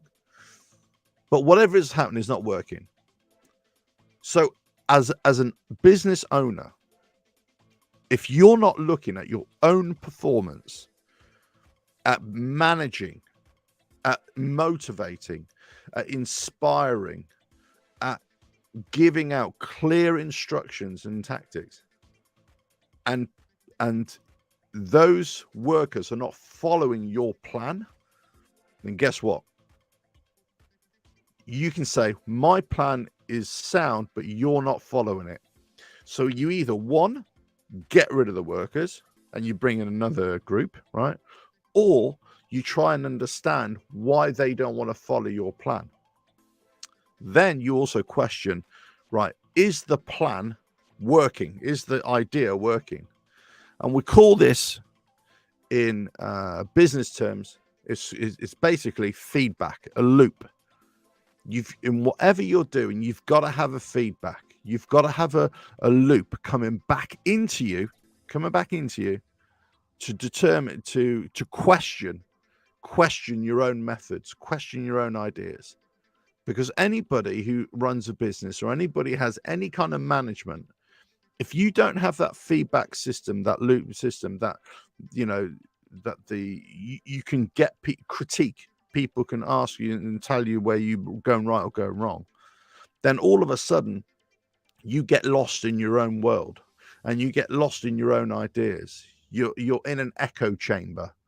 Okay, the echo chamber, you're sending out ideas, but the same ideas are coming back. It's what happens to big pop stars and big film stars and everything. They surround themselves with yes men and yes women and people who just want to, you know, do whatever they say is right. And that's why you get the likes of some Kanye West or whatever, who's just warped all over the place. And, you know, or any other big pop star or film star just got some warped ideas because they got full of people who are just operating this same echo chamber, who probably on the take as well, but also they're just reinforcing the ideas. As long as that person is doing well and also generating money, yeah, you can just do whatever you want. We don't care. And whatever you say is right. And that's the problem. If there's no criticism of David Moyes from within, right? If he's not realizing himself, this is what happens. You get a gradual, quite a steep degrade of performance. And then your players or your workers are just so demotivated. They're not performing. You got everybody around you, your other supervisors, they're maybe trying to change things, but you're not listening to them. And then you've basically got a situation where you're not running the show anymore. You're failing. And it's not the players, it's not the workers, it's the business plan, it's the business model. And whoever's in charge of the business model is failing. And that's why businesses go bankrupt.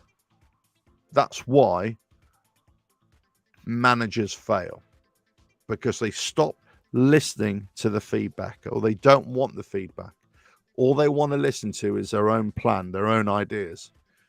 And yes, as a business owner and as a manager, you've got to have firm ideas. But without that feedback, without that analysis of your own performance, it's always going to end one way.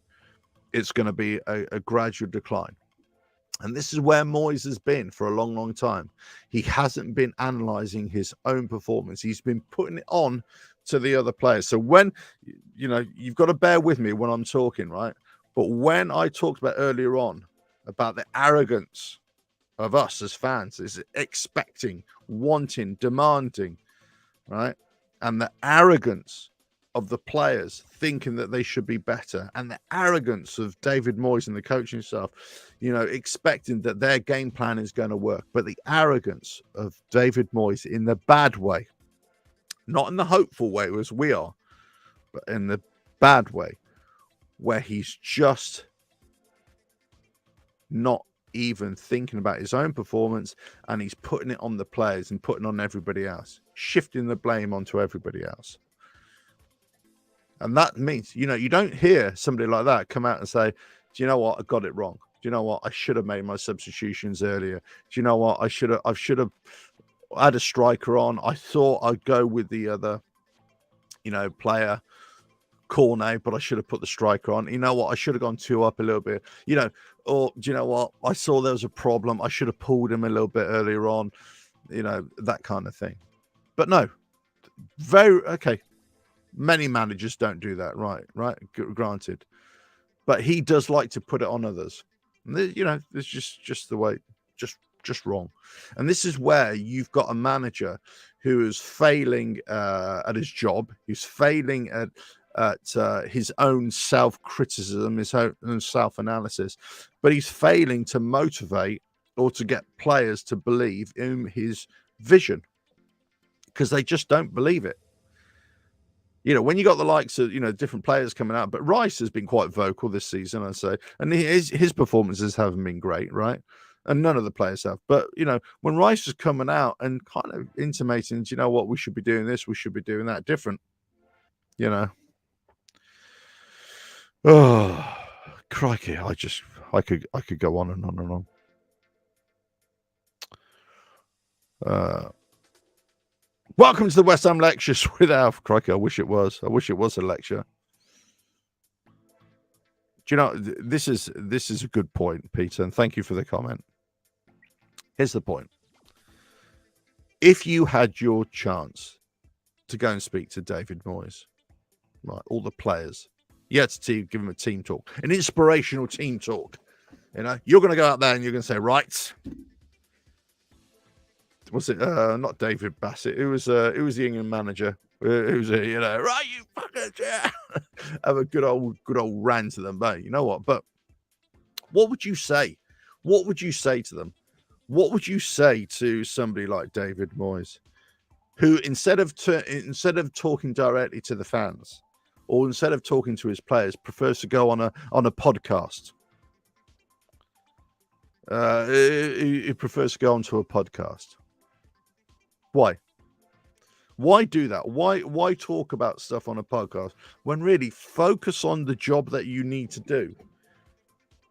If he'd gone on this podcast, right, on the Diary of a CEO, whatever his name is, right, and we'd been winning, we were, in the top 4 position, we got through to a final, we'd won something, whatever, I'd be like, do you know what?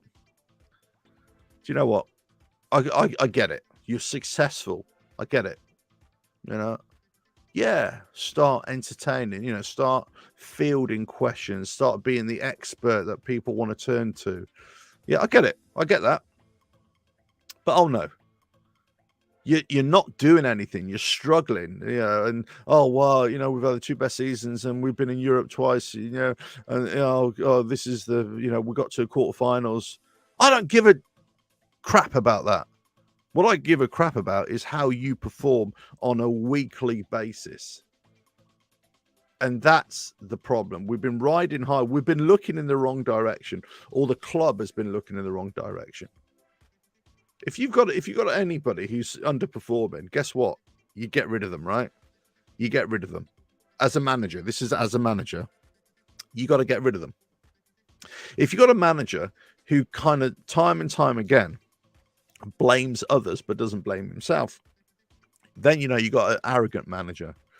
If you got a manager who then every now and again pokes the bear, pokes it at the fans, then you're going to lose the fans. You've lost the fans anyway, and you can't expect the fans to say, "Oh, all is forgiven, David. Don't worry, all is forgiven." When we come back to the London Stadium next game, we're going to be right behind you. We're always behind the players. We're always behind the club as a club, because a club is almost like an invisible thing, isn't it? Because you can have the club and you hate the owners of the club, and you might not really like the managers, and you might not like the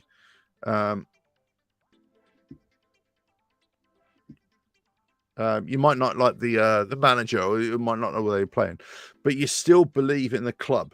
You're still the club, the thing, right? And it's from childhood. It could be a recent thing. Who knows? So why do people support who they support? You support for lots of different reasons, right? But you believe in this thing, but it doesn't mean that when you go and watch a game or support from afar, you might be in a different country or you can't get to games, right? This is one of the reasons why I came on board a few years ago, because I never used to do a lot of social media or anything really a few years ago. And I've had discussions about this with other people about, the problems of West Ham in the past and everything. But, I forgot what I was going to say. Yeah. So, I never really understood the whole YouTube thing or online thing and Twitter and everything like that. But I knew I had a voice, and I knew other people had a voice as well. And I knew that, we'd always, fans as fans, you're either going to be happy or sad or pissed off at a certain point. But you always believed in the thing, the club, whatever the club is, but not necessarily always having belief in whoever's at the club, right? Managers, players at some point, some players you think, crikey, what are you here for? But managers for the most part, right? Coaching staff are usually immune from this, but it's the manager who's a figurehead. So when you start poking it at fans and then you expect them to come and support you the next game, then you're like going, hold on a minute. This is when fans start to retaliate. And this is just almost like, where the way the government and everything would support all the NHS workers and the essential workers, and so thankful, and let's go out every Thursday night and give them a good clap and everything like that.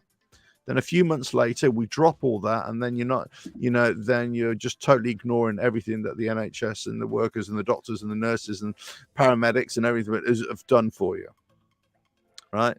And you want to insult them with a 0.5 pay rise or something like that, or whatever it is, right? It's a similar kind of thing.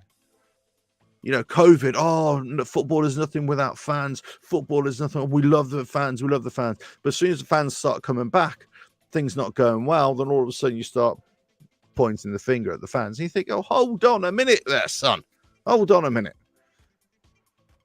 If you show us something from the manager, from the coaching staff and the players that we can get behind, that we can get enthusiastic about, encourage, then we're going to be vocal.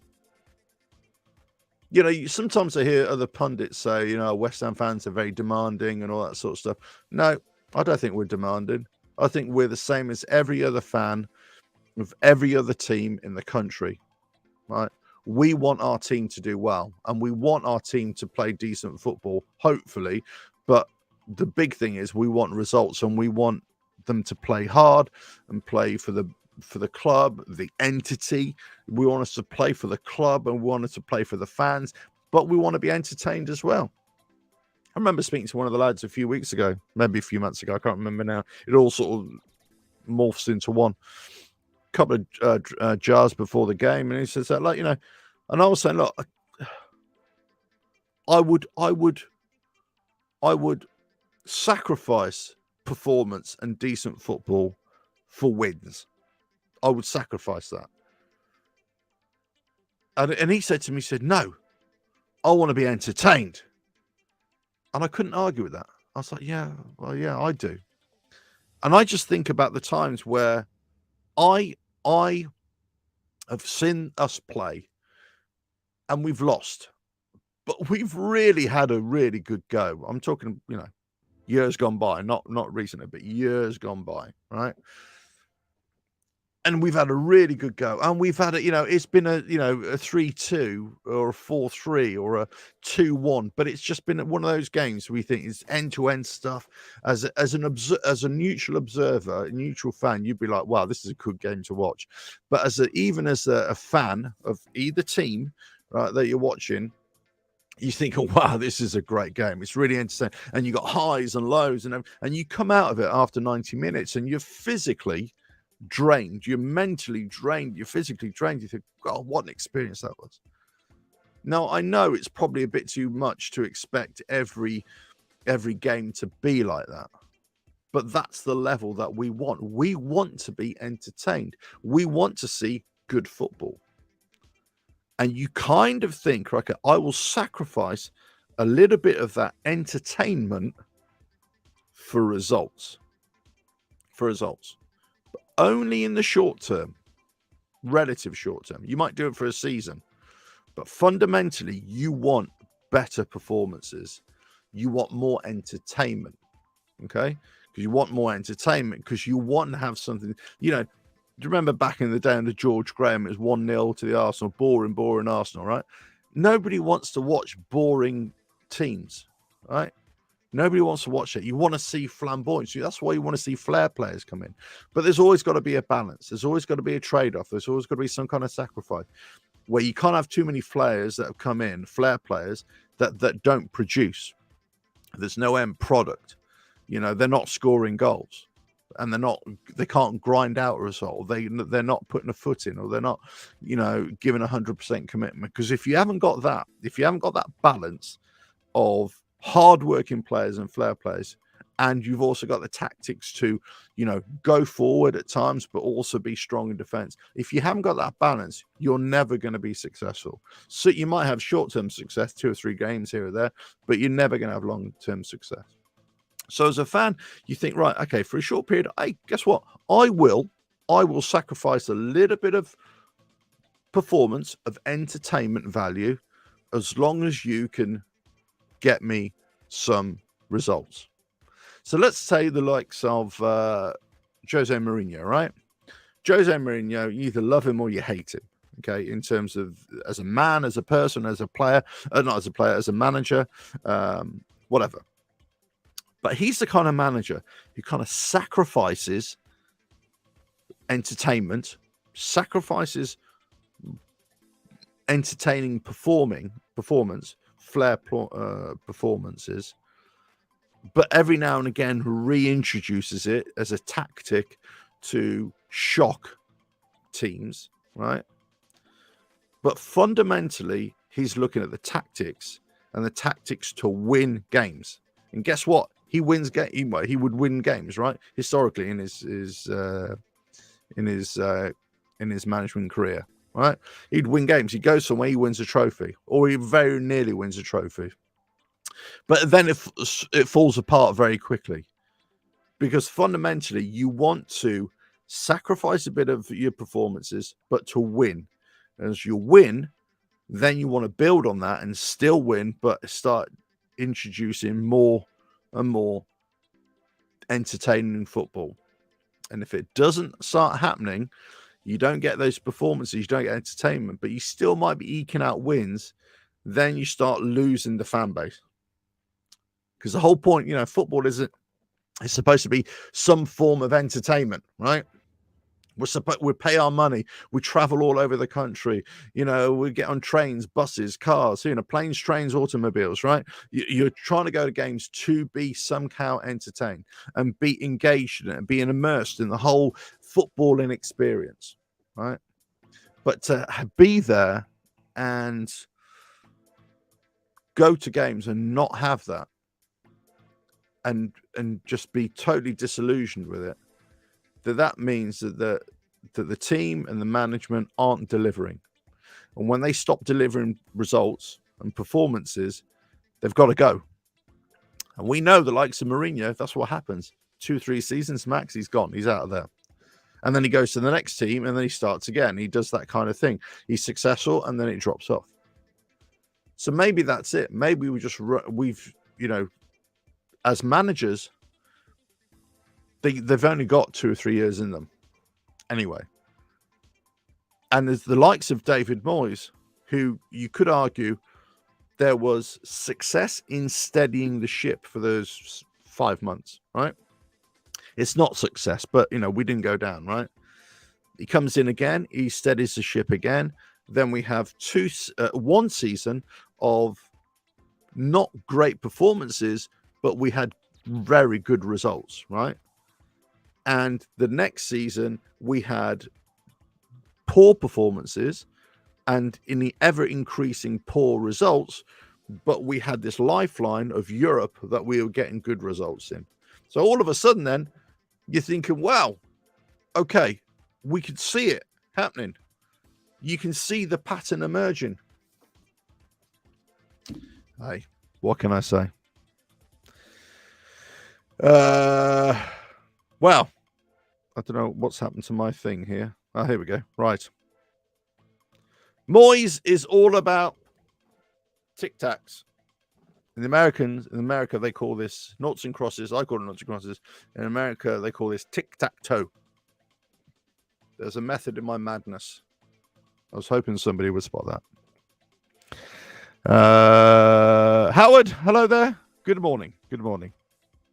I'm trying to watch the comments as I'm going. Here you go. Usual suspect. Got it, Alf. Alf is really the Oz Clark who loves to drink wine. I do love to drink wine, actually. Yeah, I do.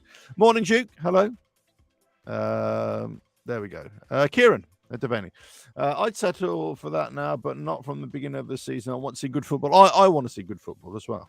I'm just trying to say to you that this is what you temporarily want to. You will sacrifice decent football, entertaining football, as long as you're getting results. But if you're not getting the results, something happens really quickly. You this is the way I see it. If you don't get the results, but your performances are really up there and it's entertainment, and as I say, it's you're having a ding-dong battle with another team, and you come away thinking, nearly, and it's really hard, and they're beating you for like 2-1, throughout the whole game, and it's coming up to 90 minutes. You go into injury time, and you've been trying, you're knocking on the door, and nothing's happening. You can't work, and then all of a sudden, you just get that last-minute goal, and then you think, "Oh wow!" and you're all coming away buzzing. Or do you know what? Some games you found it really hard. Let's say you come against a really good team of the day. You've been struggling to match them, And then all of a sudden, you out of the blue, you score. And it's just like, or, you know, you're losing, or it's a 0-0. And then right at the last minute, you score. And it's just like, it's the euphoria. You kind of forget about what's been happening. But the result, you know, saves the day as well. So the result and the performance is ideally what we want. But you kind of think if you don't even get the result, but the performance is there, you kind of go, well, we gave it a good go. It was entertaining, right? But if the result comes, but the performance was there, but we just kind of nicked it right the last time. Hey, there we go. Oh, dear. Right. So, hold on. We've lost everything here. There we go. Right. Listen, I mean, let's just talk about this game tomorrow. Let's just talk about this game. Not tomorrow. It is tomorrow. Where am I? Saturday morning. Yeah. God, I've only been doing this for an hour and a half. Some of the guys have been doing it all night. Blimey, I'm lost already. What are we thinking about tomorrow? Are we thinking?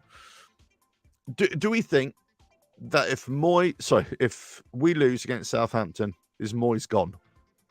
This is a question. Let us know in the comments now. You know, do we think that if we lose tomorrow, Moyes is gone? I bloody hope so. I bloody hope so. I've heard people say, you know, repeatedly, you know, it's, you know, we're too close to the end of the season. Nothing's gonna happen. Nothing's gonna change. And I agree. I don't think anything will change. But surely, the next week, next 7 days, we got 3 games. We've got Southampton.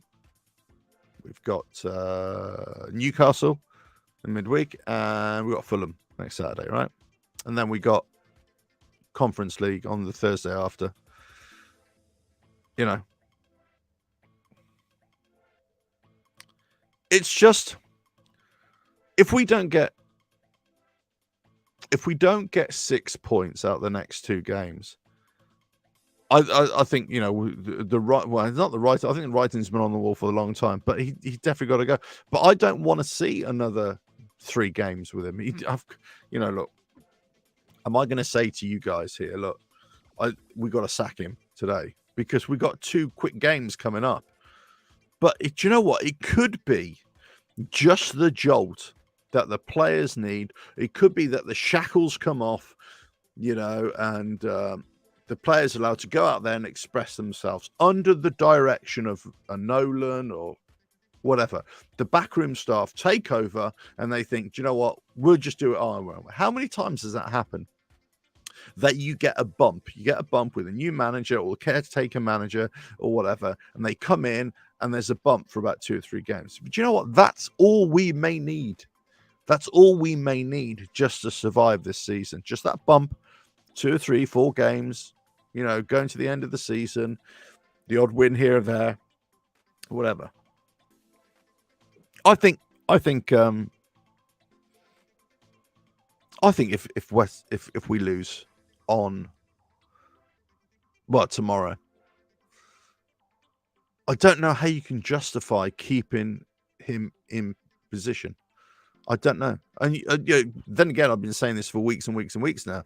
How can you justify keeping him in position when it's obviously falling apart at the seams? It's obvious that, you know, things are not going right. And they haven't been going right for a long time.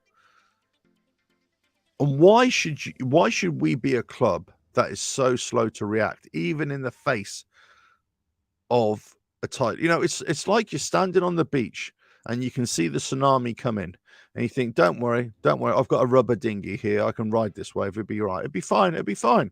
It'll be all right. And then everybody's shouting at you, run, it's a bloody tsunami coming. Run, just hold on. Just run. Just go. Just change it up. But no, get on your quad bike, get on your beach buggy and just get the hell out of there. You know, run for your lives. But oh no, I'm gonna stay on the beach. I'm gonna stay on the beach, everybody. I'm just gonna stay here with my little rubber dinghy, with my little you know, rubber ring, whatever it is. That's it, with my little unicorn, whatever it is. There we go. And I'm just gonna wait this tsunami just to come over. That's it. Yeah. You know, how can that be? How can we allow this to happen as a club?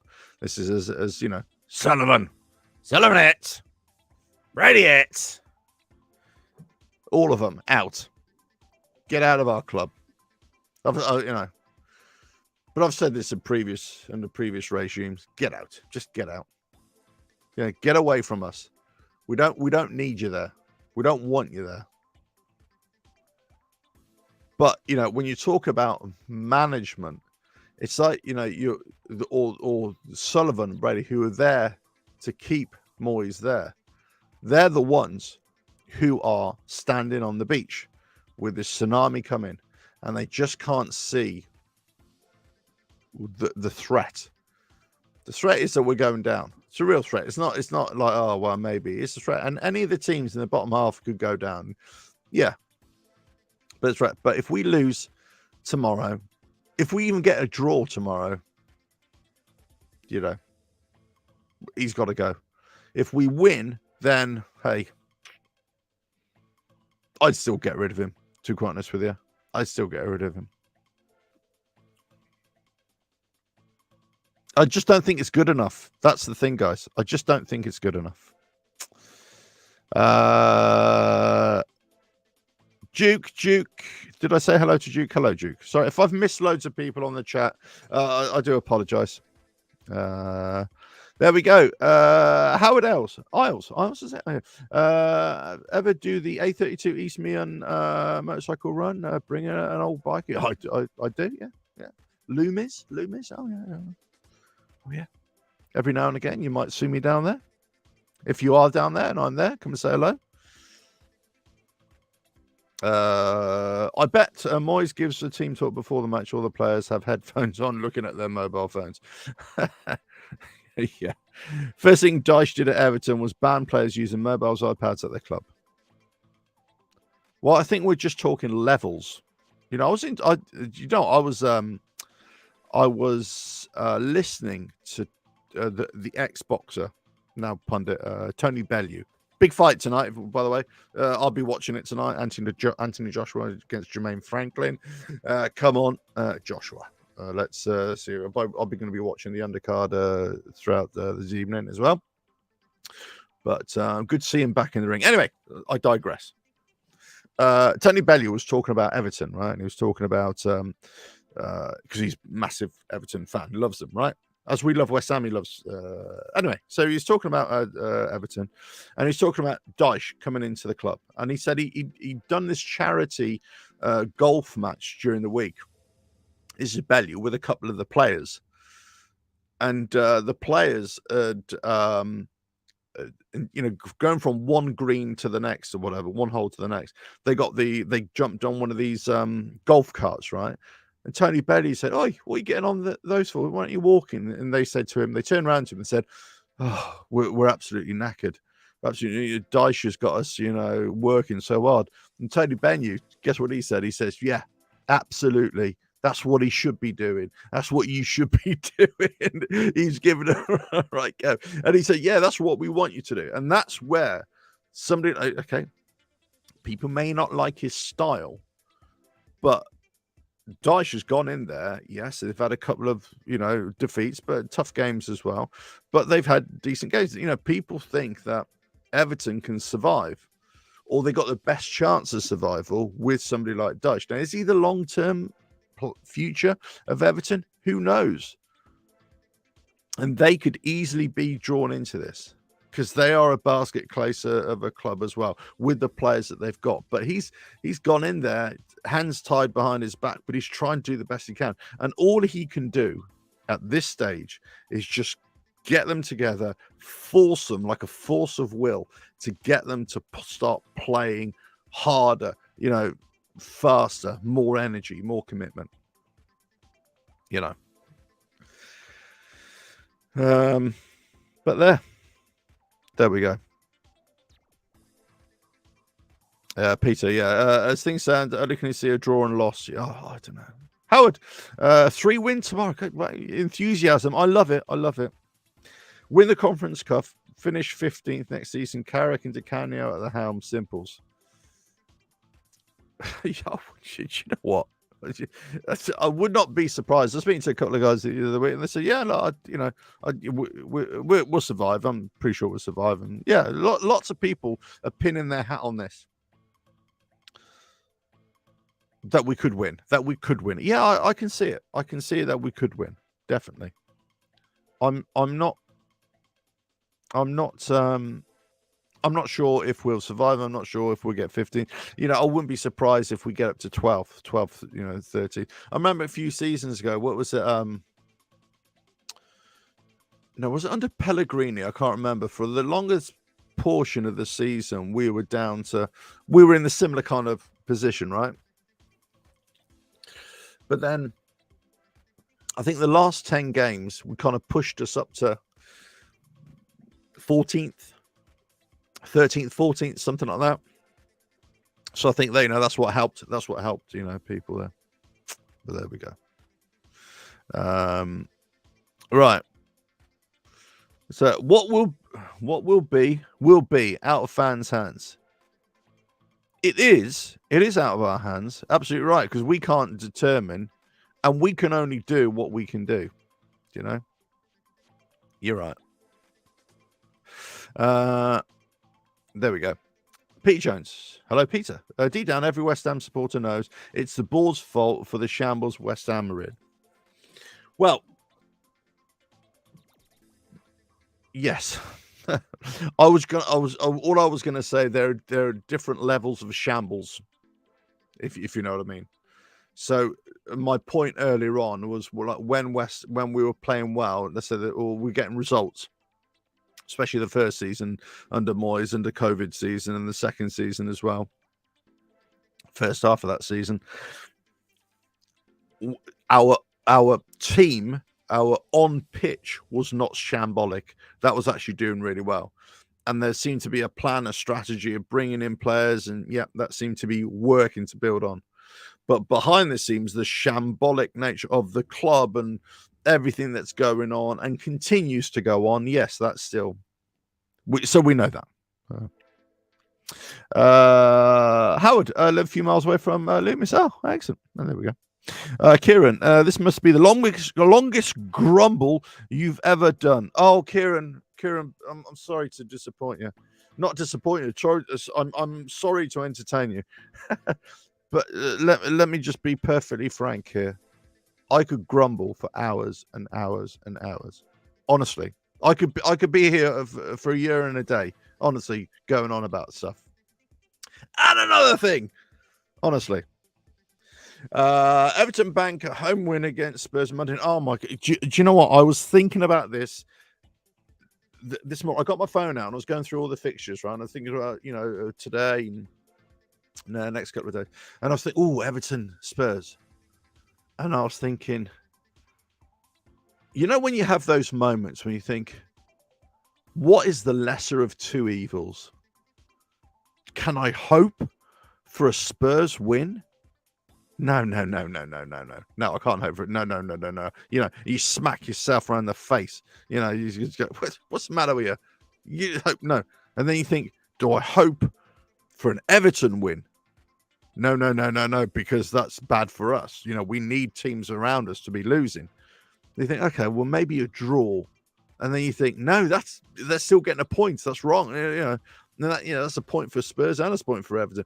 At the end of it, I was just kind of in this whirlwind of hate and disappointment. And I couldn't quite figure out which is going to be the best course of action.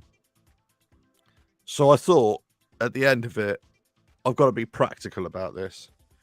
Got to be practical, and I've got to turn this in on West Ham, and the only threat to West Ham right now is Everton.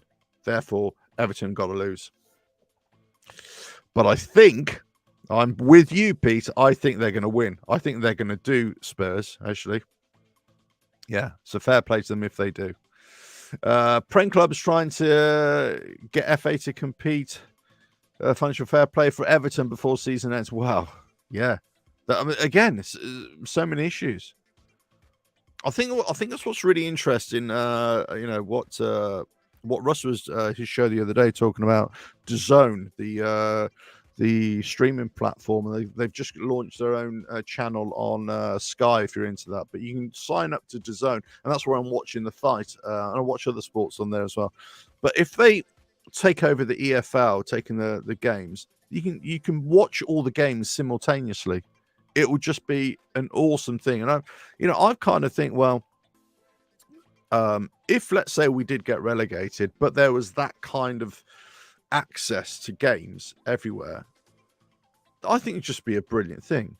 Because fundamentally, when I started, this is what I went off on a complete tangent earlier on.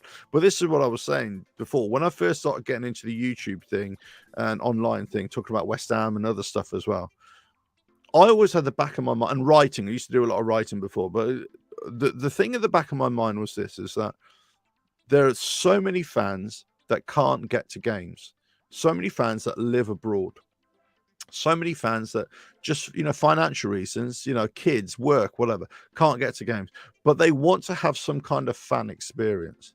They want to be able to get something, identify with something, right? And not only just watch games, but they want to have it. And this is where I always saw the importance of fan channels and stuff like that, especially when it was like an antidote to mainstream TV and radio only official commentary. And this is or only official pundits who've only played the game, so they're the only ones who know. And this is what really annoyed me by the likes of some players. And I will say it, Mark Noble a few years ago, when he had a right go at the fans, and Rice kind of intimated it a couple of times as well, that, oh, well, you haven't played the game, you don't know, and all this sort of stuff. And you think, well, hold on a minute. So, so as a fan, when we do these streams, is when we do these shows and everything. But let's say if I can't get to a game and I'll watch a game and I'm watching it online, or watch any other game online, I want to be able to watch it with a proper streaming platform, right? Now, some of the clubs I noticed, I don't know if they did this, and I forgot what the system is called, lower league clubs. You could actually sign up to this streaming service that is purely for your club, right? And you could watch the game. And I think what they would do, they would just get a camera and you could watch the game. I don't think there might have been a local person doing the commentary, but you could they could stream your own game, and you'd pay like $5 a game or something like that. But the point is, would this stop fans from going to the games? I don't think it would, because the fact of the matter is that West Ham, in our case, could be live on TV, on Sky or whatever, but we still go to the game. The experience of actually going to the game, it always outweighs what you see on the TV or what you can hear us talking about. Going to the game is always going to be the number one thing. So even if we got relegated and you've got this opportunity to watch all the games that you ever want to watch, your team, every single game that you want to watch on a platform like DAZN or could be wherever, I think that's going to be a good thing. I personally think that's going to be a good thing.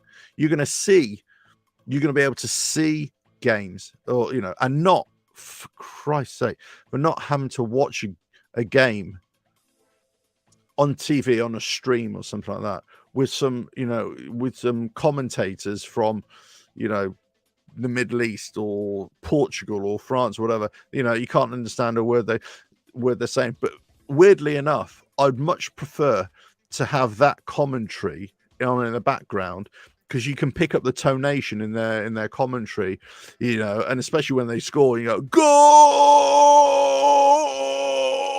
all that sort of stuff, right? I'd much prefer to have some kind of commentary, but as long as it's a state, the worst thing is you're watching something and it's just a crappy stream, or you lose the signal, whatever. With something like a proper platform that they've paid for all the games, why not? And I would much prefer if actually the best time that I've watched Premier League games, West Ham, if I can't get to the game, is on something like a Prime, right? There's one service that shares all the games. The problem is now you could be signing up to so many different streaming platforms, left, right, and center. You don't know what you're at. And I think it's only going one way. In the end, I've gone off on a tangent here, I know that, but it's only going one way, where each club is going to have their own streaming platform.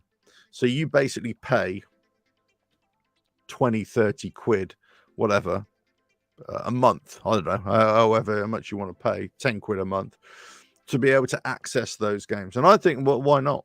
You know, you could either do it on Sky or whatever, and you pay them, or you can pay for a reduced service, let's say, but still, you're still getting the same. But at least we as fans could always watch the game. But I don't think it's going to affect us being able to go to games. We're still going to go to games, right? And we're still going to go there because we, you know, let's face it, I got my cup of coffee, right? If I throw this at the TV because I hate the TV, that's down on me because I'm going to bust my TV. But if I can go to a game and start volleying abuse at the opposition fans or volleying abuse at the other players, or, you know, having a go at Moyes or having a go at our players, or trying to help them, urging them to win and trying to, you know, identify where they can make the pass or whatever, you know, that's, you know, that's what it is. I mean, you know, when the likes of David Moyes has a right go at us for sometimes, yeah, the atmosphere is, you know, not very good. But I think a lot of people are stunned at how crap we are at times, you know. But if you go into the corners where we are, it's usually pretty vocal, right? And we're always giving it some. And, you know, but it's the whole stadium is, you know, it lends itself to just being sitting down and watching passively as opposed to being, you know, actively engaged. I mean, that's what I feel as well anyway. Peter, it's the fault of the board, manager and the players. Well, I'm definitely saying it. Oops, sorry. It's definitely saying a combination. Hopefully next season, Michael, hello. Next season, new owner, possibly. New manager, hopefully. But look, you know, if he doesn't lose, if he doesn't lose tomorrow, draw or win, I don't think he's going anywhere. If he does, if he gets a draw out of the next 3 games, I don't think he's going anywhere. I think if he gets a draw and 2 losses, I think, and he wins the Europa Conference game against, he's not going anywhere. But if he loses tomorrow, and he definitely loses on Wednesday against Newcastle, which is a real possibility on that one, I think I'm not sure how you can justify not. Do you know what I mean? I'm not sure how you can justify not. You've got to have. Do you know what I mean? There's got to be some kind of realization on the owners and say, hold on a minute.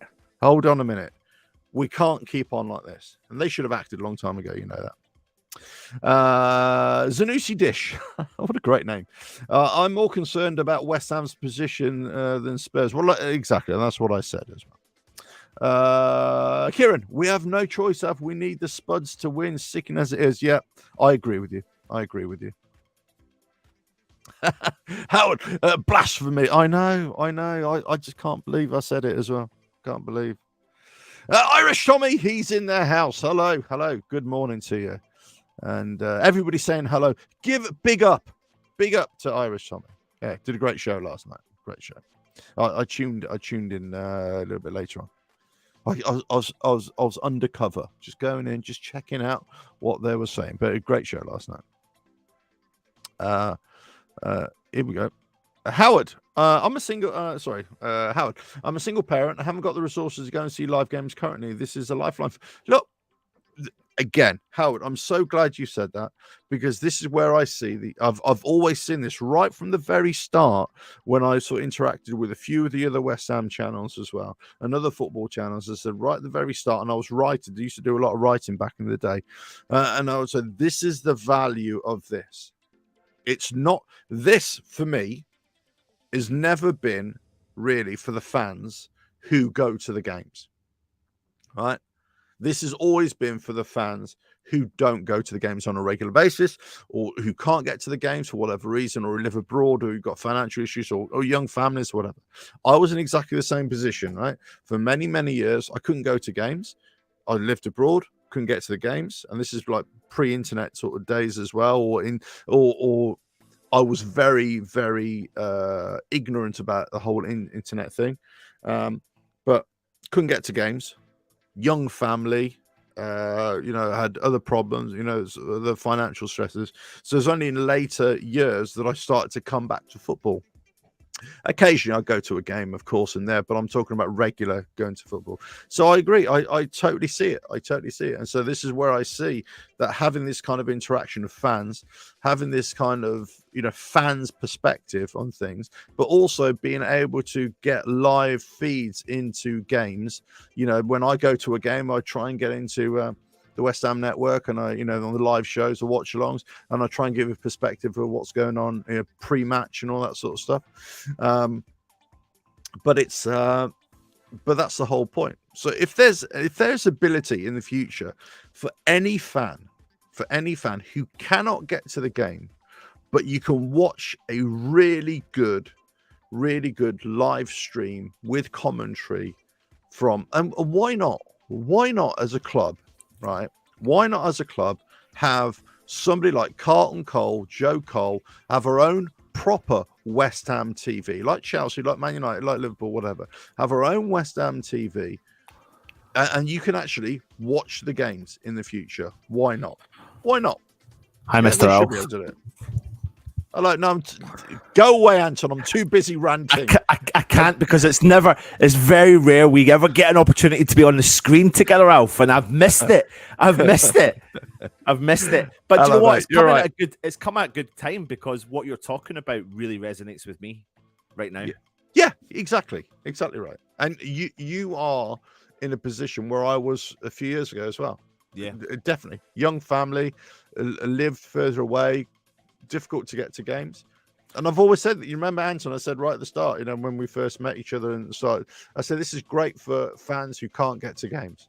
I love it. I love doing this. I think that's why when you, for me particularly, especially this season, I mean, I'm a season ticket holder and I'm struggling to get to games. I've got 3 young kids. Last year I did a reasonable amount. The year before, a lot more, and then backwards, it more and more and more. But this is the first time for me it's impacted me dramatically. And I've always heard the stories. Even my dad, Alf, and my dad, having 6 kids. He was home and away his whole life. From the first moment he stepped through the doors at Upton Park, to the watching us win every single FA Cup final, home and away. And even when he first moved to Scotland, he was home and away having 3 kids. Wow. But then that became impractical. 6 kids, running your own business, and that eventually takes its toll. So he missed it for years, but we didn't have access to what we have access to now in terms of watching the football.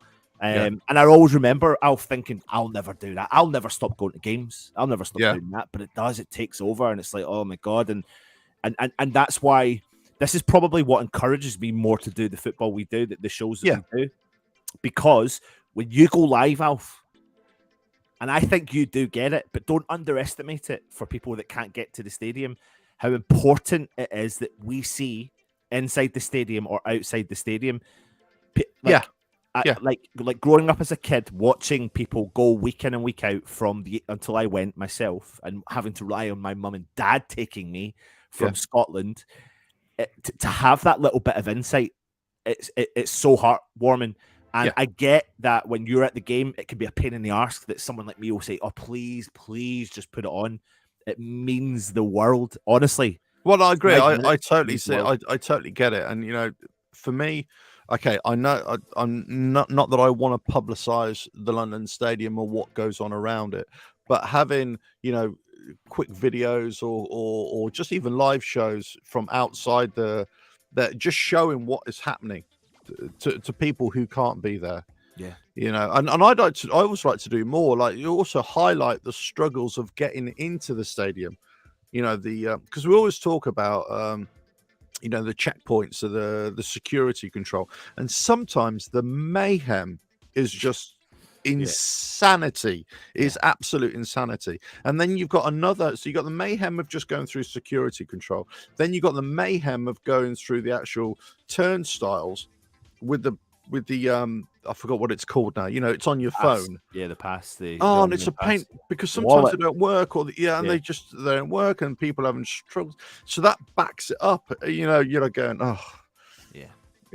But anyway, it definitely is. But like I said, again, when Russ does the particularly this season when I've not been getting down, when Russ does the after show in and around the sports club or leaving the stadium, it's just, you know, for anyone that can't get to the game, it's just so good to at least, it gives you that feeling that you're maybe there. It gives you that feeling that you're maybe there, and yeah, just don't underestimate it, because it's so powerful for people that can't get there, and especially now. Like I said, for me, I'm missing it terribly, Alf. I'm missing it terribly. I've kept my season ticket because the mindset is hopefully I'll get to games next season, but we'll have to wait and see. But you know, just giving me that little snippet, just me personally, is huge. Let me ask you a question. This is not supposed to be a leading question or anything like that, because I've been thinking about this a lot recently, because I'm always thinking about bollocks, of course.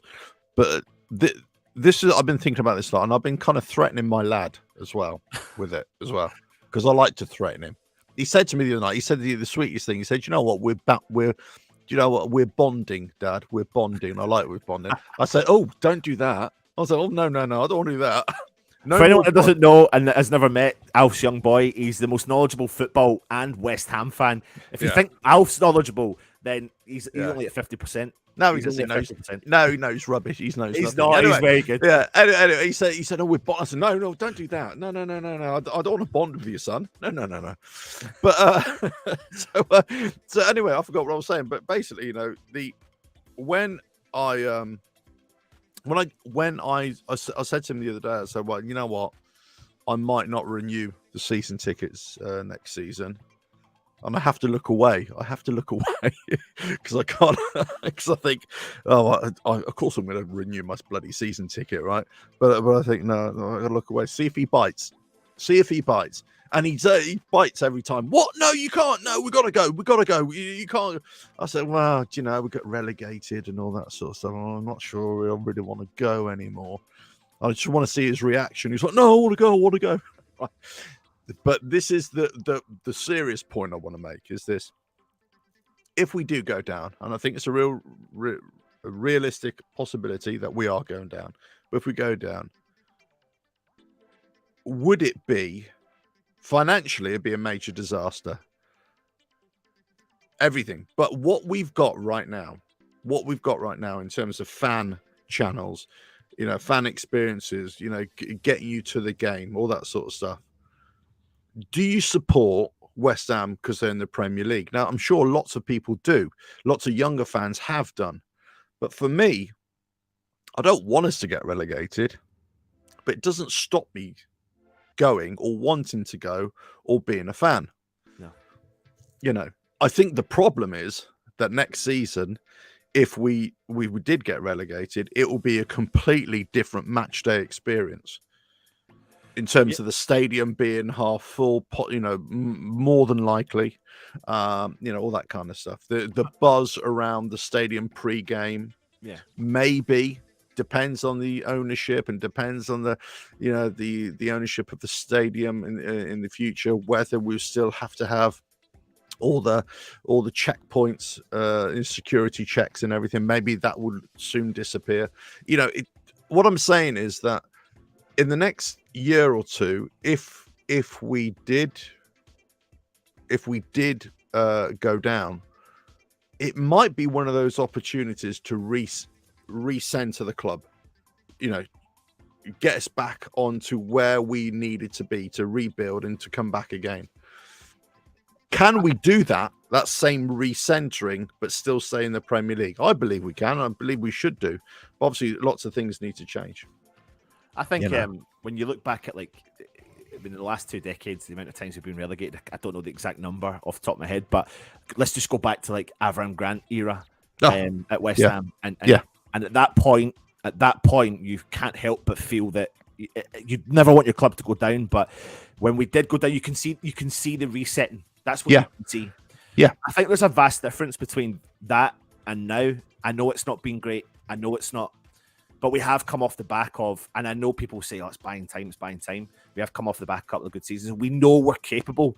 It's just, I think we're all now starting to center into the one position of where the issue may lie, and that possibly needs to change. You know, it's funny, we had Billy Horschel on earlier on, and he's talking about his sport, even in golf, and it's relatable to every sport. You know, you don't if you go into the golf game, being defensive, being, I'll just chip it maybe 100 yards back, and you make the mistake. It's worse. It's worse than what it is when you try and go at it and go for it and all that sort of stuff. So for me, I get there's a new generation of fan. I do think we are pretty. I know it's a cliche statement I'm about to make, but I do think that we are a unique fan base, because I do think we have a really strong following. However, let me remind people of the amount of times that I did go to games when we were in the Championship, and I travelled away, and I was at Wigan away, and we were at Bolton away, and we didn't sell out the away fan tickets at all, by far, by thousands, in some of those games. But the fan base is different in loads of ways, Alf. There's this kind of mechanism in place where desperation to go to the away games all the time. And I get that. The point system's created this spiraling effect of it and all that sort of stuff. So I think we'll always have that. I think the home stadium experience will be very different, and you may lose. I think the fans would turn up in force. Oh, I think it would. I think we'd still get 30,000. I think we'd still get 25, 30,000 for the first season. I feel like we would get. I feel like we would maybe get more. I mean, maybe 40. Maybe. I think we could. I think we can. What you said. I think we can center this by not going down. I think if we can just manage to stay up. Oh yeah. And then turn it around in the summer, because if we believe things or don't believe things, whatever happening, we've got loads of players still out of contract, Alf. Yeah. There could be a change of ownership or change of something at the top level. There could be a change of manager. We could have big transitions again this summer. So I think this is the time we stay up. We see what we need to do in the summer, and it's next year is the key message. It's a bit like the Southampton game's massive. If you get the victory, it kind of defeats the purpose if you go to Newcastle and get smashed. Yeah. We need to be able to turn up and be consistent. Oh, that's what we need to do. But we haven't been like that all season or a season and a half. We haven't been able to do that. And the thing is, as I said in just now, it's if we lose against Southampton, or we don't, like I put this, if we don't get a win, but if we get a draw, it's kind of, let's see what the next game does. But if we lose, you think, well, why is he still in position? He should have gone anyway. But then you think, okay, if he loses against Newcastle, which I'm kind of expecting, actually, in all fairness, because we've always had tough games against Newcastle the last few seasons, and we've won a couple and they've won it, but there are tough games. Yeah, could go either way. That means to say, if you lose those two games, or you only get 1 point in those two games, there's only one way we're going, because then you got Fulham, who've been doing really well. And then you think, well, hold on a minute. That's 3 games now. How many points realistically are we hoping to get? If we're not getting 6 points out of these 3 games, we're, what else can we expect for the rest of the season? Yeah. Do you know what I mean? Yeah. But you're right. I don't want us to go down, to recenter, to get this, to sort out the club, because I don't think that's the answer. Yeah. I think the answer is that we need to sort out the club. Yeah.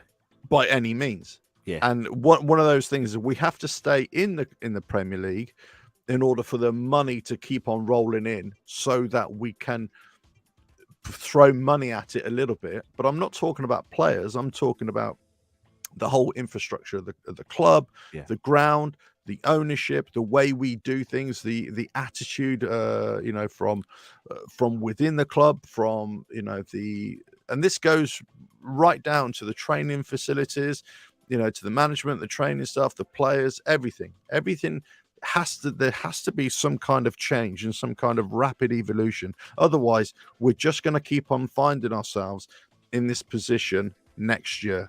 Communication in it, Alf. I think that's one of the biggest things we've spoke about since me and you met each other. I don't even know how many years ago that was when we met each other, but the key message back then was communication to the fan base, and it still is the same thing. We don't really necessarily get it, and we don't really know where we're going from one angle to the other. But I think, and I'm not saying it's just us that happens to, but when you do speak to other fan bases, you do get a little bit of a better communication. We've had Nottingham Forest fan on before, we've had Southampton fans on before, and they get a little vibe of where they're going to go and what they're going to try and achieve, and a little bit more conversations and fan-based interaction, I suppose you could say, and we don't really get as much anymore. So before fan channels came up and before more fan channels really, I would say, but blog posts and everything been around for quite a while, websites, there's always a way for fans to listen, like a podcast, or listen to radio chats, or read, opinion.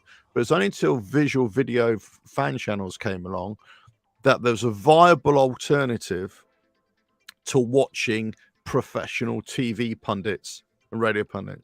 And you're actually saying, hold on a minute, they're talking nonsense, but the fans here, they're saying it as it is.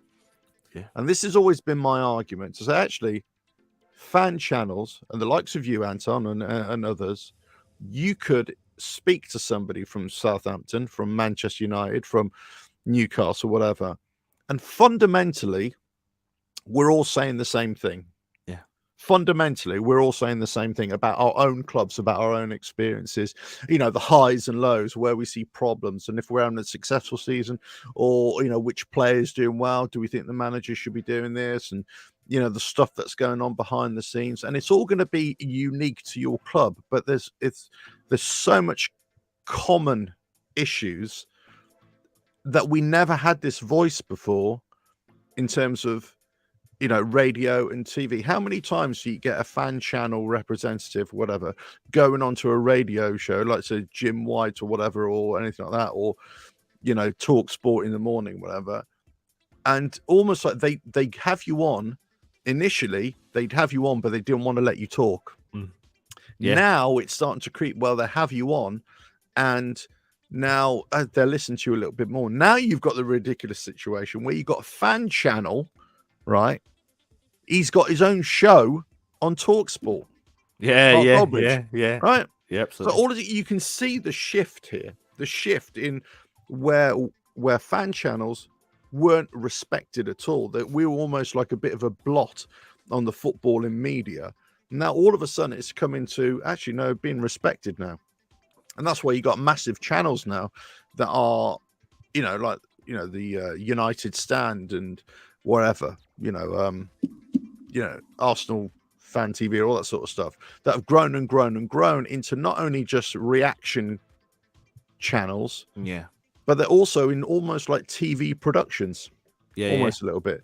And it's I think essentially that's what, when I think about what we're trying to achieve here at the West Ham Network, not easy for just the same faces to come on week in and week out, day in and day out, but it's key to get that vast difference of opinions. At some point people will be like, "Oh, Anton, you're bored in and Moyes in and whatever," and in actual fact, because you present, you don't really get your opinion across, but you've got other people that are very strong in all different opinions, and that's what offers the fan base, everything they really need, essentially, rather than being biased in one way or the other. So I think that's what's key in having different faces on and stuff like that. But for me, you got to have a range of opinions, definitely. Absolutely. You got to have a range of perspectives. But I never forget. I think it's Michael Parkinson once said, for those of you who don't know, young enough to Michael Parkinson, but he would say one of his strengths as an interviewer was always to let whoever he was interviewing do all the talking. Right. So you present in the show, you might have somebody on, or there might be a perspective to say, oh, Moyes should stay in, or Sullivan should stay in, or Gold, when it's life should stay in, and Brady. But that's you as a host, you're saying, well, this is the platform to discuss these issues. And it's not only about one perspective, it's also about lots of perspectives, because that's what a fan base is. A fan base is not going to have the exact same opinion on each game, each player, each manager, each ownership. You're all going to have different players. And sometimes what happens is there's like a wave of popular opinion in a fan base. Yeah. And right now, let's say, you could say we're in a wave of popular opinion again. Yeah. We've come off, almost like a divided opinion, but, was skeptical, to, being against Moyes, and before they were with Moyes a little bit, and before that totally against the board, absolutely. GSB out, and then all of a sudden that kind of went quiet a little bit. It would never disappear, of course not, because people are still that way, but because we're getting decent performances or decent results. We know that, and we know it would be the same if we went down next season. You still have fans going, but we know the strength of a club being able to retain its core audience, let's say the fan base that go into games, is the ability to bounce back quickly. Yeah, 100%. And if we don't bounce back quickly, then what happen is you continue to go down, especially your fan base gets even less going to games. It's just what happens. It doesn't matter if we think we're the best fan base in the world, which I do. I think we're the best fan base in the world. Of course I would. But a United fan or a Chelsea fan or a bloody Newcastle fan or, Real Betis or bloody Larnaca or, Timbuktu bloody FC fan, they'll all say the same thing. We're all the best fans in the world. Of course you are. Of course you are for your club. You are the best fan for your club. Of course you are. Absolutely right. But I'm saying as a West Ham fan, we're the best fan base, right? Yeah, but we are, though. But we are. But we are. But we are. Of course you are, right? Yeah, but we are. But what I'm saying is, even I have to concede, and every fan in the land has to concede, that if you start dropping levels, dropping leagues, your fan base will start to disappear. Yeah. You'll always like, oh, yeah, I used to support West Ham. I still support West Ham. I don't go to games anymore and stuff like that. But that's just the nature of things. Yeah, it really is. It absolutely is. Yeah, and we know the London Stadium, what it is. We know there is hardcore fans. There's 20, 30, 40,000 fans, the hardcore fans who want to go. But we also know there's another 15, 20,000 who are Premier League fans and West Ham fans as well. So we know that. We can't say that it's, they're all hardcore West Ham fans. They're West Ham fans, but they're Premier League fans as well. Yep. And we know that. 100%. 100%. Alf, you're a legend, mate. Well, so I can carry on, guys. And I'll be here till 5 o'clock this afternoon. Well, what's interesting though, if you are on the channel, Russ, I'll let them know what's coming up next. It actually works really well with the timing of what's about to happen at 11 o'clock, because obviously I'll let you explain that, Russ. So obviously 11 o'clock, the under-18s kick off at Little Heath, meaning needing only a point to secure the Premier League 2 South title. So we actually sat down and spoke with Mark Phillips, who's one of the under-18 coaches, about this current crop. Obviously, we had the class of 1999 on yesterday evening, talking about that era of the academy, and now we're 23, 24 years later. And hopefully we've got a new batch coming through. So it's a really good chat with him. And then after that, we've got young Jake having doing a little takeover as well, aren't we? Absolutely, yeah.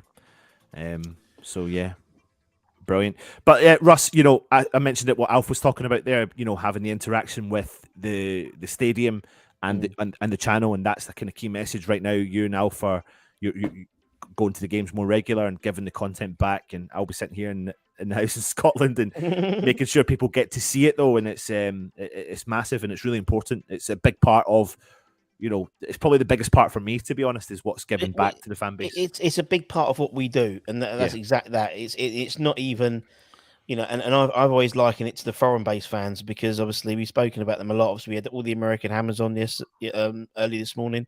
We had obviously Billy on, who's based in Orlando, and these guys can't get to the games, let alone anyone in the UK as well. So the idea is just to give them a little bit of feeling that they're there, to experience it, because it is a different experience than watching on TV. It always will be, and it'll be, so that's what we try and do. Absolutely.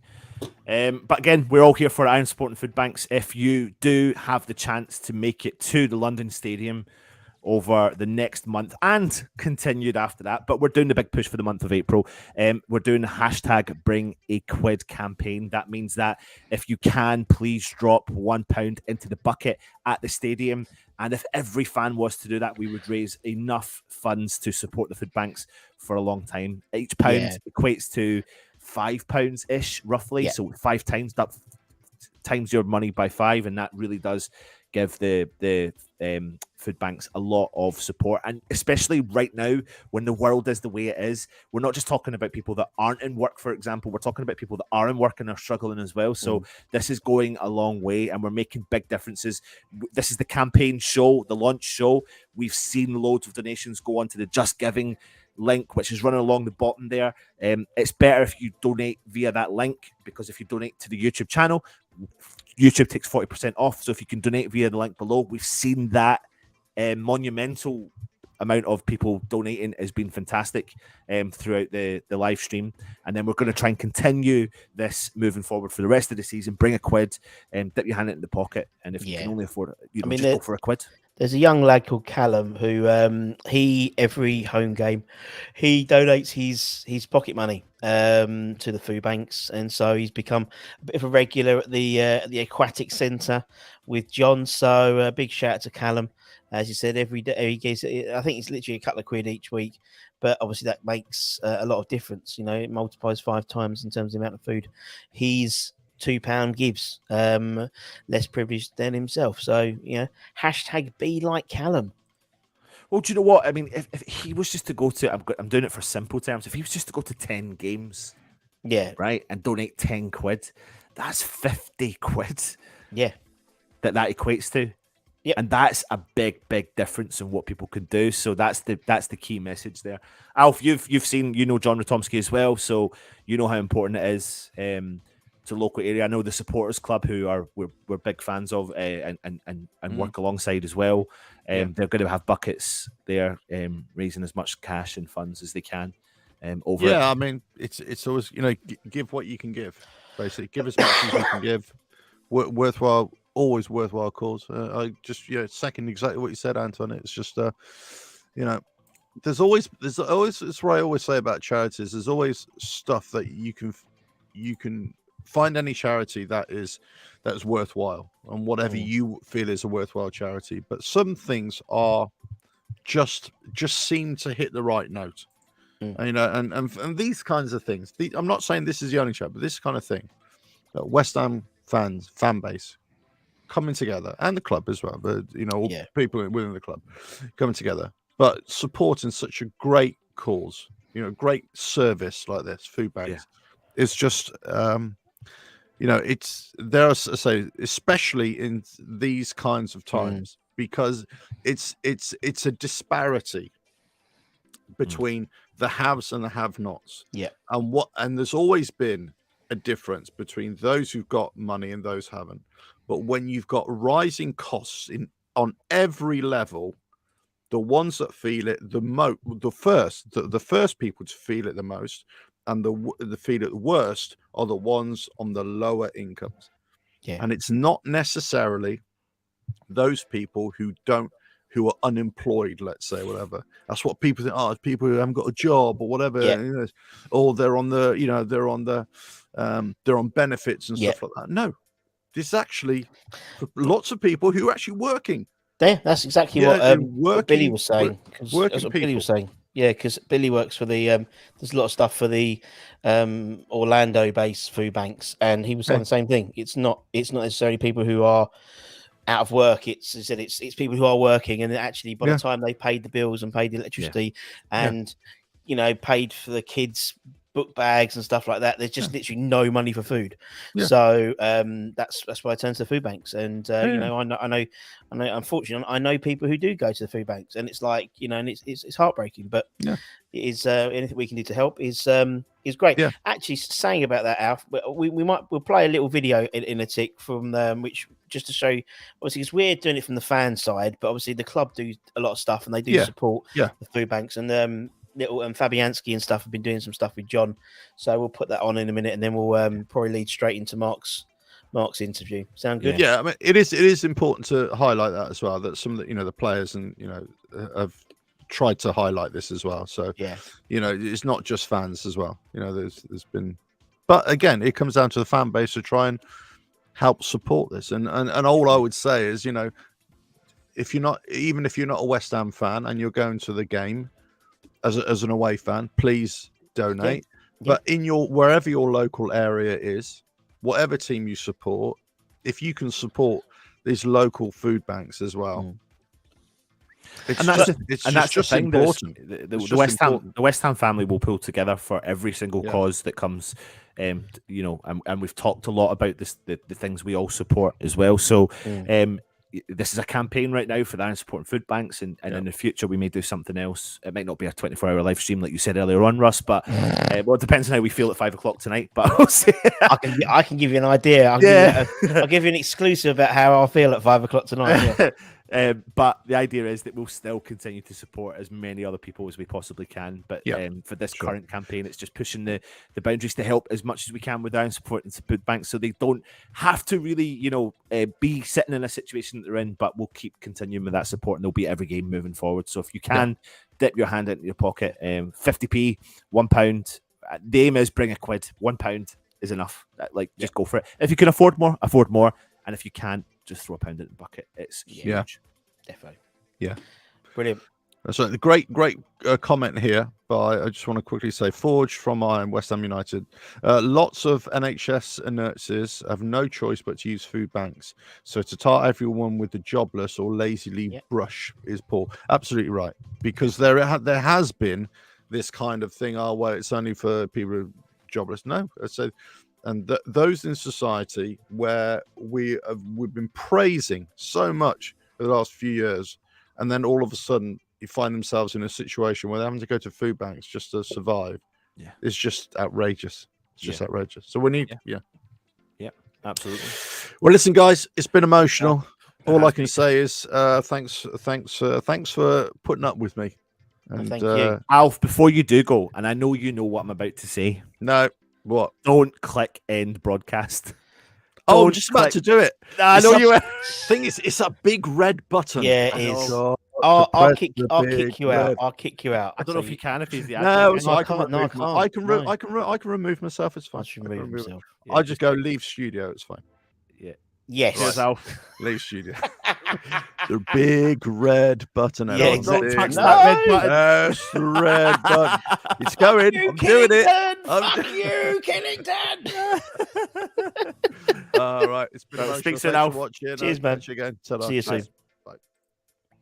Good old Al. Oh, he's still there. He's still there. Oh, there you go. He's gone. He's still in the background, though. Oh, he's done it. He's done it. He's done it. And we're still live. We're still here. We're still live. Whoop, whoop, whoop, whoop. Yeah, right. Okay, so what we'll do is we'll play that video because I think it just follows in nicely what we said, and then straight after we'll go with the interview with Mark, and then that will lead in nicely until Jake's session at 11 o'clock. So let me just bring this in. So this is a video that the club did a while ago. We chopped it to take out everything, just to sort of mainly the food bank stuff, because there was a lot of stuff, and you'll see John Matomsky in there with Fabianski and Souček and various other people. So we'll play that, and then straight after we'll do Mark's interview. December is a very special month.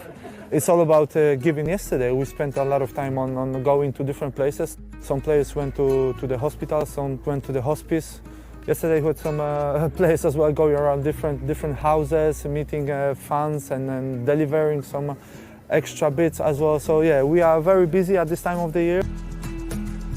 We came here to this warehouse to actually pack some things into the boxes and then deliver them to the people that need them, especially this time of the year. So today we packed actually different clothing, some warm jackets, some hoodies, things like that. And now we're gonna try to deliver them to the different places. It's pretty amazing the amount of things that are actually in this container, really. Many people have spent their own money to provide the extra clothing, the extra food, so I think that's very impressive. I think if you look at West Ham and what I've learned so far by being here for almost 5 years now is that it's a community club. It's always been very close to its local community in its history, and I think they always really try to look after the community, and I think they just try to continue to do their work. Do not forget about people that support West Ham Football Club, and not all of them obviously are in a privileged maybe moment of their life, and I think we as players, we feel responsible as well to try to support, try to help, try to give back and do our work off the pitch. Christmas is all about giving, it's all about happiness. It's all about remembering as well. So I think December is so special that you try to always to give back. The support is out there, West Ham Football Club and its foundation, it's ready to support, to help. Hopefully we'll be able to put a lot of smile on many people's faces. I think that's the main thing. With my bald head, I must say that. My heart bleeds. My same thing. I know. That's why I wear these, so I don't feel it. See it shining. I can see it shining. Hang on, let's turn that down that way a little bit. There you go. Right, okay, let's start there. Right, anyway, hi everybody, Russ, West Ham, hope you're all safe and well. So obviously we've spoken about how many games there are over April, and obviously one of those games at London Stadium is going to be the FA Youth semi-final, the under-18s, in what's been let's be honest, hasn't been a great season for West Ham in general. One of the shining lights are the under-18s, who obviously we're recording this on Monday, who Mark was telling me, could have the title sealed up before they've even played on Saturday, you were telling me. Is it Fulham? You say Fulham so close. Yeah, Fulham are the only team who can actually catch us points-wise, and they're playing West Bromwich Albion on Tuesday. If Fulham drop any points at all, we've already won the league by Saturday. But we'd rather win it on the pitch Saturday with our home game against Brighton.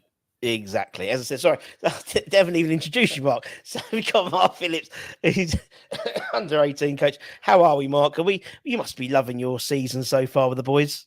Yeah, it's been a really fruitful season, shall we say. Not only results-wise, which is great, with winning the league and winning the Youth Cup semi-final. It's also, I work in the development side of football. So developing our players, and a number of our players have gone on and played for the 21s, and a few of them actually played for the first team, which is what our job's all about. Yeah, totally. And obviously, as a West Ham fan, it's almost even better, isn't it? Because you are really. I mean, obviously, the academy has always been a real important thing, lifeblood for West Ham. And obviously, you're involved in bringing the kids through. It must be a lot of pride doing that, knowing, particularly when you see guys like Divine make the West Ham the first team, and obviously a lot of the other guys getting minutes. It must be great for you seeing those boys doing it.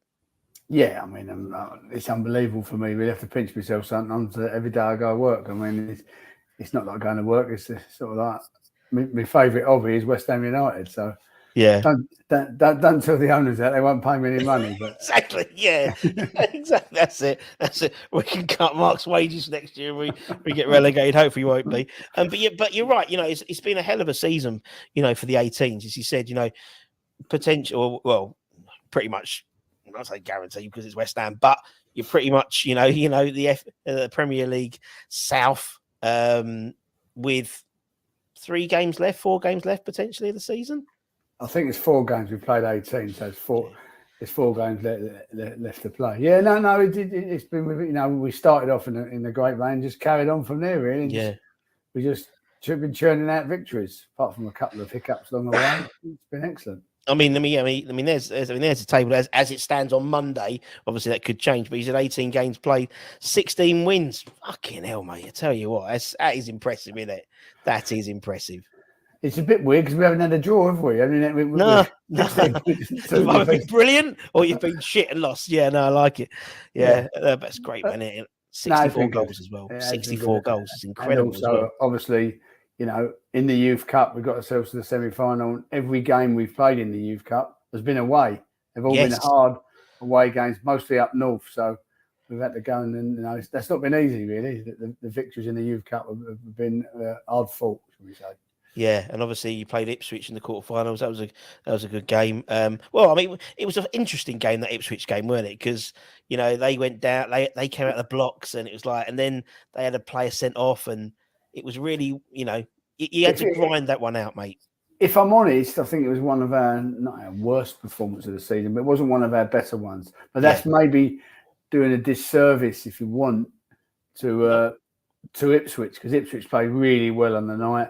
They got a player sent off and just wouldn't give up. They got some good players, Ipswich, and it was a tough game. And we just, we ground them down. As I say, it wasn't one of my, our better performances, slick passing performances. It was a hard fought, tough victory. It really was. They had that lad up front, and the number was it Valentine or something like that? He scored a good goal. Yeah, I remember that one. Yeah, it's a good goal. He scored a good goal, and Yeah. I'd like to say here and now, and it was a big help. I think West Ham had 760 fans there or something, and they made a big difference on the night. The boys are not used to playing in front of fans, and to hear bubbles ringing around Portman Road, and they really got behind us. Really did when we needed it. So. Thank you from me to the fans who made the trip to it. Well, you're going to have hopefully have more than 700 hopefully have more than 700 on Thursday, next Thursday, the 6th. Day after the Newcastle game. I mean, it's the first time we've been there since 1999 in terms of when the likes of Joe Cole and Michael Carrick were playing in that side. It's going to be great. It's going to be a great night. I'll be there. Bubbles will be played. Be banging the tunes, be banging out, mate. It's going to be a cracking night, that is, I think. On a serious note, on that night, I don't think lots of people have said it to me, that people are aware you can't actually buy a ticket on the night. There you go. You have to get your ticket. You can get your ticket on the Wednesday, but not on the Thursday. There's no provision for any tickets being on sale that night. So if you are coming to see us, and I'll be glad if you are coming to see us, I'll be delighted to see anyone. Obviously, you have to get your tickets in advance. Yeah, well, there we go. So we know that. So there we go. You see, make sure you get your tickets in advance. As you pick them up from the box office from the ticket office on Wednesdays. I think season ticket was £5, and I think kids is £1. Absolute bargain to see some of West Ham's future stars. We know Mark's got his pathway for some of these kids, and you're going to see the stars of West Ham.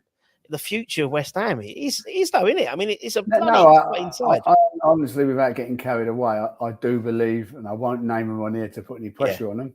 I do believe there's 2 or 3, maybe a couple more that will find their way into our first team and be playing for us in years to come. As you said, some already are in the first team.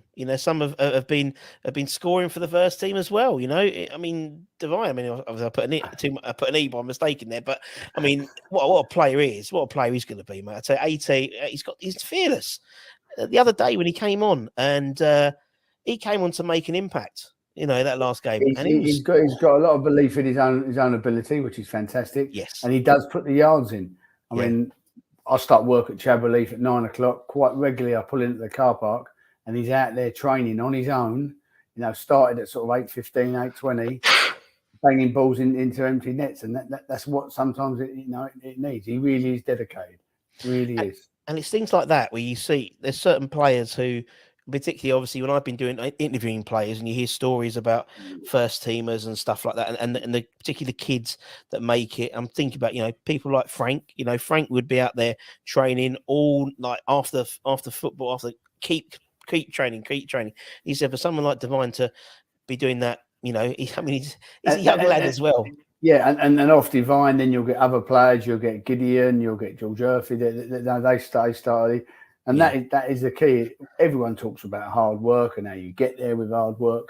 And that is the key. It's all about hard work and learning as you go. Yeah. And there's a real, and it seems like a real nice bunch of kids as well. When you see them, you see them being interviewed, or even like when you're watching the live streams of the away games, there seems to be a real togetherness amongst the under 18s. And as you said, because some have had to move up and down up to the 21s and even to the first team, they still have a really nice group of lads. Without a doubt. Quite often, if the 21s are playing on a Friday night, which they do from time to time, and our games kick off 11 o'clock, if they've even been away and they're travelling back, sort of getting back 2 or 3 in the morning on a Saturday morning, we kick off at 11 o'clock at Little Heath. They're always there coming to cheer the lads on. They're all, they're all a part of it, sort of thing. Yeah. And they've really gone across and helped. And the 21s are now in a quite a respectable position in the league. They've sort of pushed themselves up. Yep. That's not just the 18s, because it's obviously 21s players as well, but I think they've helped along the way. And I think the academy at the moment is in good fettle. It's in good stead. Yeah, really is. I think it is. I think particularly, from a fan perspective, obviously we do this YouTube stuff, and we get a lot of people talking about the academy and stuff like that, and bringing, they see it's, they see the likes of Ashby go, and they see Elise go, and they stuff. But I think, when you look at what's coming up, and you hear what Mark's been saying, in the press and on podcasts and whatnot in terms of the 18s, you've got it seems like there's a real groundswell of like momentum coming through the academy, because we haven't really had a production line as such since probably that 1999 side, really. Yeah, I mean, if you think of Joe Cole, Michael Carrick, Glenn Johnson, Main Defoe, that group, we haven't had not many other teams have, by the way, as well. No, true. Very true. Apart from Man United in '92, so it is rare that all players come through together like that. And I'm not saying we're going to produce that amount of players, but we've definitely got a few in there, and you say about Alison Ashby, Adji, and those players. They didn't quite make it in our first team, but it's really nice to go and keep an eye on them, how they're doing. We've got lots of players playing in different leagues. I mean, Josh Cullen's doing fantastic at Burnley. He'll probably be back in the Premiership next year. Yeah, he probably will. We won't. Who knows? Anyway, but it's true. I remember listening to, I think it was Potsy and Robbo and Kevin and Kenny. They did a thing over Christmas, and they were saying, Potsy was saying something like he got just as much satisfaction seeing someone like Josh make it then, because obviously you keep an eye on these players who go, because you've been training them for such a young age. Yeah, I mean, more than keep an eye, I actually keep in touch with them. And I went to, we had a youth cup game it was. We had a youth cup game scheduled on a Saturday in Burnley, and Burnley was at home on the Friday night. So I went up there a day early to see, and our game actually got called off on the Saturday. I still went up there to see Josh and see Burnley, and Burnley won well in the second half. So, it's good. I keep in touch with a lot of our ex-players, if I'm honest.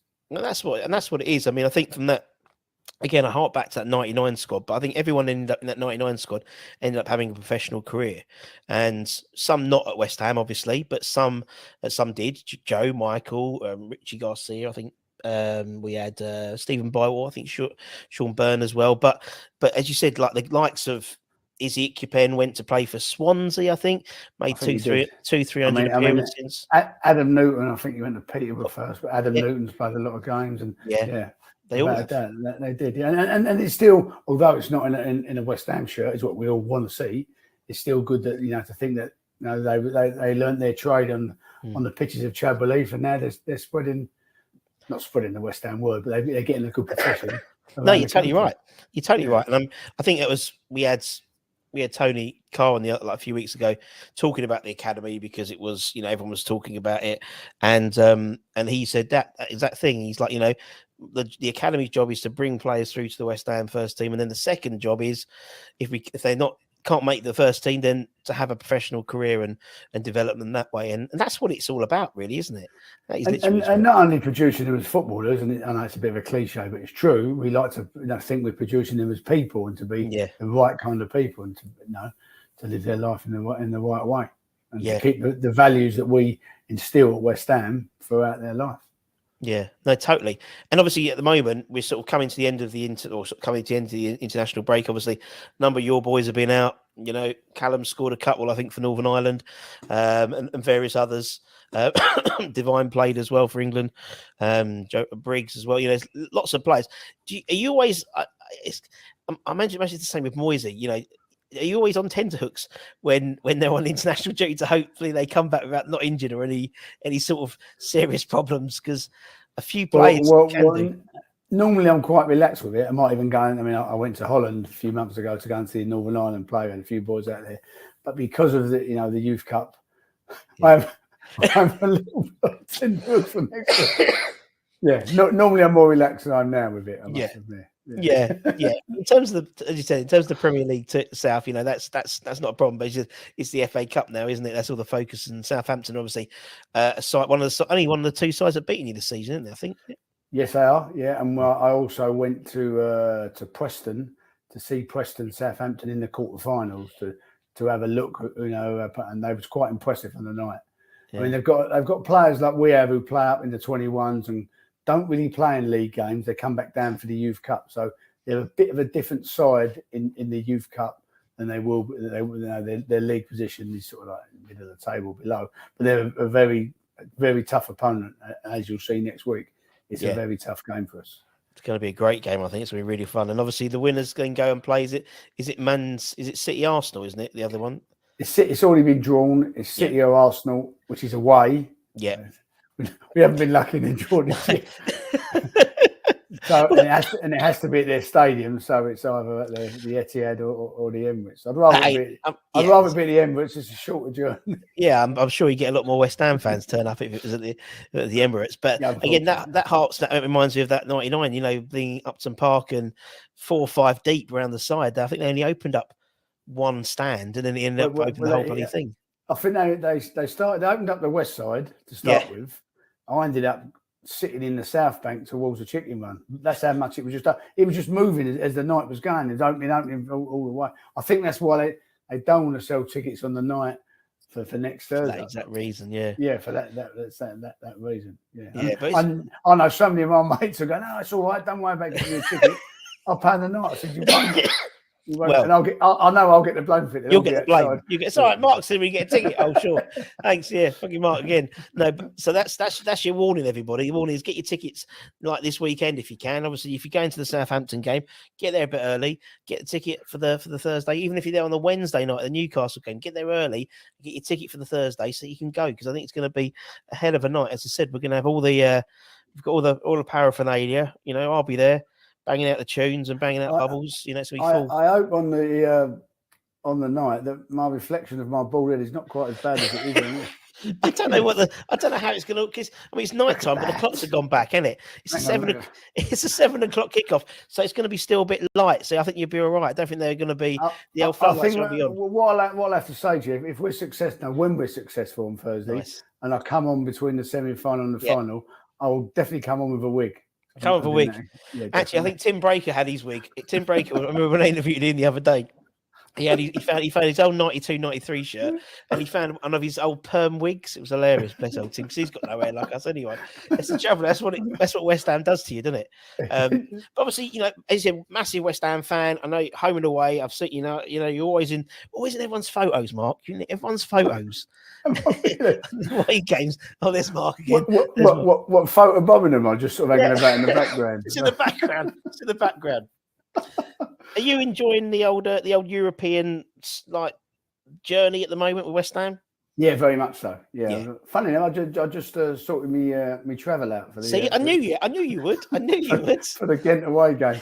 No, I am. I mean, last year, Lyon was a fantastic trip. Yeah. Really, really enjoyed it. Frankfurt was a good trip until obviously it happened. But you can't beat it. It's fantastic. Yeah, and I always say I am biased. We are the best supporters in the world.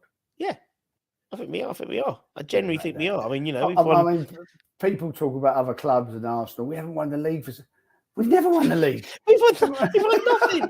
I've won nothing in my lifetime, really. But we won the Intertoto Cup in 1999. I'm sorry to all the various people we've interviewed, but yeah, that's it. Yeah, in the Toto Cup, bless it. Yeah, Mets away, that game of Mets away, and obviously Upton Park, weren't it? Yeah. God, I remember that one. But you're right. I mean, I think we are, and as you said, when we've seen, you know, like the FCSB game, and obviously for the Larnaca game, you know, we had some of the youngster academy boys turn out for that as well. You know, young Lee Scarles played for that FCSB game and stuff, and various others, and that's exactly how, you know, it should be used. I think to give them the experience of playing in front of these massive occasions. And it just shows those that are behind them, if you want. Yes, there is a pathway. That's the key to it. I mean, there's under 15s, under 16s thinking, if I can get there, I can get there. You know what I'm saying? And that really is what our job's all about and what the club's all about. Yeah, and I thought, you know, I think particularly that game, I remember Ollie didn't look a step out of place. You know, I think sometimes when youngsters come on, I think maybe, you know, I remember, was it last season with Meepo, and it just didn't work at that Man United game. But I think Ollie didn't look like he missed a beat. I thought I was so impressed by him. He was my man of the match. He thought, fucking hell, this kid's got no fear.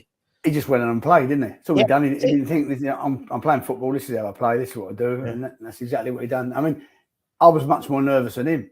Yeah, I can imagine. Because he's like, I say, a player I've worked with a lot. You really want him to do well, because I know what a good player he is. Just go and express yourself. And like, no, he was excellent. I must admit, that's the one thing I do get nervous about is one of the under 18s coming on or playing for the first team. Sure. I do get personally nervous. Yeah, because it's almost like it's your it's not your reputation, but it's you, and it's like I can, and obviously as you said, you know the effect it could have on that player's development. Yeah, I mean, obviously, when I'm out with my mates and then who's coming through, who's doing what, and you're doing well, blah blah blah. I say he's good. It's sort of like it vindicates you that they are good. You know what I'm saying? I know it anyway. If Ollie would have went on and had a stinker, I still know he's a good player. Yeah. But you still want him to show people, what he can do. And there's a lot more than Ollie. We've got a great. We must have because of where we are in the league and in the cup. Yeah, it's not a mistake. It's the league table don't lie, does it? It's the same with the men's team. We haven't played well. We deserve to be 18th at the moment. Same as these guys. The 18s are playing out of their skin. They deserve to be top of the league and in the semi-finals. So the league table don't lie with these types of things, particularly at this stage now. And as you said, winning or potentially. We'll say I should say potentially because as I said we are West Ham. I mean, as I say, because of the Youth Cup's got a lot of clamour around it and everything, the glory is all in the Youth Cup. It's actually probably a bigger achievement to win the league. I mean, totally. We haven't won it yet. I know that, but what I'm saying is we've nearly won it, and we're 15 points clear. And it'll probably really go a little bit unnoticed that we've won the league, and everyone's saying, "Oh, you're in the semi-final," because there'll be lots of West Ham there. But I think it's probably a bigger achievement to win the league, if I'm honest. And obviously we're playing on Saturday, aren't we? Against Brighton at Little Heath, isn't it? 11 o'clock kickoff. I'm expecting at least 20,000 at Little Heath. Well, I might try and get there because I might try and do it. I might try and do it live because obviously we're doing our live stream, aren't we? So I might because it's only down the road, isn't it? I'm only in Church. It's down down the road, so I might try and. If you've been up for 24 hours, I think you might take a sleeping bag. I'm not too sure about driving there. Yeah, I might get there in one piece. Mrs. Budden's all right because I've got a good life insurance policy. She's all right with that. But then who's going to play? Who's going to play the music on Sunday? Innit? Then they'll be stuck in the tunnel waiting for Bubbles. They'll be like, "Where the fuck's Russ?" No, have a good sleep. Have a good kip Saturday night. You'll be all right. Yeah, we'll be all right. I'm looking forward to it. I think it's going to be great because obviously Sunday we've got that relegation 6-pointer really. But a good bit of news from the under 18s will definitely boost morale in the ground. That's for sure. And obviously we go into April's huge, and it's so many games in April. I think it's 9 games the first team we've got in April. I mean, we have a board at work with all our games on, obviously, then the 21s and the first team. The first team are very busy in April. Yeah. I'm very I'm positive about the weekend. I'm positive about us getting the result Saturday. I'm positive about the first team getting the result, and the ladies are playing. I think it's 5 o'clock Sunday afternoon as well. So let's make it a trio of victories. Yeah, they're playing. I think they're playing Liverpool, aren't they? They're playing. They're playing. And if Kate. And the 21s are also at home to Blackburn Saturday afternoon, so could make it 4 games. Oh, 4 wins would be nice. It would be nice. It would be. And nice. if Kate plays, she then becomes the highest WSL appearance holder. I think she's joint at the moment. Oh, is she? I thought she'd won it the other night. Oh, I thought she was just joint. Level. Was she? I thought she's level. I think so. I think Saturday, Sunday will give her the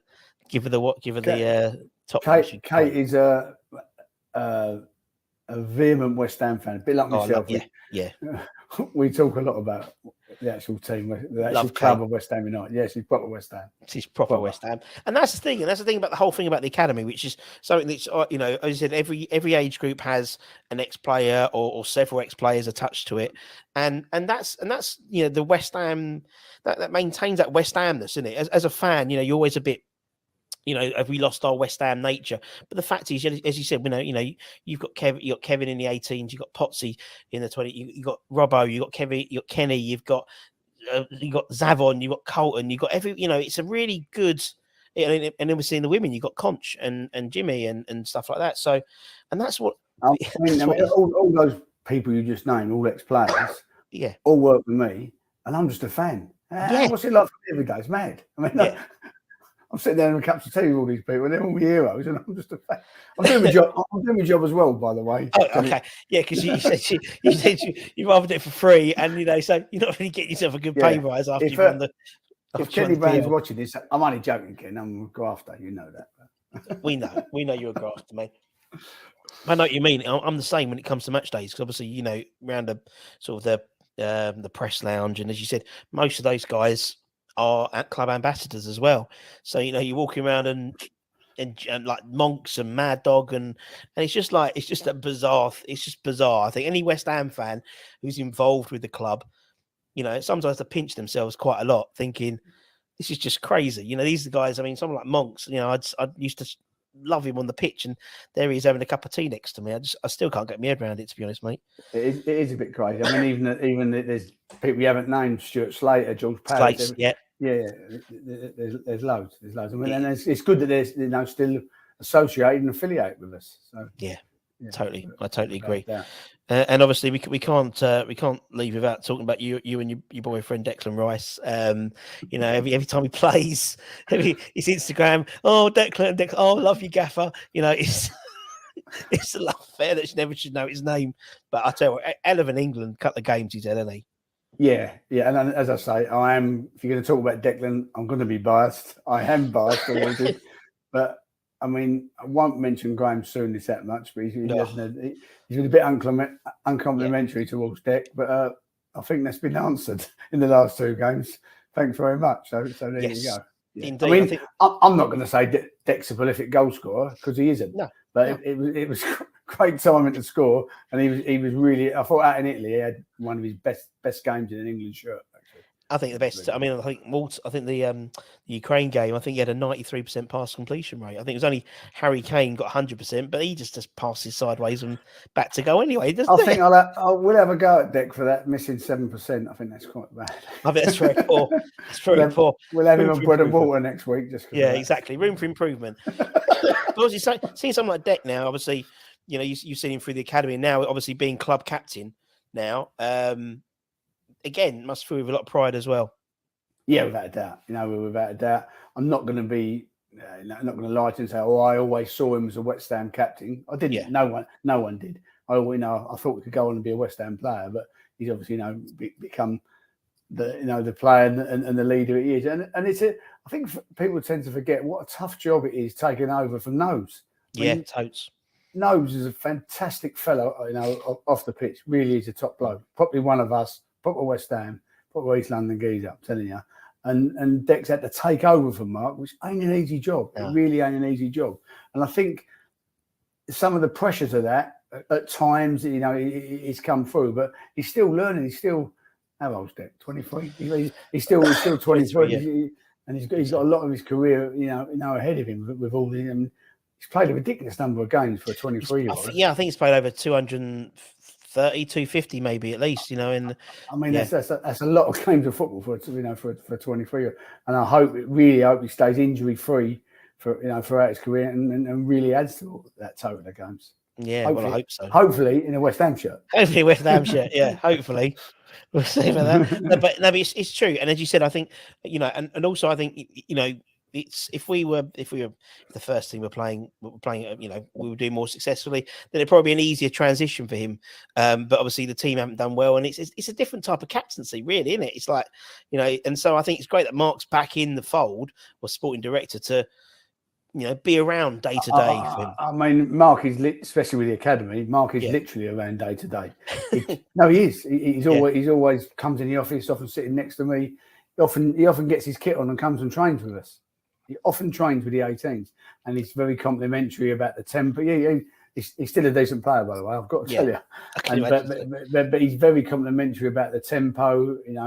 How we train at, and he knows all our players personally. Chats to them 1-to-1, gives them little bits of advice. Mark's not just doing the job, as just put him up there. He's the next captain. He's the next player. Mark's doing it properly. He really is. And he wants the best for West Ham United. Let me assure you of that.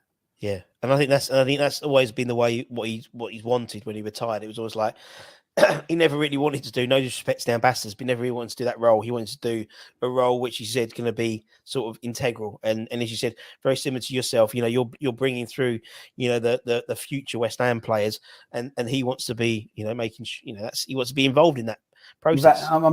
He is really on it. I mean, he comes in, he asks about players, how was training, how was he. He's not just playing it lip service. He really, I don't know how long to impart what he's trying to do will take. But he's going to be a massive plus for us. He really is, Nobes. Really is. Yeah. And I think the effects of him is going to be in terms of he's, in particularly he's sort of, as you said, he's centralizing of the, in terms of the academy, the importance of the academy. I think that's going to be, you're going to see the effects of that. Maybe not next year, but probably in 3 or 4 years' time, you're going to see the effects of that. And I think that's, and when he talks about the pathway and things like that, that'll be 3 or 4 years' time. The likes of, I look at the likes of like Ben Johnson now, he's got 50 odd appearances under his belt now, probably for West Ham. Probably, I think it's about 80 actually. I think Deck's got about 240 odd. So, that's what you want, isn't it? You don't want to see players, in terms of, you want the academy players moving in to be really integral first team players. And then, that obviously is West Ham a lot of money as well, going out and buying these guys in. But also it shows what it is to be a West Ham player. Without a doubt. I mean, I know the game's changed, a lot in the last 20 years. And as I say, we went through the Lampard, Defoe, Carrick, Joe Cole era. And obviously before that, Bobby Moore, Jeff Hurst, Martin Peters, those sort of, and I, in a lovely rose tinted up thing, I wish everyone come from East London and Essex who played for West Ham. It's impossible. It's not going to happen. But the more you can have that, and the more the fans relate to someone who's come through the academy, sprinkled with some, the cameos and that here and there, I think that's us in an ideal world. That's exactly it. I think that's exactly it. It's having that relatable, I think it's one of those things where I think we've always had, as you said, every West Ham era, well, definitely over the last 18 seasons, because Mark's been involved, but there's at least one player in there who's a West Ham fan or has come through the ranks. And I mean, even now, Flynn's a West Ham fan, but you still got Deck and you still got Ben. And I think, as you said, going through, I think Divine will probably get a few more games next season and that type of thing. And that's all we want. I think that's all West Ham fans want. And as a West Ham fan yourself, what they want, to be fair. Yeah. I mean, I haven't mentioned Flynn because he didn't actually come through our academy, but he does live in my street, actually. He does. Yeah. I've known his dad for years, but anyway. That must be nice as well, things like that. Because again, that's sort of that sort of come back to home type thing. And someone like Flynn, who's like a West Ham fan, as you said, his dad. It helps. It helps, doesn't it? It just helps. Yeah. I mean, they're West Ham people, so without that. No, it's good fun. And as you said, it's. I mean, we're interviewing some of the guys from the '99 side, and they're all still really good friends and stuff like that. And it's nice to see, these. And I think you'll say the same thing with this 18 group, going through. I mean, Len did his Academy 74 video the other day, and they released that. And again, the guys from that still knock about together and stuff. It's amazing. It's funny you say that because I went to that youth team's reunion. E13. Len had a night in Romford. Good old Ian, yeah. And I went to it. It was a funny night actually. Curbs was there, Brushy was there, and there's a couple of fellas there. Never heard of them, but absolute characters. But they've gone off and done other things in their lives. But the most important thing they remember is those 2 years they was in the youth team at West Ham. That's exactly the main thing. And hopefully it'll be the same for this group. But hopefully they've all gone and had professional careers and played and scored lots of goals for West Ham. But, Sounds they have got that sort of fantastic bonding. That's really nice. It's really nice to hear as well, because I think you assume that, but it's nice to hear it from. No, I'm just saying it. I know you're not bollocking it as well. I know you're a genuine person. So yeah, and I have to say, and I think the same is for the staff. I mean, we've got 3 coaches in the 18s. There's Kev, who's the lead coach. There's myself. There's Gerard Prenderfield. There's the analyst. There's a physio, and we are good pals, and we're in it. We feel like we're all in this together. Really, we really do. And that's what you want, and that's what you want to hear as well. I think from fans is the academy's in safe hands, and as you said, the likes of Kenny, taking on the mantle now full time. As you said, we spoke about Robbo and Potsy, and these guys are, and so you said Kevin. These guys have got hundreds and hundreds of West Ham appearances between most of them, Potsy and Kev, to be honest. But still, so much experience about what it is to be a West Ham fan. I do find it strange sometimes because Kev comes from Buckinghamshire. Yeah. Zav comes from Brixton. We got Martin Allen comes from West London. But they're all West Ham people. Wherever they come from, they're West Ham. I'm telling you, West Ham. That was the strangest thing I think I ever found out was then Kevin and Mad Dog were carpool buddies. They're really close friends. I mean, yeah, so they, absolute. It's like the odd couple, isn't it? Yeah, chalk and cheese. But they really are. They're pals. They've travelled in from West London for a number of years. And then they really are good mates, actually. Yeah, it. Different characters, but there you go. Yeah, it's like but in the middle of it all is West Ham United, and that's what they're about. Definitely. You're totally right. You're totally right, my friend. And I think that's the same with everyone. I think it's the same with the West Ham community as well. You know, you could be halfway around the world and you bump into somebody who's a West Ham fan, always, or you'll start a conversation and there'll be a West Ham fan. And I mean, my wife loves it. She doesn't love it. She loves it because I'll be like occupied for like half an hour talking to someone, but you'll see her eyes roll when she sees a Cockney accent or something like that. I was telling someone a story yesterday. I went to Australia with the wife and my daughter, and we're coming back. You have to have a stopover. We stopped at Singapore. I was in a back street in Singapore going up an escalator, and the fella at the account, he's just gone, Mark, how you doing? I went, all right. Give it all that, like. My wife's going, who's that? I said, I don't know, but he's West Ham. I don't know. Well, that happened at Christmas with me. So obviously we were in Florida over Christmas, and we was in Disney, and I was walking with my wife and our friends who'd come over as well. So we're walking sort of through the hotel pool area, and there's a guy playing table tennis, and he literally stopped. Russ, how you doing, mate? How you doing? You made my holiday. You must be having a fucking shit holiday. You're in Disney, mate, at Christmas. He's like, I have a picture. You know, and Joe was like, who the fuck's that? I have no fucking clue. Lovely guy though. Right. This fella, I didn't know his face. I don't know the geezer's name. But he put up on Twitter, and I thought it was hilarious. Christian, his name, he's top man. Well, you're a bit more famous than me, so that's probably that's why you made it. If you'd have seen me in holiday, you'd probably dive straight in the pool. Oh, no, yeah, exactly. What's that cannonball over there? No idea. Just like this pool of West Ham trunks everywhere. But no, I just find it hilarious everywhere. I love it. I do love the fact that West Ham we are everywhere we go. We just are. And it's as you said. And again, I implore everyone, make sure you get your tickets before, because obviously there's no tickets on the door on the Thursday. As I'll bring up, where's my thing on there is. I'll bring that up and again. Make sure you get your tickets. As I said, you can get them on Sunday for the Southampton game. Get them on the Wednesday for the Newcastle game. And make sure you go and support the boys, as I said, the future West Ham, and it's an accolade, as it's the first time we've done that since 1999. So it's a huge thing to do, and as I said, just to come and laugh at Mark's head on the floodlights this morning. There it is. You won't be able to see the pitch because it'll be blinded.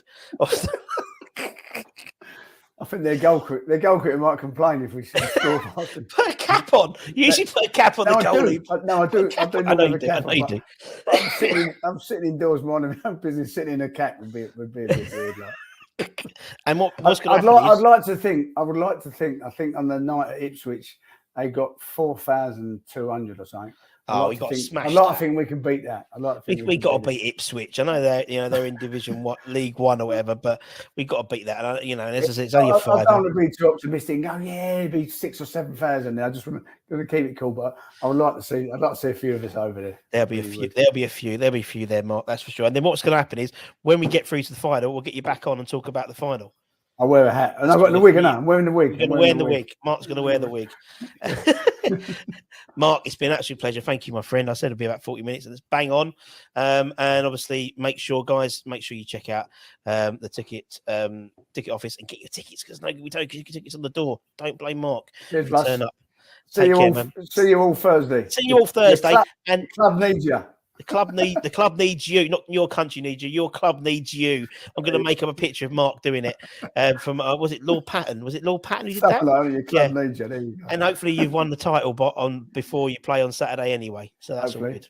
If not, I expect to see at least 10,000 at Little Eve on Saturday morning. Don't worry, I'll be there with matchsticks on my eyes like that.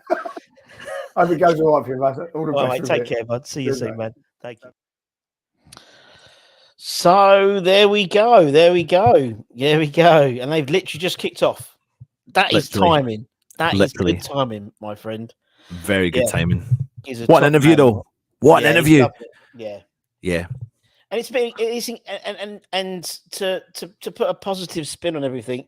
Obviously, at the moment, we've had all the shit about about obviously the revelations from Nick's mate in the pub, and sort of toxic atmosphere in the first team. But it seems everywhere from the under 21s downwards are just loving life. Yes. Loving life, and everyone's pulling in the right direction, and it's really nice to hear about Noble as well, because obviously Sean spoke about Nobes in Gates's big debate in terms of the role the role he's got, but from a horse's mouth, so to speak, it's clear that he sees, he believes the children are the future, treat them well and they will lead the way, to quote Whitney Houston. But it's true, isn't it? And that's why that's why he's down. That's why he's finding out he wants to be involved because that's, to me, and also maybe it's a bit shitty at Rush Green at the moment. So actually it's quite nice down there because he knows it. But to get his boots on, I don't know any director of football who puts his boots on or sporting director and does the training sessions on under 18s. But do you know what though, mate? It's so key to get people like this to the West Ham fan base. I mean, it's not very often you get that, to be honest. But out with that, the amount of information you learn and the interesting, it's just so interesting to listen to these people and interesting to hear, for example, that nobody thought. And I don't think, to be honest, anybody really thought Declan Rice would be a future West Ham captain. No. No. But to see the journey that he's gone on through, and that should give young players hope. Let's remember that Declan Rice was brought in as a player that was released from Chelsea at the age of 14 and brought in because West Ham saw something in him and have brought that to the forefront. Whether you think he should be West Ham's captain now or not is a different debate for another day, but he has made it to there and he's performing at the highest level for England, and he is and listen, 9 times out of 10, 9.5 times out of 10 he's performing for West Ham, probably nearly 10 out of 10 nearly every time he plays for us. So but it's just good to listen to a coach who's in the system, understands what the players are all about, and is genuinely quite excited.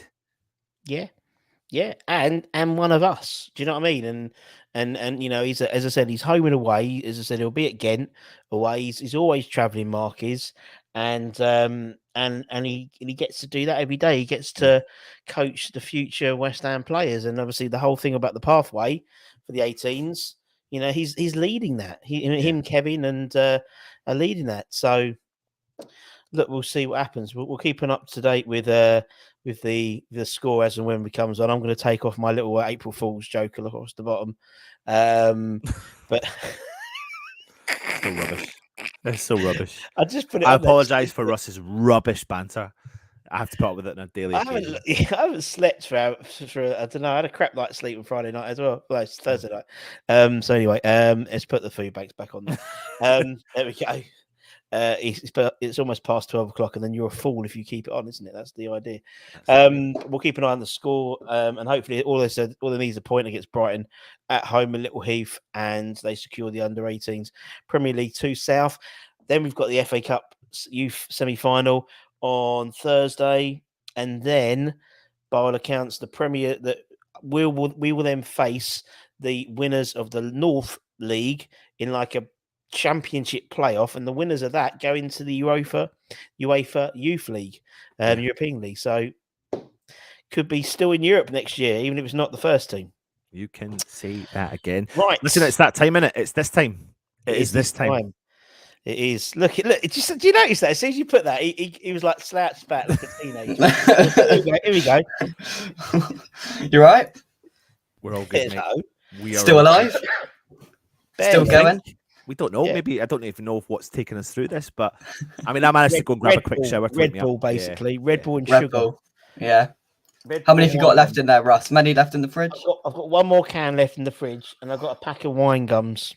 But I put them. But I'm quite strange in my sort of gummies, wine gums, American hard gums. I put them in the freezer. So they you got to really work with them, and it's it's a bit of a workout for the old jaw. But especially if you've got a sensitive tooth, like you don't want to be doing that. But well, anyway, of course you don't. I'm not condoning it. I'm not condoning it at all. I'm just saying. I prefer it. And George Russell second on the grid for the Australian Grand Prix. Lewis Hamilton third. There we go. Before we do go, because this is going to be the West Ham unofficial takeover from young Jake, and we're just going to let you go to it, Jake. You need to do us a favour, and this is going to be the common theme as we go out throughout the rest of the 6 more hours we've got to do, Russ. 6 more hours we've got to do. Yeah, you got it wrong earlier on. I noticed on this when you put it on the chat. Technically, it's a 24th You hour. too, honestly, you too.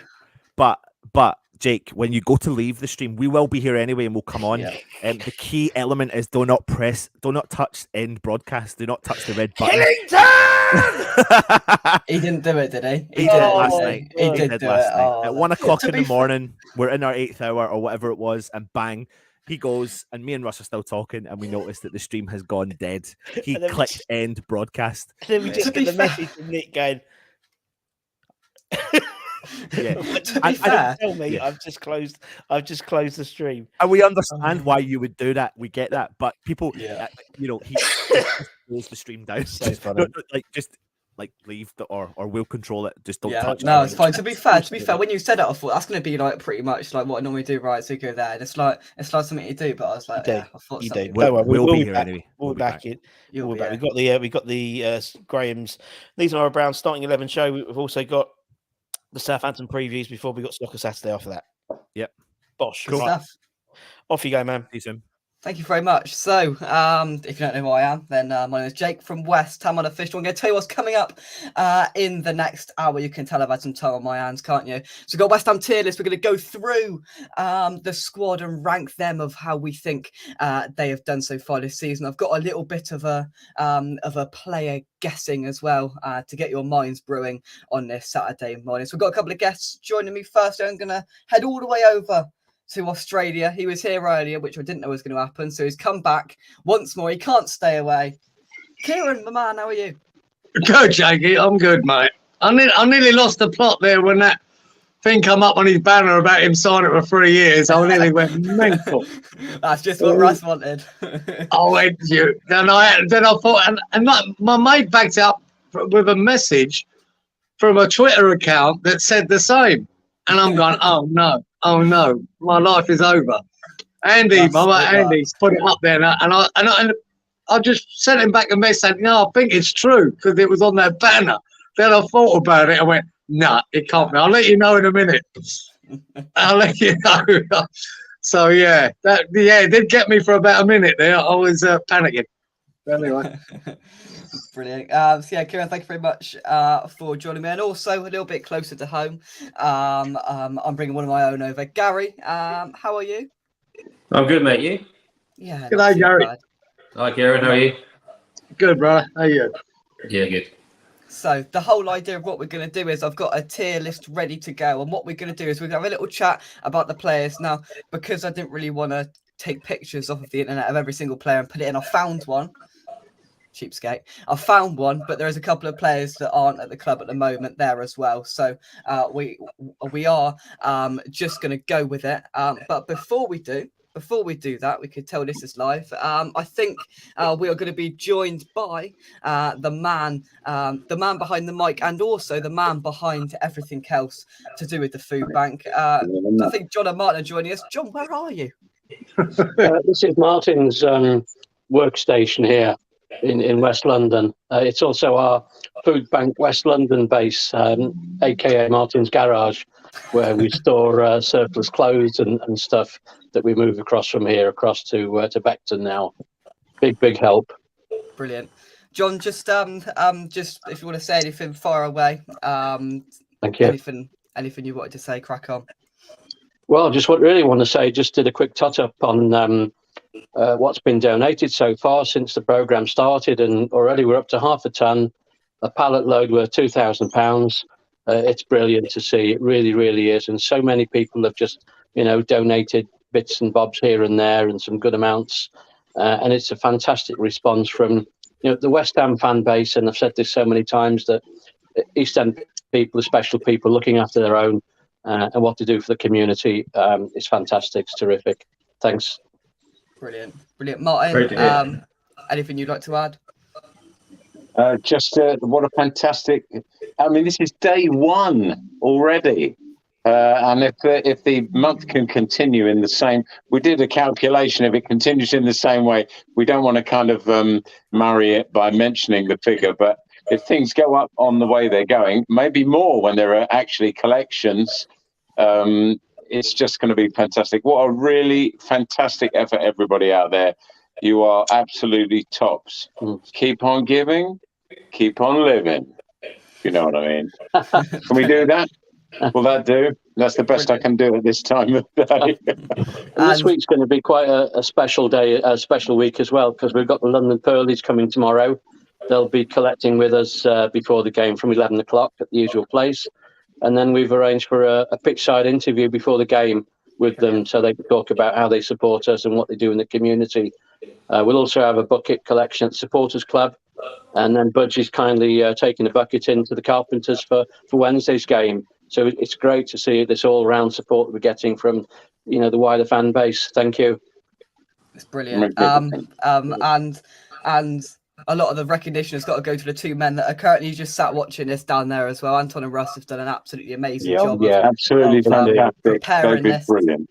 Getting it all ready, because it's not just let's just come on and crack on. They've sorted a hell of a lot of stuff out, and to get this to where it is, I'm sure everybody would like to say a huge thank you to Anton and Russ as well, because they've been absolutely amazing. Of course, with the 5 or 6 games that we've got at the London Stadium this month, John, it's just as crucial that if you can get a quid ready, and as you walk past, as thousands and thousands will do, is you just put that quid in the bucket.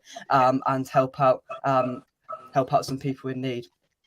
And I'll just say that people don't realise what Russ has done. Russ has actually pre-recorded his life for the whole month and put it out there so he can get on and do this live. Now, there are very few people who could do that, who could or would do that. So totally brilliant. I don't know how you record your life for a month, but I have it on good authority that Russ has done so. Brilliant. John and Martin, I won't keep you for any longer, but anything else you'd like to say before I do let you go? It's brilliant. I'm blown away by the support right through the night as well. I watched Claret and Booze till 1 a.m. Was viewing again from 6 to 1. But it's going to be some good shows and good chat between now and 5. I know, and we'll be dipping in and out of that. So just thanks to so many of the West Ham supporters from near and far, from overseas too. Keep watching. Don't take your eye off this screen. How many extra minutes will be the fourth official indicate tomorrow? Are we going to have a poll? The fourth official has indicated there'll be a minimum of 23 additional minutes. That's if we're losing. If we're winning, 1 minute if we're winning. Exactly that. Fair play to you, John, for what you do for the food banks. You've been doing it for a long time now, haven't you? And your efforts are amazing. They really are. Ours are normally short term. Yours have been for a long term. So well done.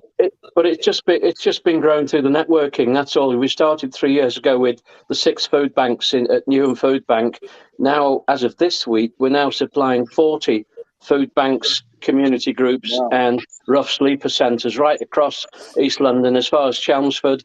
And we're getting approaches from different groups to say, look, can you help us? And as much as the food, it's the clothing that we've been able to acquire. We've had another probably £15,000 worth of new clothes I've collected this week. That'll be coming down to Beckton next week. Umbro have given us more and more sports clothing, a mixture of footwear and so on. So we'll distribute those to where they go. But it's the effect that we can have. The rough sleeping community right across East London, and the West Ham fans are all behind this, and it's thanks to them that we've achieved this profile in the community that has more suppliers and manufacturers approaching us and saying, what can we do with these? Can you move them for us? And just as well as what we've done in Essex and East London, we've got stuff going out to Ukraine. We supported the Turkey and Syria earthquake appeal with new clothes. I think it was about 15 grand's worth went out a few weeks after, because the various Newham groups were were coordinating support, so we were able to support them as well. Wow, Brilliant. that's That's fabulous, amazing, man. John. Keep up the absolutely fantastic work, and we'll keep Cheers, trying you to support too. you as much as we can. John and Martin, thank you very much. And let you go. Thank you. Take Well care, done, guys. Appreciate it. Cheers. Thanks. Thank you very much. There we go. That's just a sort of little insight of the amazing job that John and his team does at the Absolutely. food banks, and the reason we're here and doing this. Before we get in to what I do want to discuss, let's just say hello to a few people watching. Lawrence, hope you well. 6:13 a.m. here in Kentucky. Lord knows why I am up. Well, Russ and Anton have had very little sleep for the last God knows how many Yeah, hours I think days. So. you can handle it, Lawrence. You'll be right, mate. You'll be all right, just about. Rich, hope you well, mate. Morning, Jay. Great work, Food Banks. All of you on here. It's absolutely amazing as well. Right then, who wants to have a good moan about West Ham and do a good tier list? Nothing to say, Jake. We've been fantastic all season. Every single player's been on the money. On the money, have we? Okie dokie then. Well, we should be expecting quite a few up in that Hammer of the Year contender at the top then. So we're going to try and be as interactive as possible with you guys in the chat. So if you've got an opinion, lob your tier. You'd put each player in there as we will fire through it. I do apologise. There's some players at the end that I didn't know how to delete off of it. So obviously we're not going to rank Dawson, Ashby, Skulls and Casey there as well. But we will do the rest of them. And yeah, Gary, plenty of them in the top Hammer of the Year contender. Oh my God.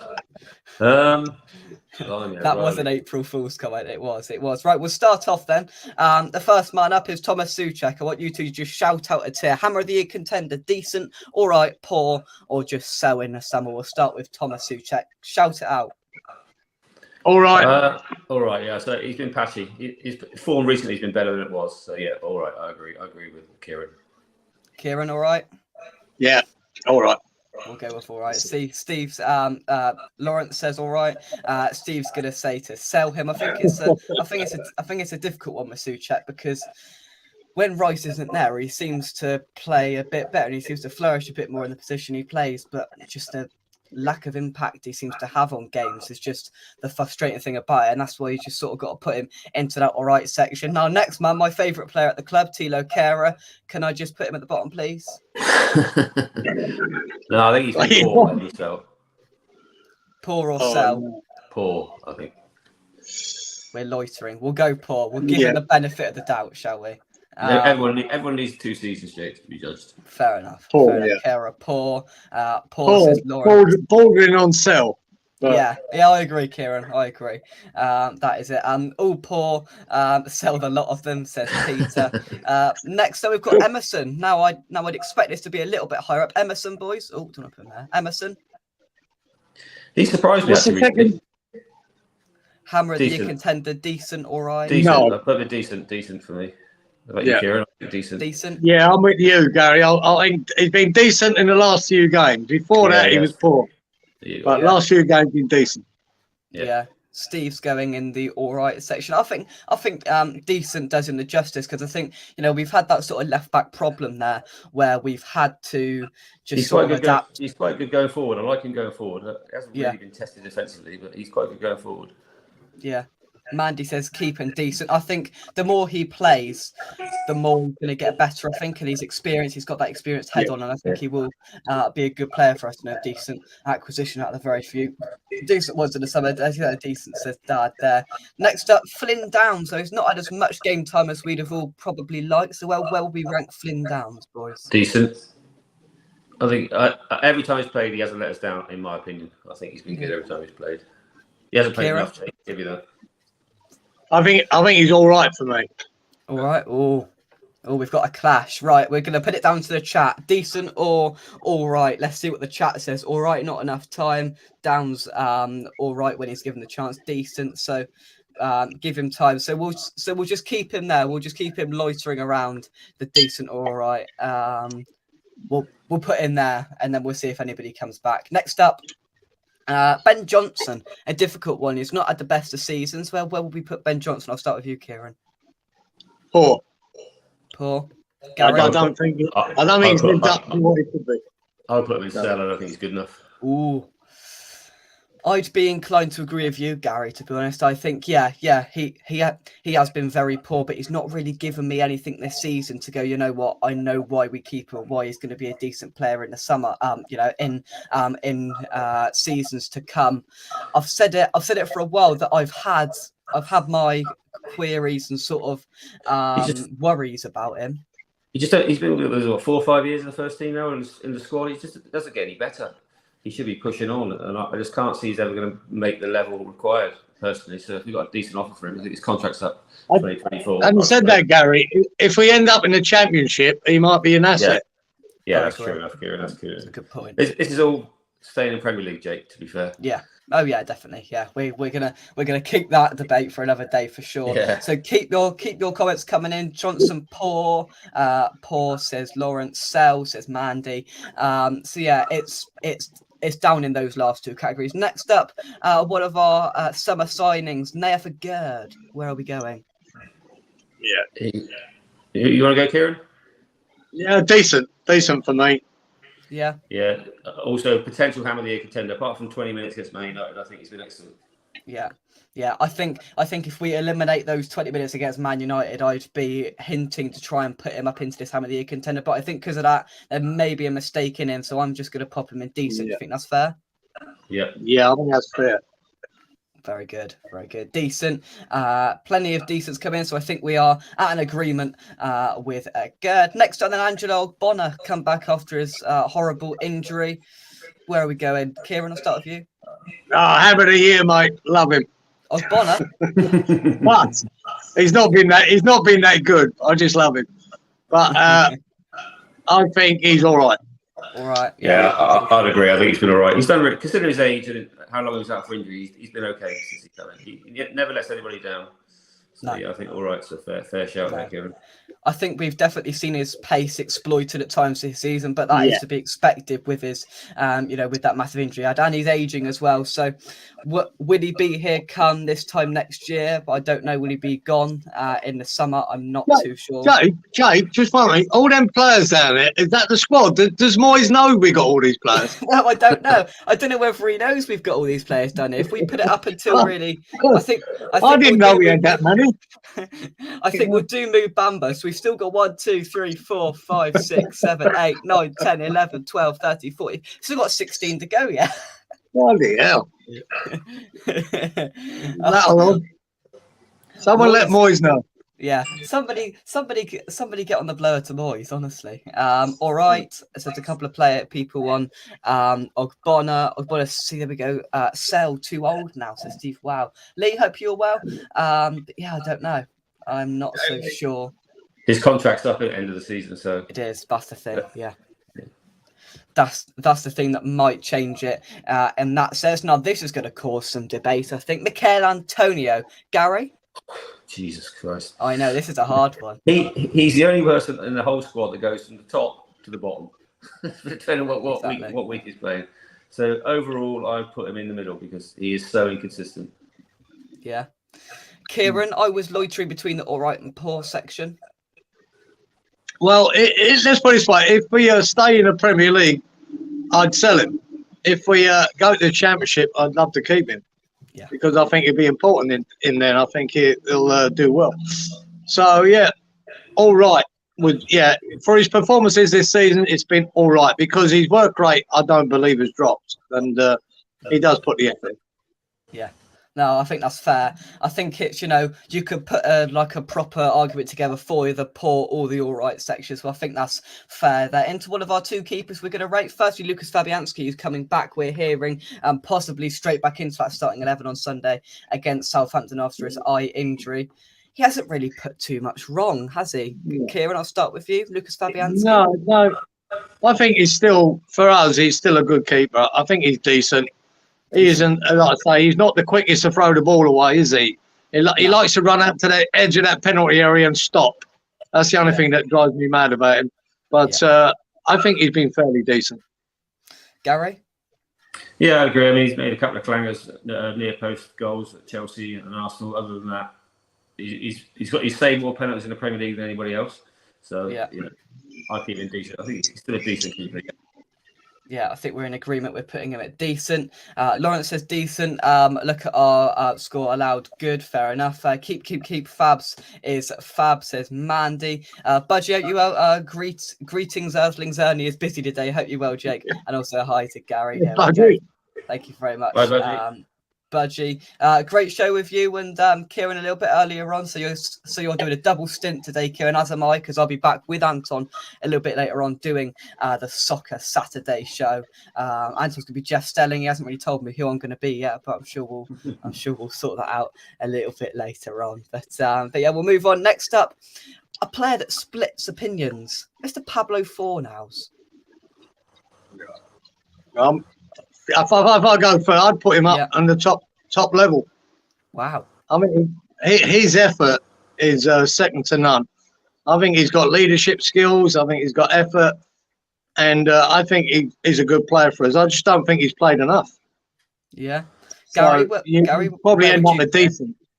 Yeah, I put him in the middle, decent. The thing with Pablo, he just doesn't do enough for me. He runs around like really wholehearted, but he hasn't got pace. Where was he playing? Because he doesn't do enough. He plays behind the front. Antonio, he doesn't score goals. He misses too many opportunities. So if I was really controversial, Jake, I'd put him in the cell. But I know that maybe a lot of the fan base. See, I know this player splits opinions drastically because, especially with Cornet coming back and Ben Rama there on the left-hand side, are going to make things happen, in my opinion, more than a player like Pablo Fornals. I think he's a brilliant utility player to play, but I just think with the options we've got there, I think there are better alternatives. But that's not saying he's been poor this season. I think he's played well, and I think he warrants to go either in that all right or decent section. Just before we go on to Declan Rice and the rest of it, we've got a little extra game we're going to play throughout this. So, Kieran and Gary, are you ready to put your brains to the test? Yep. Wow. So how this is going to work is we're going to guess a player. So I've got a player in my head. I'm going to drop some clues in every 5 or 10 minutes or so for the remaining half an hour of my section. And whoever gets it, pardon? Ray Stewart. It's not correct. I'm going to give you a clue in just a second. And whoever gets it, you win nothing. So it's just a game. My That's budget. typical you, Jake. All promises. Yeah. Yeah. Sorry, Gary. Sorry. So the first clue is this player made 47 appearances for the club. And after we've done Declan Rice, I will give you the second clue. So I'll let that brew with you just for a second, watching in the chat. This player made 47 appearances for the club during a stint with us. Budgie, thank you very much. So Fornals, all right, decent. All right, player more, says Mandy. Budgie says, Pablo, I'm with you. Kieran should be club captain, hammer of the year contender every season. And Steve's getting ahead of us, and he's going to get straight in and put Rice into decent. So we are going to get on to Declan Rice. Gary, to you first then. Where are you going to stick? I think the trouble with Declan, we're spoiled because he's always 8 out of 10 every week. So I put him in hammer of the year contender because he's always, without him, we'd be a lot worse off in my opinion. But I know people say he's had a bad form when his head's been turned by being a captain and whatever. And there are merits to that argument, but he's our best player, simple as. Yeah. Kieran, yeah, I agree with Gary, right? To me, if you're just basing it on his performances, it's decent. But more by default, he's contender for Hammer of the Year, isn't he? Because no one else has really excelled at all. So I think he is our best player. We'd be in a lot worse position without him. So, you'd have to put him up there as a contender for Hammer of the Year. Yeah. I think that's fair. We'll do Areola and then we'll get back to our second clue. Contender, says Lawrence, decent. So we're going from pretty much decent to a contender for that Hammer of the Year in terms of Declan Rice, another player that has split opinions again this season amongst the fan base. Next up, Alphonse Areola, who's had his first proper run in the starting lineup in the Premier League, obviously down to Fabianski's injury. Where are we putting Alphonse then? Kieran, I'll start with you. Yeah, I'd probably say decent. I mean, he conceded quite a few goals there in his first couple of games, starting. But I don't really put any of them down to him, so I'm not going to knock him for that. But he's decent. His distribution's a bit quicker than Fabianski. He tries to get you on the front foot if he's got a player available. So, yeah, he's been decent. He hasn't been bad. Yeah, fair enough. Gary, would you agree? I agree with everything Kieran said. I think he was really, really unlucky to have his game at Brighton. When, to be fair, they could have had 3 goalkeepers, would have lost 3-0 because he was just so exposed that game. But yeah, I agree with Kieran. He tries to get us on the front foot. A little bit questionable on crosses, but we'll see how that progresses. Let's see. Yeah. That's my only sort of worry at the moment is he doesn't seem to command his box as well as what we'd like to and hoped. And a couple of times he's not flapped at it, but he's sort of not commanded that box in the way I'd like. But his distribution is a lot better. He gets us going a lot quicker than Fabianski does. It's going to be interesting to see who we have there tomorrow at London Stadium between the six. I think we can all guess if he's fit, it's going to be Fabianski, but who knows? Are you ready for a second clue to really start materialising and guessing for the guest to play then, boys? So the first clue weren't much, was it? Go on, was it? It was. I'm just dropping them in there. So the second clue: this player moved to West Ham for a fee of £320,000. That is your second clue. So let's have a look. Jimmy Quinn. Pardon? Jimmy Quinn. He's got it right. He's got it right. That didn't last. Well done, Gary. That was magnificent. Well, there we go. And this was going to be the next clue to come up. £320,000. Jimmy Quinn joined the club, and I'm going to load up the second image. That player, guess the player, is Jimmy Quinn. Gary. Well done. Congratulations. Thank you, Jake. That's a hot topic, really. Yeah, you've spoilt my game, Gary, but congratulations. Yeah, you spoiled it, Gary. A bit too sharp there, mate. Yeah. You know me in numbers, Jake. I'm just good with numbers. No, you're good with numbers. And the next guesses was he made his debut in a 4-1 win versus Barnsley, but didn't score in the game. That would have been the next clue. And then Jimmy Quinn. And then I was going to put up this picture. I was at that game against Barnsley, Jake. That's how old I am. I was there. Were you? Oh wow! Yeah. And then the final clue. Would any of you have got it if I said he was nicknamed the Tree by West Ham fans? Yes. I would know that as well. Well done, Gary. Gary wins. Absolutely nothing. Maybe a hot chocolate from me the next away day in a small cup. I don't think I had much chance there. Gary knew all of it. Sorry, Kieran. Gary, nothing wrong with knowledge. I've just forgotten all my knowledge. Brilliant. So there we go. That's our little game done. Next up, Jared Bowen. Then in your celebration, I'm going to let you carry on, Gary. Celebration with Jared Bowen. Where are you going to stick? I thought he was excellent against Aston Villa. Really, really good. But at the start of the season, he was dreadful. So over the whole season, I'll put him in the middle. All right. Kieran. Yeah, same here. All right. He's. I thought he would have kicked on from last year, and I don't think he has. I've seen flashes, a bit better lately, but yeah, all right. He should be better. Yeah, no, I think that's fair. Decent. All right, there we go. All right, fair enough.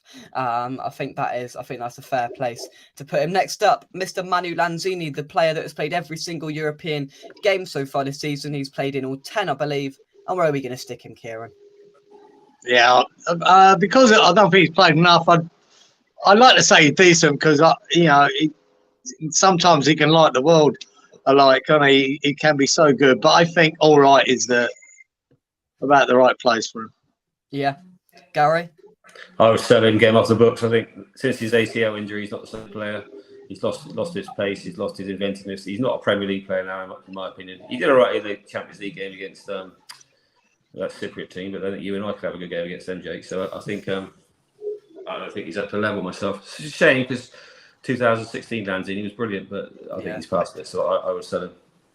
So we've split opinions here. Now the final say is going to go down to the chat then. So Kieran's saying all right, and we're going to go sell from Gary. Let's see what you guys are saying in the chat. Mandy's going for all right. Lawrence is agreeing. Lanzini okay, hasn't played enough. Brilliant. Just unhappy and not played enough. There we go. Let's have a look. Mark, hope you well, mate. He says a decent Hammer of the Year contender who is all right in his position, but poor in others and could make it on to the sell list for next season. They could all go anywhere, couldn't they?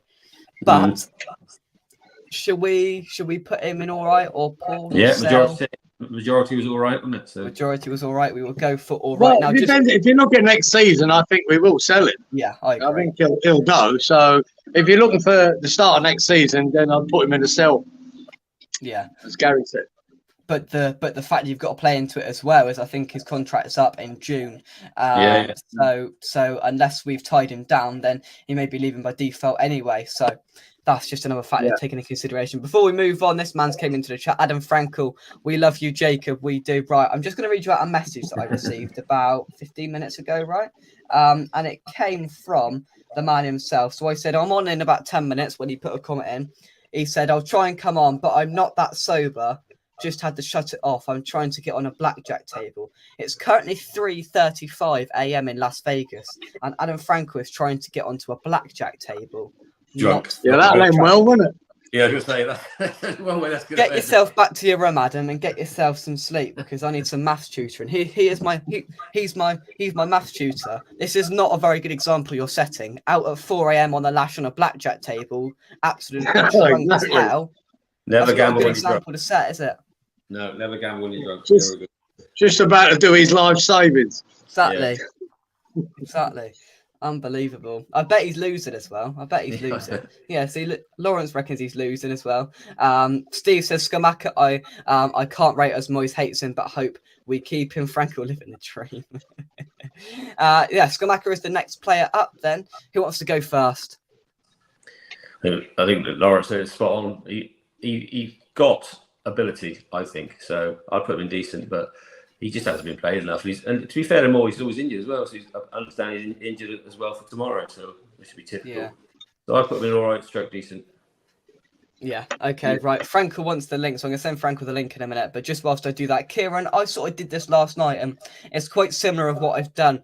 But I put Skamaka in the poor section because we know he's got ability, but we haven't seen it, and that's all we can go off. Where would you put him? No, as soon as you said his name, I had poor written all over it. You know, I think he's been poor, regardless of how Moyes plays him. I just don't see it. I see flashes, and that's it. And same with a big player we bought. I do I believe he could do better in another under another manager. Yeah, I do. But to me, if you look at his performances overall, to me it's poor. Would you sell him, Kieran, or keep him? I would if we got rid of Moyes, I wouldn't sell him. If we keep Moyes, I would sell him. I agree. Because I don't think he'll ever work under Moyes. I do agree. See the sort of perspective from the chat is sort of going keep all right. So I think we might. I think we will move him up because of the general opinion is around this area. So should we stick him at all right? Yeah. Yeah. All right. Okay. I think that's fair. And next up here, I think we're in a sort of similar situation with it, and it is Lucas Paqueta then. Exactly the same, Jake. I think he's been poor. I've seen, again, same with him, flashes of brilliance, but not enough. And I just the effort he put in that Brighton game was absolutely piss poor. Really poor. I didn't think he really wanted to be there. I didn't think he made the effort at all. And so that's something really stuck with me in that particular game. But I think he's been poor. I think he's got to be better than that. I agree. I agree. Kieran's got to be better than that. I think everybody was poor at Brighton, to be fair. But yeah, they were. He's got so much ability. And then I went to the Villa game and he did this dummy and sent half the crowd the wrong way. But, you know, he's got brilliant ability. But I agree, Kieran. He hasn't shown anywhere near enough for the money we paid for him. He's our record signing. Yeah. He should be doing much better than he is. So I think poor is a fair reflection. He needs to get better. If we're going to invest, 50, 60 million pounds, which is massive for a club like West Ham, he's got to be better. He's got to be better. I'm sorry, yes. Yeah. I think so. Yeah, I know that, you know, the player doesn't put a price tag onto a person, but you've got to live up to it. Right, then, we're going to go to this absolute lunatic. Right, I've got 239 people watching this. If this starts going down, I'm booting you off. Yeah, it will. I'm going to be on my best behaviour, but I am fairly drunk. Keep away from the gambling tables. What are you like? What are you like? I'm in Vegas. I just won another 100. 3:38 a.m. So look, I'm going to donate to the Foodbanks. Here's what I'm going to do. Jake, how long are you hosting for? For another 20, 25 minutes. How long? 20, 25 minutes. Okay, here's what I'm going to do, Jake. From this point on, for the next 25 minutes, okay? You know, my word, as drunk as I am, is important. Any donations pledged to the food bank during Jake's time now, in the next 25 minutes, I will match those donations. Okay? Brilliant. For real. Right. Because, listen, we're here for a reason. The food banks are there to support the people who need them. You know, and look, there's plenty of people that try and, you know, blag something that they don't deserve. But these food banks are genuinely for people who are struggling. And so I just encourage you to donate, and I promise you, I will match anything that's donated while you are here hosting, Jacob. So please, thank you very much, Alan. That's very nice of you. And what we do say, please don't put them into YouTube because they take 40% out of it, as we all know. So please, the best way to donate is to head straight to the Just Giving link that I've just lobbed into the chat. If you can give anything and you haven't already, please fire it over there. And Mr. Adam Frankel will match it whilst he's peed. Yeah, good skills, Adam. Good stuff, skills, Adam. mate. Cheers, Adam. Hey, I'll be honest, boys. I've done pretty well so far in Vegas, so I'm feeling generous. Good for you. Yeah, I know. Right then, nothing to do with the 15 beers you've had, is it? Nah, I'm on. I don't even know what this is. I've got this. I'll send a picture. I'll send a picture to the to our WhatsApp group of my girl here. She has been one of the waitresses for the last decade I've been in it. I know her by name. I give her a hug. Israeli woman, you know, I don't know if this term is acceptable. Yeah, well, don't say it then. Don't is say the it term then. guilt? No, yeah, I'm not. No. I heard it and I don't want to hear it again. Right, Adam, what I want you to do, go and fuel your, you know, whatever you're doing. Come back in 20 minutes and we'll see how much we've got, all right? Okay. All right. You might have to text me to remind me, but you've got my digits. Yeah. Love you all. Right. Stay positive. Love you. See you in a bit. There we go. So just to reiterate, if you can give anything else to the somebody donate $1,000. Yeah, somebody go and just feel really generous today. The food bag is a great cause. Somebody lob a few quid in there, so he's got to put his hand in his pocket. Adam Frankel is going to match every single penny that you now donate in the next 25 minutes to Iron Sport and Food Bank. So please, if you can, head over to that page and donate anything you can, because we're going to see Adam Frankel matching that. I'm going to refresh it. I'm not sure, Mark, you put £10 in there, but I'm not sure how long ago that was, but we might just count that in there as well, so we get Adam giving us much money as possible to the food banks. Right then, we will get back. I need to find the right thing. This is the right thing. We will get back to the matter in hand for the next 20 minutes or so, and that is to start with Vladimir Soufal. Now, I put this man in decent because I think he's had a good resurgence and renaissance in this season. Where would you put him, Gary? I'd agree. I think the fact that he's been missing the last, 3 or 4 games, I can't remember now. The right back void has been enormous. So it shows how important he is, to be honest. I mean, Kerr has been dreadful and Johnson was even worse. So without Soufal, it shows how important he is to the team. So they're definitely decent. Kieran? Yeah, I'm with Gary. I think he's one of our most attacking threats. It's frightening, really. But he is, and he seems to get himself so much space on the right. And after he's had his little spat with Moyes and whatever, I think he's come back stronger and more up for it. And the last few games I think he's played, he's been really, really good. So I'd put him at decent. I think it's important to us in this running. I really do. Yeah, brilliant. And we just got to have a quick look, see if we've got any donations coming into the food bank page. I've just sort of put another post out onto the comment section, and there we go. We've got £10 have gone on from us here at West Ham Official, so that's another £10 added. And what Russ has so eloquently described over the last few days is that £1 donated is then sent to his church charity that donate £5 worth of food. So that £10, I'm not very good at maths. Adam's my maths tutor, so he'll bully me if I get this wrong. So £1 gets £5 worth of food. So £10 gets £50 worth of food. Is that right? Correct. Yes, he's learning. He's teaching me something. So please, yeah, there we go.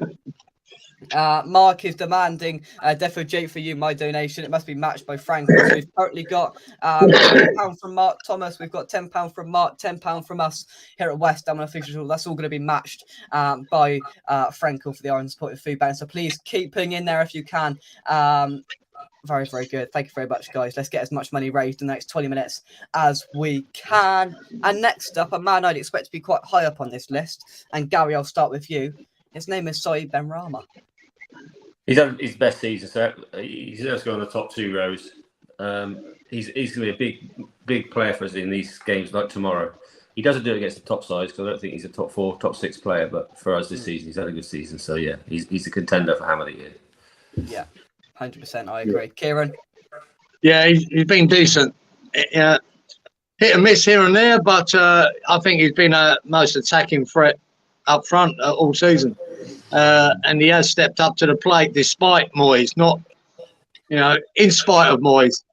So I think he's done really well for himself and his attitude is good. So if you're looking for Hammers of the Year here, there isn't many. So I think I'd put him at decent, but he is a contender for Hammer of the Year. Yeah, brilliant. I think that is very much fair enough. Benny Boy, top draw. Yeah, many people going for a contender there, top row. So we're going to stick him straight into the Hammer of the Year contender. So Declan Rice isn't all up there on his own. Next up then is Kurt Zuma. Gary, going to start with you, Kurt Zuma. He only kicks a cat. I would put him in decent because we missed him when he's not around. To be fair, yeah, he's like Declan in so much he always gets 7 or 8 out of 10 from him. He doesn't make many mistakes. He's very consistent. He's not going to set the world on fire, but you know what you're going to get with Zuma. That's what I like about him. He's pretty solid. He don't give too much away. So yeah, I like him. Put him there, decent. Oh, brilliant. Gary Skeggs has just put £10 in as well as Mum's put another tenner in as well. So that's 10, 20, 30, 40, 50, £60 that we've got in the last half an hour or so, which means Frankel is going to match that. Keep them coming in. This is brilliant. Let's try and get as much to the food bank as possible. Zuma injured too much. All right, says Steve. All right, hurt a lot. Decent, says Mandy. I think it's between those two categories, Kieran, and if he wasn't as injured so much and he was consistent, I think we'd be lobbing him in the top tier, but I think we've got to put him in decent. All right, where would you put him? You've got the casting vote, Kieran. I think he's in between the two. He's all right and decent because of the injuries and the time he's missed. Yeah. But, when he's good, he's decent. And I wouldn't go any further than that. No, I think that is very much fair. And we've got 3 players left. Now, a player that I'd expect to be more down the bottom is Aaron Creswell, Gary. I feel really harsh saying this, but because he's been a great servant, his legs are gone, so he needs to be in sell. I'm really sorry to say that. I like the guy, and he's been a fantastic servant for West Ham. But one year too many, I'm afraid, for Aaron. I agree, Kieran. Yeah, great servant, like Gary said. Again, I do think it depends on whether we're in the Premier League or the Championship next year. Championship, I think we could still hold on to him for one more season. If we're in the Premier League, no, we'd sell him or let him move on. Yeah, brilliant. Okie dokie. So we will move on. Just got a couple of issues we've got to reply to here. So I will let you fire away with Maxwell Cornet. It's a difficult one, Gary. Maxwell Cornet. Who? Who's he? I've never heard of him. So I think he needs. Have you got an invisible section there, Jake? No, I have. I mean, you can't judge the guy. He just literally hasn't played. Yeah, so where should we stick in there, Kieran, Gary? Where should we put him? I like Gary. I don't know how you judge him because you've just not seen enough of him. If I go by his potential, I put him on all right. But potentially that guy could be the difference of us staying up and not. If it'd be like signing a new player. If he turns up, if we play him tomorrow and he has a screamer of a game and carries on. But we just don't know, do we? We've just not seen enough. So yeah. No, I agree. I think it's incredibly difficult. And one thing we do have to say is the under-18s are currently 1-0 up at half-time against Brighton. Now, of course, Russ did that fantastic interview prior to us doing our little section with Mark Phillips the manager of the West Ham under-18s. He pre-recorded that earlier in the week. Once this is finished, if you do, you can go back, or later on, go back and watch that interview with Mark Phillips. He talks about the game on Thursday that's coming up, which we will be there at and covering for me in terms of the Youth Cup game. And if they do win or pick up a point, they can lift the trophy for the under-18s league today. So it could be a monumental few days if they can win today and win on Thursday, which could take us to our first Youth Cup semi-final since 1999, where, of course, we won it. So, yeah, it's a massive week. So we'll keep you updated in terms of that. And, of course, go back and watch Russ's fantastic interview with the manager if you get a chance. Mick says 16 players in all right and above makes you wonder why you're in the bottom three. This is exactly what I wanted to talk about. And we're going to get to Mick's point in just a second. That's bang on. But the final player that I do think we can judge about his potential and what he's done, he's played a couple of games. I do want to judge Divin Mubamba, and I'm going to put that to you, Gary. I mean, he came on against the Cypriot team, looked very decent, very energetic. And the guy's been banging against the under-18s, under-23, so he's a prospect. So, again, he hasn't played enough, but decent. No, I think it's fair. We saw him against FCSB back in November. He was brilliant. He's come on in a couple of games. He's looked lively. Decent, would you agree, Kieran? Yeah, he's decent, mate, because what he's done, in the under-18s or 21s? Under-18s? 18s, I think, yeah. Both, yeah. He's been really decent there, if not, better than that. And he's come into playing with the big boys, and he ends up with a goal. So, and he looks pretty tidy, and he looks lively. So, yeah, you got to put him at decent. Right? He hasn't done much wrong, has he? No, he hasn't. He hasn't for sure. Now, of course, as I mentioned, there's these players that I couldn't delete off of it. So you've got Craig Dawson, which just for a couple of seconds, I just want to put up into the top tier because I. Hammer to you. Where is he? There he is. He just needs to just be put up there. Hammer to you. Yeah, I'd vote for him, Jake. Yeah, just for a couple of seconds, he's just going to be put up there.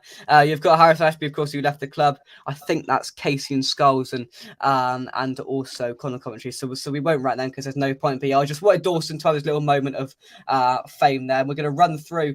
I was texting Anton. Please let me off. I was texting Anton. But yeah, it's all good. Right, I'm going to fire through some of these comments. And we're going to start back up with Creswell, what they said. So Creswell, poor, simply has to be sold, sell or retire. He's been a trooper, but it's time for him to go. Can't rate not enough time in terms of Cornet. Let's have a look here. Mark says Sullivan has donated £10,000 all round. Franco could be in trouble if he decides to donate that again. Somebody get on the blower to Sullivan. Yeah. That would be hilarious. It's an April Fool's joke. What we'll do is we'll say that Sullivan's put some more money on there when he comes back on, right? And we'll see what he says. April Fool's for 8 minutes. We've got 8 minutes. Yeah, Karen Brady just put in £2,000. Yeah. Yes, yeah, that's what we'll say. He's had long enough off for Cornet to learn the offside rule. Mubamba, all right. Time for him to be involved more in the squad. Decent. There we go. Good stuff. Fair play to Frankel and all donated, loving the show. Thank you very much. Funny one, Peter. Funny one. Sullivan donated his hat. Brilliant. So I hope you've all enjoyed the tier list and what we've done. I'm going to try and get Adam Frankel back on here, but we will run through the choices and we will make any last amendments and changes if we believe it is necessary. So we'll start off down at the bottom then with our last two categories. In the sale, all by himself at the moment is currently Aaron Creswell. Hang on, I've changed that. No, that's Ben Johnson gone. Yeah, sorry. There we go.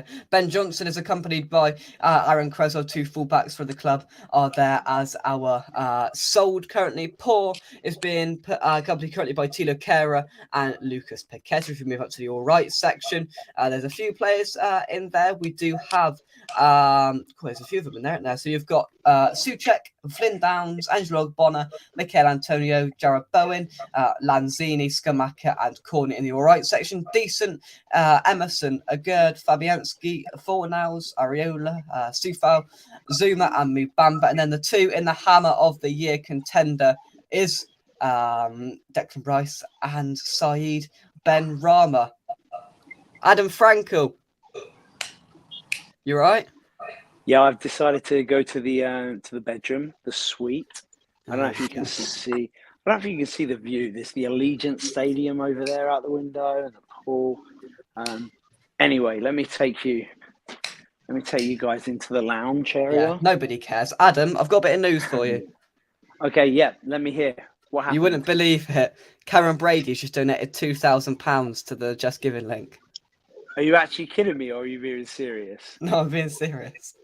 During the time you're on air, she's actually donated 2,000. Is this a wind up? No, it's not a wind up. I mean, it's only because, Adam, there's 6 minutes left of April Fools, and you've just properly been April Fooled.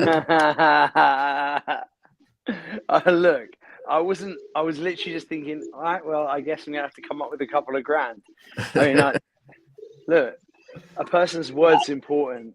I would have been very surprised. You're up for about 50 quid at the moment, Adam. Yeah. How much is it, Jake? We are just refreshing. Please, if you can, and reiterate, it's going on the bottom of your screen. I'll lob the Just Giving link back into the chat if you can. Adam Franco is going to match any money. Match it. Come on, people. Don't be so tight. God, don't be like my Jew dad. What? Be generous. And currently the money in there, I'm just going to count it up again. We've had a few donations come in the last 10 minutes or so. We've had 10, 20, 30, 40, 50, 60 pounds is currently in the last half an hour. So please, if you can, I've lobbed it straight back into there again. Donate, because Adam Franco is going to match it. And Karen Brady, if you're watching, lob 5 grand in there so we can see Adam Franco's face properly. Let's be honest, we're West Ham fans. We know Karen Brady isn't going to care at all about this stream. Right then, so I've got 4 minutes left of my designated time. Is there anything we'd like to discuss? Shut up. Yeah, what are you doing? let's discuss getting Jake off of the air. I mean, come on. I'm only kidding, Jacob. I love you, really. I'm just very drunk. Yeah, I could tell. One thing we will do is that we've got this here, and we've got 2 Hammer of the Year contenders, Declan Rice or Saeed Benrahma. I'm going to go around the room. Who would you like to see pick up that accolade? Declan Rice or Saeed Benrahma? Kieran, I will start with you. Oh, who would like?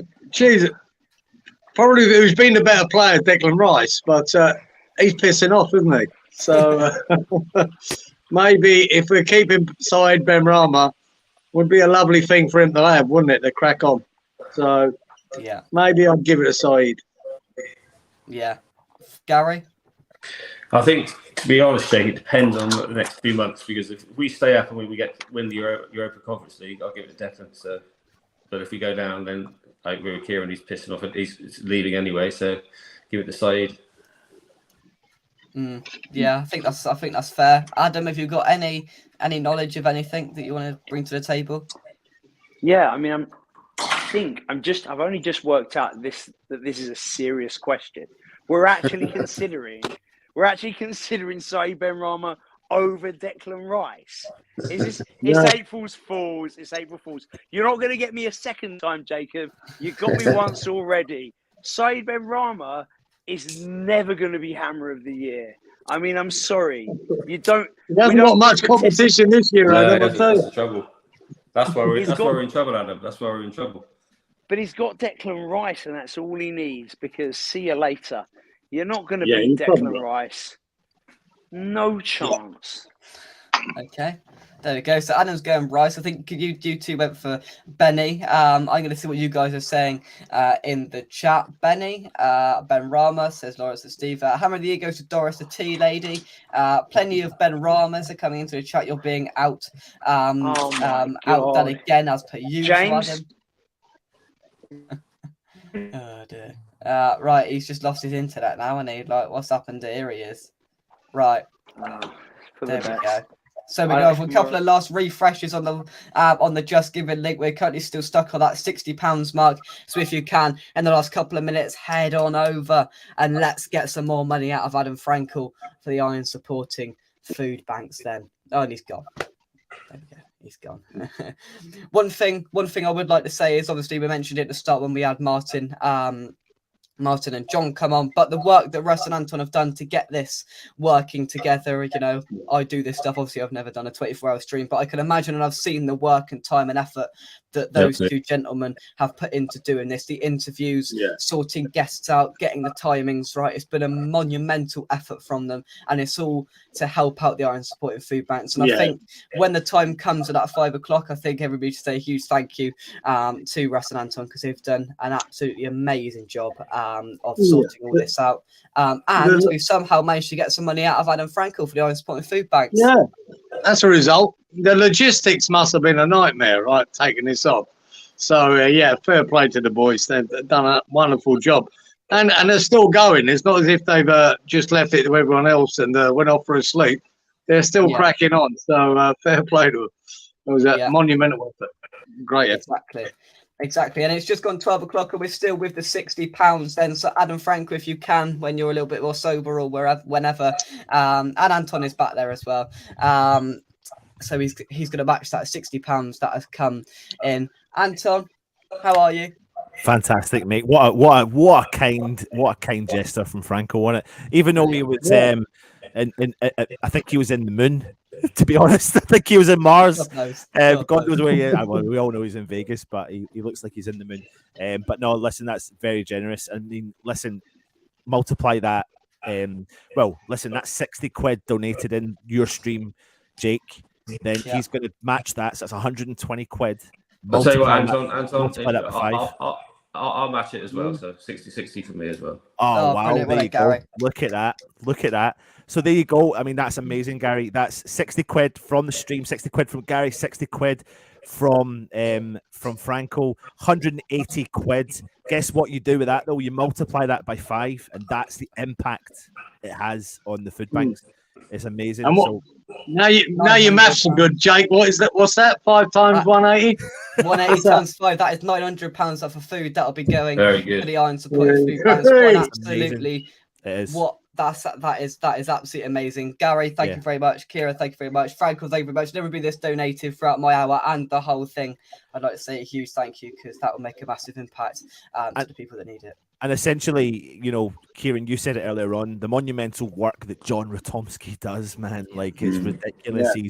Unbelievable. He gives up a whole load of his time and effort, and he sees it he's in the front line and he sees it, and we, I hear about it and I see it as well, and we try our best to help out. And this is just like a little thing, and it's not even about. And I appreciate people saying thank you for us for doing this. Yeah, that's fine. But the main message, the main message is we have 6 home games coming up at the London Stadium in the month of April. Maximize it if you can. When you're going to that stadium, drop £1 in that bucket. Bring a £1 campaign.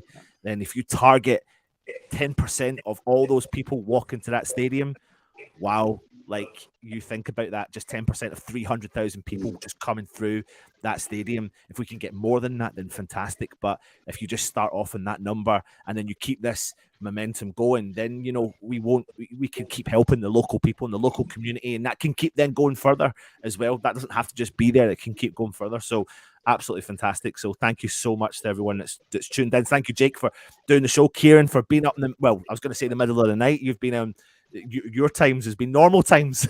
Well, yeah, it's not too bad for me, guys. I've been around all day, so it's only still 9 o'clock, which is nothing new for me, is it? I'm normally watching games at 1 or 2 or 3 or 4 in the morning.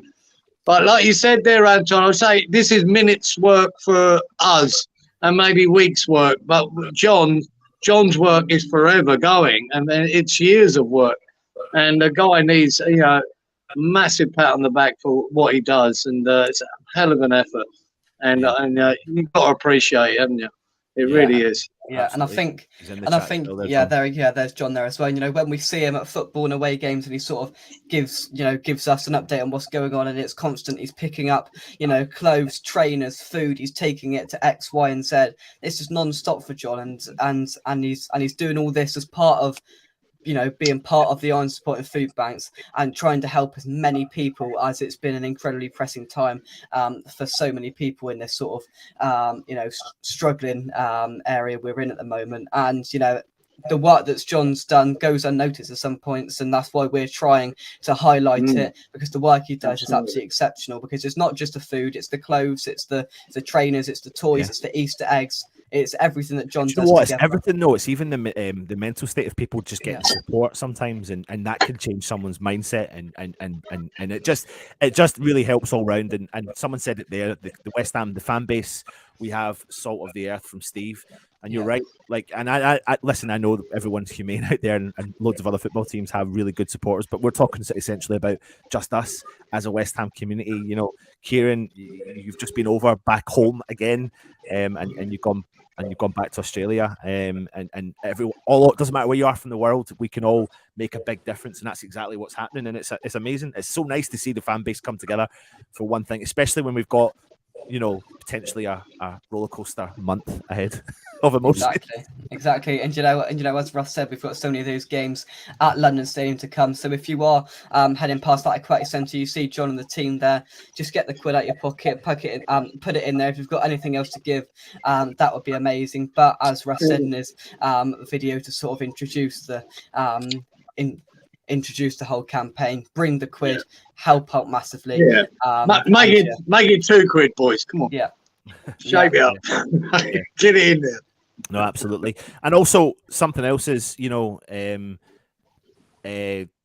West Ham Unofficial, Jake's young channel as well. So go and support his channel. I know we're here for and supporting Foodbanks, but go across if you are new around here. We're streaming to Facebook. We think that's maybe just changed slightly. I think it's gone. It's like Twitter as well. So just make sure you do get across there and support out Jake's channel, West Ham Unofficial. And people are slagging me off for my hair. No, do you know what? You ready for this one, Jake? You haven't seen this one, have you yet?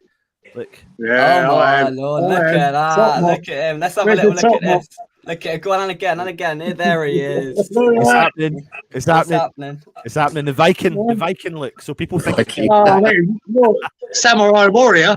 Yeah. I'll take that one. I need to tell that to my wife because I don't know what she thinks I am right now. So brilliant. But no, thank you very much, everyone, for doing that. We've got loads of stuff coming your way. Jake, you're joining me again later on for the Soccer Saturday. It's something you've done on your channel before, so we're going to be doing it just to offer something a bit different. It'll be exciting.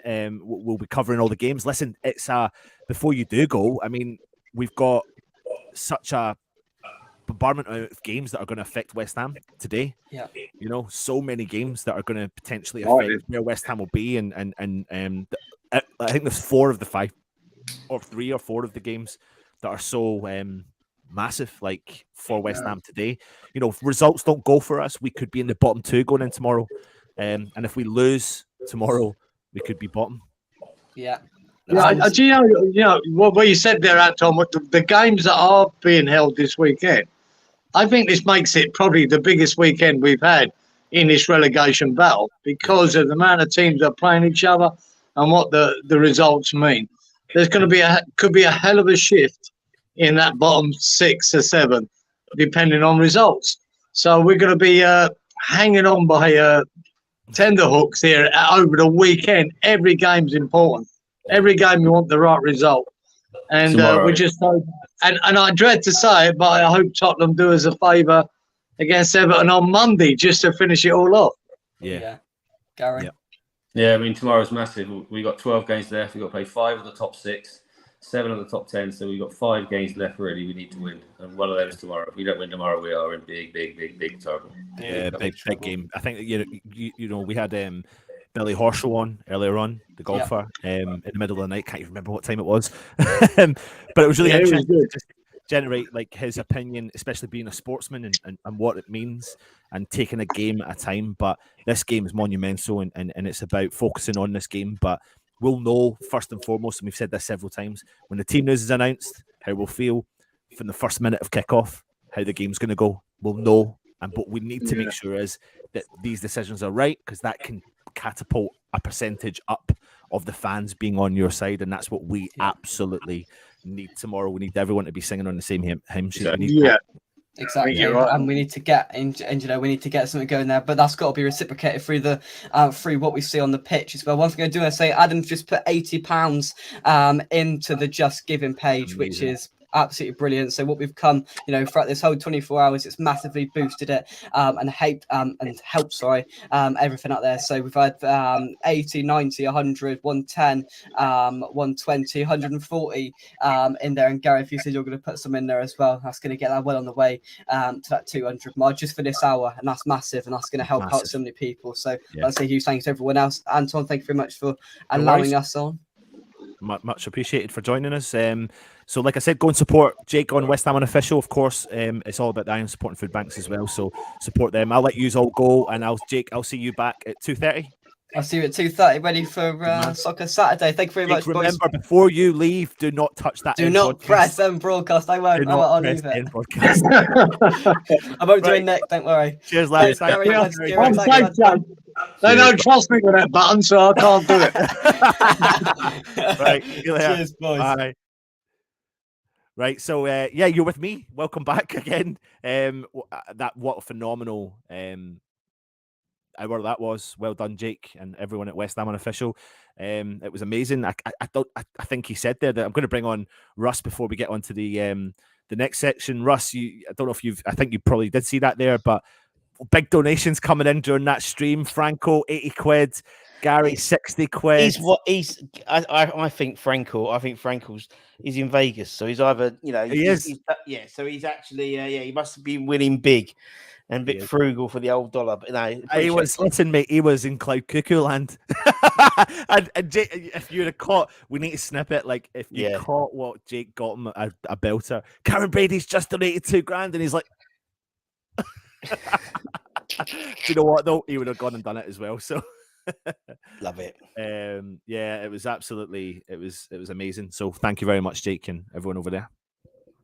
Indeed he do, and obviously the under 18s are still winning, which is great, which is really good.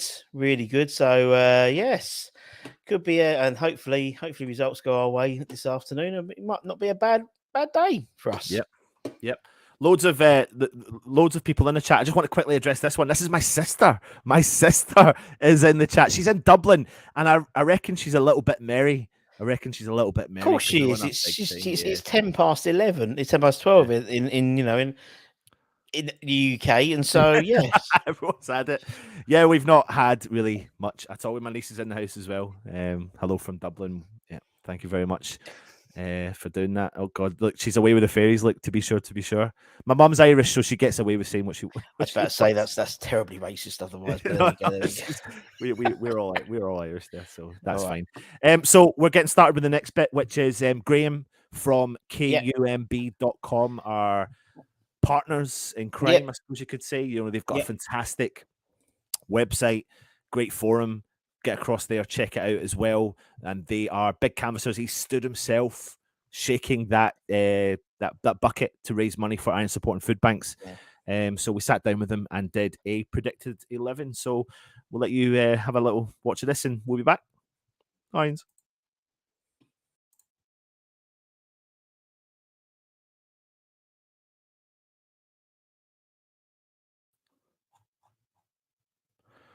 So good morning, everyone. And yes, we are here in the 24-hour live stream. Remember, the reason we are here is for the Iron Support and Foodbanks. It's Bring a Quid campaign.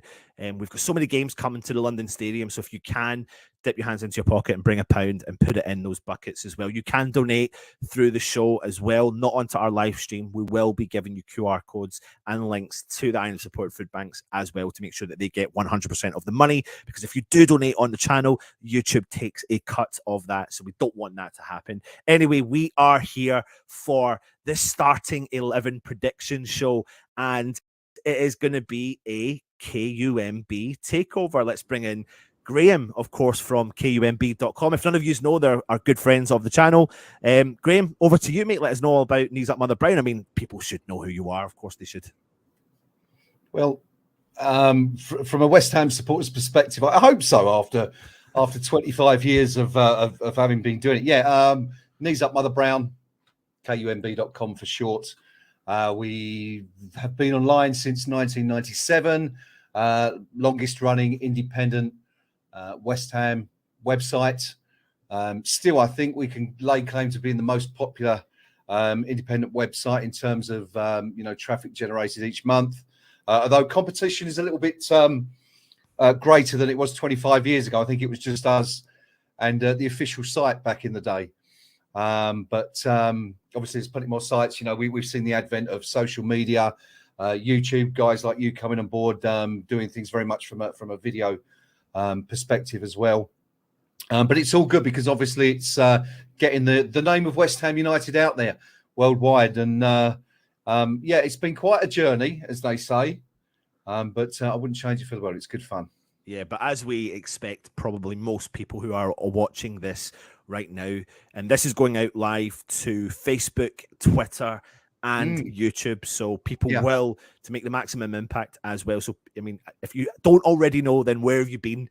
And get yourselves on there. It's really good forum, like Graham said, a great place to go and get your West Ham banter as well. Graham, we've just had a brief conversation about the Iron Support and Foodbanks. You've been heavily involved from the start. Do you want to give us a little bit of a rundown on that as well, please? Yes, we began working with John Ratomski, and I think John was pretty much the only guy involved at the time when John set it up, and we were working with him initially. I probably wouldn't say we were heavily involved, but we were certainly there. You know, rattling tins. I was rattling tins with my son Harry. Just over, well, I think, was this before lockdown? It might have been just after. I'm not sure, but anyway, around that time.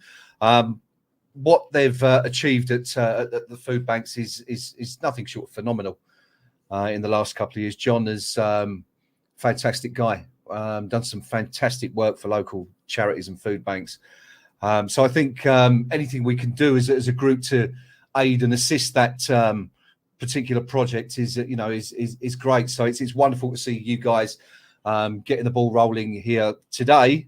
And for the next 24 hours, or we'll probably be in the 24 hours. We'll be in the 24 hours now, yeah, absolutely. But the key, it's a wonderful thing you're doing anyway. Yeah, and the key thing really is that obviously the month of April, it's about keeping this momentum. So we've put the hashtag bring a quid. And the whole idea is, like we've said, and Russ has gone through several times on the channel, there's so many games that we're playing at home, at the London Stadium, and the idea is hashtag bring a quid.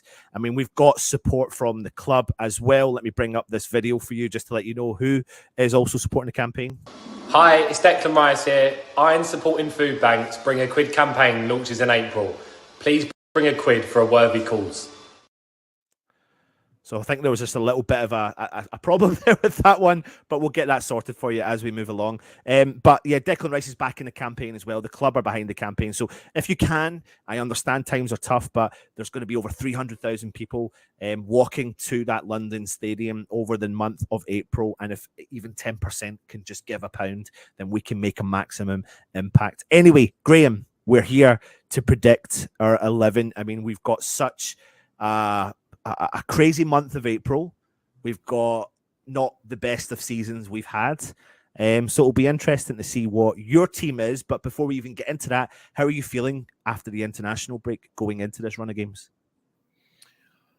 I'm feeling refreshed personally because I had a couple of weeks off, which is nice in a season where we're playing so many games. In terms of the team, I don't know. It's all up in the air, isn't it? None of us really know how this season is going to pan out, and it's kind of funny because for many years we were kind of always involved in these relegation battles or seemingly involved, and then about 15 years ago Alan Kirbishley came in and we had a couple of seasons with him and Zola when he followed him, where we were comfortably mid-table this time of the year. There was no chance of relegation. There was no chance of finishing in the top 6 or qualifying for Europe.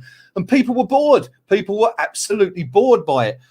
So we've got some excitement back. So that's good because, I mean, for us guys that are generating content, it's great because it keeps people interested. So from that perspective, it's good.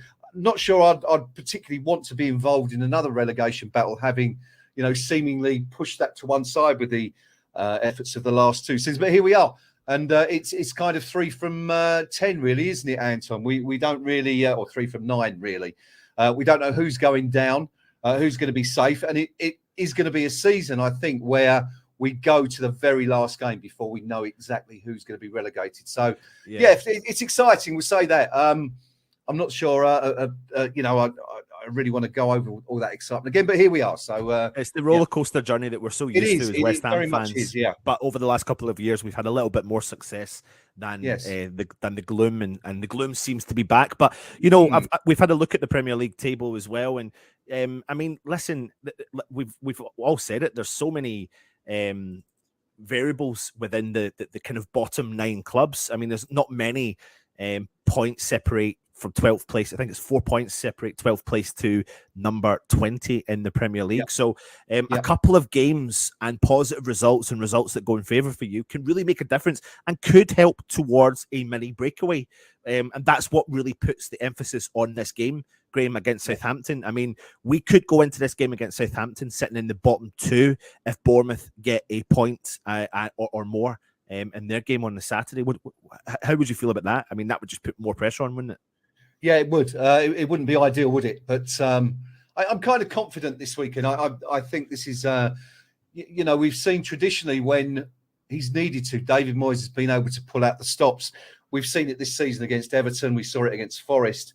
You know, those games when there was rumours that he was kind of one game away from the sack. I mean, I'm not sure how much credence we can give to those, but, you know, he's certainly been able to pull those results out when required.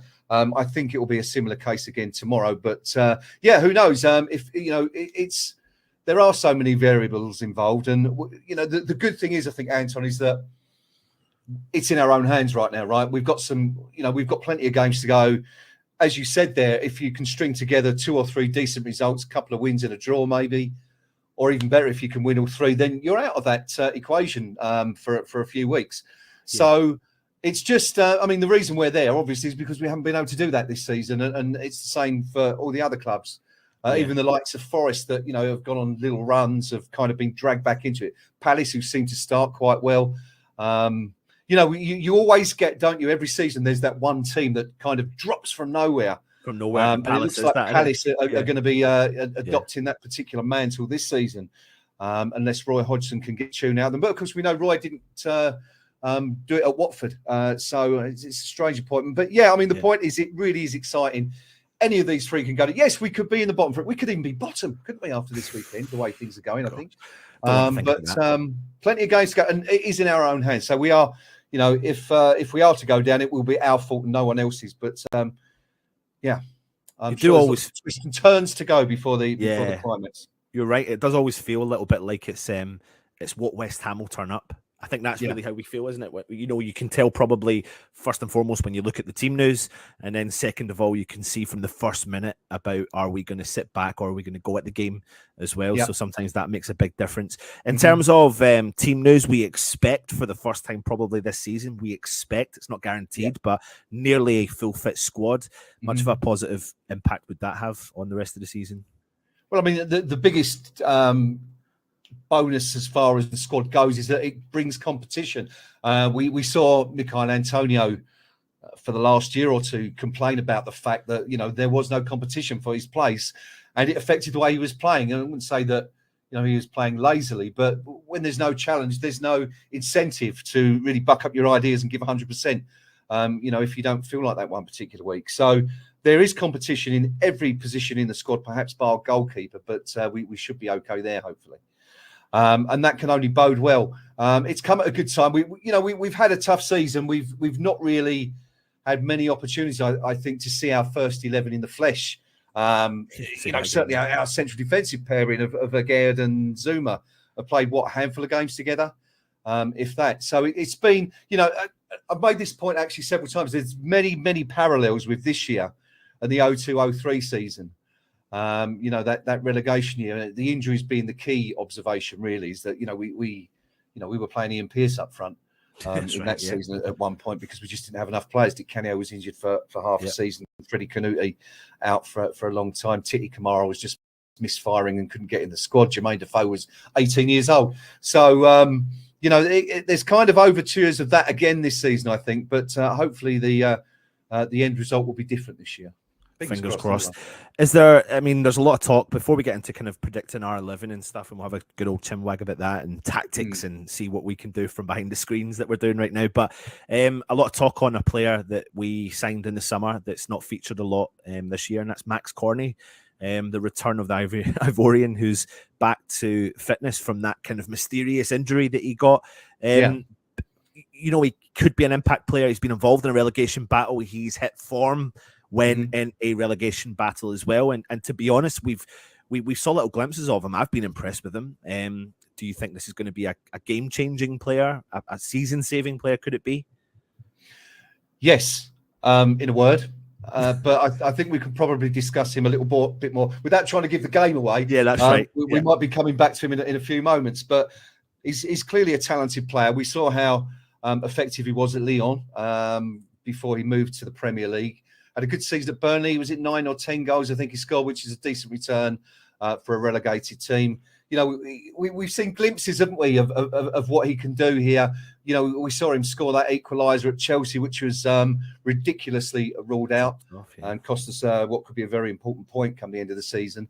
But I think he's a quality player, and I think hopefully we've got him back to full fitness now, and he can play a major role. But as I said, and so it just comes back to what I was saying a few moments ago about the fact that we now have competition for places. You know, that left side Benrahma has been looking a bit more comfortable in that role, having featured a little bit more often, started some more games. So either one of them, you know, even if one's not performing, you can put the other one in there, and you should be able to, get a tune out of one of them at least. So yeah, it does bode well, and I'm really looking forward to seeing him play a bit more in these final few games. Absolutely. And I emulate what you said there about competition for places. That's something that we've probably missed so much this season as well, you know, when we've needed bodies and especially our new signings. And on top of that, you've got to add to the mix David Moyes' kind of approach of bringing new signings in and bedding them in. You know, I think when I look back at Scamacca at the start of the season, for me, I would have preferred for him just to go straight in from the start, but Moyes wanted to do that bedding in period. He got a run of games, then he picked up a virus, suddenly he was out, and then it was in and out and in and out. So it's just been pretty much like that most of the season. But anyway, Graham, we are here to do a predicted 11. This is your predicted of 11, and I'm going to, you know, I'll question it. Why not? This is just part of the thing. But let's get started on it, and we'll get everyone else's opinion in the chat. So fire your opinions in whilst this is going out, and we'll put them up on the screen as well while we're doing it. So Graham, when it comes to the goalkeeper, we'll talk about tactics and formations in a second. But Areola has been deputising for Fabianski recently. But Fabianski is back. He's wearing this mask, and he's probably back a little bit earlier than maybe what a lot of fans anticipated. So what do you do? What does Moyes do? Yeah, I'd be very surprised if he played. As I alluded to a few moments ago, I do think that Areola will retain that spot for now. But you know, we do know that Moyes favours Fabianski in that number one spot. So it's kind of 50-50, really. I would. We don't know how fit Fabianski is. Yes, you know, we've seen him in training again this week. We don't know whether he's match fit. You know, the crunch would come, wouldn't it, if there was an aerial challenge, a corner where he's got to go up amongst a sea of bodies and claim the ball. Is he 100% confident that he's recovered from his injury? And these are the kind of things that the team at Rush Green will be assessing this week. I think he'll go with Areola, but again, as I say, you know, we don't know exactly what position Fabianski is in, so kind of 50-50 on that one. But we'll start with Areola anyway. We'll plump with the French keeper, who, of course, many people have felt for a while should be the number one keeper anyway. Hasn't really put a foot wrong in Europe. So that brings me to that next question: where are you at with Areola and Fabianski? I mean, what would your preferred choice be? I think they're both very capable goalkeepers.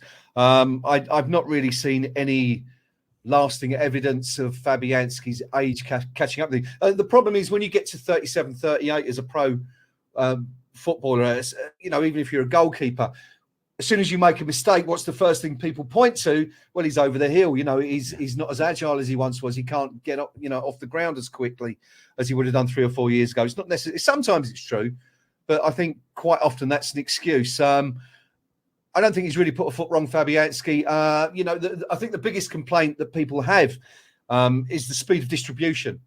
Is that, of the two, generally Areola seems to get the ball moving a little bit quicker.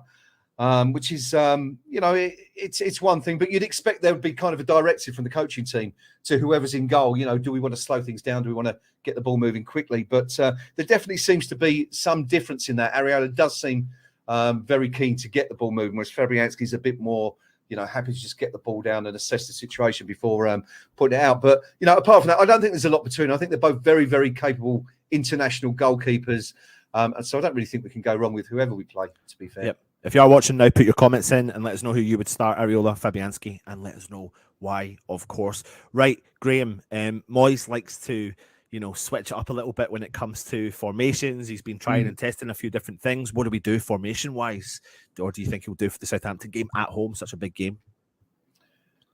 We've seen lots of success recently. I say lots of success, but much success playing the 4-3-3. I think in terms of, if we're looking to attack the opposition, that's the formation. Obviously there's a lot of variables involved. It isn't just about how you set up tactically and set the team out.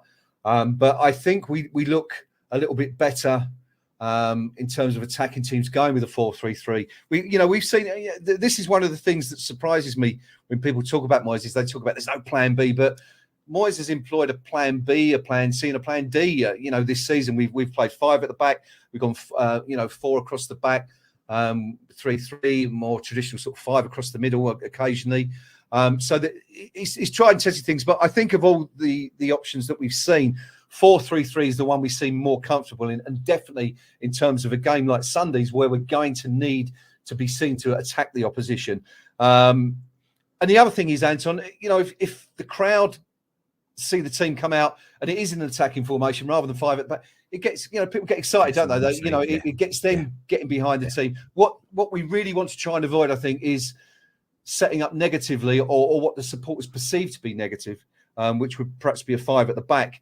And then, kind of sitting back and conceding possession to the opposition, because that's where, that's when the fans tend to get on the players' back, isn't it? And we need to try and make sure that we've got the fans behind us for as long as possible on Sunday. So I would like to think he's going to approach this with an attacking mindset. So I would go with a 4-3-3 ideally if is the case.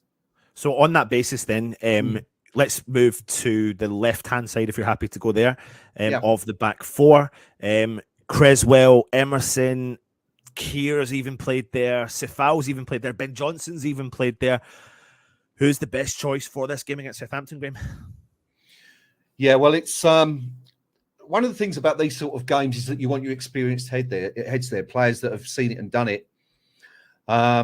So the good thing is we've got, international players in the squad. You've got the Italian fullback, you've got a German fullback, international fullback. Aaron Cresswell was even picked for England once or twice, wasn't he? Played a couple of games 5 or 6 years ago. So there's plenty of experience. Ben Johnson's in England under 21. I think of all of those, I'd prefer to stick with someone who's naturally left-sided, which kind of limits it to Cresswell or Emerson. I'm a big fan of Cresswell's. I think a lot of the criticism he's received in the last year or 18 months has largely been unwarranted. And it's mostly because of the 2 sending-offs, right, that we saw in the Europa League last year, I think. A lot of fans have not really, forgot what he did there and how it, eventually cost the team. I still think he's a player that can come in and do good things for us. But in this particular occasion, I wouldn't choose him. I would go with Emerson, I think, because although I think Emerson's a better player in a five-man defensive lineup, we haven't seen an awful lot of him in the back 4. We've seen kind of bits of it, haven't we, in the last few weeks. And he's been playing for Italy. He played against Malta, didn't he, the other night when they won 2-0. So I would like to see, he's got over that hill of not being settled in. He's had a run of games in the team. So I think now is the opportunity for him to go in and grab that place, make it his own. The good thing is, if he doesn't perform, if it's not working out, we have got Cresswell. I still think Cresswell is probably the best deliverer of the ball we've got.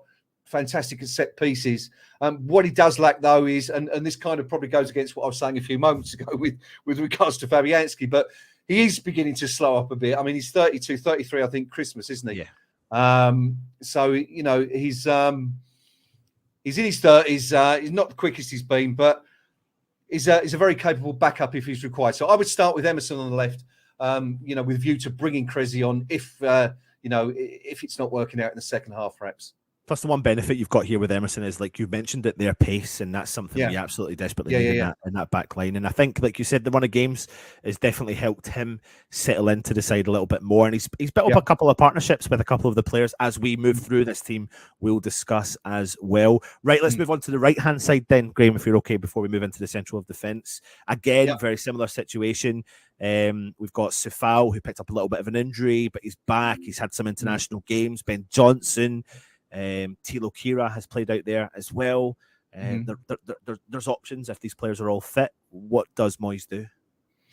I think the first thing we do is rest Ben Johnson. I think he's had a few tricky games recently, and I think that might kind of play on him a little bit.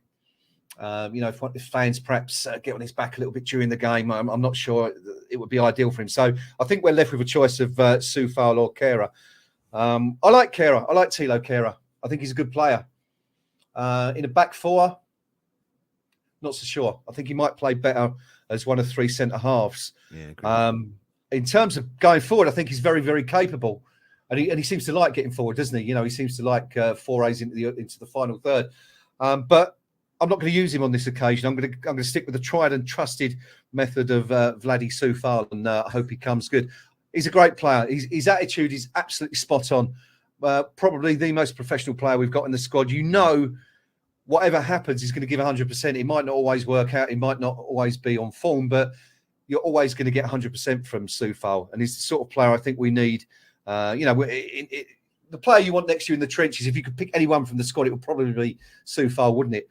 Absolutely committed, fantastic professional. The only thing against him, I think, is his end product. He doesn't really, the deliveries into the box aren't generally that great, although he's picked up an assist, maybe two recently.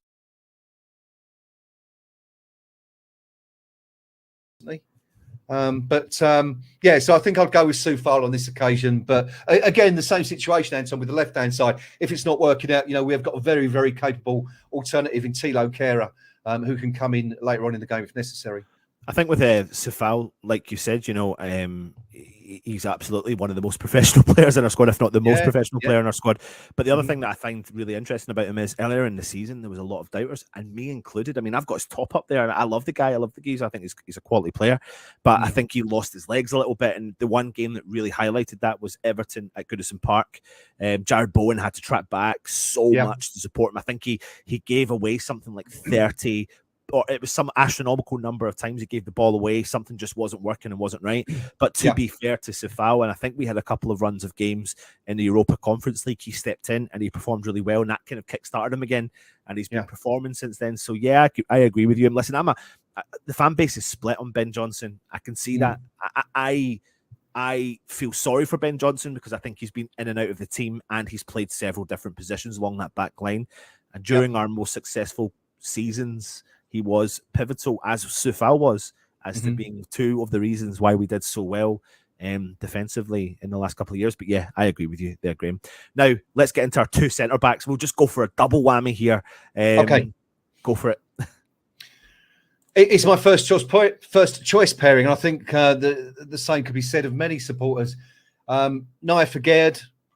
There's been the odd ricket recently, isn't there? He's made one or two mistakes, which is good, I suppose, because it means he's finally settling in at West Ham.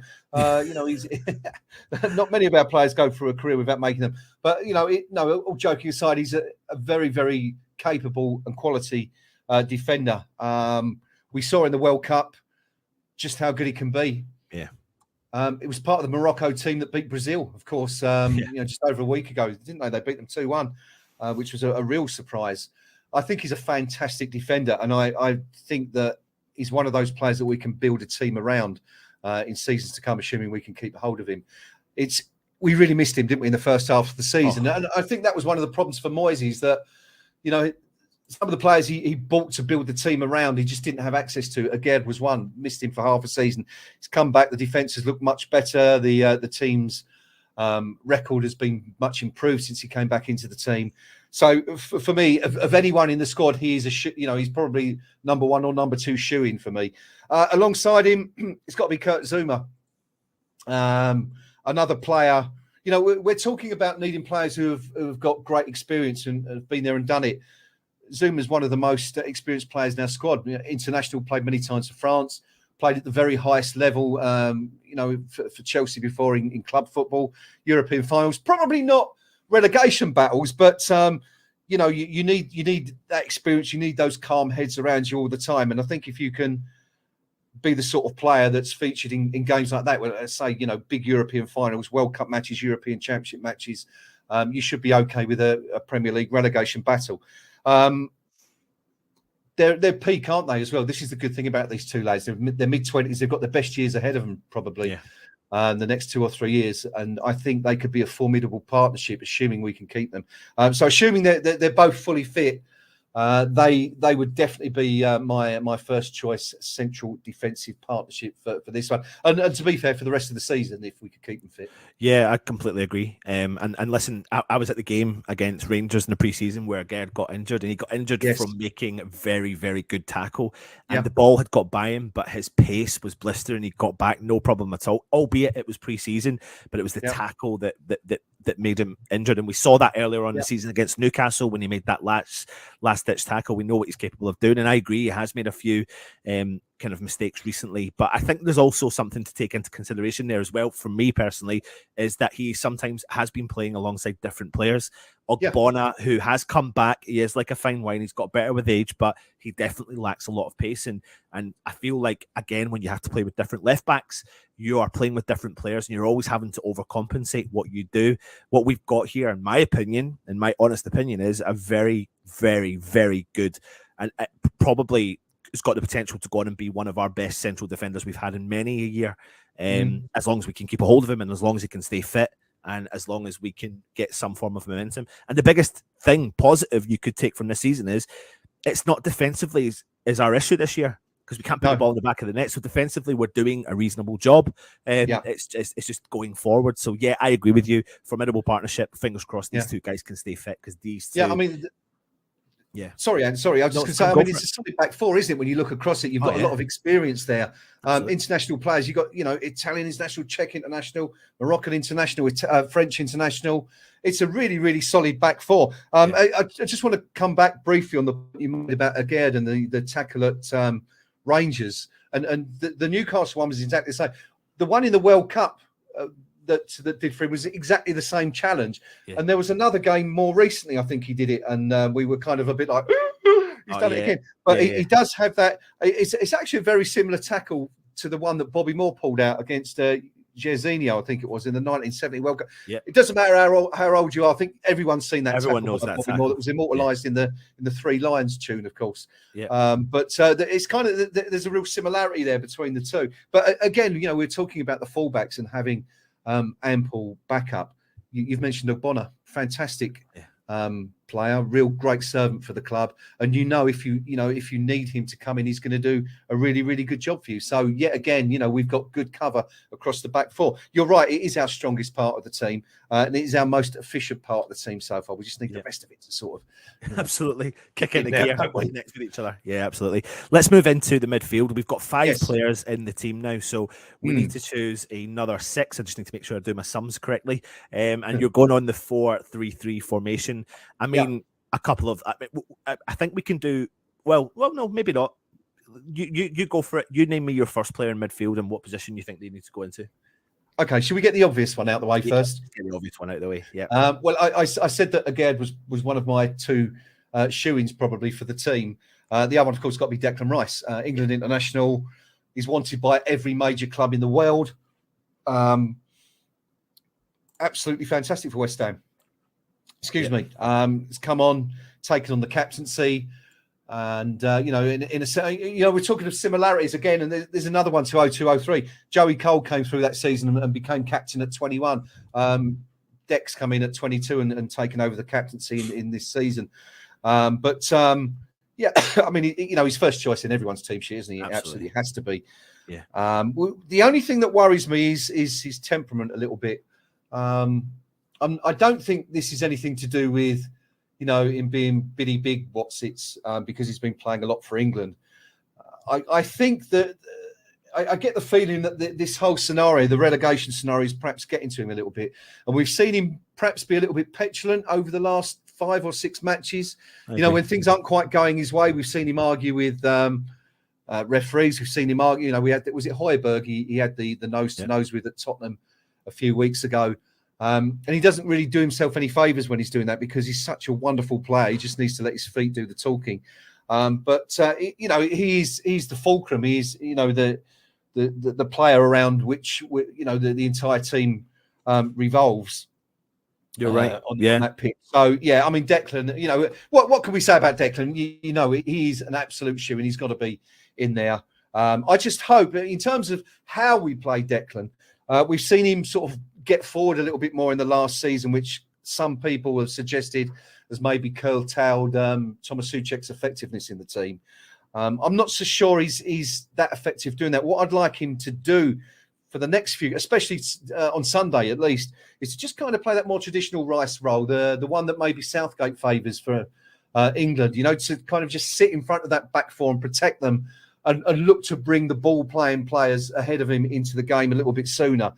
No problems with him, having the odd dig from 30 yards. We know he can put the ball in the back of the net from there. Not sure I'd like to see him taking corners. Of course, if Cresswell was in the team, he wouldn't be. But I'd like to see, Emerson perhaps take on that role. But we know what a wonderful player Deck is, and just hope that he can regain that sort of form that put him where he is for the rest of the season. Yeah, 100%. I mean, listen, I don't need to add anything to that. We all know what Declan Rice is capable of doing, and I agree with everything you said there about his recent kind of temperament and stuff. And I think that's also making the transition. We've got so many transitions this year we've had already. We're about to go through big transitions again, probably in the summer. But, we've gone from a 35-year-old captain to a 21, 22-year-old captain, and there's big differences in society in the way that people are brought up and people, the way people deal with things. So, absolutely. But, fantastic player. He's going to go on and have a fantastic career. It would be amazing if it was with our club, but we all know it's probably not going to be. So, you never know. You never know. Let's hope they're working on Mason Mount. I mean, if we hear that he's available, if the club could get him over. Who knows? If they can buy into the whole kind of transitional year and the future of where we can be, then there's something there. Right, next, who's going to be his partner? His partner in crime. Okay, so it's really one of three now, isn't it? You could perhaps go with Souček, who we just mentioned. You got Flynn Downs, who's coming to the squad from Swansea this year. Sort of in and out of the team, isn't he? He's played now and again. We've seen him more in Europe. I'm not sure he's really ready for the Premier League yet, which kind of leaves us with our old friend, Mr. Paquetá, who is another one that, incredibly frustrating season so far. Whether or not he was the right fit for West Ham is probably an argument we can have after the season. He's here for now, so we might as well make the most of it. We know what a fantastically talented player he is. We've seen him do it for the national team. We've seen him do it for Lyon before. He's a really, really wonderful player. Lots of criticism amongst the fan base with regards to the way he's been played, the position in which David Moyes has employed him previously. Seems to have found his preferred role, doesn't he? Sort of kind of alongside Rice, breaking from deep and picking up the ball and working the ball through to the attackers. So, I mean, again, I'm a big fan of Tommy Souček. I think he's been a really good servant for West Ham. He's out of form at the moment. The fans are getting on his back, and for that reason as well, I think I'd like to see him rested for now. And if we need a goal in the last 5 minutes from a set piece, why not bung him on and do the old Allardyce routine? Remember when Collins just used to put it on Andy Carroll's head every time he got the ball in, at the end of a game. But no, I mean, I would certainly look to start with Lucas. He's a wonderfully creative player. Can certainly bring those creative players in front of him into the team and can make goals. And also likes a penalty as well, so could be handy if we need a penalty taker. I think what you've got with Paquetá is that it's the run of games in the same position, and also I think what maybe impacts him is the player that's in front of him. essentially. So recently it has been Tommy Soucek, and I think Tommy Soucek has done a reasonable job recently. You know, he's picked up a tiny bit of form compared to where he was at, but he's having to play in a different role compared to what he's been doing. I think what we notice about this switch is that there's more gaps in behind now because of Declan Rice and Tommy Soucek aren't just sitting back as they were the first season we saw when we were getting a little bit more success. But he sparks up a nice little bit of a relationship with Emerson. They have a good understanding of each other, and depending on what we do now with the rest of the team, that could happen. I think the key to West Ham being more progressive and more flamboyant and more flary is who we put in front of them, but it's whether or not Moyes does that, and that's the risk, I suppose you can say. But I agree with everything you've said there as well. So that moves us on to the third player in that kind of position. Yeah. So this is probably, you know, you're looking at the entire squad. This is probably one of the two positions that's most up for grabs. You know, Manny Lanzini, wonderful servant for West Ham. I think he's still got a role to play. I completely agree with you. I completely agree with you on that. Yeah, 100%. Good. Not for Sunday though. Not for Sunday. No. Yeah. Not for Sunday. But you know, again, going back to what I was saying about the defensive options. What a player to be able to bring on. You know, people say that, you know, he's never been the same since he had that injury ahead of the World Cup, and you know there may be some truth in that. But you know, that inherent quality doesn't disappear. And Graham, ever since that injury, he's every season since then he's gone on a run of very good games and really impactful games as well. And he's been really impactful every season since that injury over maybe a short space of time. But like you said, there's a role there that could be, and we saw a little bit of that against Larnaca. I know. I'll appreciate it was Larnaca. It was still a game of football, and you play what's in front of you. So no, exactly. No, of course. You know, it's you still got to go out there and do a job, regardless of who it is. But I think he's still got it in him to be at the very least an impact sub who can come on and perhaps, you know, offer something different for the last 25, 30 minutes. But I'm not going for Manny Lanzini. And I'm going to go for probably my favourite player in the squad. I'm kind of biased here, really, because I love him. And no one sings West Ham are massive quite like he does. It's got to be Pablo Fornals for me. I don't know quite what's happened. There seems to have been some kind of issue between the management team and the player, because he was almost an ever-present, wasn't he, under Moyes for a while? Yeah. And then he's kind of, this season, he's sort of been in and out of the squad. We've not seen an awful lot of him. He's been playing on the left, on the right, occasionally in the centre. But I think, you know, he's a very, very, on his day, he's a very, very tricky player. We know he knows, you know, he can score a goal. He knows where the net is. So kind of breaking forward for those areas. If there's opportunities to shoot, we know he can take them. And he's also good at threading the ball through to players ahead of him. Played for Spain, another international player. But I think his attitude is infectious, and I think that rubs off from the rest of the team. He's, you know, my favourite thing about Fornals is when you see a score a goal, it might be 40 yards away, but he's like a kid over the park, isn't he? You know, when your team score, he's like running around doing this. He absolutely loves it, you know. And I think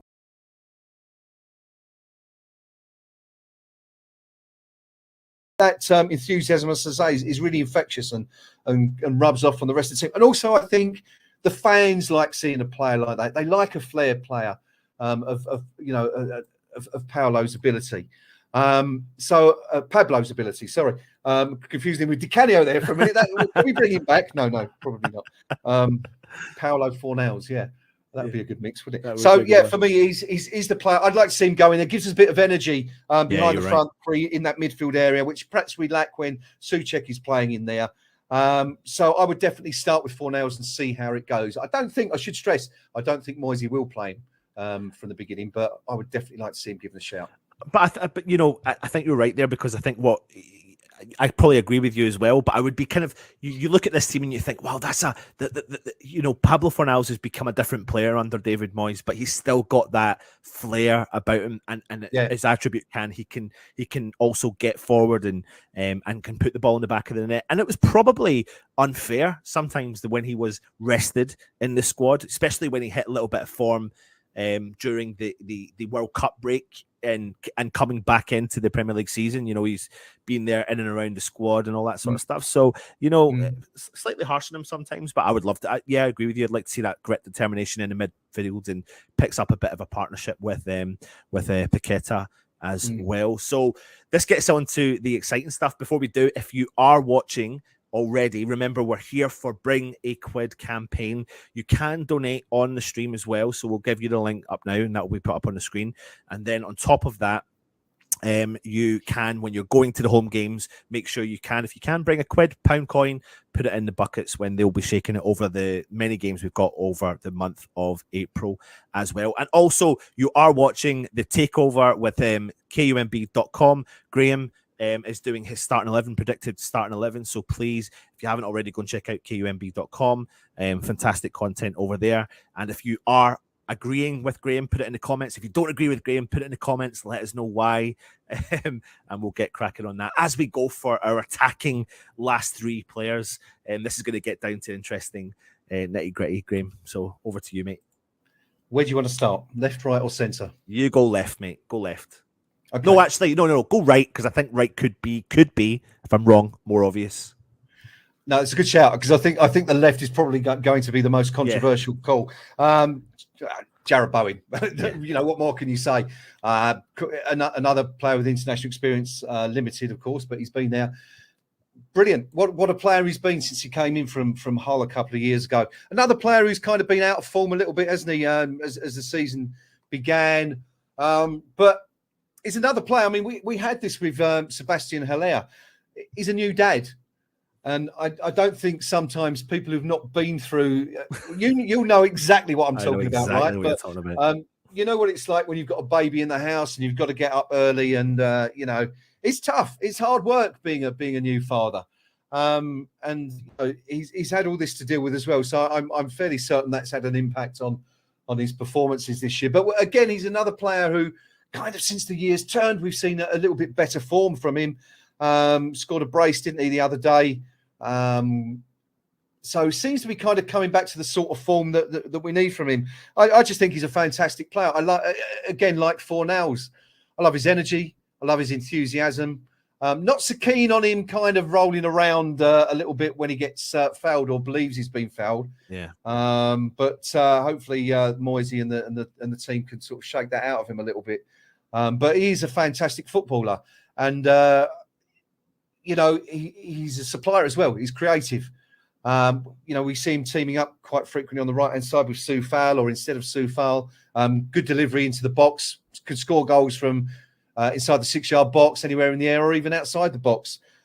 So again, he's an absolute must for me to play. And this is probably one of the areas, isn't it, where we don't have that many options. Yeah. You could perhaps play one or two of the others on the right wing, who are sort of left-sided, but he seems to be the most favoured option from the management team anyway, and certainly from me. I think he's a great player. So yeah, no question for me, Jarrod Bowen on the absolutely. I completely agree with you there as well. And one of the players that hasn't been on form this season compared to what he's usually at, but is picking up maybe a little bit of form at the right time when we need him. Yeah. And that's probably been another reason why our season's not gone so well, because players that were in form last year just haven't picked up form this year at all. Yeah, exactly. On top of that, with injuries and everything else that's gone on. So yeah, I mean, you made the point, didn't you, Anton, at the top of the show, or at the top of this particular interview, about the defence has been solid again this year. I think, is it only the top 7 have conceded fewer shots than West Ham this season, something like that. Goals, but it's the top end that hasn't been doing its stuff, and you know, hopefully, well, we've taken steps to address that in January. But you know, we do need, and obviously other players are coming back. We do need players like Bowen to kind of hit form now, and hopefully he's getting there, because we certainly need him to contribute with a few goals between now and May. Absolutely. Right. Well, we're down to the last 2 positions, and questionably, probably really tough ones to make, depending on what kind of West Ham fan you are. There's so many choices. I mean, I'm sitting here looking at all the players, Graham, and I'm sitting here thinking, how are you going to do this? Who are you going to put in there? I mean, I'm going to bring to the equation, you know, I could put Ben Rama, you've got Max Cornet, you've got Antonio, Danny Ings, Skamaka.